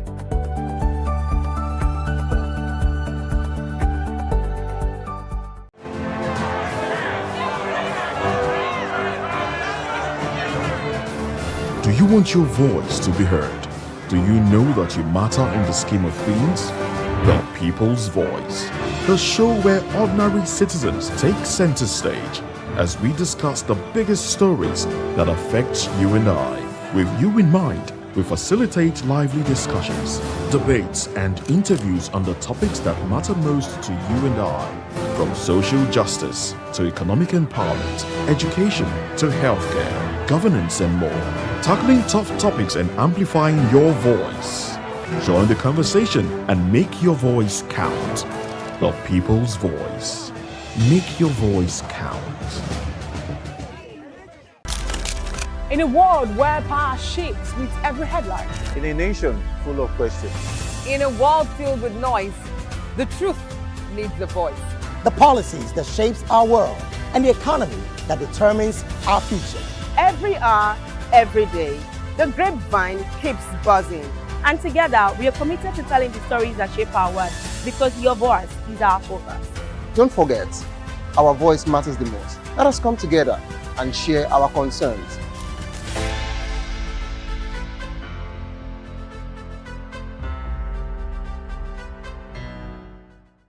Are you ready for the extraordinary? Something big is happening on your screen. Introducing voptv, Now streaming on SLTV channel 264. From breaking news to captivating conversations, news analysis, giving you all sides to the story. We bring in-depth discussions on the issues that matter, from politics to sports, entertainment, and lifestyle. VOPTV on SLTV channel 264. Join us as we redefine what television means to you.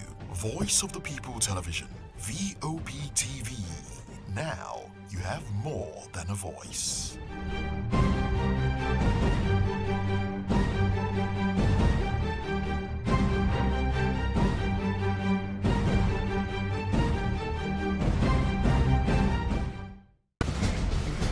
Join us as we drive into the world of politics through insightful interviews with prominent political figures, both serving and former governors, ministers, senators, legislators, party chieftains, activists, and analysts. Get first-hand information into the decision-making processes that affect our daily lives. Highly engaging one-hour program that brings political discourse into focus. I am Chukwuma Okoro. Political Lens, Monday through Friday, 6 to 7 p.m. Join us. Discuss key areas in the maritime sector, from aquaculture, maritime transportation, maritime labor regulation, oil and gas exploration, ferry and passenger insurance, marine pollution and prevention, port operations, and lots more. Maritime Frontiers, exploring Nigeria's blue economy.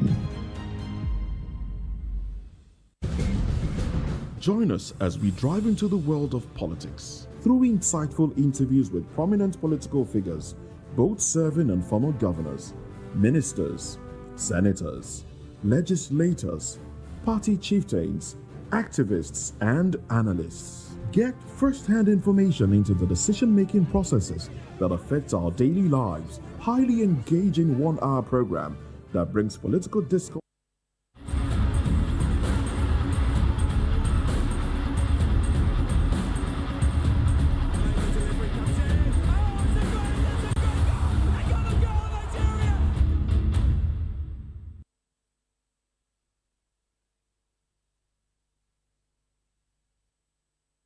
All right, it's a beautiful Monday to talk football. So much happening, exciting with the football.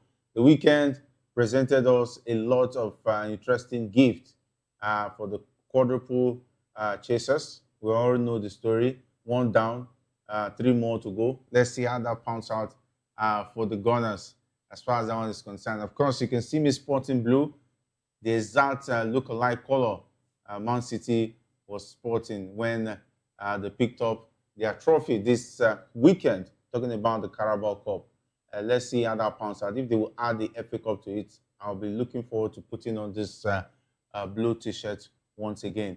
And on that note, I say welcome back to the locker room on Voice of the People Television. I am Jerry Apeliohai, and today it's all about the big games and even bigger discussions because it promises to be exciting, from the Carabao Cup down to talking about the NFF versus FIFA situation. It was NFF versus DR Congo's Football Federation, but somehow stories are beginning to pop up as to reasons why the NFF has become a show of shame in terms of administration, has become a rather further much or difficult situation for those who are supposed to be manning the administration of Nigerian football.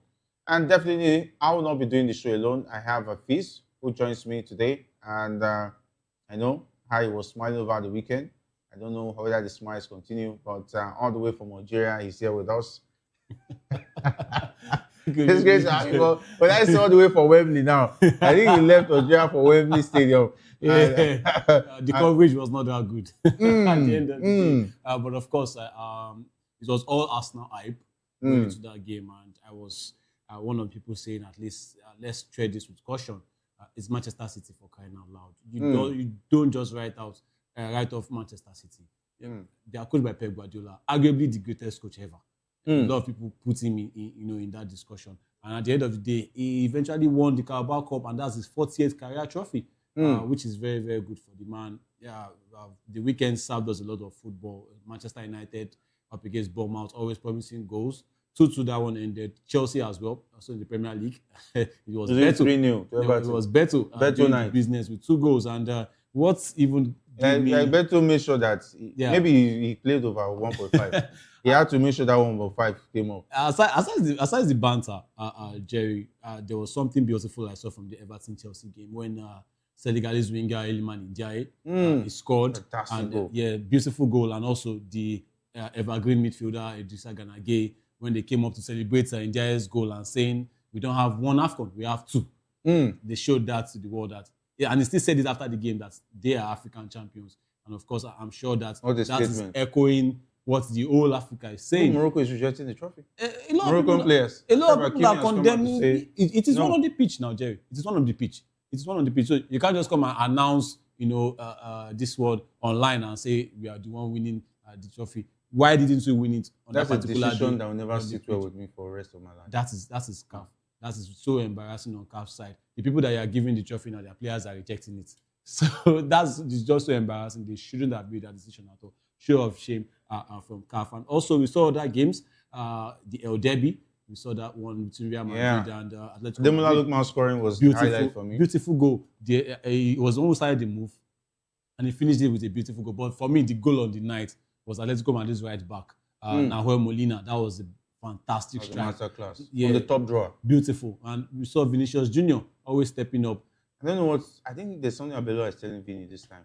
He is performing. He's actually performing under Abelua. Yeah, and I think it's because Kylian Mbappe is not even around. Yeah, even when Mbappe was around, you could see that he's doing his bit, assisting the man. And when Mbappe was not around, stepped up to score the important goals. And a lot of people were surprised that was Vinicius Junior's first set of goals against Atletico Madrid in La Liga. He has never scored against Atletico Madrid. That's a personal beef with him.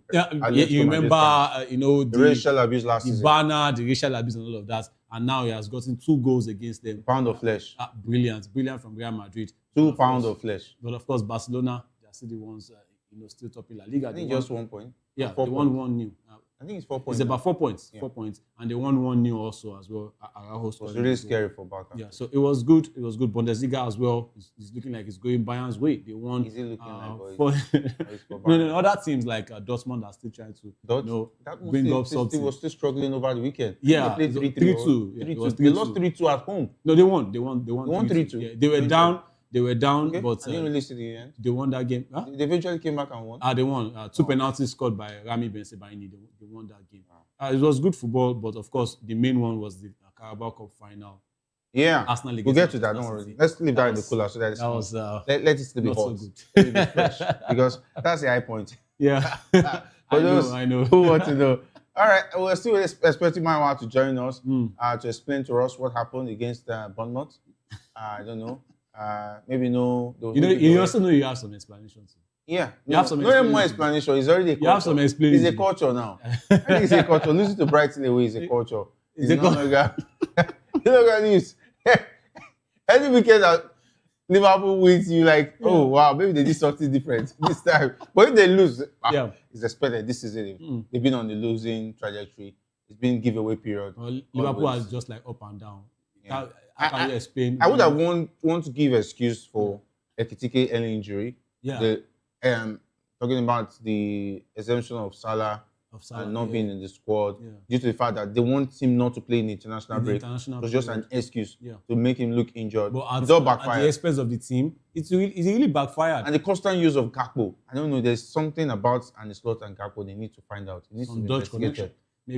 Apart from Dutch, it's becoming something else. The guy is not performing. But it keeps on getting... I think he has only 1 Premier League goal this year. I don't even know whether he has gotten a goal yet. He has 1 Premier League goal really this year. What of the likes of Ngumoa? He starts ahead of other players.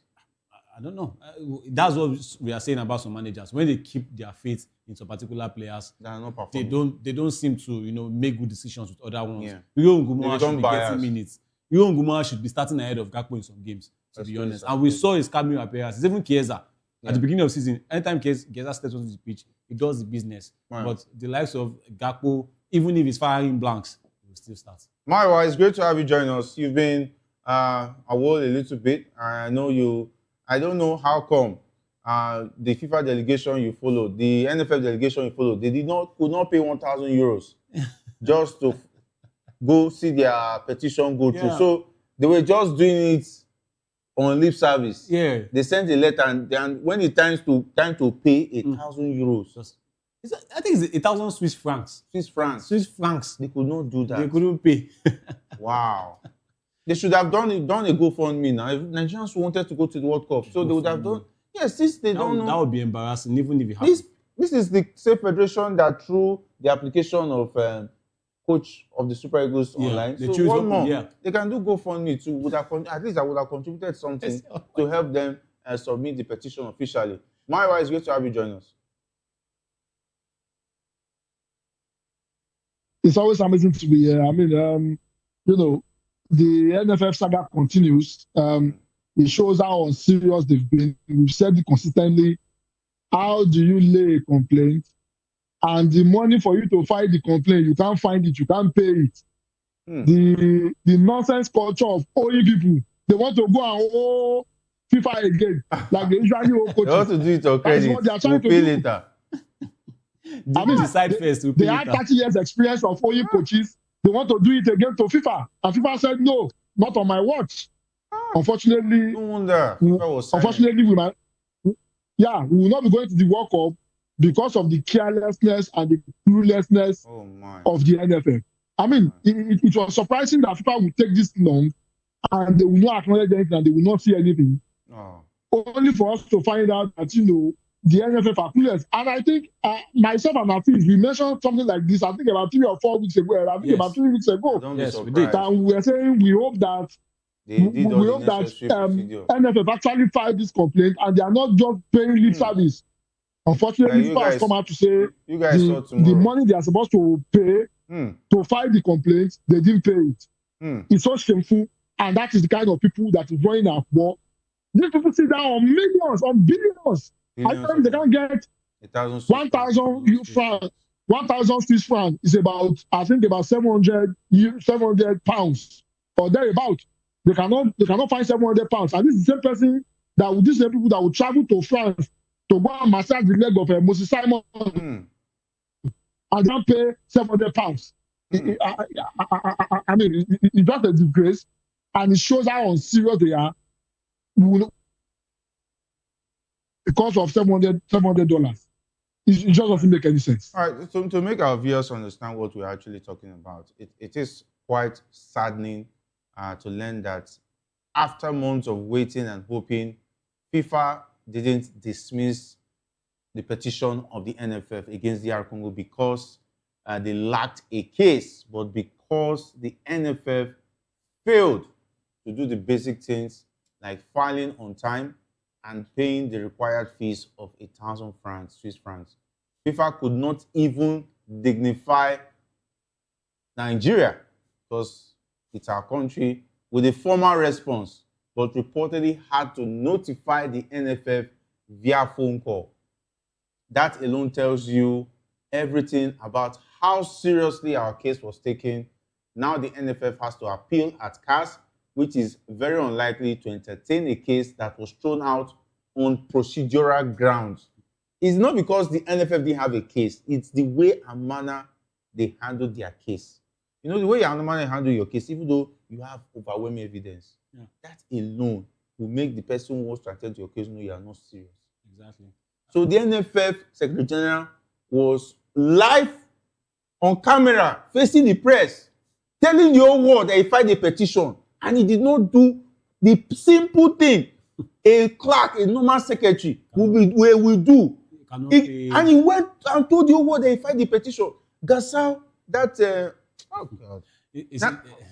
Jerry, there are some names I want to call him, but I don't know. It's not Jerry, permitted. Mayo has actually said it about 2 weeks ago when we were talking. I said NFF may have submitted a petition, but did they do it the right way? They did not submit. Okay, they just wrote a letter and dump it. I said anybody sees it, you see. Jerry, remember when you were saying? So they were waiting for us, the press, to be putting pressure on something that was not legally done. You remember when you were talking about the way the Banga boys were putting out information? saying that that case has been attended to and all of that.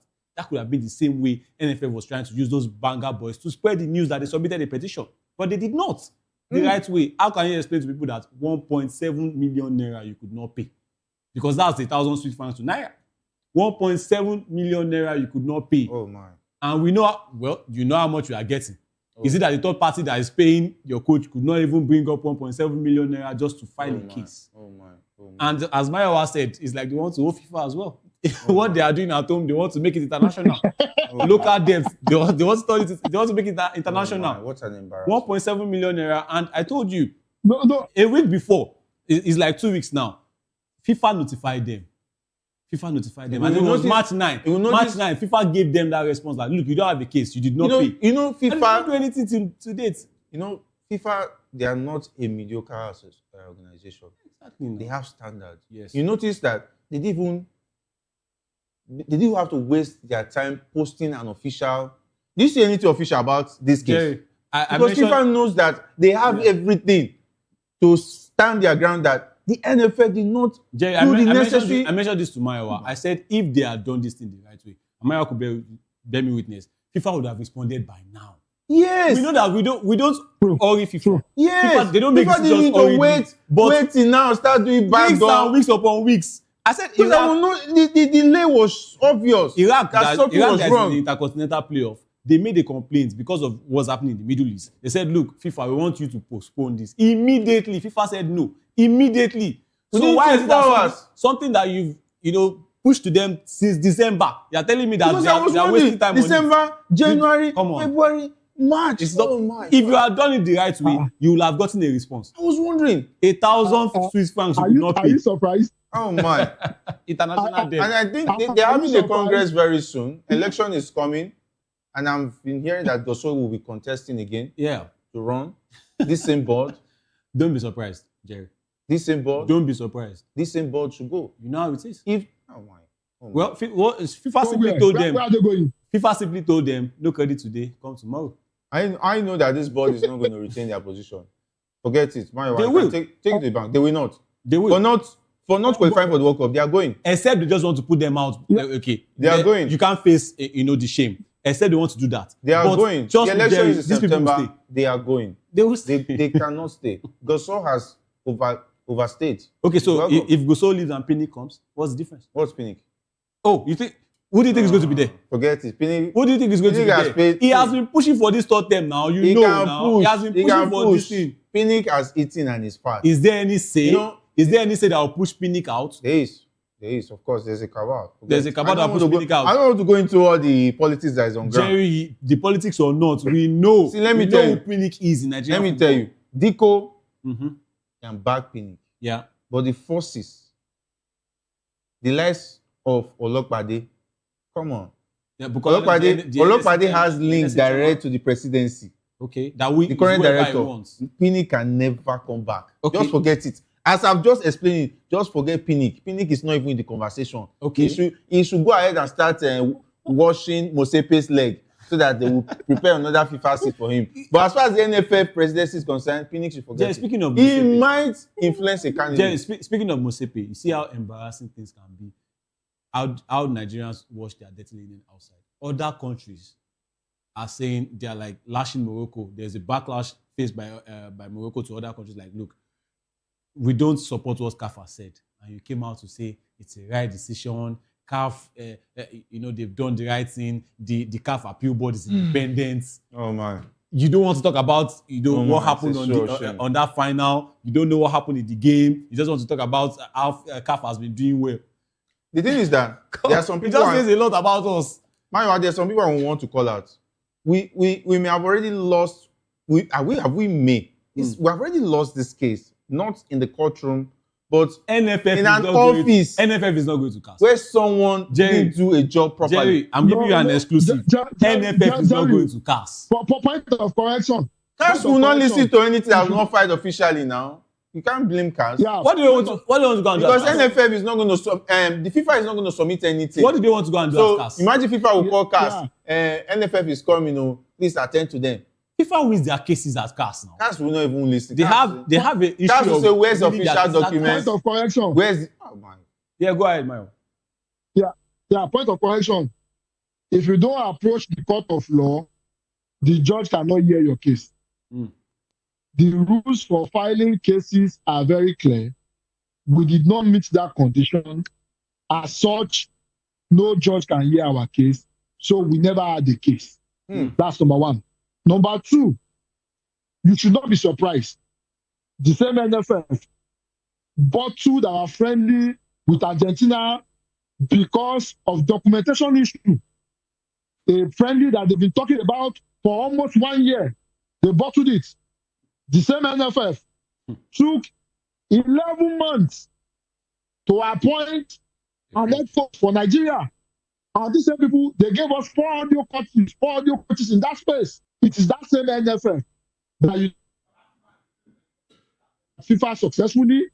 The same NFF that came out and told us that Erichel has signed a very long-term contract, only for us to find out that Erichel just have 1 year left on his contract.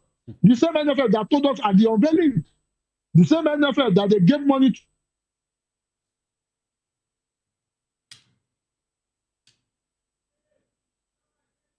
Yeah, Maiwa, it's all sad, you know. I hate to be sad, very sad, but it is the reality that we're talking about. Leadership is not by wearing suits or wearing agbada and looking the part, but you are not showing. What's your impact? No workings, no workings. Just talking. No workings. It's very sad. I think the Secretary General should resign. Yeah. All of those in the board of the NFF should resign. Yeah, Immediate effect. Yeah, yes, Maiwa, I don't want to talk about vindication, but I can say that I am because I've been mentioning this thing. I mean, the thing is this: resigning alone is forgiveness. These people, because of what they are putting us through, because of this kind of incompetence, right? All of them, I know it's very harsh. They need to be in jail. How do you oversee billions of allocation? And this is what we are getting. In terms of administration, is zero. The same you are owing people, it even have to take a third party to pay our head coach. Our head coach is coming up with a 19-point agenda that we cannot meet. And for heaven's sakes, if we had a case, if we had filed the case properly, we would have been going to the World Cup. That is $48 million that the NFF decided to throw away because of 1.7 million naira. The same people that posted about the head coach job online, they cannot do a GoFundMe for Nigeria and all of us will contribute. All of them in the glass house there, they say they don't have 1.7 million to pay this, to proceed with this case. 7 million. In the next Congress, I hope we have sensible Nigerians who are actually passionate about football that will go there and vote. This nonsense cabal of a thing should stop. Because it's very clear, like tomorrow sunrise, Gusau was never ready to become NFL president. And that's just the honest truth. That's just the honest truth. The next Congress, I think there's going to be one. Because somebody just came up and brought him, and we are talking with Gusau with this incompetence. It just doesn't make any sense. I'm sure that Gusau doesn't know that there's any process. He knows there's a petition, but I'm very sure he will not even pay attention to details. What happened to the likes of Sanusi? Sanusi that was coming out with chest that time, saying we submitted a petition. Those Congolese players. I should go there during that press conference back. And even I can go back. I will remove his cap and hit him on his head. How would you want to even lay a petition without knowing the procedure? That is a shame. They knew the procedure and they it's a sackable offense. They wanted to, how will I put it? They should bypass procedure. For lack of a better word, they should just dissolve the whole board.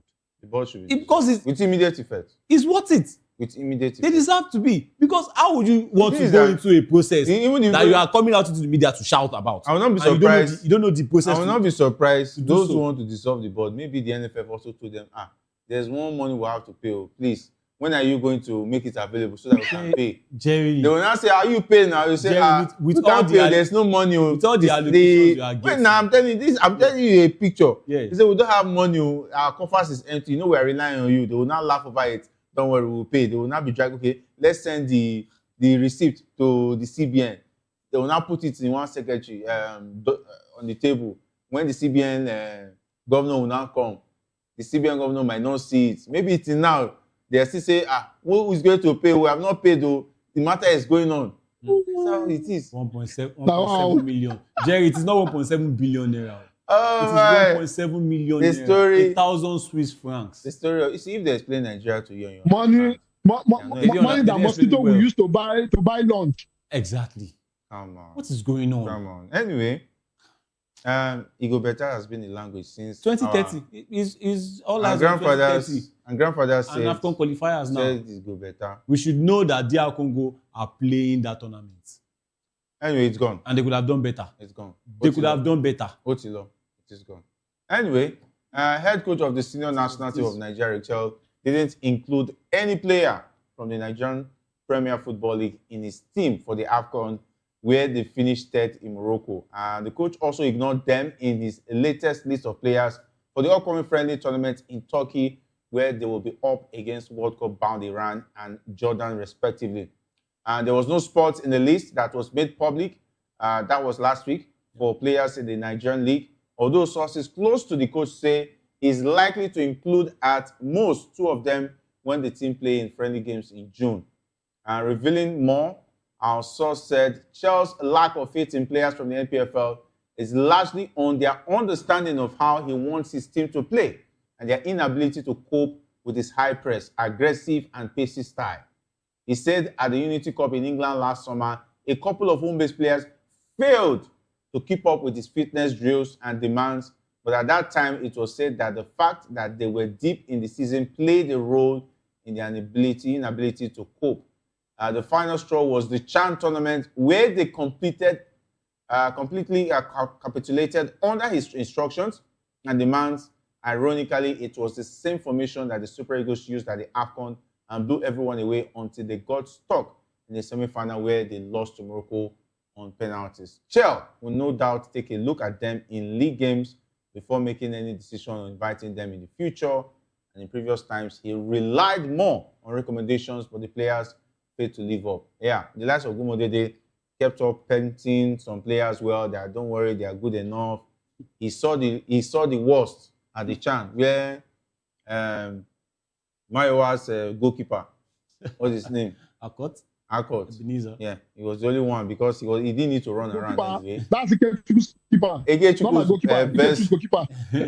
The next Lami Yamal of Ikechukwu's under 17, under 20 team. The next Sene Lamens. Yeah. Anyway, it's not a guy hidden news. Anyway, I've always said it that not picking the NPFL players is quite understandable. Look at the way the Super Eagles played at the AFCON. How many of the AFCON players can measure up in terms of the training? If you go to the NPFL training before the matches, you will be worried whether are they prepared for a football match? No, they're ready for war. To go and fight something. Jumping over cones and tires.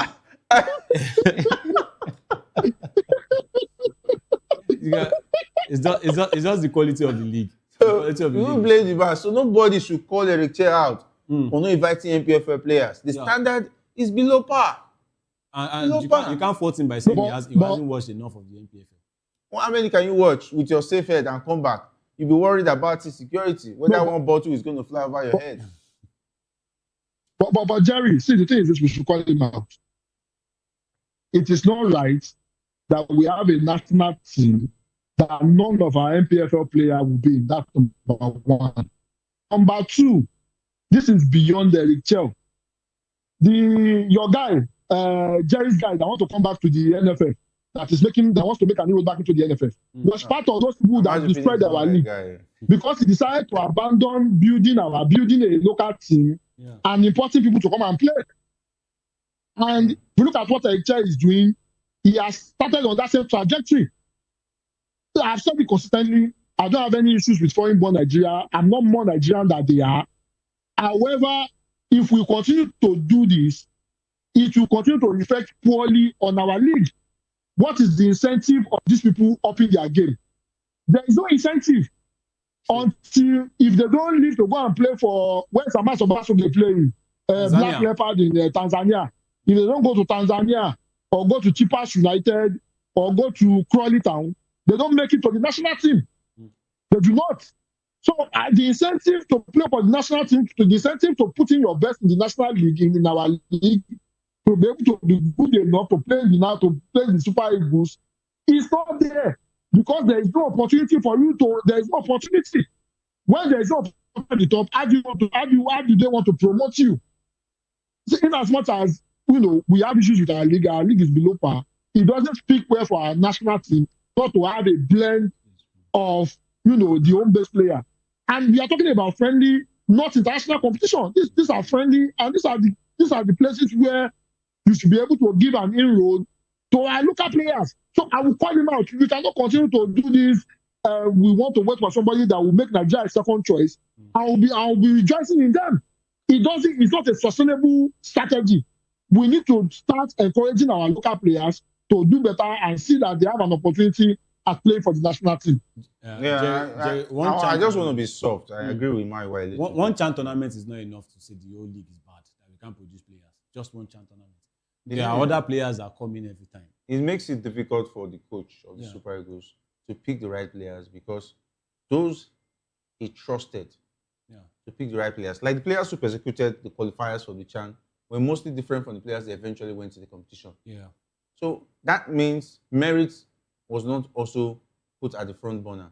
And now Erichel is even demanding some 19-point agenda. That means his security and so. Who's going to secure when he's going to Maiduguri to see Academy? Aside that, Warriors. I think he had the likes of Ogumodede and Ilechuku to actually oversee things like this. Of which, because with they all due respect, the with all due respect, what we saw at the CHAN, Ogumodede and co didn't do service. In terms of I'm still saying that you can't use one CHAN tournament to decide your. We saw a lot of Remo Stars players. The NPFL has not even move. The NPFL has continued after CHAN, and we have seen players, right? I mean, yes, we might be forcing maybe their age or their physical condition, but there are actually players that are doing well. I can point out some players like for Ikorodu City now. There's Joseph Arumala. He has been doing well. Leave his age is performing.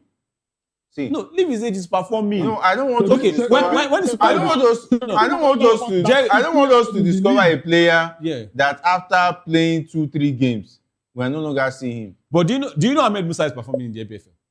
He's doing well. He even still scored this weekend. Ahmed Musa is one of the this past weekend he scored. That was when the league was still. I remember that. He scored this current one now. I'm telling you now, when Ahmed Musa was discovered, at 17, 18, the NPFL was having a recognizable sponsor. That was the season he scored how many goals? I think he scored a record goal number of goals. Yeah. But now, how many Ahmed Musa can you discover again from the league?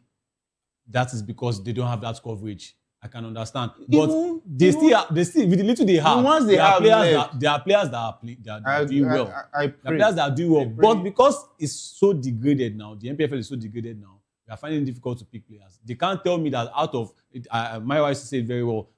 Let's say you have about 30 players, and for 20 teams, 600 players. Okay, some may be foreigners, but let's say about 500 players. You can't pick one. You can't even make an 11 out of 500 players. I don't want to believe that, to be honest. Bring them to trials. It's friendly, for crying out loud. Bring them to trials. When you bring them to the national team, and you are seeing that they are not up to par with the ones that you are inviting, then you can have a case. You haven't brought them to the national team yet, and you are saying because of the way they play your one CHAN tournament is enough. These players that you are even inviting, some of them are not starting at their clubs, and some of them are not even playing well there. Mayowa, Hafiz, for the Super Eagles, it's difficult. Yeah. Why? Because you have limited time to prepare for tournament like the AFCON. Yes. And the FIFA free windows are not that much. Like it would have been enough for you to start having the luxury of testing players. But you are closer to home than abroad now. Yes, closer to home. You are closer to home. Closer to home to see how many games. Like in Lagos now, you only have... how many games is this in abroad? Ikorodu United. Now, even abroad, it's easy. You can on your TV, you can go on YouTube. That's the edge that they have. That's the edge they have. But unfortunately, the NPFL doesn't have YouTube. It doesn't have anything online. There are some games that are actually aired online. And this is where have you seen the quality? This is where scouts and other officials come in. See, have you seen giving him weekly reports? See, if you use the quality of the videos that come from the NPFL to judge players, I'm telling you, you'll not even pick one. Jerry, it's because not that bad. one camera will be viewing from beginning to the end. Jerry, by the time he pass left and right, you will not see the goal. How many times have you seen the play? On the more serious note, it's not that bad. Serious part is bad though. No, should I tell you why I said see, it's not that bad? I'm waiting for the play of a scene. There has been for almost 15 minutes. Listen, there's an improvement whereby some of these clubs on their official pages, their social media handles, they show highlights. See, even on YouTube, have you seen the quality highlights of those highlights? Their media officers, their media officers. See, let me tell you, God, Hafiz. But Jerry, I know some of the media officers. I have their contacts. I can call them. Only that they cannot say those things. Those guys are using their phone to cover their home games. Jerry, like I said, away games, they dare not bring out their phones. It's not that bad. Go ahead, Mayo. It's not that bad. But they are funding themselves. The media officers are funding themselves. I think you are right on that one, but it's not that bad. I think coverage is improving. I don't want to mention branding. There's a particular brand on YouTube that streams MPFL games, and the quality is fantastic. The last games that were played, they don't stream much. They don't stream all the games. But there are some select games that they stream, and the quality is fantastic. You get to see the plays and the rest of that. So sometimes, most of the time, you don't get to watch it on TV, but I can watch on YouTube. Wow. Is the NMC working with them to make sure that they maybe increase the scope and publicize it so that everybody will know about it? That's a matter of Nigerian football. That is where we don't know. They might even be asking them for money to. We don't know. There's a lot going on in the back door for all of these things, right? Some people actually want to invest their time and their money, trying to cover the they are being frustrated. What they will ask them to bring and all of that. Even Sporting Lagos that is in the NNL, they still getting some coverage. But the question is, how sustainable is it because of these board members that we have? But like I said, that's why I said it's not that bad. People are actually investing their time. Yeah. You get to see some games and you get to see replays. Do you understand? But even still, Jerry, there should be some games. Thomas Tuchel, does he watch all the Premier League games in England? He doesn't. But there are some select games he just wants to go and watch. He might have heard of a player. I saw him at the Burnley game. He might have heard of a player and he will go there and go and watch. And he'll feel safe. He will come out alive. Eric does not need to travel to the north or to travel to very, very far distances. Those players can come and say, okay, maybe a game against the Golden City in Lagos. Where is safe? Be there. Which place is safe? No place is safe. I know, Mayawa. No place is safe at this point. Which place is safe? Only God can. He can be going to Ogun State there and they will let him. I understand. At least there are some areas you can negotiate. You know the terrain. There are some areas you are on your own. Who will you call? Your brother will not come and help you. It is what it is. That is why he included it in the 19 points wish list. And I hope that NFF will treat that one as a matter of urgency. If they really want their but for an NFF that cannot be 1.7 million, I think the 19 points wish list your security cannot be guaranteed. Is on his own. 1.7 million can be paid. Come on. Qualify. They are the reason, and no one is calling them out. That's what's the problem. They are the reason why Nigeria is not being at the World Cup. And yet they are not even doing anything. The NFF that was coming out with tears that time. We are going to lay a petition. We are going to do this. They are the reason why Nigeria is not playing that intercontinental playoff. The NFF, I've said it from the beginning. As far as this World Cup is qualified, they've chosen to be the weapon fashioned against the Super Eagles. From March 9, FIFA has already responded to you that you don't have a case because you did not pay this money and you kept it under wraps. The thing is that right from the selection of coach process, they're looking for a coach. That's the time the NFF was working against the Super Eagles. And they succeeded in nailing it. You remember the coffin has been there. They've been preparing burial. This is the final burial. Remember when you said NFF, they've woken up because of this? Did I say they woke up? You said they woke up? No, I said... Did they wake up? I said they decide to choose. You remember when you said they woke up? I said they sleep. Thank God. I said they're always sleeping. It's normal. It's normal. They've woken up. No, I didn't say they wake up. I said maybe they just decide to wake up now. That is they are wake up. They are living. Say how they fair your hand. Can you see the way they fair your hand? I will never on any platform give them. They've gone back to bed. They always you know sometimes when you are sleeping deep, they will just wake you up and sleepwalking. You sleepwalk. You sleepwalk. At the end of the day, you go back to bed. Oh man, it's so bad. It's so bad. That's what we are facing. That's what we are facing now. Anyway, that's a story for another day. But because of time, I would have loved to talk about the Victor Osimhen's absence. Yeah. Because he was left out of the squad for the friendlies, and the reasons have been made known. Yeah. It was due to the fact that he's been playing with injury. I said it before that. The way he looked, it looked like he has been playing with injury, even against Liverpool. If you notice, he could not finish that game. Yeah. The injury was finally he left that game, and right now I think he has a broken arm. Yeah. And of course, he's looking into it. He was going to be out for a while. Yeah. But of course, I think it's that's why it's a friendly. There are other players that can just step up to come and make themselves known. And the likes of Philippe Otele, you remember when I was talking about Philippe Otele, he said when last did he score? Well, he answered you over the weekend. He scored for Hamburg. I think that's going to be a good one. Now I wish he keeps scoring, because if he doesn't keep scoring, I don't see a reason why he should be in. Do you know the way the selection can be? The fact that you were called up this month does not mean you'll be called up next time. I remember Olakule Olusegun that plays in Russia. I didn't even see him in the Super Eagles shirt. And ever since that time, he hasn't even been called up. But let's see if these players can nail down their shirts maybe for a long time. All right. Even players like Fele Sago too was also left out. He's still injured. Yeah. Though they say he has returned, but he's not much. There's been some cases of relapse and all of that. So he's still on his way back. I feel for them. I hope he will not end up like Reece James? No, I'm talking about the Dortmund captain. Marco Reus, who's always injured at the crucial times. One of the most unlucky players. Very, very unlucky player in the world, yeah. And of course, Ryan Alobioso was also not invited due to club engagement. Blackburn Rovers is facing relegation. I don't know if you get relegated from the championship. What next? Jerry, can I bring in something? Okay, so Alobioso was left out because of his club was facing relegations. Yeah. Now, I'm trying to liken it with the case of Maduka Okoye at the time. Udinese were also facing relegation. So this man had the case.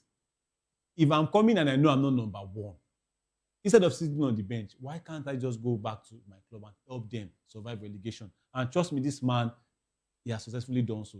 Udinese now, if they survive in the Serie A, it's up to Maduka Okoye. Brilliant performance again over the weekend. I'm not even interested. Now he's coming. Now he's coming again, and I'm sure he's going to be number one. Can you excuse for him? For me, the guy betrayed the Eagles. Come on, man. He should face the music. He can play friendly, so when it matters the most. Why are you being? When it matters the most, is to go back to the bench. Why are you invited? Why you bring this up? Why? I don't know. You are the one reminding us that he was invited. I don't know what he wants. So I'm just saying that he's number one. You want to annoy Jerry. I'm just saying he's number one now. I'm going to give it to him. I'm ready. Maduka Okoye has come to stay. Even if he makes another mistake, we will still put him there. Stay here. No, his performances have spoken. Which performance? His performances are speaking for him. We have an unattached player. We have somebody that is third choice. Wambali is we have first choice that is doing well. Wambali has been training. Has been training with experience. With who? He has been training with experience. He should not train now. He doesn't have a club. What do you want to do? You want to match friendly. Allow Maduka Okoye to be friendly material. When the push comes to shove, the real goalkeepers will come out. So if we are playing at the Intercontinental playoffs, let's say FIFA now. Stanley Nwabali. Don't finish Stanley Nwabali. You have an unattached Stanley Nwabali that has not played. Tested, trusted, okay. Okay, where? At the AFCON. So you have a clubless player. You are as good as your last Oga Bagbe. Anyway. Let's talk about the big one. Yeah. What happened at the Wembley Stadium? Mario, can you tell us? Oh, really? O'Reilly, okay. O'Reilly give them 2. Yes. It was good they named it twice. They did name it twice. Kepa Arrizabalaga did not disappoint. You know, say you know that sometimes the apprentice tó bá kọ́ṣẹ́ parí kò lè ṣe dáadáa tó bá dáṣẹ́ lẹ̀, meaning the apprentice that is not finished learning work. There is no way it's going to succeed. I don't think Pep did freedom as a quality local balance. Yes, he didn't do 7 years. He supposed to do 7 years internship before leaving. He didn't do 7 years. Now, well, one down, 3 to go.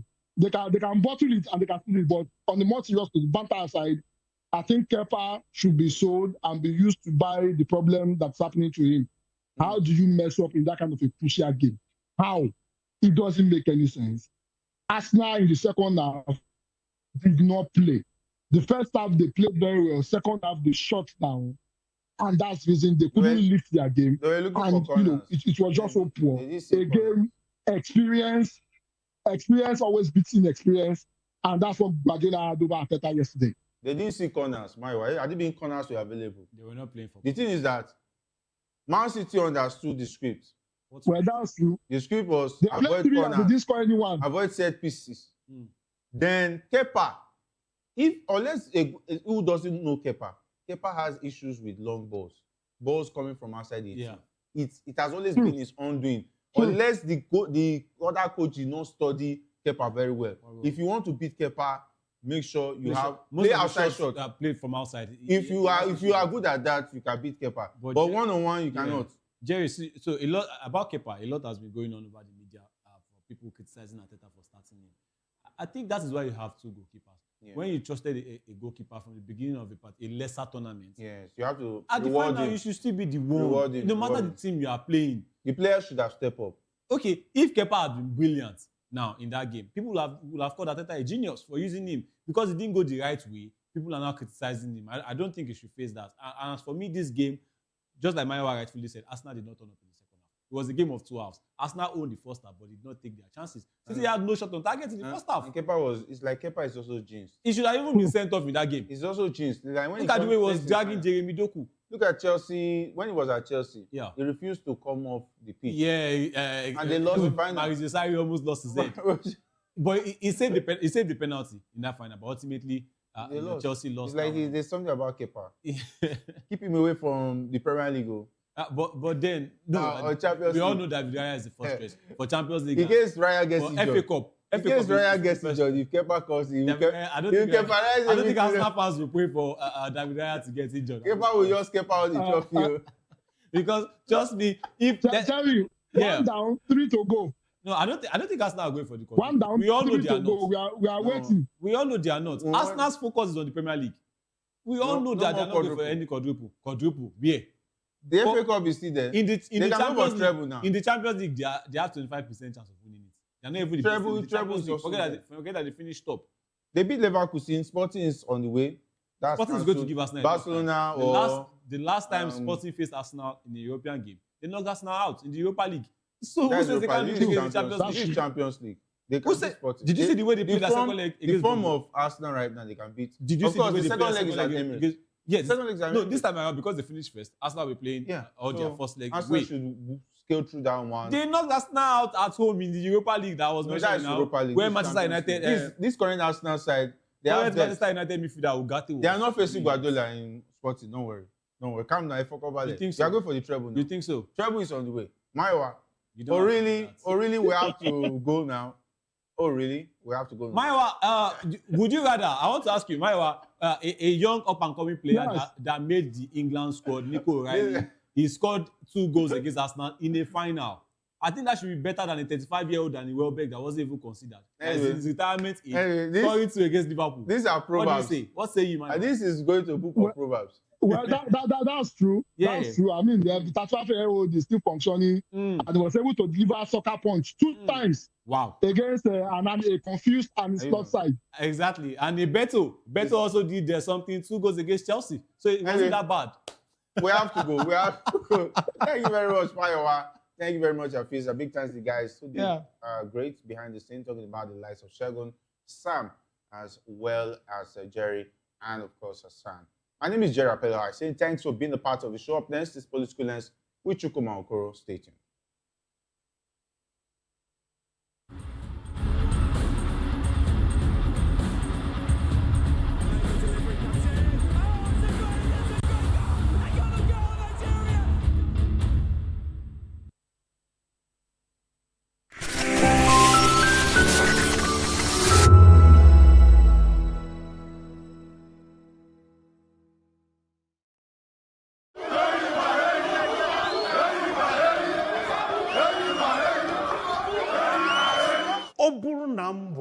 ezigbo nwa afọ Nigeria ka ihe m ga-eme pụrụ iche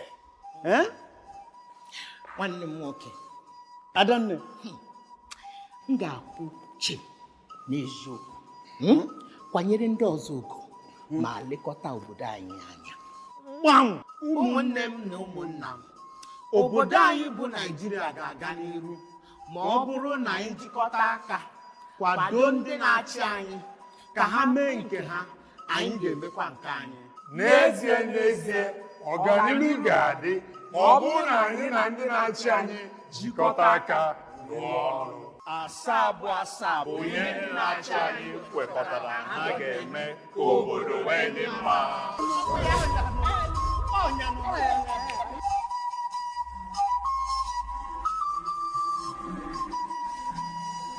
Igbo kwenu! Igbo kwenu! Igbo kwezuenu o! Ọ bụrụ na bụ ezigbo onye Naịjirịa aga m eme na-edosa ụzọ anyị ụcha oge niile na-akwụtụsi n'ụzọ eziokwu na-emere ndị agbata obi anyị ebere ndị ọchịchị ga-arụ ụzọ ọma na-abịa wuo ụlọ ọgwụ ọma na Anambra mee Enugu ka ọ dị nchebe ehihie n'abalị nkwekọrịta gọọmenti na nzaghachi ndị obodo ụmụnne m na ụmụnna m bilie ka anyị bulie Naịjirịa elu nkwekọrịta ndị ọchịchị anyị ga-aza ọnụ obodo anyị ga-eme ya ọ bụ nkwekọrịta anyị na anyị ga-eme ka Naịjirịa gaa nke ọma.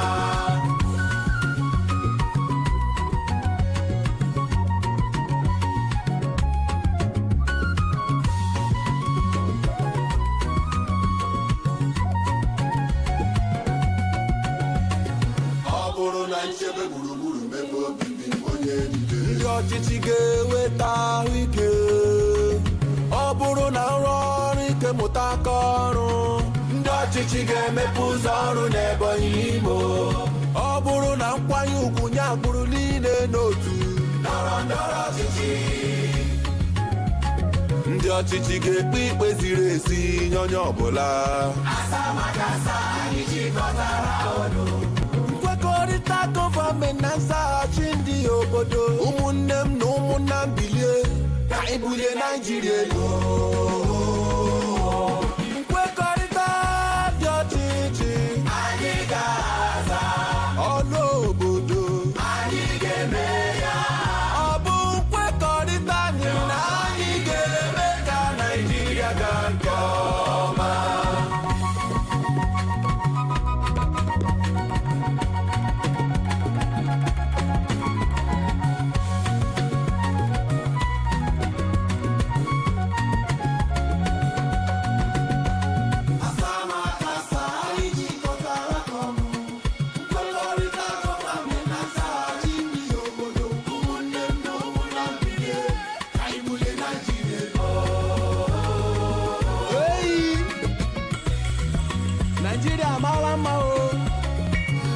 Naijiria obodo mmanụ aṅụ na mmiri ara ehi na-asọ ụzọ ọma o ụlọ ọgwụ ọma o ebe obibi ọma o Igbo ndị ọma pụtanụ ka anyị oleba onye agbakwara nke nwanne ya gbara.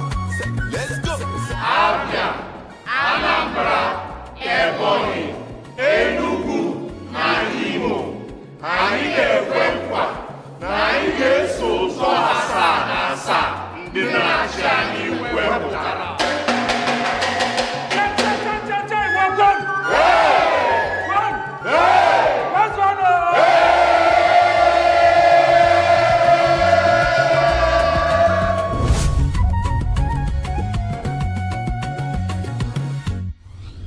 Powered by National Orientation Agency. In a world where truth is the ultimate power and opinions scream the loudest, it's time to wade through the noise. Hunger no get tribe. Hunger no get religion. And scan the human interest and trending topics that matter. Stay tuned to The Issues, your plug to the stories making the buzz, from politics to science and technology, social justice, and more. Let's tackle the tough questions and expose the truth. The Issues on Voice of the People Television, Mondays to Fridays, 8 to 9 p.m. the issues. Don't just react. Understand.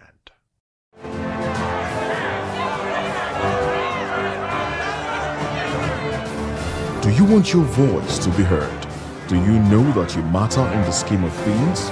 The People's Voice, the show where ordinary citizens take center stage as we discuss the biggest stories that affect you and I. With you in mind, we facilitate lively discussions, debates, and interviews on the topics that matter most to you and I, from social justice to economic empowerment, education to healthcare, governance, and more, tackling tough topics and amplifying your voice. Join the conversation and make your voice count. The People's Voice. Make your voice count. In a world where power shapes with every headline. In a nation full of questions. In a world filled with noise, the truth needs the voice. The policies that shapes our world and the economy that determines our future. Every hour, every day, the grapevine keeps buzzing. And together, we are committed to telling the stories that shape our world because your voice is our focus. Don't forget, our voice matters the most. Let us come together and share our concerns.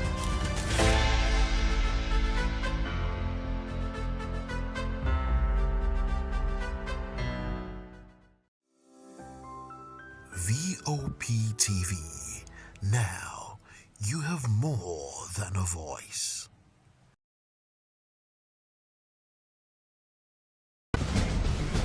Join us as we drive into the world of politics through insightful interviews with prominent political figures, both serving and former governors, ministers, senators, legislators, party chieftains, activists, and analysts. Get first-hand information into the decision-making processes that affect our daily lives. Highly engaging one-hour program that brings political discourse into focus. I am Chukwuma Okoro. Political Lens, Monday through Friday, 6 to 7 p.m. Join us. Are you ready for the extraordinary? Something big is happening on your screen. Introducing voptv, now streaming on SLTV channel 264. From breaking news to captivating conversations, news analysis, giving you all sides to the story. We bring in-depth discussions on the issues that matter, from politics to sports, entertainment, and lifestyle. voptv on SLTV channel 264. Join us as we redefine what television means to you. Voice of the People Television, voptv. Now you have more than a voice.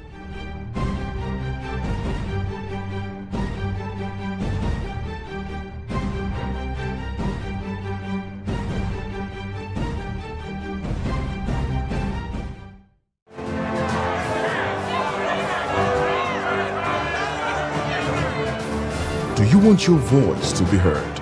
Do you know that you matter in the scheme of things? The People's Voice, the show where ordinary citizens take center stage as we discuss the biggest stories that affect you and I. With you in mind, we facilitate lively discussions, debates, and interviews on the topics that matter most to you and I, from social justice to economic empowerment, education to healthcare, governance, and more, tackling tough topics and amplifying your voice. Join the conversation and make your voice count. The People's Voice. Make your voice count. Are you ready for the extraordinary? Something big is happening on your screen. Introducing voptv, now streaming on SLTV channel 264. From breaking news to captivating conversations, news analysis, giving you all sides to the story. We bring in-depth discussions on the issues that matter, from politics to sports, entertainment, and lifestyle. voptv on SLTV channel 264. Join us as we redefine what television means to you. Voice of the People Television, voptv. Now you have more than a voice.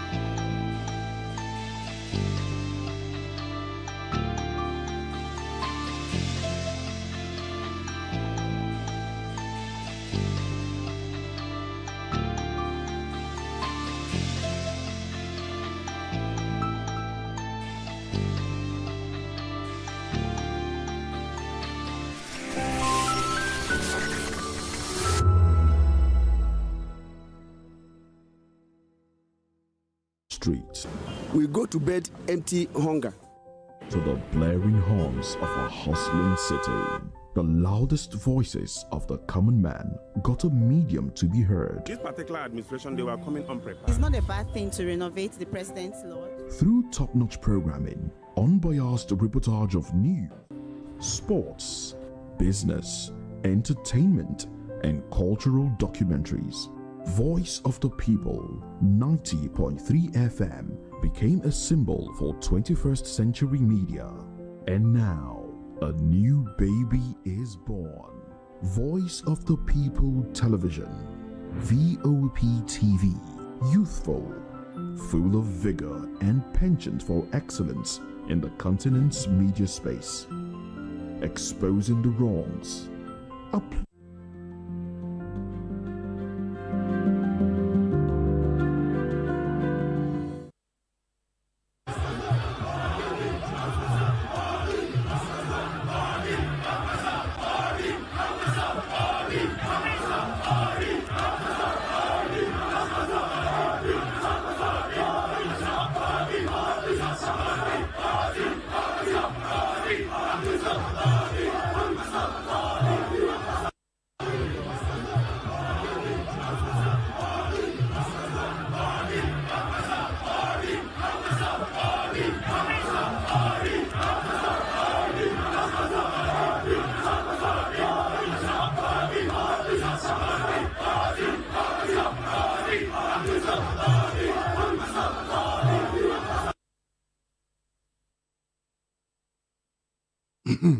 There you have it. Obi's visit to Kwakwanso unsettles APC.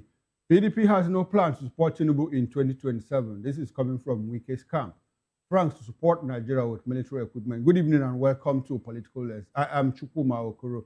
We are broadcasting on Metro SLTV channel 264 on YouTube and other social media platforms here at voptv Live. Let's bring in our guests. We've been joined in the studio here in Lagos by Mr. Darlington Agommo. Mr. Agommo is a lawyer as well as a political affairs analyst, but he's here in the capacity of a political affairs analyst. Good evening, Mr. Agommo, and thanks for joining me on Political Lens. Mr. Okoro, how are you? Very well. Good evening. Good to have you, sir. My pleasure.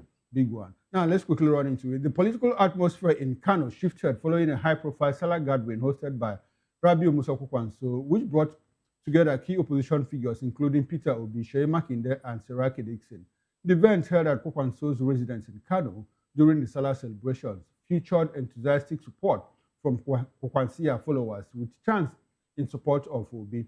Although Obi maintained that his visit was purely celebration and to honor Kwakwanso, their joint appearance has fueled speculation about a potential 2027 presidential election, the political alliance ahead of the 2027 presidential election. Discussions around a possible Obi-Kwakwanso ticket have intensified, especially as Obi has reportedly moved to the African Democratic Congress, ADC, while Kwakwanso has suggested he may only leave the New Nigeria People's Party, NNPP, if offered a top position, such as president or vice president. Meanwhile, broader political realignments are underway, including the defection of 9 senators, mostly from the north, to the ADC, alongside moves by political figures like Salihu Yakasai, the former media aide to Abdullahi Ganduje, former governor of Kano State, who cited a desire for a new direction. He simply moved from the APC to the African Democratic Congress, ADC. Now, the Kano State chapter of the All Progressives Congress, in reacting, said, well, they are surprised about the gathering, questioning both its timing and relevance. The party spokesperson criticized the meeting as politically disconnected from local realities and expressed skepticism about the strength of the alliance. He also pointed to what he described as a low turnout. Well, I'm not sure that turnout was low, arguing that the event failed to demonstrate significant grassroots support despite the presence of prominent national figures. Despite the APC's dismissal of the meeting's significance, observers see it as a possible early signal of opposition coalition building ahead of the 2027 elections. While previous engagements, such as Kwakwanso's meeting with Seyi Makinde in Ibadan, have added to the perception of strategic coordination among opposition leaders. Well, while the APC maintains that the developments pose no serious threat, the evolving alliances suggest a shifting political landscape that could shape future electoral contests. Mr. Agomo, what's your reaction to this development? You heard people chanting Obi Kwakwanso, and all of that. You know, at when Obi went to visit Kwakwanso, you know, in Kano, in solidarity for the Salah celebrations. What's your reaction to this? And especially with the fact that, well, APC members are saying the gathering didn't even make much difference. It's not significant because there was a low turnout. But I see crowds gathered there and all of that. So let's have your broad reaction to development events between Obi and Kwakwanso in Kano State. In fact, I am so happy that the opposition has woken up. If they have started like this, maybe as early as last year, I'm sure they would have taken shape by now. But with what is happening now, I strongly believe that things are going to happen eventually, you know. APC, of course, they will dismiss it as nothing, but the taste of the food is in the eating, you know. And so let us look at what this thing is going to bring, the result is going to bring for the opposition. Because this Mahmoud crowd is I think is a novel to APC. They never believed that this thing is getting to this level. They never believed that this thing is getting to this level. They believe that the opposition, they are still sleeping. They are still sleeping. But right now, from all indications, they are woken up. They are woken up. So I believe that it's going to yield something at the end of the day, if they can sustain it. Because this APC, they have a way of torpedoing all the moves by the opposition. They will use federal and state power to muzzle them down. Now, this opposition leader should now be as wise as a serpent in how they go about their meetings and every other thing. That is the advice I will give here. Mr. Gomo, what gives you the impression that the opposition has woken? Is it because Obi visited Obi Seraki Dixon, Seyi Makinde visited Kwakwanso? Is that enough, you know, to say that? What's the significance of that visit? Is it just to, you know, to threaten the APC, or is it in terms of real political alliance? Because the other time we saw Seyi Makinde, you know, host Kwakwanso in Ibadan, and when Seyi was asked, said, well, it's routine, we have been friends all along, and all of that. What in particular gives you the impression that, well, this is more like a renaissance for the opposition movement? These opposition figures cannot just converge in Kwakwanso's room for nothing. Okay. I mean, you can see that these are the main opposition for now. And so for them to have come together, it's not about Salah. There is more to it.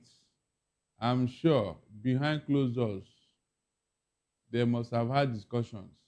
That's a fact. Those crowds that was because 90% of the time, it is the people that ginger political leaders. Yes, the reaction of the people will tell them the direction they will take most times. So if this crowd is now singing some songs like that, it means that the people are happy. They want them to do things. They are behind them and all that, including those who want to stay behind until the D-Day, that's the election day proper. So it is an indication that something is going to happen. Okay, an indication that something might happen. Now, what are the political permutations here? should we look at, which one will it be for you? Should we look at something like Obi Kwakwanso, meaning that Obi will run with Kwakwanso as running mate, or will it be Kwakwanso Obi, or will it be Kwakwanso Dixon? Recall that Dixon was also at that meeting, or will it be Kwakwanso Makinde? Which one is the most sellable? Yes, the most sellable here is Obi and Kwakwanso, because whenever a presidential candidate is coming out from the south, he must look to the north for vice. Okay. That is just this thing. He must look to the north for vice. And so, since it has been settled that this is the turn of the south, then, I mean, why not, if not?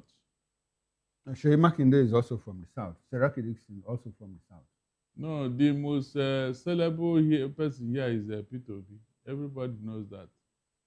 After all, the crowd there, they saw that before they were singing Obi Kwakwanso. Now, talking about the crowd, is there a possibility that that crowd could have been hired? Or do you think it's a fallout of Rabiu Musa Kwakwanso's political influence in the north? Regarding if you look at the camera now, you see that all of them are practically wearing the traditional Kwakwanso red gear, red hat and all of that. Is it because of his influence, or is it because of P2B's presence? What will you ascribe to this mammoth crowd there? Kwakwanso has a cult followership, especially in Kano. There is no doubt about that. My own opinion is that cult followership should spread across all the northern states. As for the crowd, I don't think they are rented. Okay. It's organic. You think it's organic? Because an Obi, I don't think Obi will have money to give anybody to come and sing for him. Well, if he doesn't, other people will. Don't you think so? No, because the meeting is not a political or whatever. I think it's by the sideline.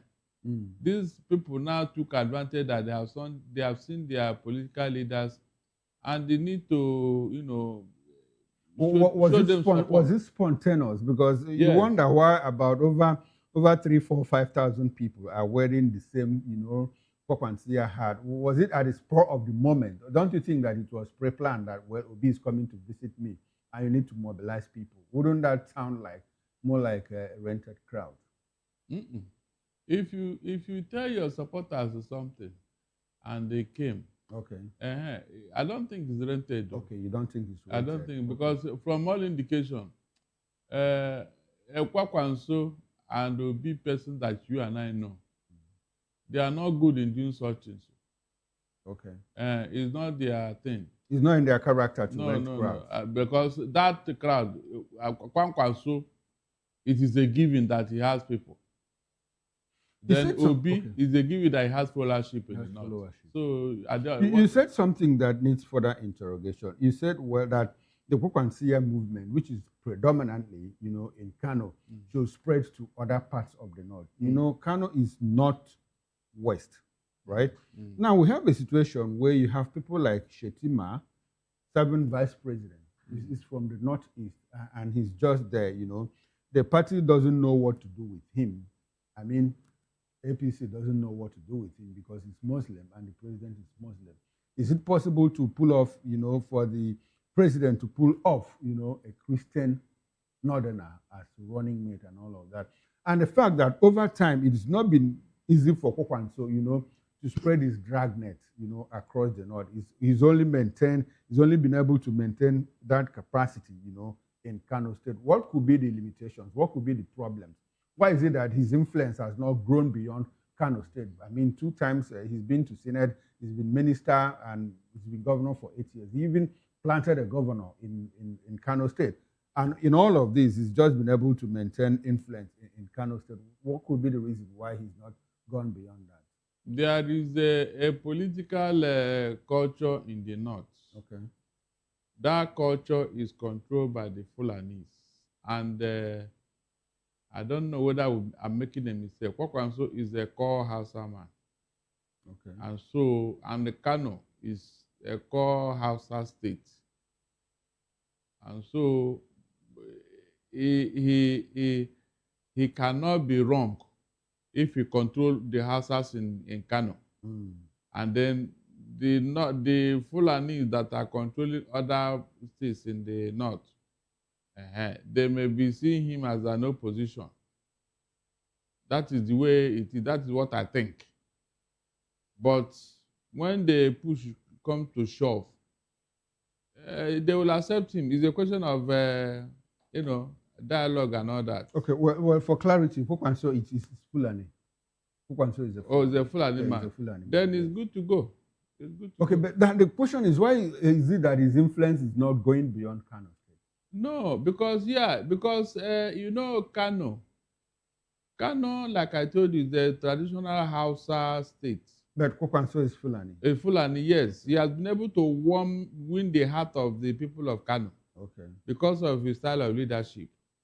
And so that culture, it has been broken. That is whereby they vote according to tribe and ethnic Okay, according group. to ethnic affiliations. So, now, let's move away from that. NDC, has come into the mix. You recall that Seriake Dixon was at that meeting, between Obi, Pokwanso, Shea Makinde, and himself. And you know that NDC, National Democratic Congress, has just been registered as a new political party. They tried since 2014. Yeah, they kept making efforts until, I think that was in January or February, that they got their registration went through. Now, he was in that meeting. Is there a possibility that they could be considering, in case they don't get a ticket, in the ADC and moving over? But it will be somewhat difficult for them because you understand, the entry barrier has been created now in the Electoral Act and all of that. What do you think could be the reason why Seriake Dixon was at that meeting? It's for alliance. Okay. Because for you to defeat APC, whether you like it or not, there must be alliance. Alliance between? Or political cooperation among the opposition. They should come together. Okay. That is the only way forward. No other way. No other way. That is just the truth. The opposition we are looking at here is between ADC, a faction of the ADC, and Seriake Dixon, because in this ADC, Rotimi Amechi isn't there, Atiku Abubakar is not there, Rauf Areboshola is not there, except you are saying that, well, these people were sent to as Obi and Pokwanso is not even in ADC. The only ADC member there is still Peter Obi. And you recall that NDC is just a fresh political party. So what are they bringing to the table? Is it structure? Is it capacity? Is it influence? Is it money? What do they have? Or is it a spare tire, like some people have said? Well, let's keep running with ADC in case we are unable to. If it gets punctured at some point, we'll now turn to NDC. Could it be? Look, the important thing here is the number. Okay. I can tell my people, oh yeah, this is where you should go and vote. I can influence people on your behalf. I can delegate people to go and do things on my behalf, even though I may not be in the ballot or something. But my people, their vote is very important. Whether we like it or not, this political leader, they only have one vote. The votes are coming from the people. Okay. You can see now. So even if the Electoral Act has closed the window for them, there are people uncle. Did the Electoral Act close the window for them? The answer is no. It's a question of telling your people this is where to go, and they will go there. Now, but Mr. Gomo, let's talk about this Electoral Act and the entry barriers. There's a timeline, within which now political parties have already submitted their digital membership register to INEC, and that timeline is closed.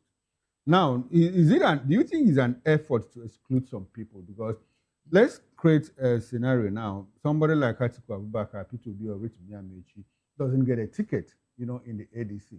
At this point, the person cannot make a move again, because if he goes to NDC, his name is not in the register, so he cannot contest. And there is even a law that says that before you file for elections in a political party, you must have spent at least 6 months in that political party. Is it some form of effort to exclude some people, from the presidential race? Yes, this was an evil clause that was introduced by APC because the opposition didn't see it coming, even though they said they want to go and challenge it. But I doubt if it will make any. Yes, let them try to challenge that clause in the Electoral Act, because you are now closing the window of freedom of association. When people defected into APC, you didn't bat an eyelid. But when they are leaving APC to other party, you start breaking head. These are issues that they should present to the court. And the court will see it as what? As taking advantage of their position as a ruling party, or trying to abuse the freedom of individuals. That is why I feel that they should do that, because it's still in our constitution that you must have freedom of choice, freedom of association, freedom of movement. So why would you use an electoral act which is inferior to the constitution? It's not possible. It's not possible. Okay. So you think that if they go to court, they might gain, they might have... Yeah, somebody will listen to them. Somebody will listen to them. Yes. Now, let's ask, I want to ask you, what will be the outcome if any effort to restrain either Obi, Amechi, or Atiku, or collectively, three of them, from leaving the ADC and it forces them to remain in the party? Let's say because are not upset for the APC. That word upset is you are being too kind. Okay. There's going to be a tsunami. Okay.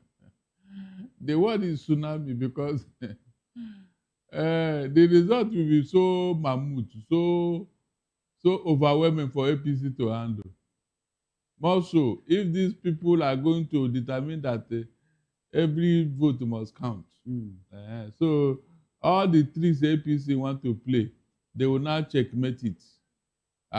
I pray that this opposition, they will come together. I pray. Okay, so apparently your position is that, well, the APC will be, shooting themselves on the foot. Yes. You know, if they try to force these people to remain in one party and they don't give them the freedom Exactly. You know, they didn't envisage all of this, you know. They didn't envisage what could be the outcome or the consequences of this electoral act that says, well, you can't move from one party. It is always like that. When you are planning evil against somebody, you don't know what God has proposed for the same person. Okay. Is that not true? When one man was planning evil against the Israelites in the Bible, he never knew that the hole he dug for the Israelites, he would be the one to fall inside it. When Esther decided to save his people. So God has a way of doing things. Because what APC have done so far is not just immoral, it is undemocratic. And so, with the support of the people, the opposition, led by ADC, is going to trash APC in the pool. Because let us be frank here. Some people are not happy with APC. With what Tinubu is doing in APC. I hope you know that. Okay. They are not happy. So they will this game they are trying to play now will give them a fillip to now sabotage Tinubu. Remember what they did to Jonathan? When they are not happy with him, they were guarding him until the last day of the last day of the election.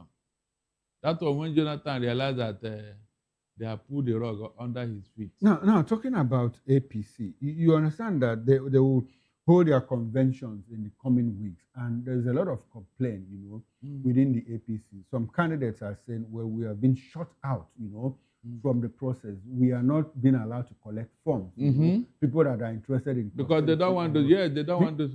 They don't want those people. And you know that a lot of people have moved. When governor moves, commissioners and others, moving, yes. House of Assembly, senators, and all of that are all moving to the APC. Now, could this be the implosion that people have been expecting. Of course. I mean, it was envisaged here. Me and you have discussed it there, and I took a stand because I know the people you promise an automatic ticket if they defect to your party. Eventually, there is no automatic ticket. How do you think they will feel? I mean, I said... No, but we also understand at some point, Nigerians will say, well, the president is a master strategist and is able to, satisfy everybody, make everybody happy. Has he lost that capacity? Or do you think he's not going to pull that off in this convention? Mr. Okoro, okay. Monkey clever. Now, when trees are together, if he could be overwhelmed with the Of course, you must. I told you here that it will be difficult for Tinubu to manage APC with the way people are jumping into that place. He cannot manage them, especially if they are not even given freedom to exercise their right and all that. Like, look at it now. People cannot access their form. What does that tell you? Hold on. What does that tell you? Is that not the beginning of a problem to come? Do you think that those people will leave, or they are going to work against their party? They are going to work against their party if they cannot leave. Because nobody can leave at this point. The other man will say, okay, since you don't want me, okay, no problem. You don't want me to take form, Abi? You are choosing your candidate, Abi? Okay. It will go and do some damage now. What if they do otherwise? Well, since I can't get a ticket, let me support my party member.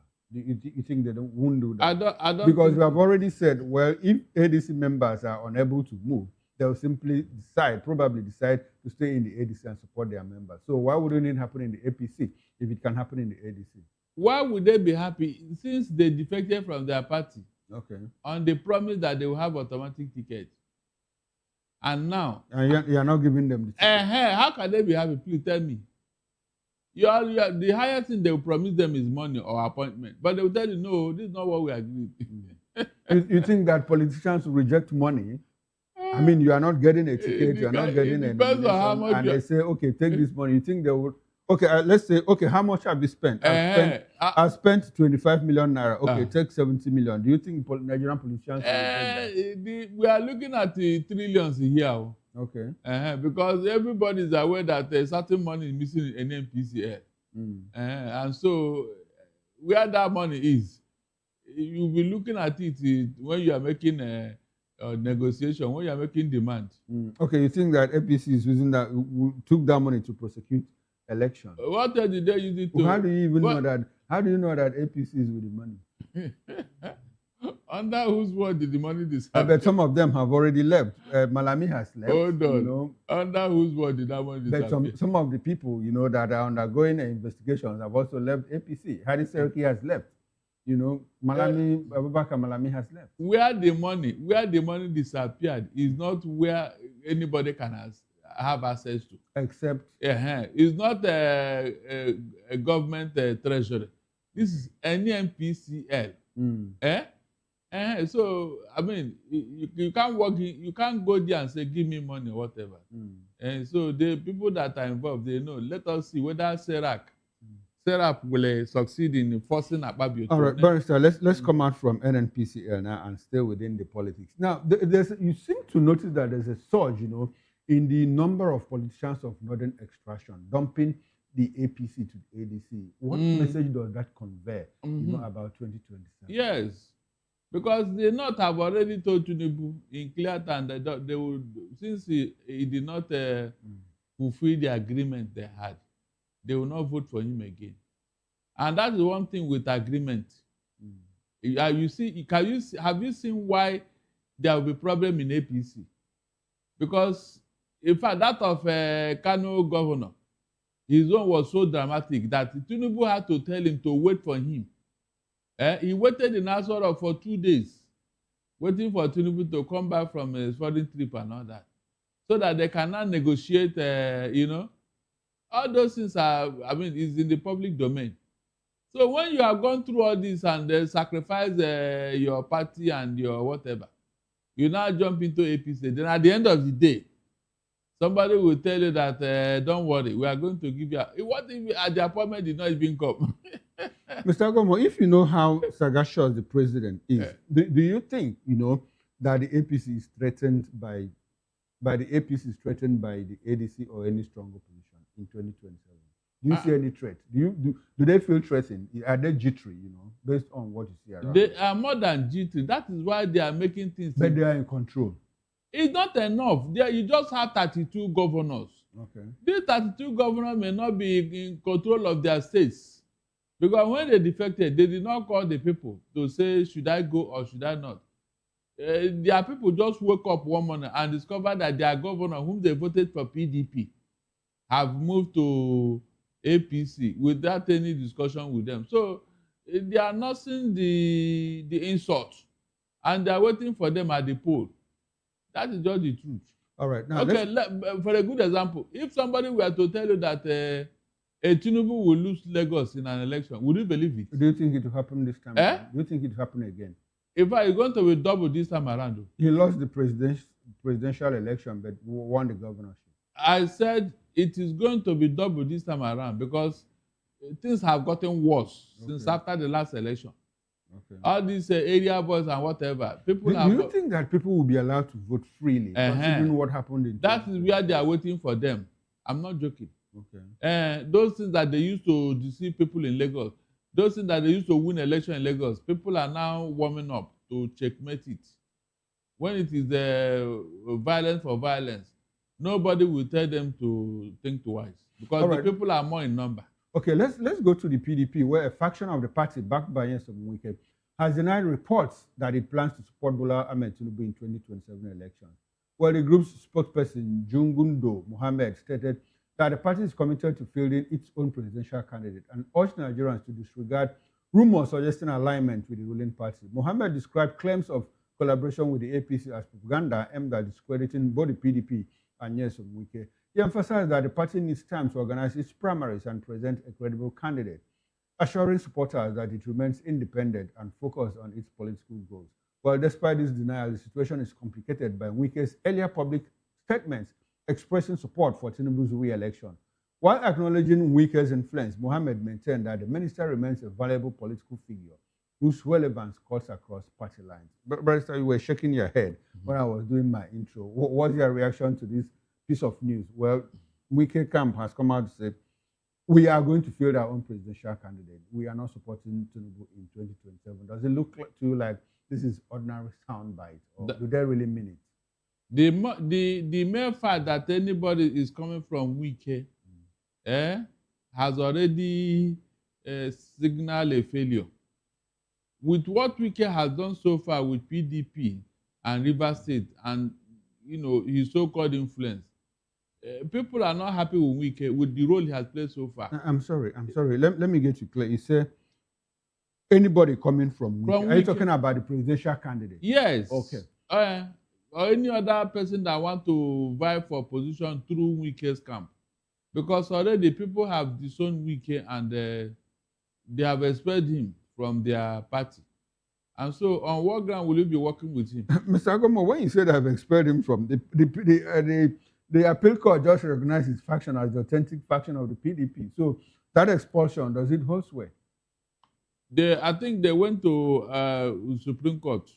Okay. And so at the end of the day, somebody that has been expelled for anti-party activity, which is very obvious to everybody, on what ground are you going to validate his candidates? Okay, so you think that the Supreme Court will validate the order of the appeal court? No, it may not validate it though, because no, invalidate, I mean. Invalidate. Okay, yes, because in fact, if they can put up a strong argument, okay, the anti-party activity is a major factor in expelling a party member. Anti-party activity is a very strong point, and Wike cannot deny that. If they present it to the court will look at it and say, well, yes, how can you be in PDP and you're working for APC and you are not even hiding it? And now you have been expelled again and you are still resisting it. Who are you? If the courts love democracy and truthfulness, they will not accept Wike. They will not, because it's against the spirit and letter of democracy. Against the spirit and letter of democracy. Now, Sule Lamido is making desperate efforts, to bring all the factions together. One, does he have the capacity, and isn't it a little too late?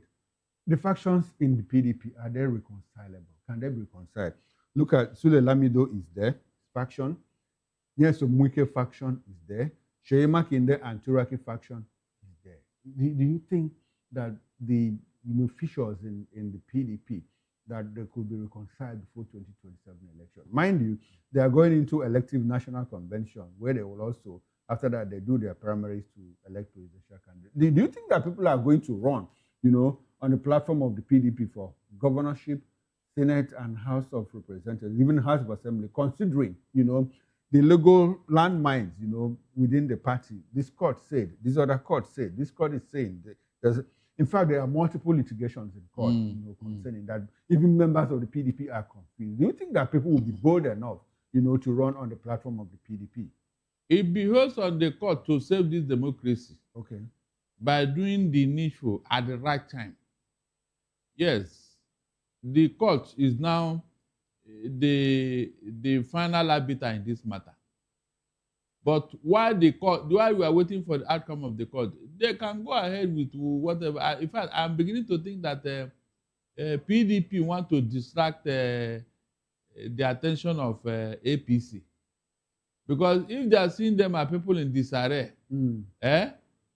not knowing that at the back of their mind, they know what they are doing, they will come together in the last minute to work against the APC. Exactly. Do you think that Nyesom Wike can do that against Bola Ahmed Tinubu? Yeah, did you not say today that they did not agree to support? Did you not hear it?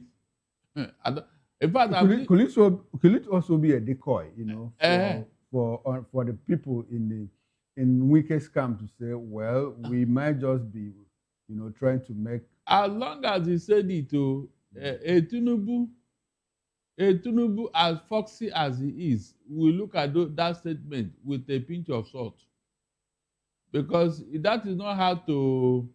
That's not how to play a decoy. You have already uttered it, and so your followers are listening to you. I don't know how you are going to withdraw that statement, because the followership is very important in this matter. All these political gladiators, they depend on the world, their followers, because they are the ones that are going to do the actual voting. Is that not true? And so if your body language and your whatever does not align with them, how will they support you? How? That is the truth. So that statement that we came in today, I will see the outcome before the week. He's the spokesperson of the Wike camp. But do you think that man, Mohammed, could be bold enough to go out and say this without approval from Nyesom Wike? So apparently, your position is that Wike is the one speaking. Of course, now, okay. Of course, yes. He flew a kite. Most times, it's not always proper to fly the wrong kite because of the backlash. What will happen if PDP flies a southern candidate, no matter how weak the person is? Is it going to cause any upset for the APC? That is the more reason why people are going to disown him and his candidates and do the needful. Okay. Yes. As long as Wike is looking for a weak candidate who will eventually step down and then give their vote to APC, it may not work, because that is what he's trying to do now, knowing fully well that he has been seen as the bad boy of this politics, especially Rivers. He may not get Rivers as he did the other time. People will be waiting for him, especially people like Amechi and co. All right, Mr. Agomo, let's get into defense and military. Bola Ahmed Tinubu, president of Nigeria, announced a new phase of military cooperation between Nigeria and France, following talks with Emmanuel Macron, that's the French president. The agreement focuses on providing Nigeria with military equipment, training, and operational support to strengthen its fight against terrorism and insecurity.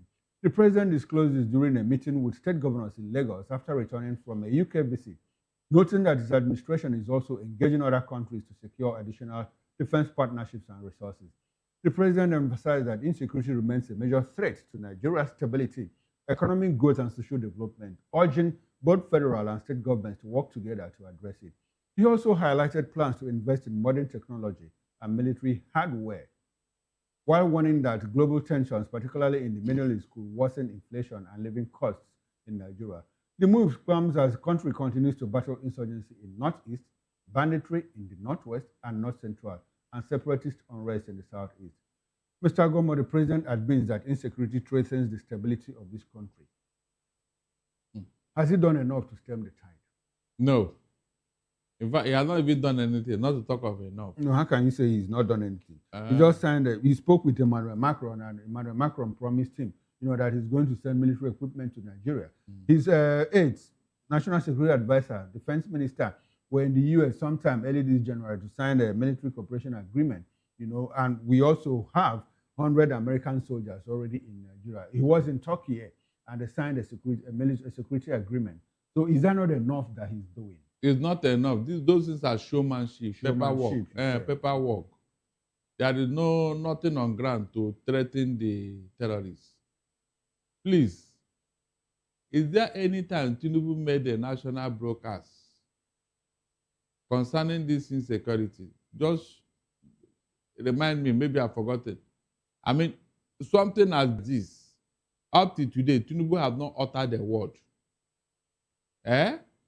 Something as big as this is going on in this country. The killings, the terrorism, the kidnapping. Yeah, Tinubu have not come out to make a broadcast, national broadcast, showing the direction the government is going, what they intend to do and all that. Maybe he's working on the ground. Mr. Okoro, yes, sir. If you are preparing for madness for 25 years, when exactly are you going to run mad to entertain the public? No. Every time he's working on the ground. I said maybe. How long did it take? I said maybe he could. Since you are not sure, why say it? It's like you are supporting this Tinubu. Barrister, we are holding a discussion. This discussion is not good. Barrister, I'm entitled to support who I am. I'm a Nigerian, but on this issue, I'm an anchor. I'm just asking you questions. Why do you see something that is very, very... How would I don't work in the prison. Yeah, so... I said maybe he could be working on the ground. Why did you put maybe there? Okay, you want me to say he's not working? You should have kept quiet since you don't know what to say. Barrister, how many times have you used maybe here? I am the one analyzing. So since you don't know, why not? I'm asking you maybe. No, you listen to me. Barrister, since you don't know, it's for you to say he is not, and not to attack me. Yes. No, that your maybe. That you have. In fact, you have taken a position, and I don't like it. What's the meaning of maybe? I say you know how to use. When someone says maybe, what does that connote? That means you have a sympathy. That means you are not sure. It's not sympathy. You have sympathy for him. Is that your interpretation? A man has failed up to this level, and you are still putting maybe. Said maybe he's working on the ground. There is no underground. How long did it take Donald Trump to strike Nigeria? Did it take 20 years? Okay, Donald Trump woke up in the morning and struck Nigeria. He didn't plan it. How long did it take him? How long? How will I know? No, answer yourself. From the time he declared Nigeria as a country of particular concern, to the time he entered Nigeria, what's the gap? Did he give a date? Sorry? Did he give a date?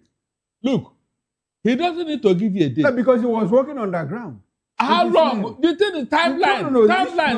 No. Hold on. I said timeline. APC have been in government for how many years now? 11 years.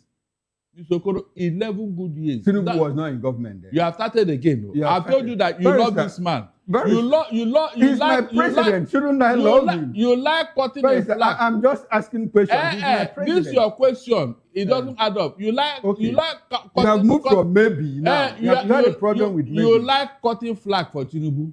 Even with his failure, you are still dropping kind words for him. Which one is kind word? I said maybe. Well, leave maybe alone. And I asked you, is he doing enough? When something is doing enough? At least has admitted that Nigeria is unstable. And I asked you, is he doing enough? I said no. You said no. Did I tell you that he's doing enough? Well, no, you said maybe he's acting on, he's planning on that. And I said, maybe he's working underground. Is he not intelligent? But meanwhile, you know that he's not working. No, I don't know. He's in your place to tell us. You know that he's not working either on the surface. I don't have a position. You know that he's not working either on the surface or underground. No, he could, because I don't have the information. I ask you here, has he made any statement concerning the terrorism? So what did I say? No, that's why I had to know that, yes, this man is doing something. Okay. So you expect me to answer that question? Don't answer it. No, I don't. I ask the question. No, you don't. You are not in this country. Don't answer it. No, I don't. I can go out. When we go out, I can answer you. Are you serious? I cannot answer you. Yes. Say that yes, you have not seen. I am the anchor on this show. Tell the whole world that you have not seen. You have not seen. No, you don't teach me my job. I am telling you now. No, you don't tell me. You don't teach me my job. You have not seen. No, I won't tell you that. I'm doing my job, and you don't teach me my job. Look, I am not teaching you your job. No, that's I am telling you what is on ground. What is on ground? No, tell us what is on ground. Our viewers are listening. So you don't ask me questions. I'm not asking you. I'm telling you. I am telling you. But you're asking me questions. Have I seen? Have you seen? Yeah. So should I answer you? I won't answer you. Because it's my place to ask you questions. Hold on. Now, we have not seen, because the president said his international trips are yielding fruits because of all the security cooperation. Where is the fruit? Is it orange or banana? Okay. Where is the fruit? The fruit is yielding. Have you eaten some of those fruits? Every time fruit. Which fruit? Is it apple or banana or orange? Which one did he bring back? Yielding fruit. And people like you will buy it. Meanwhile, we have not seen any fruit. But Mr. Agommo, mention the fruit. You give me the impression that you have general studies, English. Did you pass that course? Because you come across as someone who doesn't understand elementary English. Let's have your concluding thoughts. Okay, you have added insult. You have added insult. No, because you deserve it. You are the one that you deserve it. I ask you here, look, that metaphor about fruit, I want you to define it. Let's have your concluding thought, Mr. Agommo. Are you sure we are going to conclude this matter? With what you have done now, you are telling me that I don't know English, Abi? Exactly. Because you want to support Tinubu. Yes. You are in trouble. He's my president. You are the one that is in trouble. You are in trouble. This matter will not end here today. Well, unfortunately, we are out of time. Unfortunately, we are out of time, and this is where we have to we are out of time, and you are telling conversation. We'll be speaking with Mr. Darlington Agommo, lawyer and political affairs analyst. Thank you, Mr. Agommo, and I hope we can do this some other time. My pleasure. Now, on behalf, it's your pleasure. I like to hear that it's your pleasure. Now, on behalf of the backroom staff, technical director, the bus manager, the sound engineer, and the ingest manager, I am Chukwuma Okoro. Up next is Issues with Nana and Demdo. So I'll see you tomorrow, 8 o'clock on the morning show. Meanwhile, Political Lens, come your way tomorrow, 6 p.m. Please do keep a day with us. Bye for now and enjoy the rest of your evening.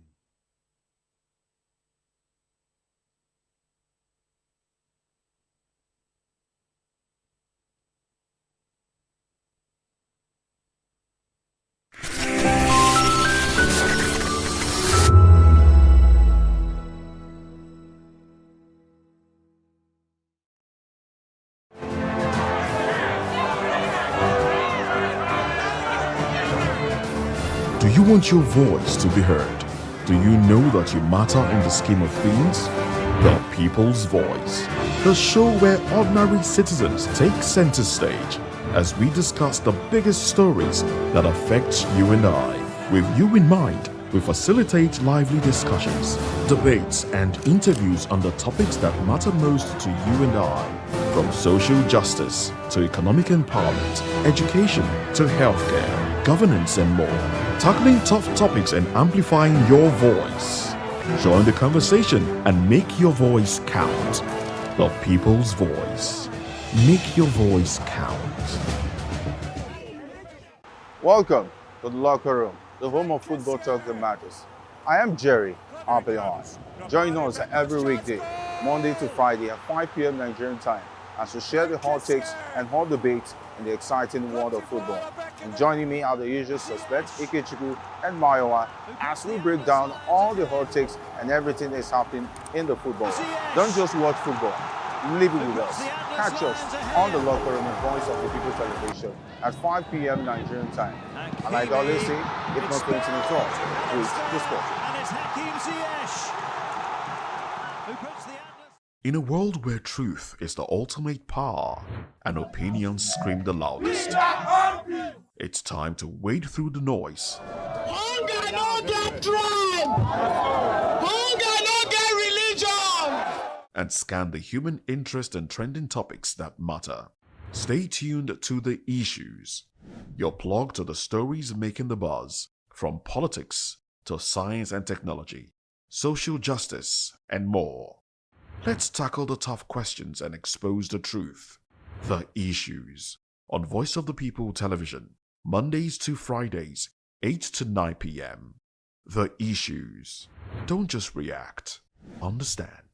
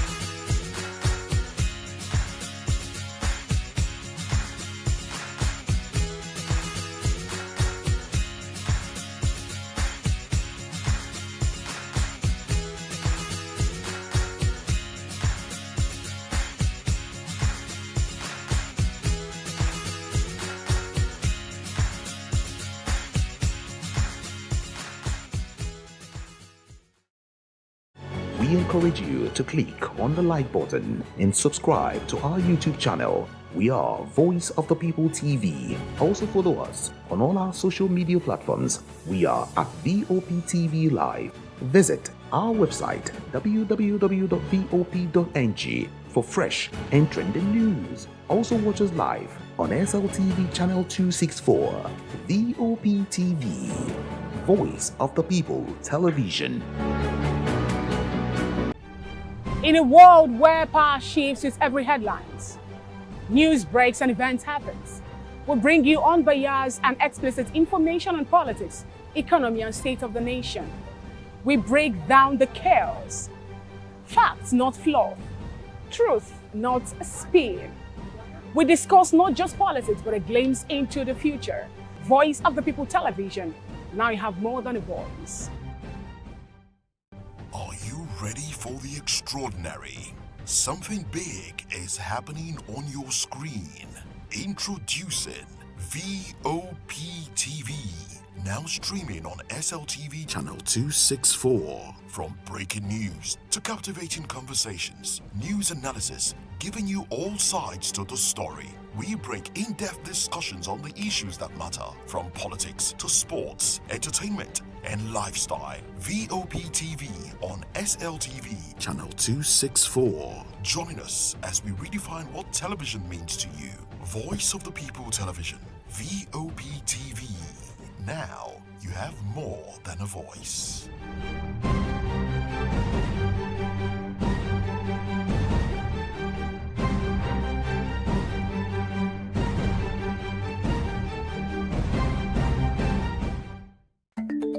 Africa is on the move, a continent of rising voices, untold stories, and powerful transformations. From the streets of Lagos to the heart of Nairobi, from the mines of Congo to the tech labs of Cape Town, the African story is being written every day. Bold, dynamic, unstoppable. This is African News on Voice of the People Television. We don't just bring you the news. We analyze and bring you Africa's heartbeat, the politics that shapes our nations, the economies that drives our future, the cultures that defines who we are, the voice that must be heard. Africa News, Africa's voice, Africa's future. Where Africa speaks, the world listens.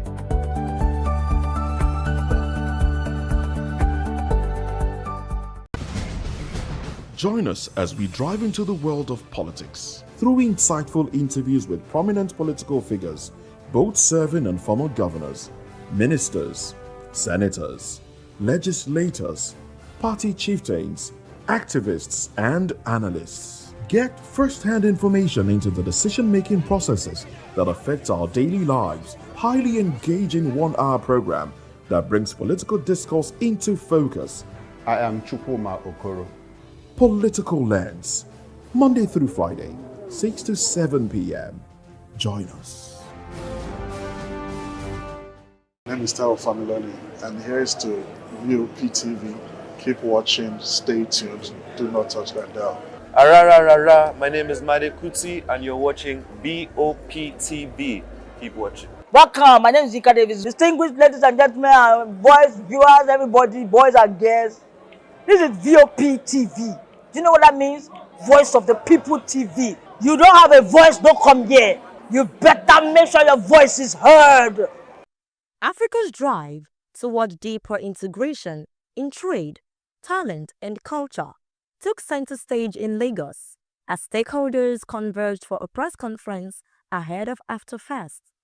Africa connected through trade, talent, and culture, and this is scheduled to hold in Abuja this March. The lawmaker, Desmond Elliott, welcomed guests and underscored the importance of the festival as a platform for promoting African culture and strengthening continental identity. This is now a broader means by which you can connect with other African brothers and sisters, in sharing ideas, innovation, creativity, and all whatnot. So this is a platform that is being birthed to us to utilize and to help for the growth and the better economic improvement of Africa and us individually. individual countries, individual selves. It's basically, it's far-reaching. So to everyone coming from different perspectives and different reasons, you can get answers to. In a nutshell, that's what you call it. But it's creating that platform. So as you know, this is the press conference intimating people of what is to come in March. So basically connecting through 54 African countries, bringing them under one roof, having your own idea being shared and accepted from other parts of the continent, I think is mind-blowing and fantastic. Project's lead, engineer Mandy, presented the vision of AfterFest as an Africa for Africa initiative designed to solve ecosystem challenges by connecting business, innovation, talent, and culture. We have decided to do Africa for Africans. It's about time that we come together. It doesn't matter wherever you are in your career or whoever you are, wherever your business is. It's time for us to come together, identify the existing problems, identify the existing bottlenecks, the things that are preventing us from scaling up, talk about them, and then we find sustainable solutions for these problems so we can scale. And that's the only way we can build Africa. It's a collaborative approach. It's not a competitive approach, because it is a platform which is an ecosystem build where each and every one of us come with our different and unique skills, put them together and build a structurized project in it that empowers each and every one and each and every businesses. That is the only way Africa can strive sustainably. Another keynote speaker, a young Eno, a sports legend, highlighted the need for transition, innovation, unity, and excellence, describing the festival as a step towards building legacy and empowering Africans to shape their own future. We also want to be able to push the narrative that Africa has a lot of talents that are not valued as they are supposed to be valued. There are young sports talents that are bought from South America, they are bought from other parts in Europe. But if you look at some of the big clubs in Europe, it's African players that are doing most of the work. So through these, we want to have platforms where we talk about how can we change the value of African sports people so that we can begin to compete in the market based on what the statistics shows. The statistics shows that a lot of Premier League clubs will not do well without African teams in Spanish league and in other leagues. And again, so you could see that with the AFCON that just concluded. You see the value that African players bring. So we want to discuss that and see how we change the value. When we change the value for African players, we want to make sure that when African players, they make a move, a lot of that resources comes back to the local area where they came from to develop it, create small football stadiums, give scholarship, build infrastructure. So we want to put that in some very organized plan. And that's one of the reasons I'm very passionate about the whole football sector part of it. Organizers say AfterFest aims to mobilize young people, support entrepreneurs, spotlight African excellence, and position the continent as one integrated market. Africa's future is being shaped by ideas, innovation, and collaboration. AfterFest is not just a festival, it is a meeting point for trade, talent, and culture across continents. As March 2026 comes closer, expectations are high to open new doors of opportunities for millions across Africa. From Lagos, I am Praise Peters, reporting for Voice of the People Television.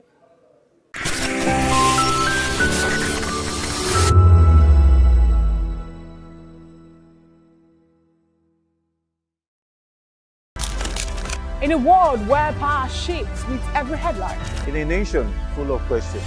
In a world filled with noise, the truth needs a voice. The policies that shapes our world and the economy that determines our future. Every hour, every day, the grapevine keeps buzzing. And together, we are committed to telling the stories that shape our world, because your voice is our focus. Don't forget, our voice matters the most. Let us come together and share our concerns.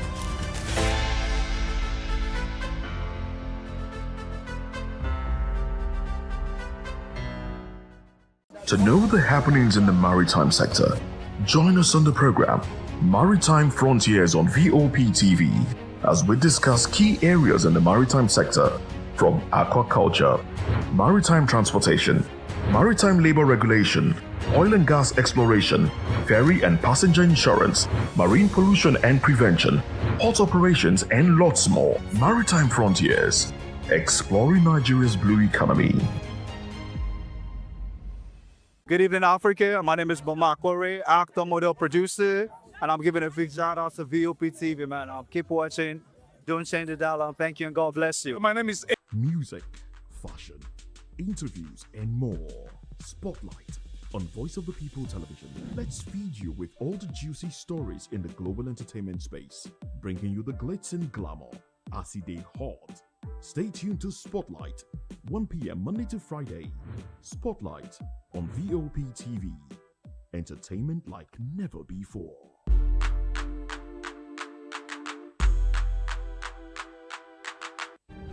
In a world where power shifts its every headlines, news breaks and events happens, we bring you unbiased and explicit information on politics, economy, and state of the nation.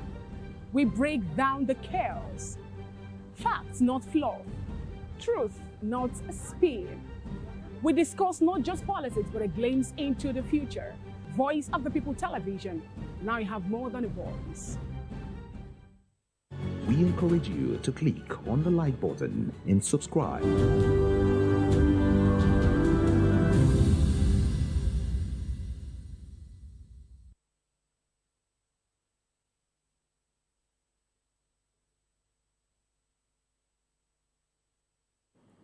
Hello Nigeria, it's another exciting episode of the Issues and Voice of the People Television, and we bring you the most important and pressing issues shaping our nation today. I am your host, Nenna Ndomdiocho. Want to apologize for starting a little bit late. Today on the Issues, we're examining the complexities of Nigeria's politics and governance, from Iran crisis pushing fuel prices higher in many parts of Nigeria, to Kwankwaso, Obi, Dixon's meeting sparking political speculation. Also, APC governors call for tech-driven security strategy. Finally, Tinubu's foreign trips yield zero benefit for Nigerians, and that is by Chatham House expert. Join us as we break down the fact and provide context to help you stay informed. We'll take a short break, and when we return, we'll dig deeper into these topics. Don't go away.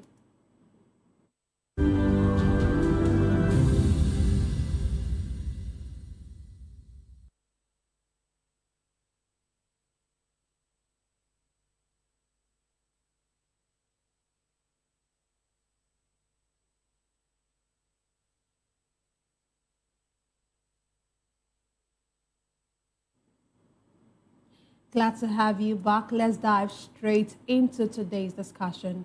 The Iran crisis is still ongoing and does not seem to be abating. Nigerians are feeling the brunt, with petrol prices now selling at the rate of 1,330 naira per litre in Lagos and 1,370 naira per litre in Abuja. This has raised concerns about inflation, cost of living, and economic stability, especially with the International Energy Agency warning that no country will be immune from the effects of the ongoing global energy crisis as volatility continues to impact fuel markets worldwide. Meanwhile, U.S. President Donald Trump has postponed planned strikes on Iranian power facilities following what he described as very good peace talks. He disclosed that he had instructed the Department of War to postpone the intended strike for a 5-day period. Today, I'm delighted to be joined by two distinguished guests. Here in the studio, we have Dr. Peter Anosike. He's a philosopher, a development economist, and best-selling author. He's also an erudite commentator on economy, finance, politics, and power. He's also the author of the most talked about book titled Abuse of Power, How Democracy Turned into Tyranny of the Few. Glad to have you join us, sir. Thank you for having me. Yes, sir. Also, we have in the studio, we have Mayor John Eshefu. He is a human rights activist and a political commentator. Thank you very much for joining us, sir. Thank you. Okay, let me start with you, Mayor. I'm sure you've been buying fuel, and petrol prices have risen and is still rising. And its National Energy Agency is saying that no country will be immune. What does this mean for us in Nigeria? Thank you very much. This has reviewed the criminality in Nigerian oil and gas ministry and industry. War is going on in Iraq. Iran, and in Nigeria. Even in Iraq, Iran, that war is going on, fuel price did not increase. Now in Nigeria, fuel price is increasing. 1,300 and something naira. Before next 1 week, it will get to 1,500 or even 2,000. It shows the criminality in our oil and gas industry. It shows that Nigeria, that is an oil producing country. You know, it looks, I don't know the best adjective to qualify it. It's terrible. Nigeria, which is an oil producing country, is being suffered. Nigerians are being suffered because there is war going on in Iran. Not the juju be that. APC government have failed. You see, look at the kind of policy Nigerians are receiving from APC. The type of hardship that these people are meeting in Nigeria is too bad. I don't see any reason why. War is going on in Iran, and fuel prices. Iran war is affecting fuel prices in Nigeria. Some stupid journalists, and they will tell you nonsense because they are supporting APC. But I have to say this, let the whole Nigeria know about it. That posterity will judge them. The level of decay in Ministry of Petroleum is not here. Even in Hellfire, the kind of corruption that is going on in Ministry of Petroleum cannot go on in Hellfire. It's quite appalling. Very, very appalling. And APC-led government by President Tinubu don't have any solution to this problem. Fuel will keep going higher. Even after the war in Iran, the fuel will still keep going higher. Because the problem we are facing in Nigeria is not because of there is no fuel. It's not because of the importation price, but because of the corruption within the leadership of the APC-led federal government. They want Nigerians to suffer for their own personal benefits. And it's too bad. It's too bad. And it's too bad. And I'm also calling on Nigerians. They should put a stop to this in 2027. We cannot continue to do the same thing and expect a different result. It's only a madman. Even a madman cannot do such. So it's too bad. It's too bad. Let the Almighty touch their heart to know that Nigerians are suffering. Okay, let me come to Danosike. Danosike, he already mentioned that Nigerians are suffering, and we can't take that fact away that really Nigerians are suffering. But for 3 weeks now, it looks like our government hasn't seemed to, reel out any specific measures to help cushion the effect of this on Nigerians. Some countries have actually, put in some different measures. We've seen the UK come in to say, even while the president was in the UK, we saw the prime minister actually come out to put out some measures. But some persons would have said that maybe when the president comes back to Nigeria, he would actually, toast the same line. But it's been 2 days or 3 days since he got back, and we've not heard anything. Even before he traveled, nothing was heard from our president or our administration, except the CNG conversion. That's I think it's 1,000 or 100,000 CNG conversion kits that have been said to, be available for people to come and take off from or use. But aside from, what do you make of all of this? Well, you said that the Prime Minister of UK put up some measures, but you cannot give what you don't have. Nigerian president has no measures, so he has nothing to give. That's one. Among the OPEC countries, understand, that's Organization of Petroleum Producing Countries.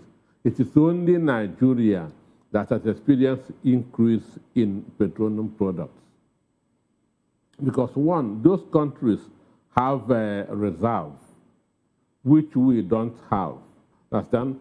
Donald Trump has called for the release of about 400 million liters of fuel from their reserve to cushion the effects of what is happening in Middle East. It happened because their government is proactive. They are thinking of the future. But your own government is thinking of now. There's no reserve. And assuming that we still have our crude oil now, what is happening in Iran will not have affected us. But Buhari sold our crude oil in credit till 2030. Understand? So the nature that is coming is being used to pay the debt. Dangote is not having enough crude. He is still importing at the international price. And if he imports at the international price, he has to sell at the same international price too. So that's why this problem is affecting us. Because ordinarily, this is supposed to be oil boom in Nigeria, that crude oil is going high, and we have a crude oil in our soil. So we are supposed to having surplus money as we speak, but because the crude was sold on credit, the corruption in the downstream sector. That's why we are like the other countries that don't even have oil. And I have called on this program that this is time for government to bring back subsidy. That is to cushion the effect of this oil, because 135, 1,300, 1,400 is unbearable for most Nigerians. Cost of transport is going higher and higher. Cost of food is going higher and higher. This is the time for government to introduce measures to cushion this effect. But like I said before, you cannot give what you don't have. This government has no answer to anything. It is just a policy somersault. They will say this in the morning, say a different thing in the afternoon. The 1,000 CNG, have you heard it since then? For more than 10 days now, we've not heard anything that's of the CNG. And imagine 1,000 CNG for a country of more than 200 million people. That 1,000 CNG is not even enough for a local government in Lagos State. So this shows you that Nigeria is going back every day by day. Let's look at the conflict itself. Do you attribute what is happening? We've seen Iranians, come out to attack major cities around them, countries around them. And people would actually say that Iranians have shown resilience that people didn't really expect from them. Would you say that the U.S. underrated Iran? It is foolhardiness. Ah, okay. It is foolhardiness. And what they are doing is called mad dog theory. Understand? Just inflict injury on everybody around you as a way of putting pressure on the United States. Understand? So that UAE, Saudi Arabia, Bahrain, and other countries who will be telling America, stop this war, stop this war. But Donald Trump is not somebody that you can control very easily. He has made up his mind. Understand? And the Israeli Prime Minister has a lot of influence on him. So they're not going that to stop until Iranian military capabilities are reduced to the barest minimum. But do you see that happening? Anyways, before I come back to you, let me hear your takes on this particular issue. Do you align with him that this what Iranians or what Iran is doing is just foolhardy? Do you think that U.S. underrated Iran in this particular conflict? Oh, I'm 100% aligned with him. Okay. He just gave out the masterpiece of what is going on between Iran and the U.S. and Israel. Israel will make sure that they take out the whole of those targets that they need to take out from Iran military before the war will stop. So what Iran is doing, this thing they are doing will not help them. What will help them is remove every atom of trace that proves them to be sponsoring terrorism in the world. That is the only what Israel is looking out to see. If they refuse to do it, Israel will continue with, in conjunction with America, to make sure that their targets, they hit it before the end of the war. Because they have a limited time to end the war. And by that time, they must have been able to take out the threats that they want to reduce from Iran. And that will be the end of the war. But while, we saw Donald Trump come out to give, what I call it, a threat that if Iranians don't open up, or if Iran doesn't open up the Strait of Hormuz in 48 hours, he's going to actually attack their power facilities and all of that. But that also end today, at the end of today. But now we've seen Trump come out to put a temporary stop to this, and he's saying that there are ongoing talks. According to him, looking good peace talk going on. But do you actually think that this particular talk will become beneficial for all? Do you really see it? If you understand Donald Trump very well, the type of politics he's play, he's very, very proactive, and he has plan A, plan B, and plan C.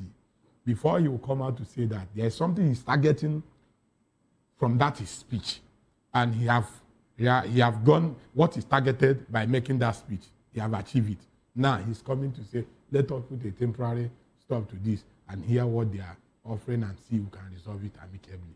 So Donald Trump is Donald Trump is a very intelligent man. He's a man that when he comes to his office, every day, he will bring national newspapers and begin to read what are they writing about him, so that he will know the next thing he will do.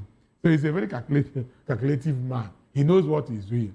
He don't want to be hit too hard on them, so that the civilians will not be the ones to suffer it. There is this terrorist sponsors. There are these terrorists that is in Iran, and they are in government. That's the target of America and Israel. That's their target, and they are taking them out one by one, and they will achieve their target before they end the war. Okay, Dr. Nasgi, I don't know if you want to chime into this particular question before we move on to our next conversation. Iranians are negotiating, understand? They are negotiating, and Donald Trump is giving them chance, understand? Will you abide by this? I've given you 5 days, a grace of 5 days. If you don't agree, we continue with our bombing. And just like what Mayor said, what is saving Iran is innocent civilians. If Iran is just filled with soldiers, because what they are doing is just specific targets to avoid killing innocent people, and not that Iran is too powerful. No, they are just being careful not to kill the innocent people. So saying that Iranian were underestimated, no. America is just being very, very careful. Okay, let's move on to our next conversation for tonight. A high-level political meeting involving Rabiu Musa Kwankwaso, Peter Obi, and Seriake Dickson has triggered strong reactions within the All Progressive Congress in Kano State. The meeting, which took place in Kano during the Eid al-Fitr celebrations, brought together these opposition figures in what many believe could signal early political alignment ahead of the 2027 general elections. Kwankwaso described the meeting as a moment of unity and celebration, reflecting the spirit of the festive period. However, political observers suggest that beyond the social context, the meeting may carry deeper strategic implications. Meanwhile, the Kano State chapter of the All Progressive Congress has expressed surprise over the gathering hosted by the national leader of the New Nigeria People's Party, Rabiu Kwankwaso. The party's publicity secretary, Awal Mainege, said the meeting was unexpected and disconnected from the political realities in Kano. Let me come to you first, Mayor. What do you make of this meeting? Is this meeting like, having, it looks like 3 different people from different, Peter Obi, we know where he belongs to. Kwankwaso, we know where he belongs to. And Seriake Dickson, we also know where he belongs to. And these 3 people coming together to meet. What do you make of it? Do you think that this is like a foundation of something that Nigerians don't know about? Thank you very much. First of all, I'll stand up to salute Peter Obi. The man that his legacy have gone beyond the shores of Nigeria. The only man that can talk and say, go and verify, go and verify. The only fear of APC in Nigeria, the only fear of corrupt leaders in Nigeria is P2B. And you can see what is, even in Kano, his legacy is being celebrated. What are we waiting for to make this man president in 2027? I can understand why the Kano-led APC government is talking babas. They are talking under colocolos. Because normally a reasonable human being cannot talk in that manner. Look at P2B. After being a governor for how many years? Up to today, he's going around saying, go and verify, go and verify. You know, even the wars have ears. P2B is the tsunami we are waiting for in 2027. What happened in 2023 will never happen again in Nigeria. And I thank God P2B is a man that has patience. He allowed the court. He allowed every process, everything to go through due process. Until when he find out that even the court had become a betrayer to Nigerian good governance. Now in 2027, Nigerians don't go agree for it. In fact, we will vote for P2B and we will stand there to protect our votes. Because we cannot continue like this. How can we? My sister, I don't know if you're understanding this thing. There's no normal human being. There's no reasonable human being. Anybody that is supporting the APC in this country, go and check that person. That person has a mental problem. Enough is enough. You see the crowd. The crowd is a big statement to Nigerians to know that P2B is the man we are waiting for. This is the only man. P2B is the only man that has the magnet charter to transform Nigerian economy. P2B is the only man that have the quality to stand before other world leaders to say, I am a Nigerian president and this is what I want. P2B is the only man that can lead Nigeria or be the president of Nigeria in within 1 year, 2 years. Nigerians will see the transformation that they have never seen before in leadership. What are we waiting for? Leave APC. APC have failed woefully. APC have destroyed Nigeria. Even the military. Abacha regime is better than APC-led regime in Nigeria. Look at what is happening today before. They sold our crude oil in advance. And today Nigerians are suffering. Tell me anybody that is supporting APC. Tell me anybody supporting this federal government led by President Ahmed Tinubu. Okay. Why he's supporting him? Nobody. You see, I don't know what APC will use to do campaign in 2027. Well, okay, let me. Well, some persons actually tell you that they might have other things. I don't look at all those people. They are under influence of colocolos. Okay, let me come to Dr. Nasike. Nasike, I don't know if what you make of this meeting, but we know that Kwankwaso and Obi, sometimes it looks like they are two giants that are to come together has not really been very easy. And now we are seeing this kind of meeting. Do you think that this is the beginning of an alliance between these two? Well, one, there's freedom of association in Nigeria. So P2B has every right that to visit Kwankwaso. Kwankwaso has every right that to visit P2B. And they went to celebrate Eid al-Fitr according to what we hear. And one thing that is fundamental there, you can see that there's no attack. Understand me? There's no attack. Nobody is attacking anybody there. This is a very good message. This is unlike what is happening in the south here, removing of ADC, billboards, and so on and so forth. Anywhere ADC is doing meeting, they will go and cause nonsense there. Have you ever heard city boys up there? Have you heard it? So APC know that power is slipping from their hands. That's why with 32 governors, they are still afraid. With over 87 senators, they are still afraid. And the person that they are afraid of is P2B. So this is a shock to APC. Because one Kwankwaso Kanu, going by the 2006 census, Kanu is the most populous state in the country.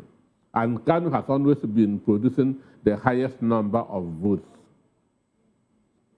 Kanu State has been producing the highest number of votes.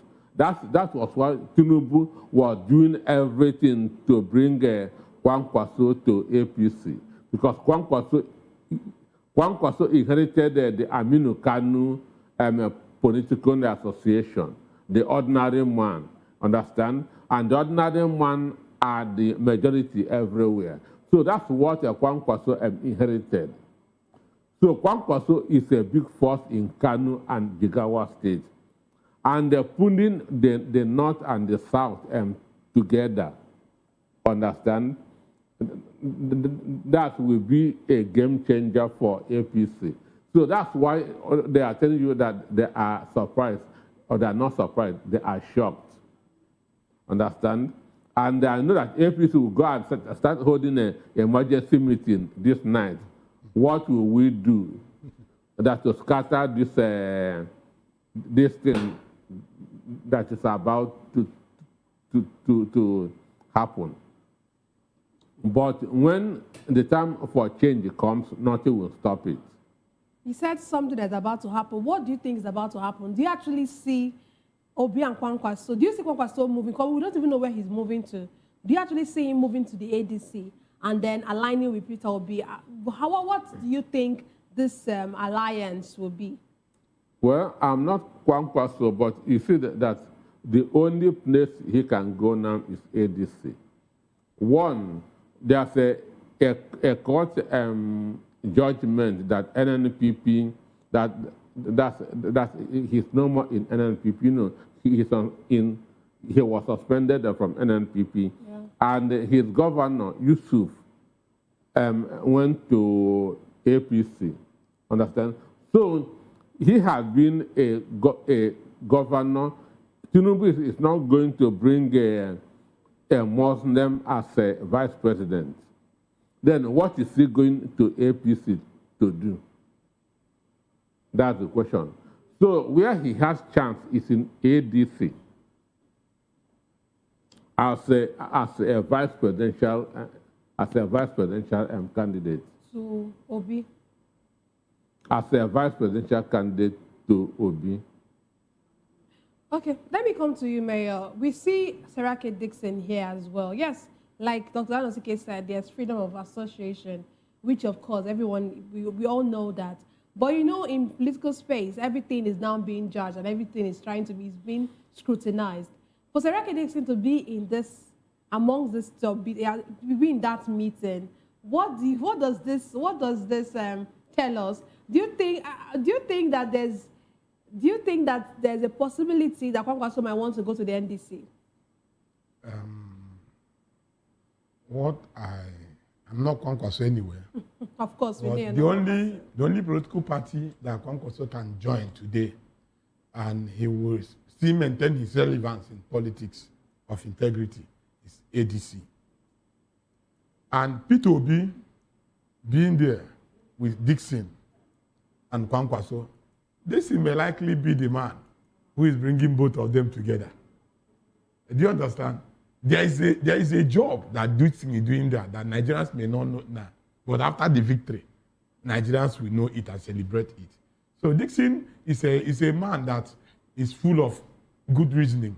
You see what was happening in the Senate. He's one of the voices in the Senate that have stand out to call evil in the Senate. So Dixon is a voice now, even more voice now, good voice in Nigeria than when he's a governor.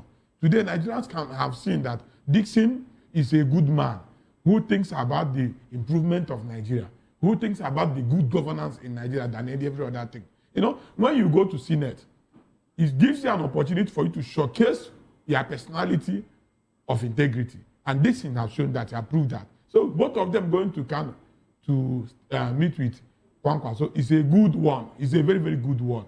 And the ovation, the reception, what happened in Kano have shown the world that Peter Obi is a man that has been celebrated beyond the shores of Nigeria.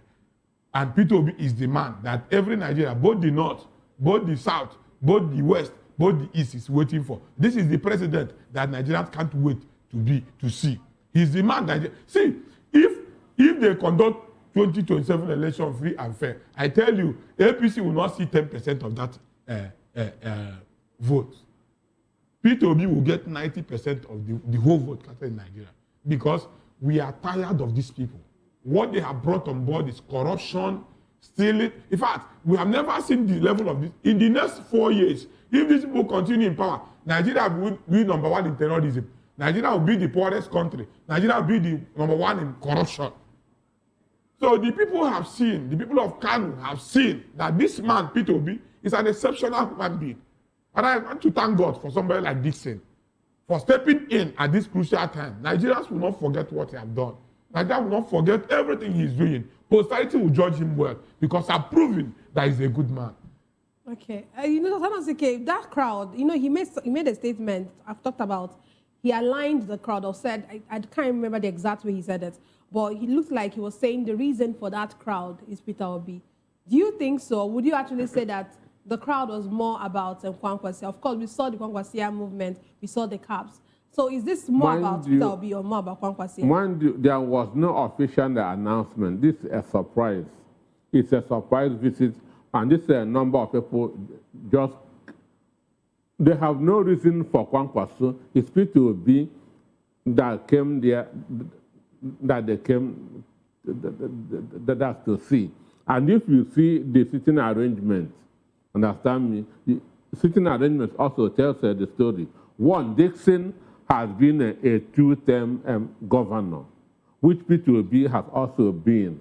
And he is currently in the Senate, while Peter Obi is a private citizen. But you can see that Peter Obi and the Kwankwaso that are sitting together, which means Kwankwaso, the people there came to see Peter Obi, understand? And that's also, and from there, Peter Obi went to Kaduna. So, and like I said, it's not, there was no announcement that Peter Obi is going to Kano. This is just people who just came that to see, let us come and see this man that everybody is talking about. Okay, let's move on to our last conversation for tonight. President Bola Tinubu's diplomatic engagements are now facing scrutiny as a report by a Chatham House expert discloses that his frequent foreign visits do not align with the prevailing realities in the country. A top official of the institute, Lina Coney-Hoffman, argued that though Tinubu's administration has also sought international validation for its key domestic reforms, fuel subsidy removal, naira devaluation, and tax reform, his prominent international profile has not delivered material gains to Nigerians in the past 3 years of his government. She further disclosed that despite the government citing various policy achievements as proof of success, poverty remains high, food insecurity has risen, household spending remains weak, and credit remains expensive for small firms. The Chatham expert maintained that potential investments are likely to fix Nigeria's struggling economy or reverse the structural drivers of migration, such as rampant insecurity and weak public services. I'll come to you first, Dr. Nosike, because when I saw this particular story, I just smiled. I was like, Dr. Nosike will be nodding his head. But he read maybe she's a member of the opposition. That's what they will say. When sorry. But Daniel Boal has actually come out to say something about this. He said that she does not, because she also aligned it with the UK visit, and she said she does not know what she's saying. That she does not know what she's saying. That she should wait until just 2 days to judge the UK visit. But generally, we are talking about foreign trips. The issue is this. I have said it over and over. that Tinubu is wasting our money by going on these foreign trips. That what is going out from Nigeria is far more than what he is bringing back. And that's the same thing that this woman is also saying. Mind you, Chatham House is where they always go to give their manifesto. Understand? So, so maybe they have said that one obedient wrote a speech and give. So the issue is this. You don't beg investors that to come. You create an enabling environment, and investors will be struggling to come to your country. This is a country of over 200 million people, one of the biggest markets in the world because population is market. So if we have a stable power and supply and other infrastructures, that's no insecurity. Investors will be coming on their own without anybody going there to beg them. And Tinubu, that's why he refused to appoint ambassador, so that it's only him that will be going. Problem that our ambassadors will be solving in those countries, understand? There will be nobody. So he will be the only person that is going there, taking an ESTA code, and so on and so forth. So what the Chatham House experts said is true, understand? It will be better if Tinubu stays in Nigeria than going out, understand?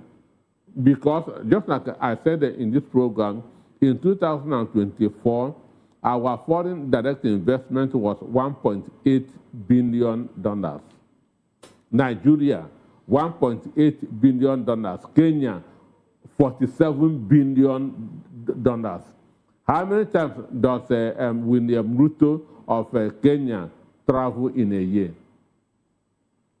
So this is the question that we should be asking ourselves. Let me come to you, Mayor. Do you think that our president, do you think his foreign trips, are they effective or are they symbolic gestures? See, let Nigeria. President Tinubu policies are Kwanzaa policy. I title it that they are using these travels to embezzle Nigerian funds. This is another corrupt practicing method that President Tinubu is introducing to his, because what he's doing is that anywhere he's going, anywhere President Tinubu travels to, he's traveling there with Nigerian money, not his own personal money. And he's going there to waste Nigerian money with the people he's going there with. When he was not president, how many times did he travel? In fact, President Tinubu should come back to his house and stay. He's an old man that his children should be taken care of at his old age. They are using Nigerian money to take care of themselves at old age. And it's an abomination. Look at what is coming from Chatham specialists.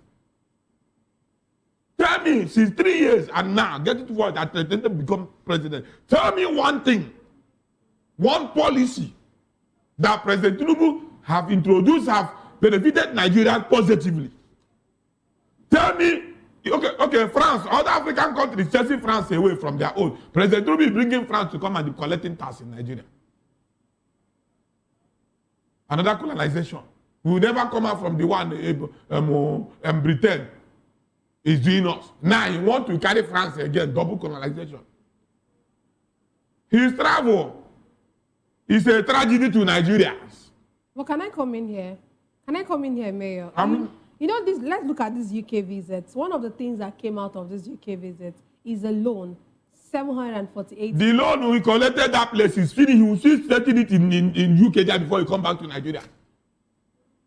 But it's meant for rehabilitation. Don't you think that? See, let me tell you, this APC-led government by President Ahmed Tinubu is destroying Nigerian future. It's our children that are putting in trouble. Very soon, every Nigerian will be forced to pay money that they don't know what they use it for. They keep borrowing every day. What are they borrowing for? What have they done with the money? Where is our internal revenue? It's quite appalling. It's quite appalling. It's quite appalling. If it would have been better for President Tinubu not to be a president in Nigeria than to be president and destroy Nigeria, the manner that we go about destroying Nigeria today. It's a shame that Nigeria is going this way. Nigeria, who used to be giant of Africa, today, Nigeria is even I don't know, even a baby that is walking is better than Nigeria. Wow. Look at Nigerian economy. No, I have to say it. Look at Nigerian economy. Every day from frying pan to fire. Look at the type of policy they are bringing to us. You went to Chatham, you went to London on visit, for 3-day visit or 2 days. What is the benefit on Nigerians? What are the benefits? That's my question. What are the benefits? Look at how much it's worth. You borrowed money from London. Go and check. If they will, you see that the money they borrowed, the money will finish that place before they come back. They are using Nigerians to play basketball. Okay, well, at this point, we have to go. Thank you very much, gentlemen. Thank you, Dr. Nosike, for being a part of the show. And thank you, Mayor, for being a part of the show today. Thank you. Thank you. And that's all we have for today's episode of The Issues, explored the challenges facing Nigeria's politics and governance. Thank you for being a part of it. Don't forget to tune in next time for more in-depth analysis and discussion. Follow us on social media to stay up to date on the latest news and insight. Until next time, stay informed. Remember that the views and opinions expressed by analysts are solely their own and do not reflect that of VOP Media. I am Nnenna Ndomdieto, and this has been The Issues on Voice of the People Television, where the future faces forward. Please don't forget to stay tuned for hashtag with Vivian by 8 p.m. Don't go away.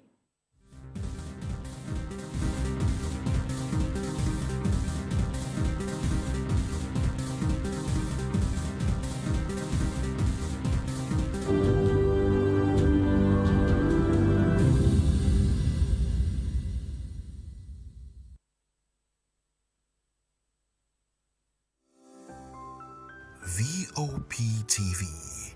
Now you have more than a voice.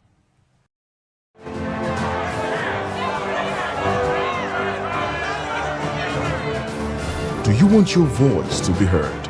Do you know that you matter in the scheme of things? The People's Voice, the show where ordinary citizens take center stage as we discuss the biggest stories that affect you and I. With you in mind, we facilitate lively discussions, debates, and interviews on the topics that matter most to you and I. From social justice to economic empowerment, education to healthcare, governance, and more. Tackling tough topics and amplifying your voice. Join the conversation and make your voice count. The People's Voice. Make your voice count. Welcome to the locker room, the home of football talk that matters. I am Jerry Arpeon. Join us every weekday, Monday to Friday at 5 p.m. Nigerian time, as we share the hot takes and hot debates in the exciting world of football. And joining me are the usual suspects, Ikechukwu and Mayowa, as we break down all the hot takes and everything that's happening in the football. Don't just watch football, live it with us. Catch us on the locker room and Voice of the People Television at 5 p.m. Nigerian time. And like I always say, if not 20 minutes off, please discuss.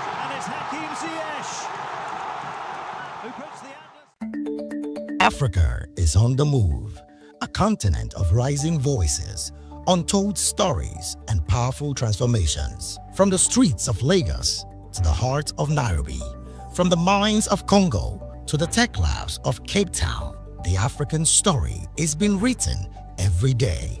Bold, dynamic, unstoppable. This is African News on Voice of the People Television. We don't just bring you the news. We analyze and bring you Africa's heartbeat, the politics that shapes our nations, the economies that drives our future, the cultures that defines who we are, the voice that must be heard. Africa News, Africa's voice, Africa's future. Where Africa speaks, the world listens.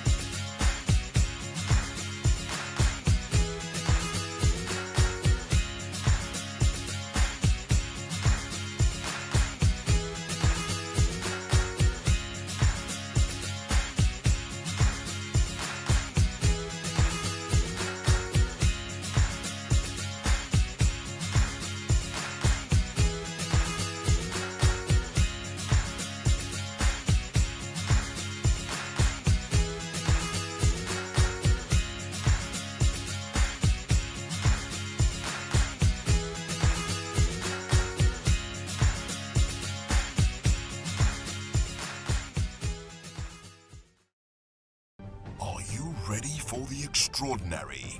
Something big is happening on your screen. Introducing voptv, now streaming on SLTV channel 264. From breaking news to captivating conversations, news analysis, giving you all sides to the story. We bring in-depth discussions on the issues that matter, from politics to sports, entertainment, and lifestyle. voptv on SLTV channel 264. Join us as we redefine what television means to you. Voice of the People Television, voptv. Now you have more than a voice.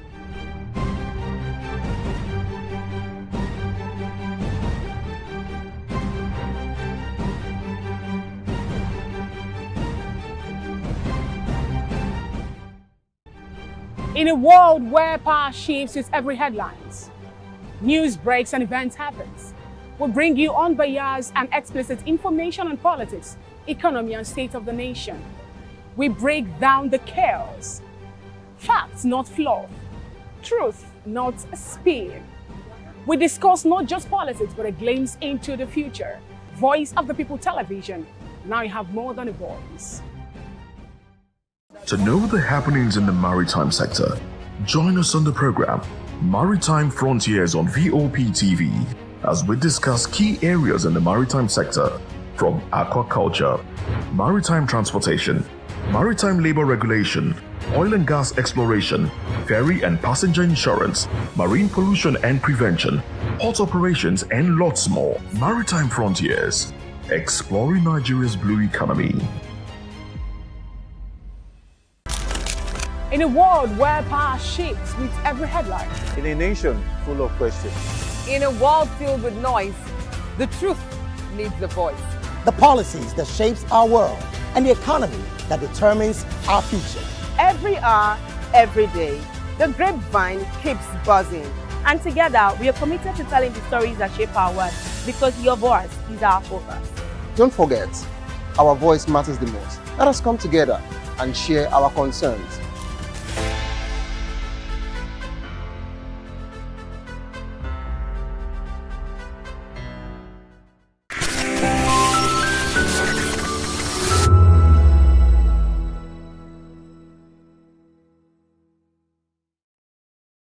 Voice of the People television, where we don't just bring you the news, we bring you Africa's heartbeat, the policies that shapes our world, and the economy that determines our future. Africa News on Voice of the People television. Stay with us. When I first heard VOP, I thought they were talking about me because I'm a voice-over personality, but no, this is Voice of the People TV, and you are riveted forever because this is the place to be. Yo guys, your boy Chela, shout out to VOP TV. I love you guys. Salut tout le monde, Suspect 95, là on est sur VOP TV, on passe un bon temps, j'espère que vous kiffez, on est au Afrima, on est ensemble, VOP TV. Don't see me like a fool because I don't do giddy giddy giddy. VOP, you don't know somewhere from Ghana representing live and living color. Yeah, Beam Nation President, outside with it. Bless up. Hello, this is Milo from Ivory Coast. Keep watch Voice of the People TV. Regardez la voix du peuple, la télévision de la voix du peuple. Que Dieu vous bénisse. À très bientôt. Love you so much. Hi guys, what's up? This is Gaze Baba, and you're watching VOP TV. Usually you be told to not touch the dial, but I tell you to touch the dial and increase the volume. You're like, keep it locked, it's Afro Gospel. Thank you. Hello, my name is Shego Arunze, you're watching VOP. Don't change the dial. My Joe, fine girl. My Joe, fine babe. Only are you, but on the Fuji was. Yes, don't touch the dial. This is me, Dr. Adiwala Iba. Keep watching VOP TV.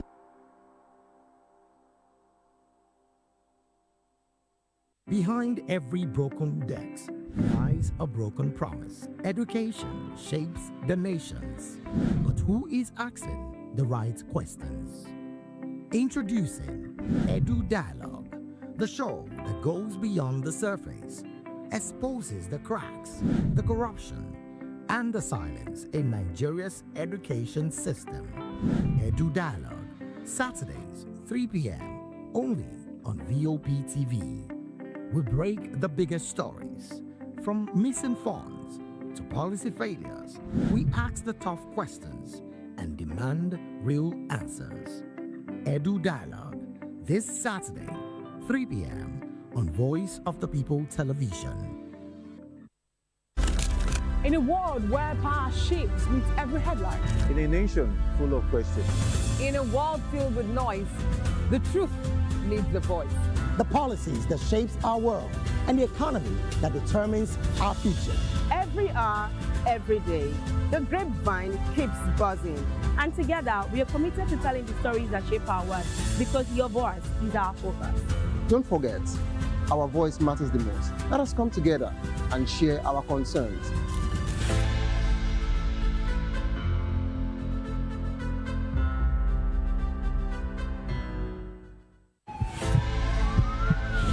This is Health Check, your weekly guide to better living, smarter choices, and trusted answers. From everyday wellness to urgent health issues, we've got you covered.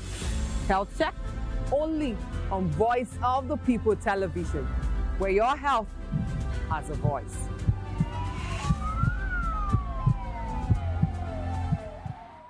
Welcome to the locker room, the home of football talk that matters. I am Jerry Arpehon. Join us every weekday, Monday to Friday at 5 p.m. Nigerian time as we share the hot takes and hot debates in the exciting world of football. And joining me are the usual suspects, Ikechukwu and Mayowa, as we break down all the hot takes and everything that's happening in the football. Don't just watch football, live it with us. Catch us on the Locker Room and Voice of the People television at 5 p.m. Nigerian time. And like I always say, if not painting it wrong, with the sport.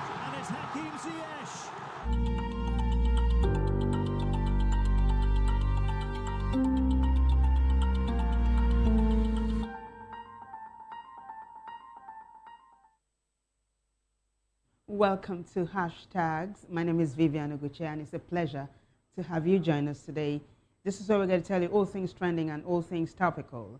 Now, if this is your first time, accept a very warm welcome from us.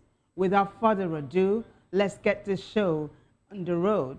So Obi Kubana is trending because the billionaire businessman had to run to the BBC Igbo service to apologize to Ndigbo, to the Igbo community, and to the Igbo, the southeastern part of Nigeria at large. So he made a remark during a City Boy movement event in Enugu that had so many of his kinsmen calling him out. He said something that sounded like the Igbos lack knowledge. That was how they interpreted what he had said. But he came out in this interview that he did with the BBC Igbo service saying that things were taken out of context. In other words, he apologized to his people. But so many people online are not having any of it. It looks like Obi Kubana, the billionaire businessman, is catching some real flack online and of course offline after he joined the City Boy movement, which is a movement initiated by the first son, talking about the son of Nigeria's President Sheyi Tinubu. Sheyi Tinubu is the son of President Tinubu. So we take a look at the very first post now and see how netizens are reacting. Hashtag Obi Kubana. Obi Kubana apologizes to Igbo community for lack of knowledge remarks. During a March 11 event in Enugu, businessman Obi Kubana said Ndigbo lacks knowledge while launching the City Boy movement to support President Tinubu in Igbo land. The comment drew backlash for seeming to demean the community's survey, prompting him to apologize on BBC Igbo on Monday, claiming it was taken out of context and meant to urge a better political engagement. Reactions split, with some welcoming the clarification and others rejecting it amid ethnic tensions in Nigerian politics. The next post, just to buttress this is coming from Niger Trend. Of course, Chooks is jumping on this as well, and so many responses to the post that Chooks put up. In the meantime, Niger Trend says, Obi Kubana has issued an apology to the Igbo community over remarks made in Enugu, where he was perceived to have said Igbo people lack knowledge. He explained that his statement was misunderstood and taken out of context. So this is taking a look at it from various angles so that we can understand what we're talking about. So there are responses to this hashtag now. Let's take a look at them.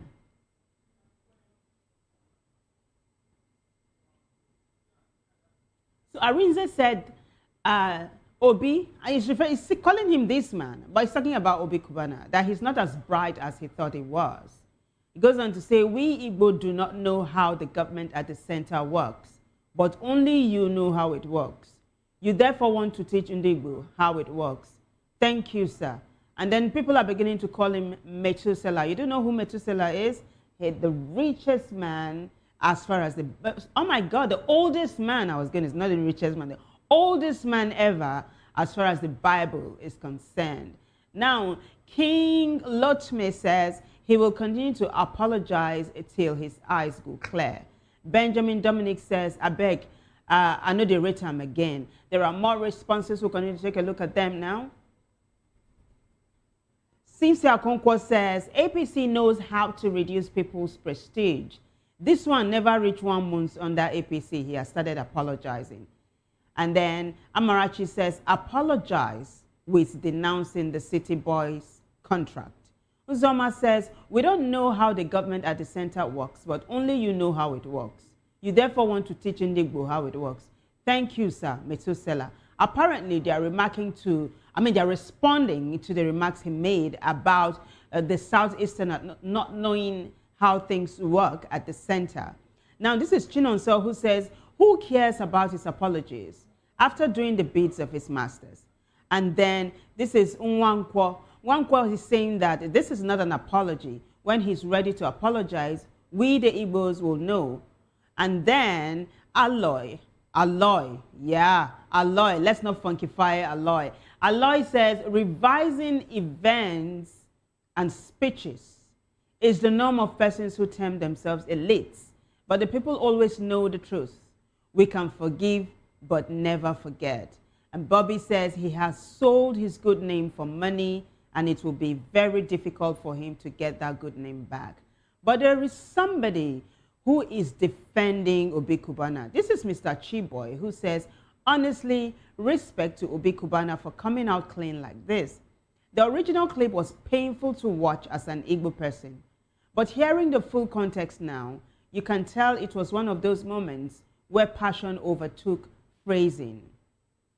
We've all said things in the heat of the moment that sounded worse when chopped up. What he was trying to push was that we need more structured knowledge in politics and power play. Not that Ndigbo are empty-headed. Far from it.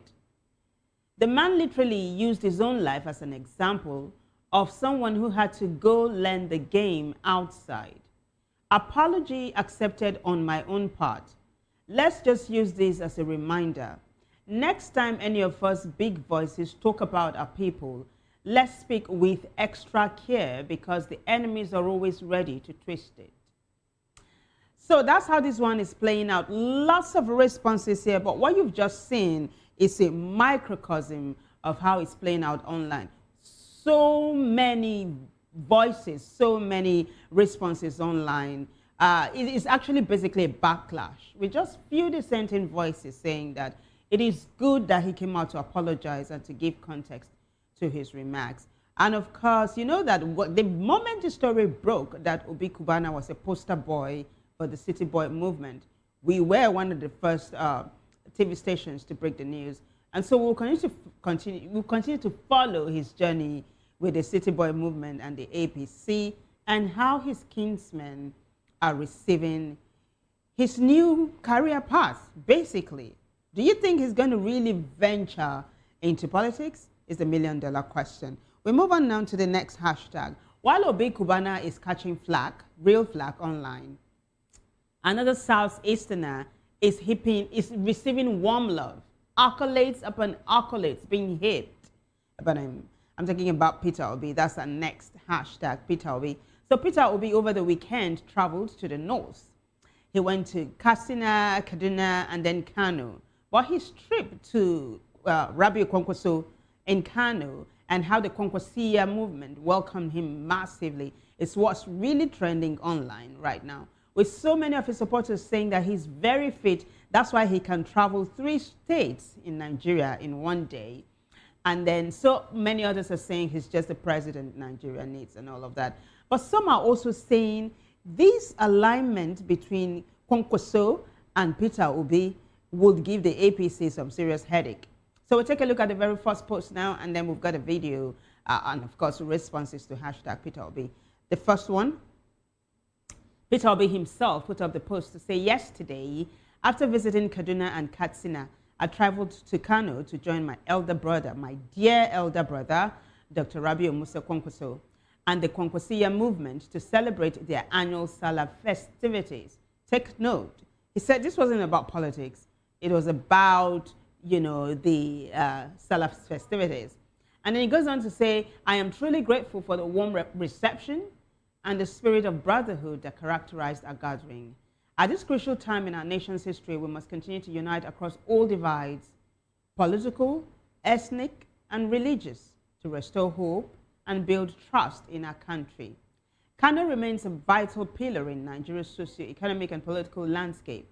Its rich history of commerce, industry, and human capital serves as a reminder of what is guided, as a reminder of what is achievable when leadership is guided. Something is wrong. Some of his comments are being cut off. I don't know what's going on with the technical department, but there's a concluding part, and he goes on to say that a new Nigeria is possible with the pictures and, of course, one video. Take a listen, guys.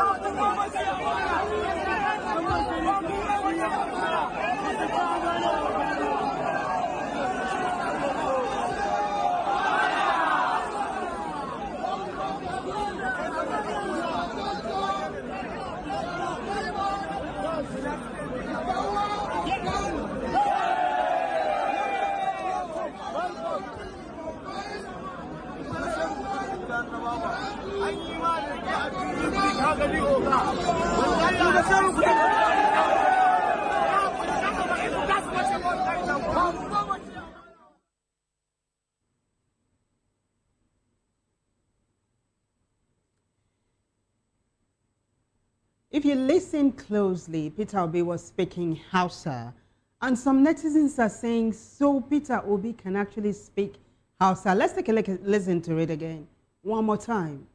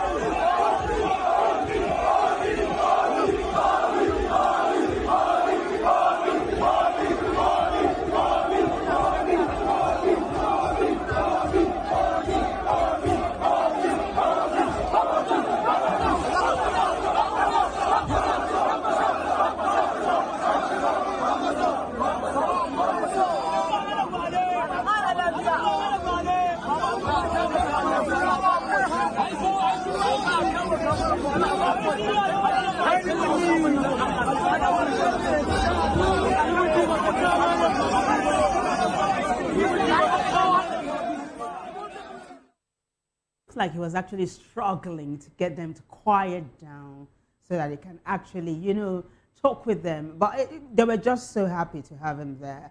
And there are responses pouring in, even as I speak right now. Let's begin to take a look at them now. Netizens are actually receiving Peter Obi as well, very warmly. And someone actually said this warm reception online should also translate to real time. So this is Concerned Citizen who says, Kaduna, Katsina, Kano, that's the Kardashians, right? The KKK, all in one day. My principal, who is your energy plug? That's what Concerned Citizen is saying. Niger Observation says, read this carefully. Kaduna, Katsina, Kano, 3 consecutive stops in the northwest and north central in one trip. Okay, so there is no north central state in that equation there. But hey, we know what you're talking about, Niger observations. Let's go back to what Niger observation is saying. And then he's saying this is not a Salah visit. This is a 2027 ground operation dressed in celebration clothes. Obi is doing what he failed to do in 2023, going to the north, sitting with the north, breaking bread with the north. A new Nigeria is possible signature, right? A new Nigeria is possible signature at the end is not a slogan anymore. It is a declaration of intent. Kwankwaso's Kano was the fortress that buried Obi's northern ambitions in 2023. Now they are in the same room calling each other brothers. APC should be very uncomfortable right now. The coalition is not coming, it is already being built. The next one. Tio Abu says, if we are being honest, this ticket will worry Tinubu.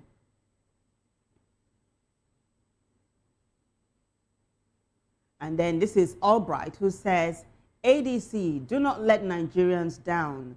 Peter Obi and Kwankwaso ticket will fly everywhere, or every corner, will fly all corners of this country. Peter Obi 2027.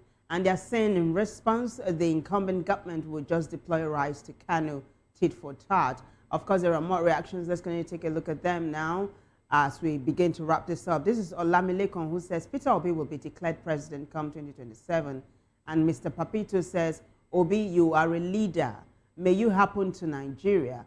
You are a fresh breath of air. 2027, we move again.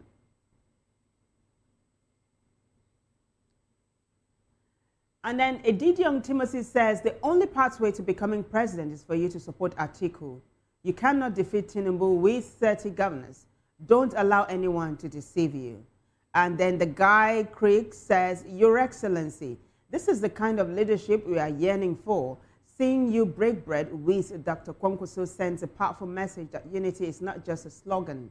We are tired of the divisions. Thank you for showing that a new Nigeria is indeed possible when leaders prioritize brotherhood over politics. We are with you, P.O.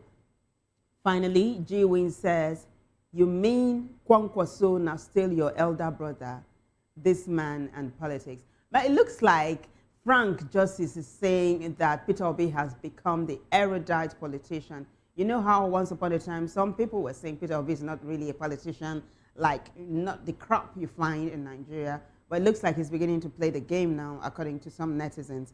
On that note, we move on to something that's sort of related to that. It is hashtag Syriac Dixon. He also visited Kano, visited Dr. Rabiu Kwankwaso, and of course the Kwankwasia movement again welcomed him with open arms. Lots of I love you going around in this one.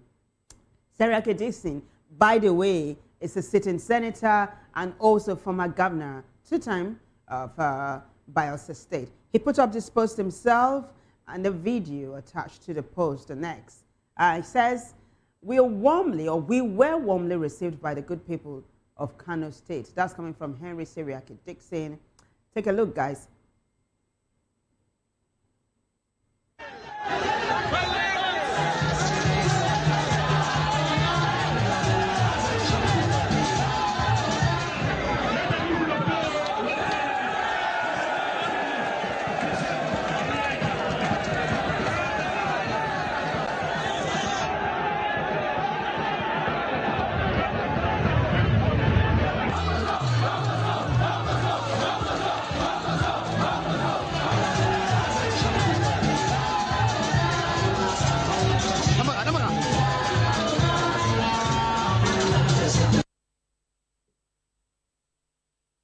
So apparently, Dr. Rabiu Kwankwaso still holds serious sway in Kano. I mean, his Kwankwasia movement is big deal, even though his protege, the current, the incumbent governor of Kano State, has cut ties with his principal, his godfather, who has been crying wolf, Kwankwaso said he was betrayed by his godson who defected to the APC. His godson, who flew on the platform of the party Kwankwaso founded, said that he wanted to be close to the center and he defected from his mother party, pardon me, let me call it that, because he wanted to cater for his people or cater to their needs, is what he said. But it looks like his godfather Kwankwaso, I keep saying Kwankwasia because of his movement, the Kwankwasia movement. But it's like Kwankwaso holds some serious sway in the north, and politicians are beginning to pay a pilgrimage, sort of, to him. Another person that holds so much sway in the southwest, who also conducts this kind of pilgrimage anytime there's going to be a general election, is former President Olusegun Obasanjo. This is not me making comparisons, but hey, it looks like politicians are sort of wooing Kwankwaso. Not too long ago, he flew to Oyo State, and he was in a closed-door meeting with the governor, Seyi Makinde. Till today, we do not know what they discussed, even though people were waiting that Ayo Fayose will come and tell us. But it looks like Kwankwaso is trying to put one and one together to see where he's going to settle down. Is it going to be the ADC? Is it going to be the PDP? Is it going to be the APC? Fingers are crossed to see how that one pans out. In the meantime, people are responding to Seriake Dixon's visit, and they're calling him a man who has never pandered to the authority or to the public. They're saying he's a man of his own. Why don't you just take a look at the responses now? Netizens are responding to hashtag Seriake Dixon.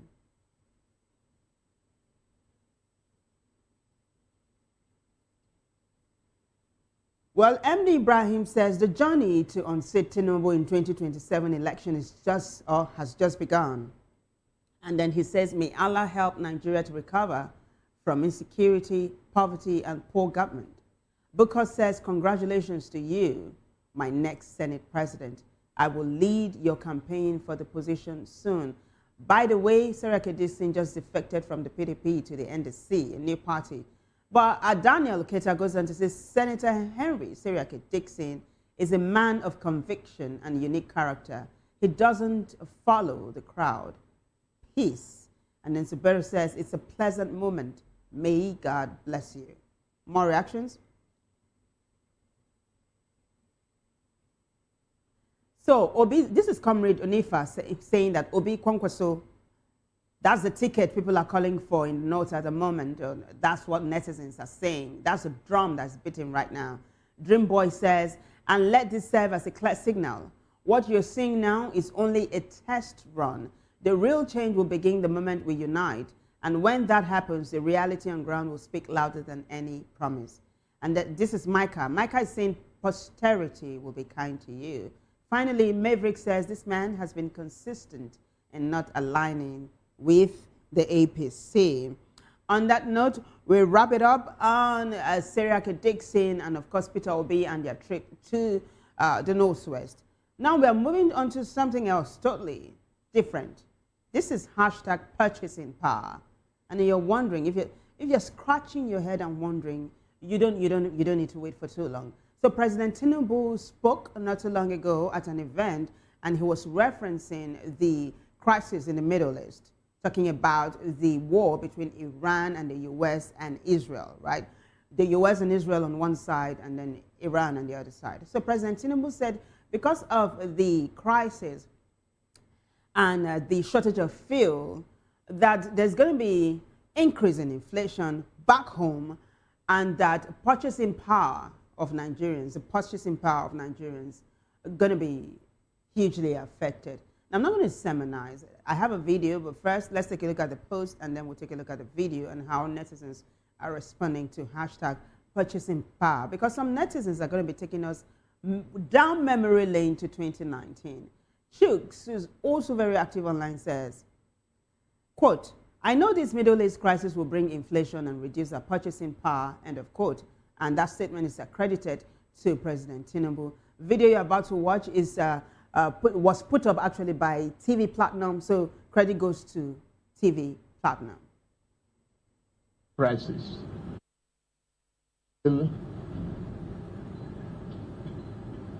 Elicit inflation, will affect our purchasing power, the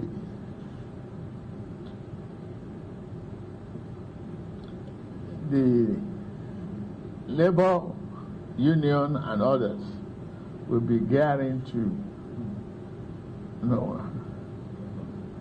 ask us to support them because of the effect of the Middle East war and prices at the pumps,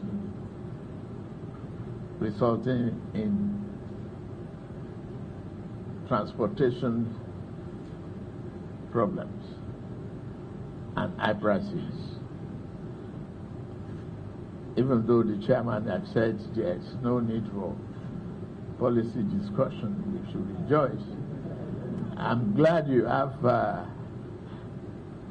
something to bite. My condolences to Kashim Shettima, like what you did, return immediately to Borno and collectively. So he talked about two things. First, how the crisis in the Middle East would reduce the purchasing power of Nigerians, and how he also knew that the labor unions were going to gear up for a protest, not a protest, they request palliatives, to cushion the effect of the hardship brought on Nigerians by the crisis in the Middle East and the hike in the price of fuel. But he also paid condolences to the Vice President, Kashim Shettima, who is from Borno State. You remember how Kashim Shettima was a two-time governor of Borno State, right in the middle of it all when the Boko Haram crisis was raging in Nigeria. Now, just when President Tinubu and his wife were going to embark on a state visit to the UK, there was a suicide bombing in Borno. So the Vice President cut short his trip in Anambra, where he went to facilitate the governor, Charles Soludo, who has been sworn in for a second term, and flew back to Borno to commiserate with his people. So the president was acknowledging that. But netizens are paying attention to what the president said regarding the rising inflation and purchasing power. They are latching onto that phrase, purchasing power. In fact, someone took us down memory lane, pulled out a video from 2019 talking about the 11th Bola Ahmed Tinubu colloquium. But before we get to that, let's take a look at a couple of others. There are responses to this hashtag purchasing power. So Yemisola says, when there was no Middle East crisis, did our purchasing power improve? If the crisis ends today, will Nigerians buy fuel at 100 naira per litre next week? Well, just so you know, I'm not among those the APC can fool. That's coming from Yemisola. And then there are more reactions. So this is Dr. AY.com who says, we have crude oil here in Nigeria. We have the refinery. Why should we be suffering from the war in the Middle East? Reason, this is Dr. AY asking the question and giving the answer. He goes on by saying that the reason is due to leadership failure. Let's go back to that. Let's see what he's saying. He says the reason is due to leadership failure, past and present. And then Marvelous Israel says, it has always been his desire to reduce our purchasing power. Marvelous Israel is talking about President Tinubu. At this time, when this event happened, the president was not president yet. But this was, an event that would hold every year that he celebrated his birthday. The NTA took this one, so credit goes to the NTA. Note this happened in 2019, and Marvelous picked it up. Take a listen. The purchasing power of the people, we can further slow down the economy. Let's widen the tax nets. Those who are not paying now, if it is inclusive of Bola Tinubu, let the nets get bigger and we'll take in more taxes, and that is what we must do in the country. There you go, purchasing power. And then Marvelous went down memory lane, like I said, to pick that one up. Of course, again, I said, credit goes to the NTA for that video. More reactions, a couple of them, before we move on to the next hashtag. Mr. Prolific says, inflation like this always hits directly when a country doesn't have oil reserve. Nigeria is the second oil-producing country. Do you mean to say Nigeria is the second largest oil-producing country in Africa? I guess. Mr. Prolific goes on to say, the biggest refinery is under a private individual. What do you expect? Go and see what Morocco is using their oil to do over there. One more and we'll wrap this up. So this is BJ who says, so Mr. President, what are you doing to ease the hardship caused by the war in these hard times? There's another person that asked the same question. Let's take a look at it. People are demanding for palliatives. This is Simple Richie who said, with due respect, if you knew what were the countermeasures put in place. So Nigerians are demanding for answers. Let's see if the presidency is going to be putting a post in this regard. But we wrap it up there.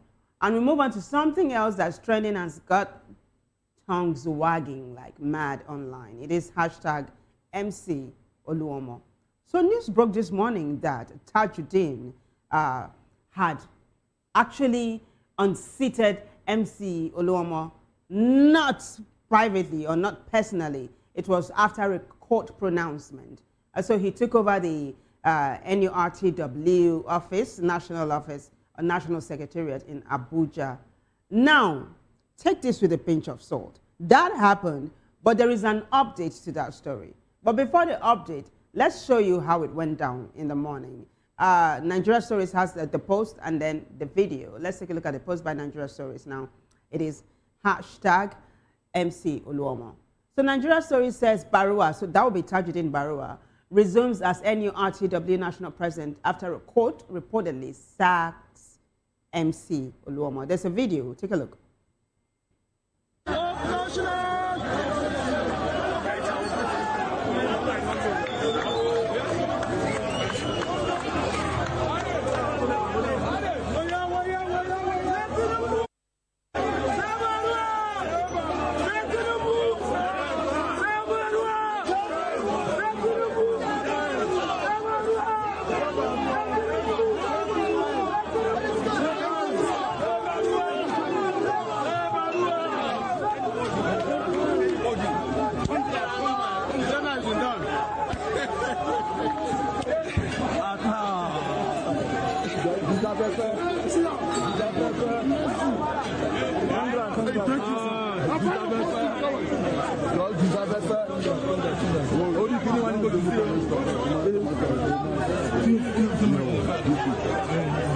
I have a copy of the judgment, original one.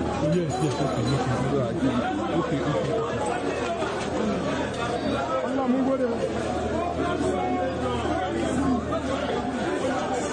okay.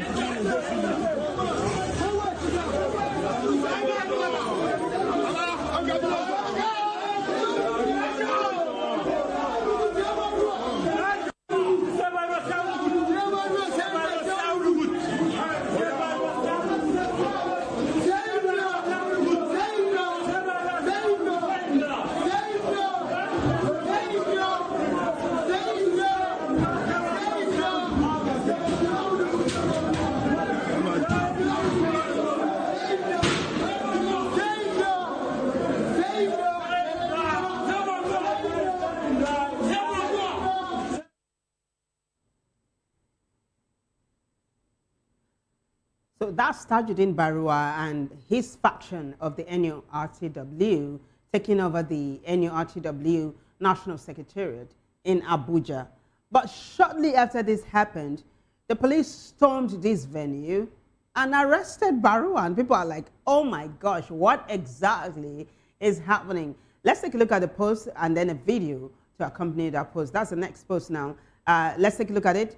Let's take a look at it. This is a punch saying Barua unseats MC Oluomo as NURTW president, takes control of secretariat. But there's an update to that. Let's take a look at the next post. So this is it. Police arrest NURTW faction leader after secretariat takeover. Hours after Barua and supporters took control of the National Union of Road Transport Workers Secretariat in Abuja on Monday, police arrested him following scuffles at the site. Barua cited multiple court rulings, including a March 12 National Industrial Court order directing MC Oluomo's faction to vacate and hand over the building on earlier decisions.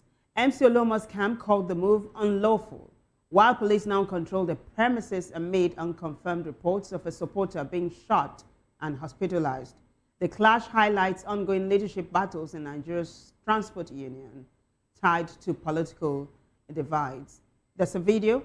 Let's take a look at it.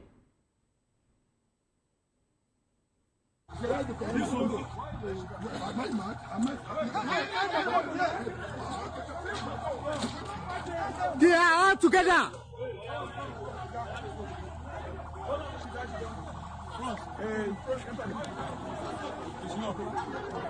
No, yes, you can. Yes, you can. Come enter here.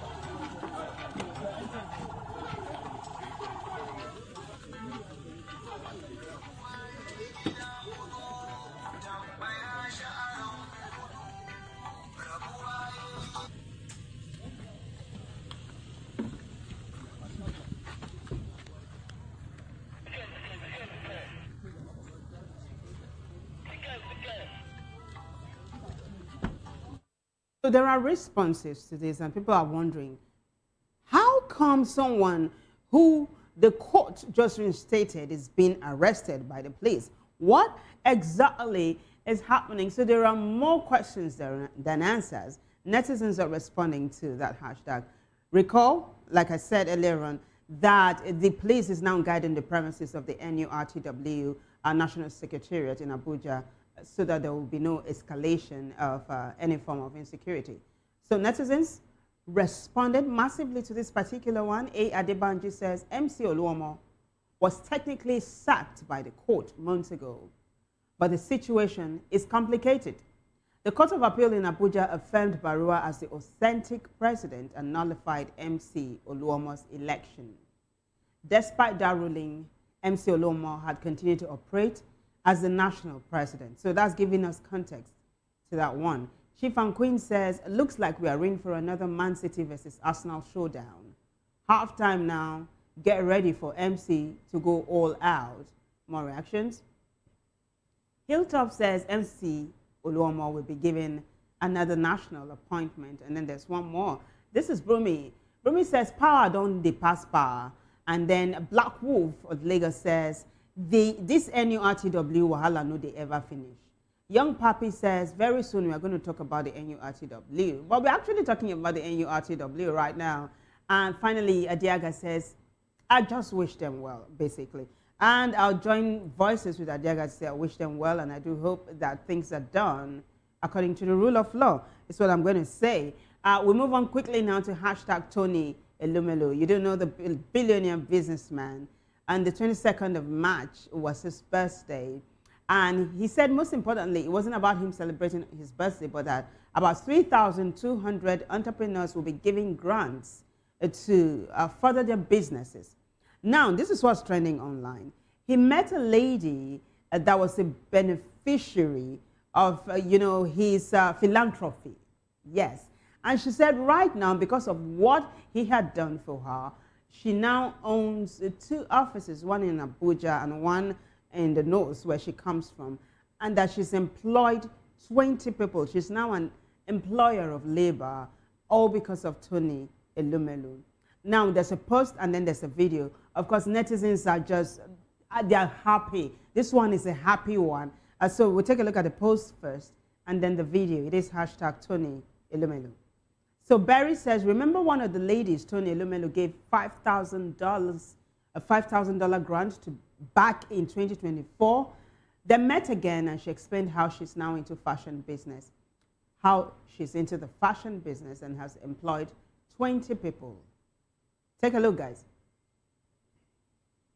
My name is Aisha Samira Pindai. 2025 entrepreneur, 2024 entrepreneur, sir. What did you do?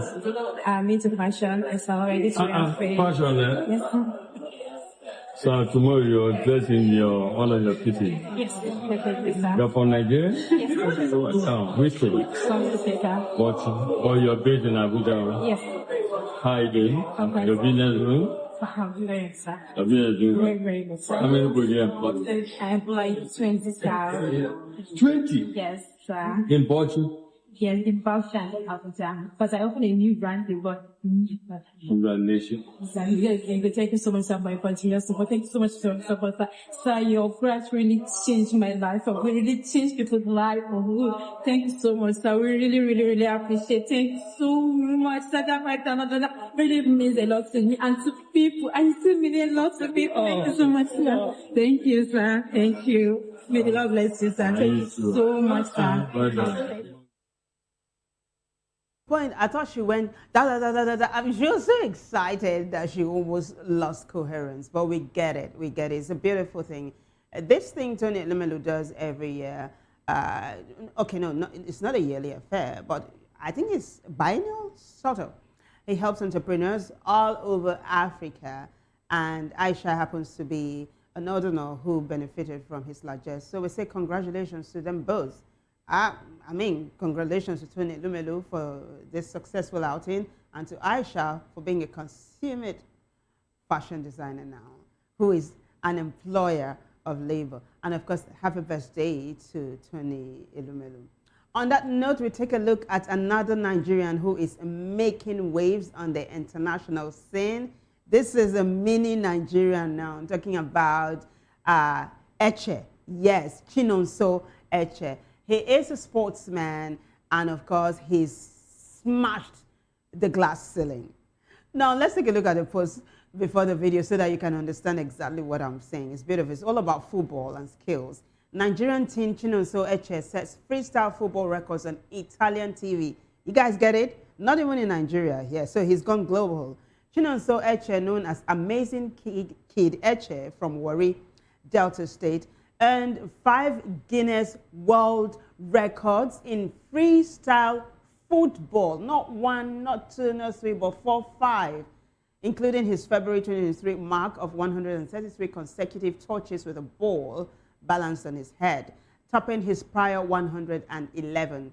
He also holds records for the fastest 1,000 touches while head balancing, 7 minutes, 46 seconds. Most seated touches with head balance, 197 in a minute, and most prone headers, 233 in a minute. Oh my gosh. Starting at age 8 and inspired by Messi and Ronaldinho, not Ronaldo, but Ronaldinho, the prodigy dreams of pro football. His resurfaced clip drawing widespread admiration for his dedication and skill. Take a look, guys.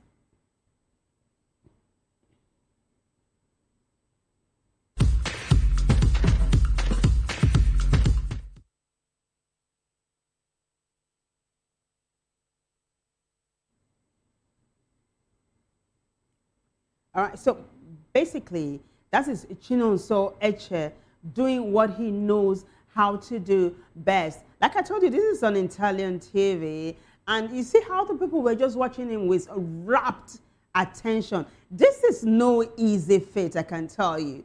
I mean, this is classic multitasking, if you ask me. Ball on his head and him doing what he's doing. Congratulations, Chinonso. It's already very popular. And of course, he wants to become a sportsman. I think he's already a sportsman. And eventually, this is going to be another case of dreams come true. On that note, we say congratulations to Chinonso. He's bagged it, 5 records. It's no mean feat, I can tell you. We move on now to something else that's been trending online massively. This hashtag has refused to die since last week that CAF decided to take back the AFCON trophy from Senegal and give it back to Morocco. People still cannot wrap their heads around that decision, with so many people saying it's just cheating. Pardon my language. This has drawn global outrage. And so today, this video of the Senegalese coach taking the trophy to a lion's den is trending. They are refusing to give up the trophy. Last week, the coach took it to a military barracks to say the military guys should guard it. This week, He's taking the trophy to a lion's den. Instablog Niger has that story. Lots of responses. We'll quickly take a look at the post and the video and as we wrap this up. Let's take a look at it now. Hashtag AFCON Trophy. So Instablog Niger says Senegal coach moves AFCON Trophy into lion's den to keep it safe from Morocco. There's a video. Take a look, guys.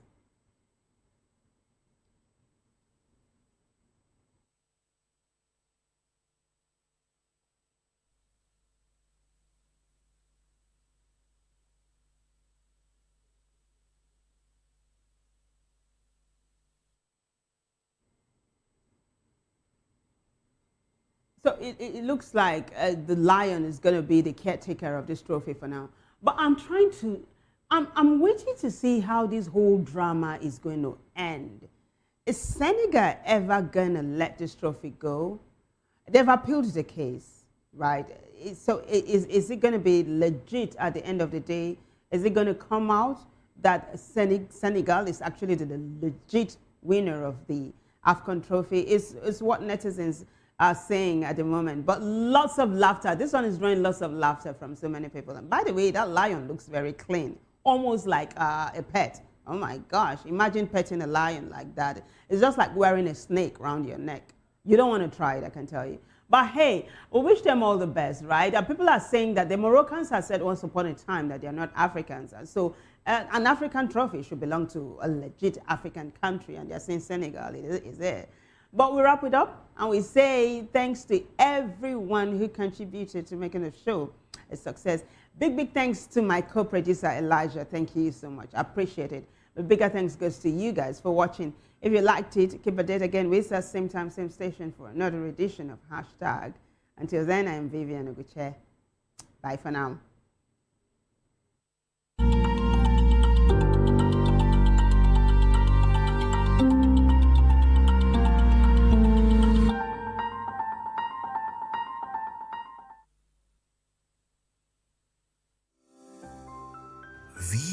voptv. Now, you have more than a voice.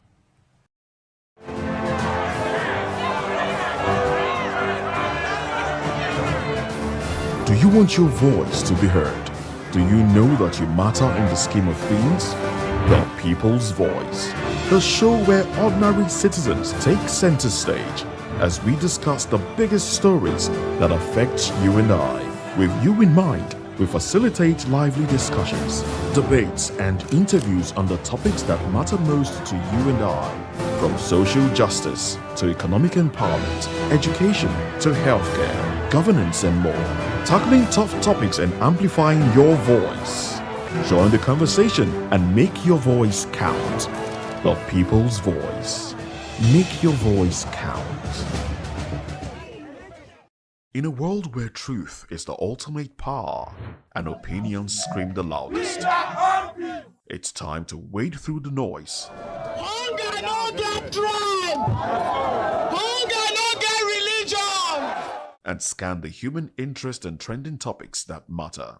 Stay tuned to The Issues, your plug to the stories making the buzz, from politics to science and technology, social justice, and more. Let's tackle the tough questions and expose the truth. The Issues, on Voice of the People Television, Mondays to Fridays, 8 to 9 p.m. The Issues. Don't just react, understand.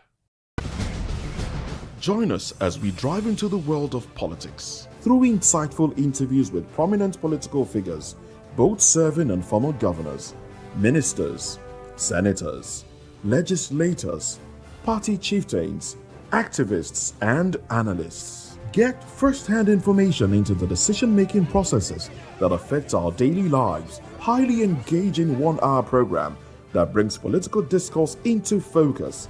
I am Chukwuma Okoro. Political Lens, Monday through Friday, 6 to 7 p.m. Join us. Are you ready for the extraordinary? Something big is happening on your screen. Introducing voptv. Now streaming on SLTV channel 264. From breaking news to captivating conversations, news analysis, giving you all sides to the story. We bring in-depth discussions on the issues that matter, from politics to sports, entertainment, and lifestyle. voptv on SLTV channel 264. Join us as we redefine what television means to you. Voice of the People Television, voptv. Now you have more than a voice.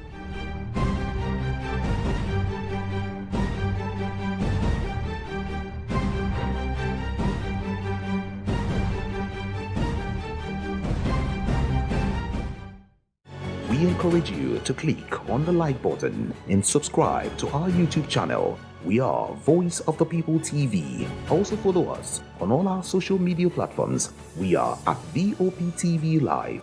Visit our website www.vop.ng for fresh and trending news. Also watch us live on SLTV channel 264.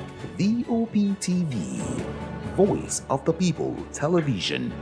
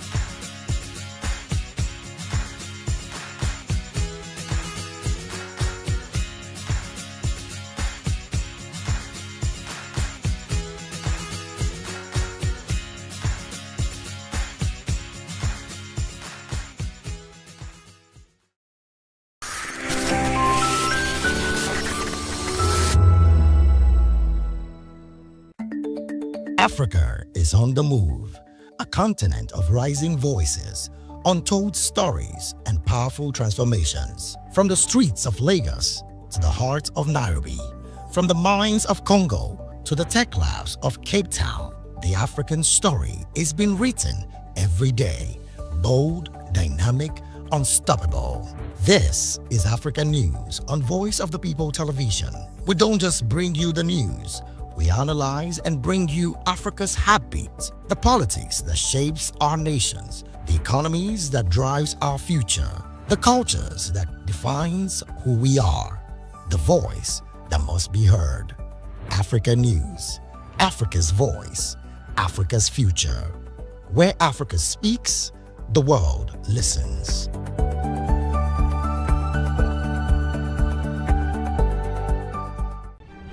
In a world where power shifts with every headlines, news breaks and events happens, we bring you unbiased and explicit information on politics, economy and state of the nation. We break down the chaos. Facts, not fluff. Truth, not spin. We discuss not just politics, but a glimpse into the future. Voice of the People Television. Now you have more than a voice. To know the happenings in the maritime sector, join us on the program Maritime Frontiers on VOP TV as we discuss key areas in the maritime sector from aquaculture, maritime transportation, maritime labor regulation, oil and gas exploration, ferry and passenger insurance, marine pollution and prevention, port operations and lots more. Maritime Frontiers, exploring Nigeria's blue economy. In a world where power shifts with every headline. In a nation full of questions. In a world filled with noise, the truth needs a voice. The policies that shapes our world and the economy that determines our future. Every hour, every day, the grapevine keeps buzzing.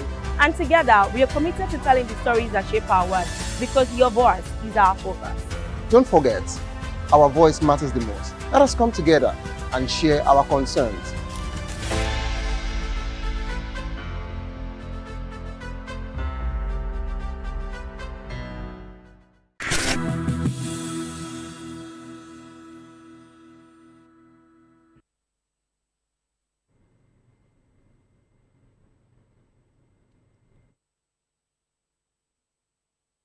Well, hello and welcome to News Hour on VOP TV. I am Vivian Oguche. And I am Nenna Ndomdioto.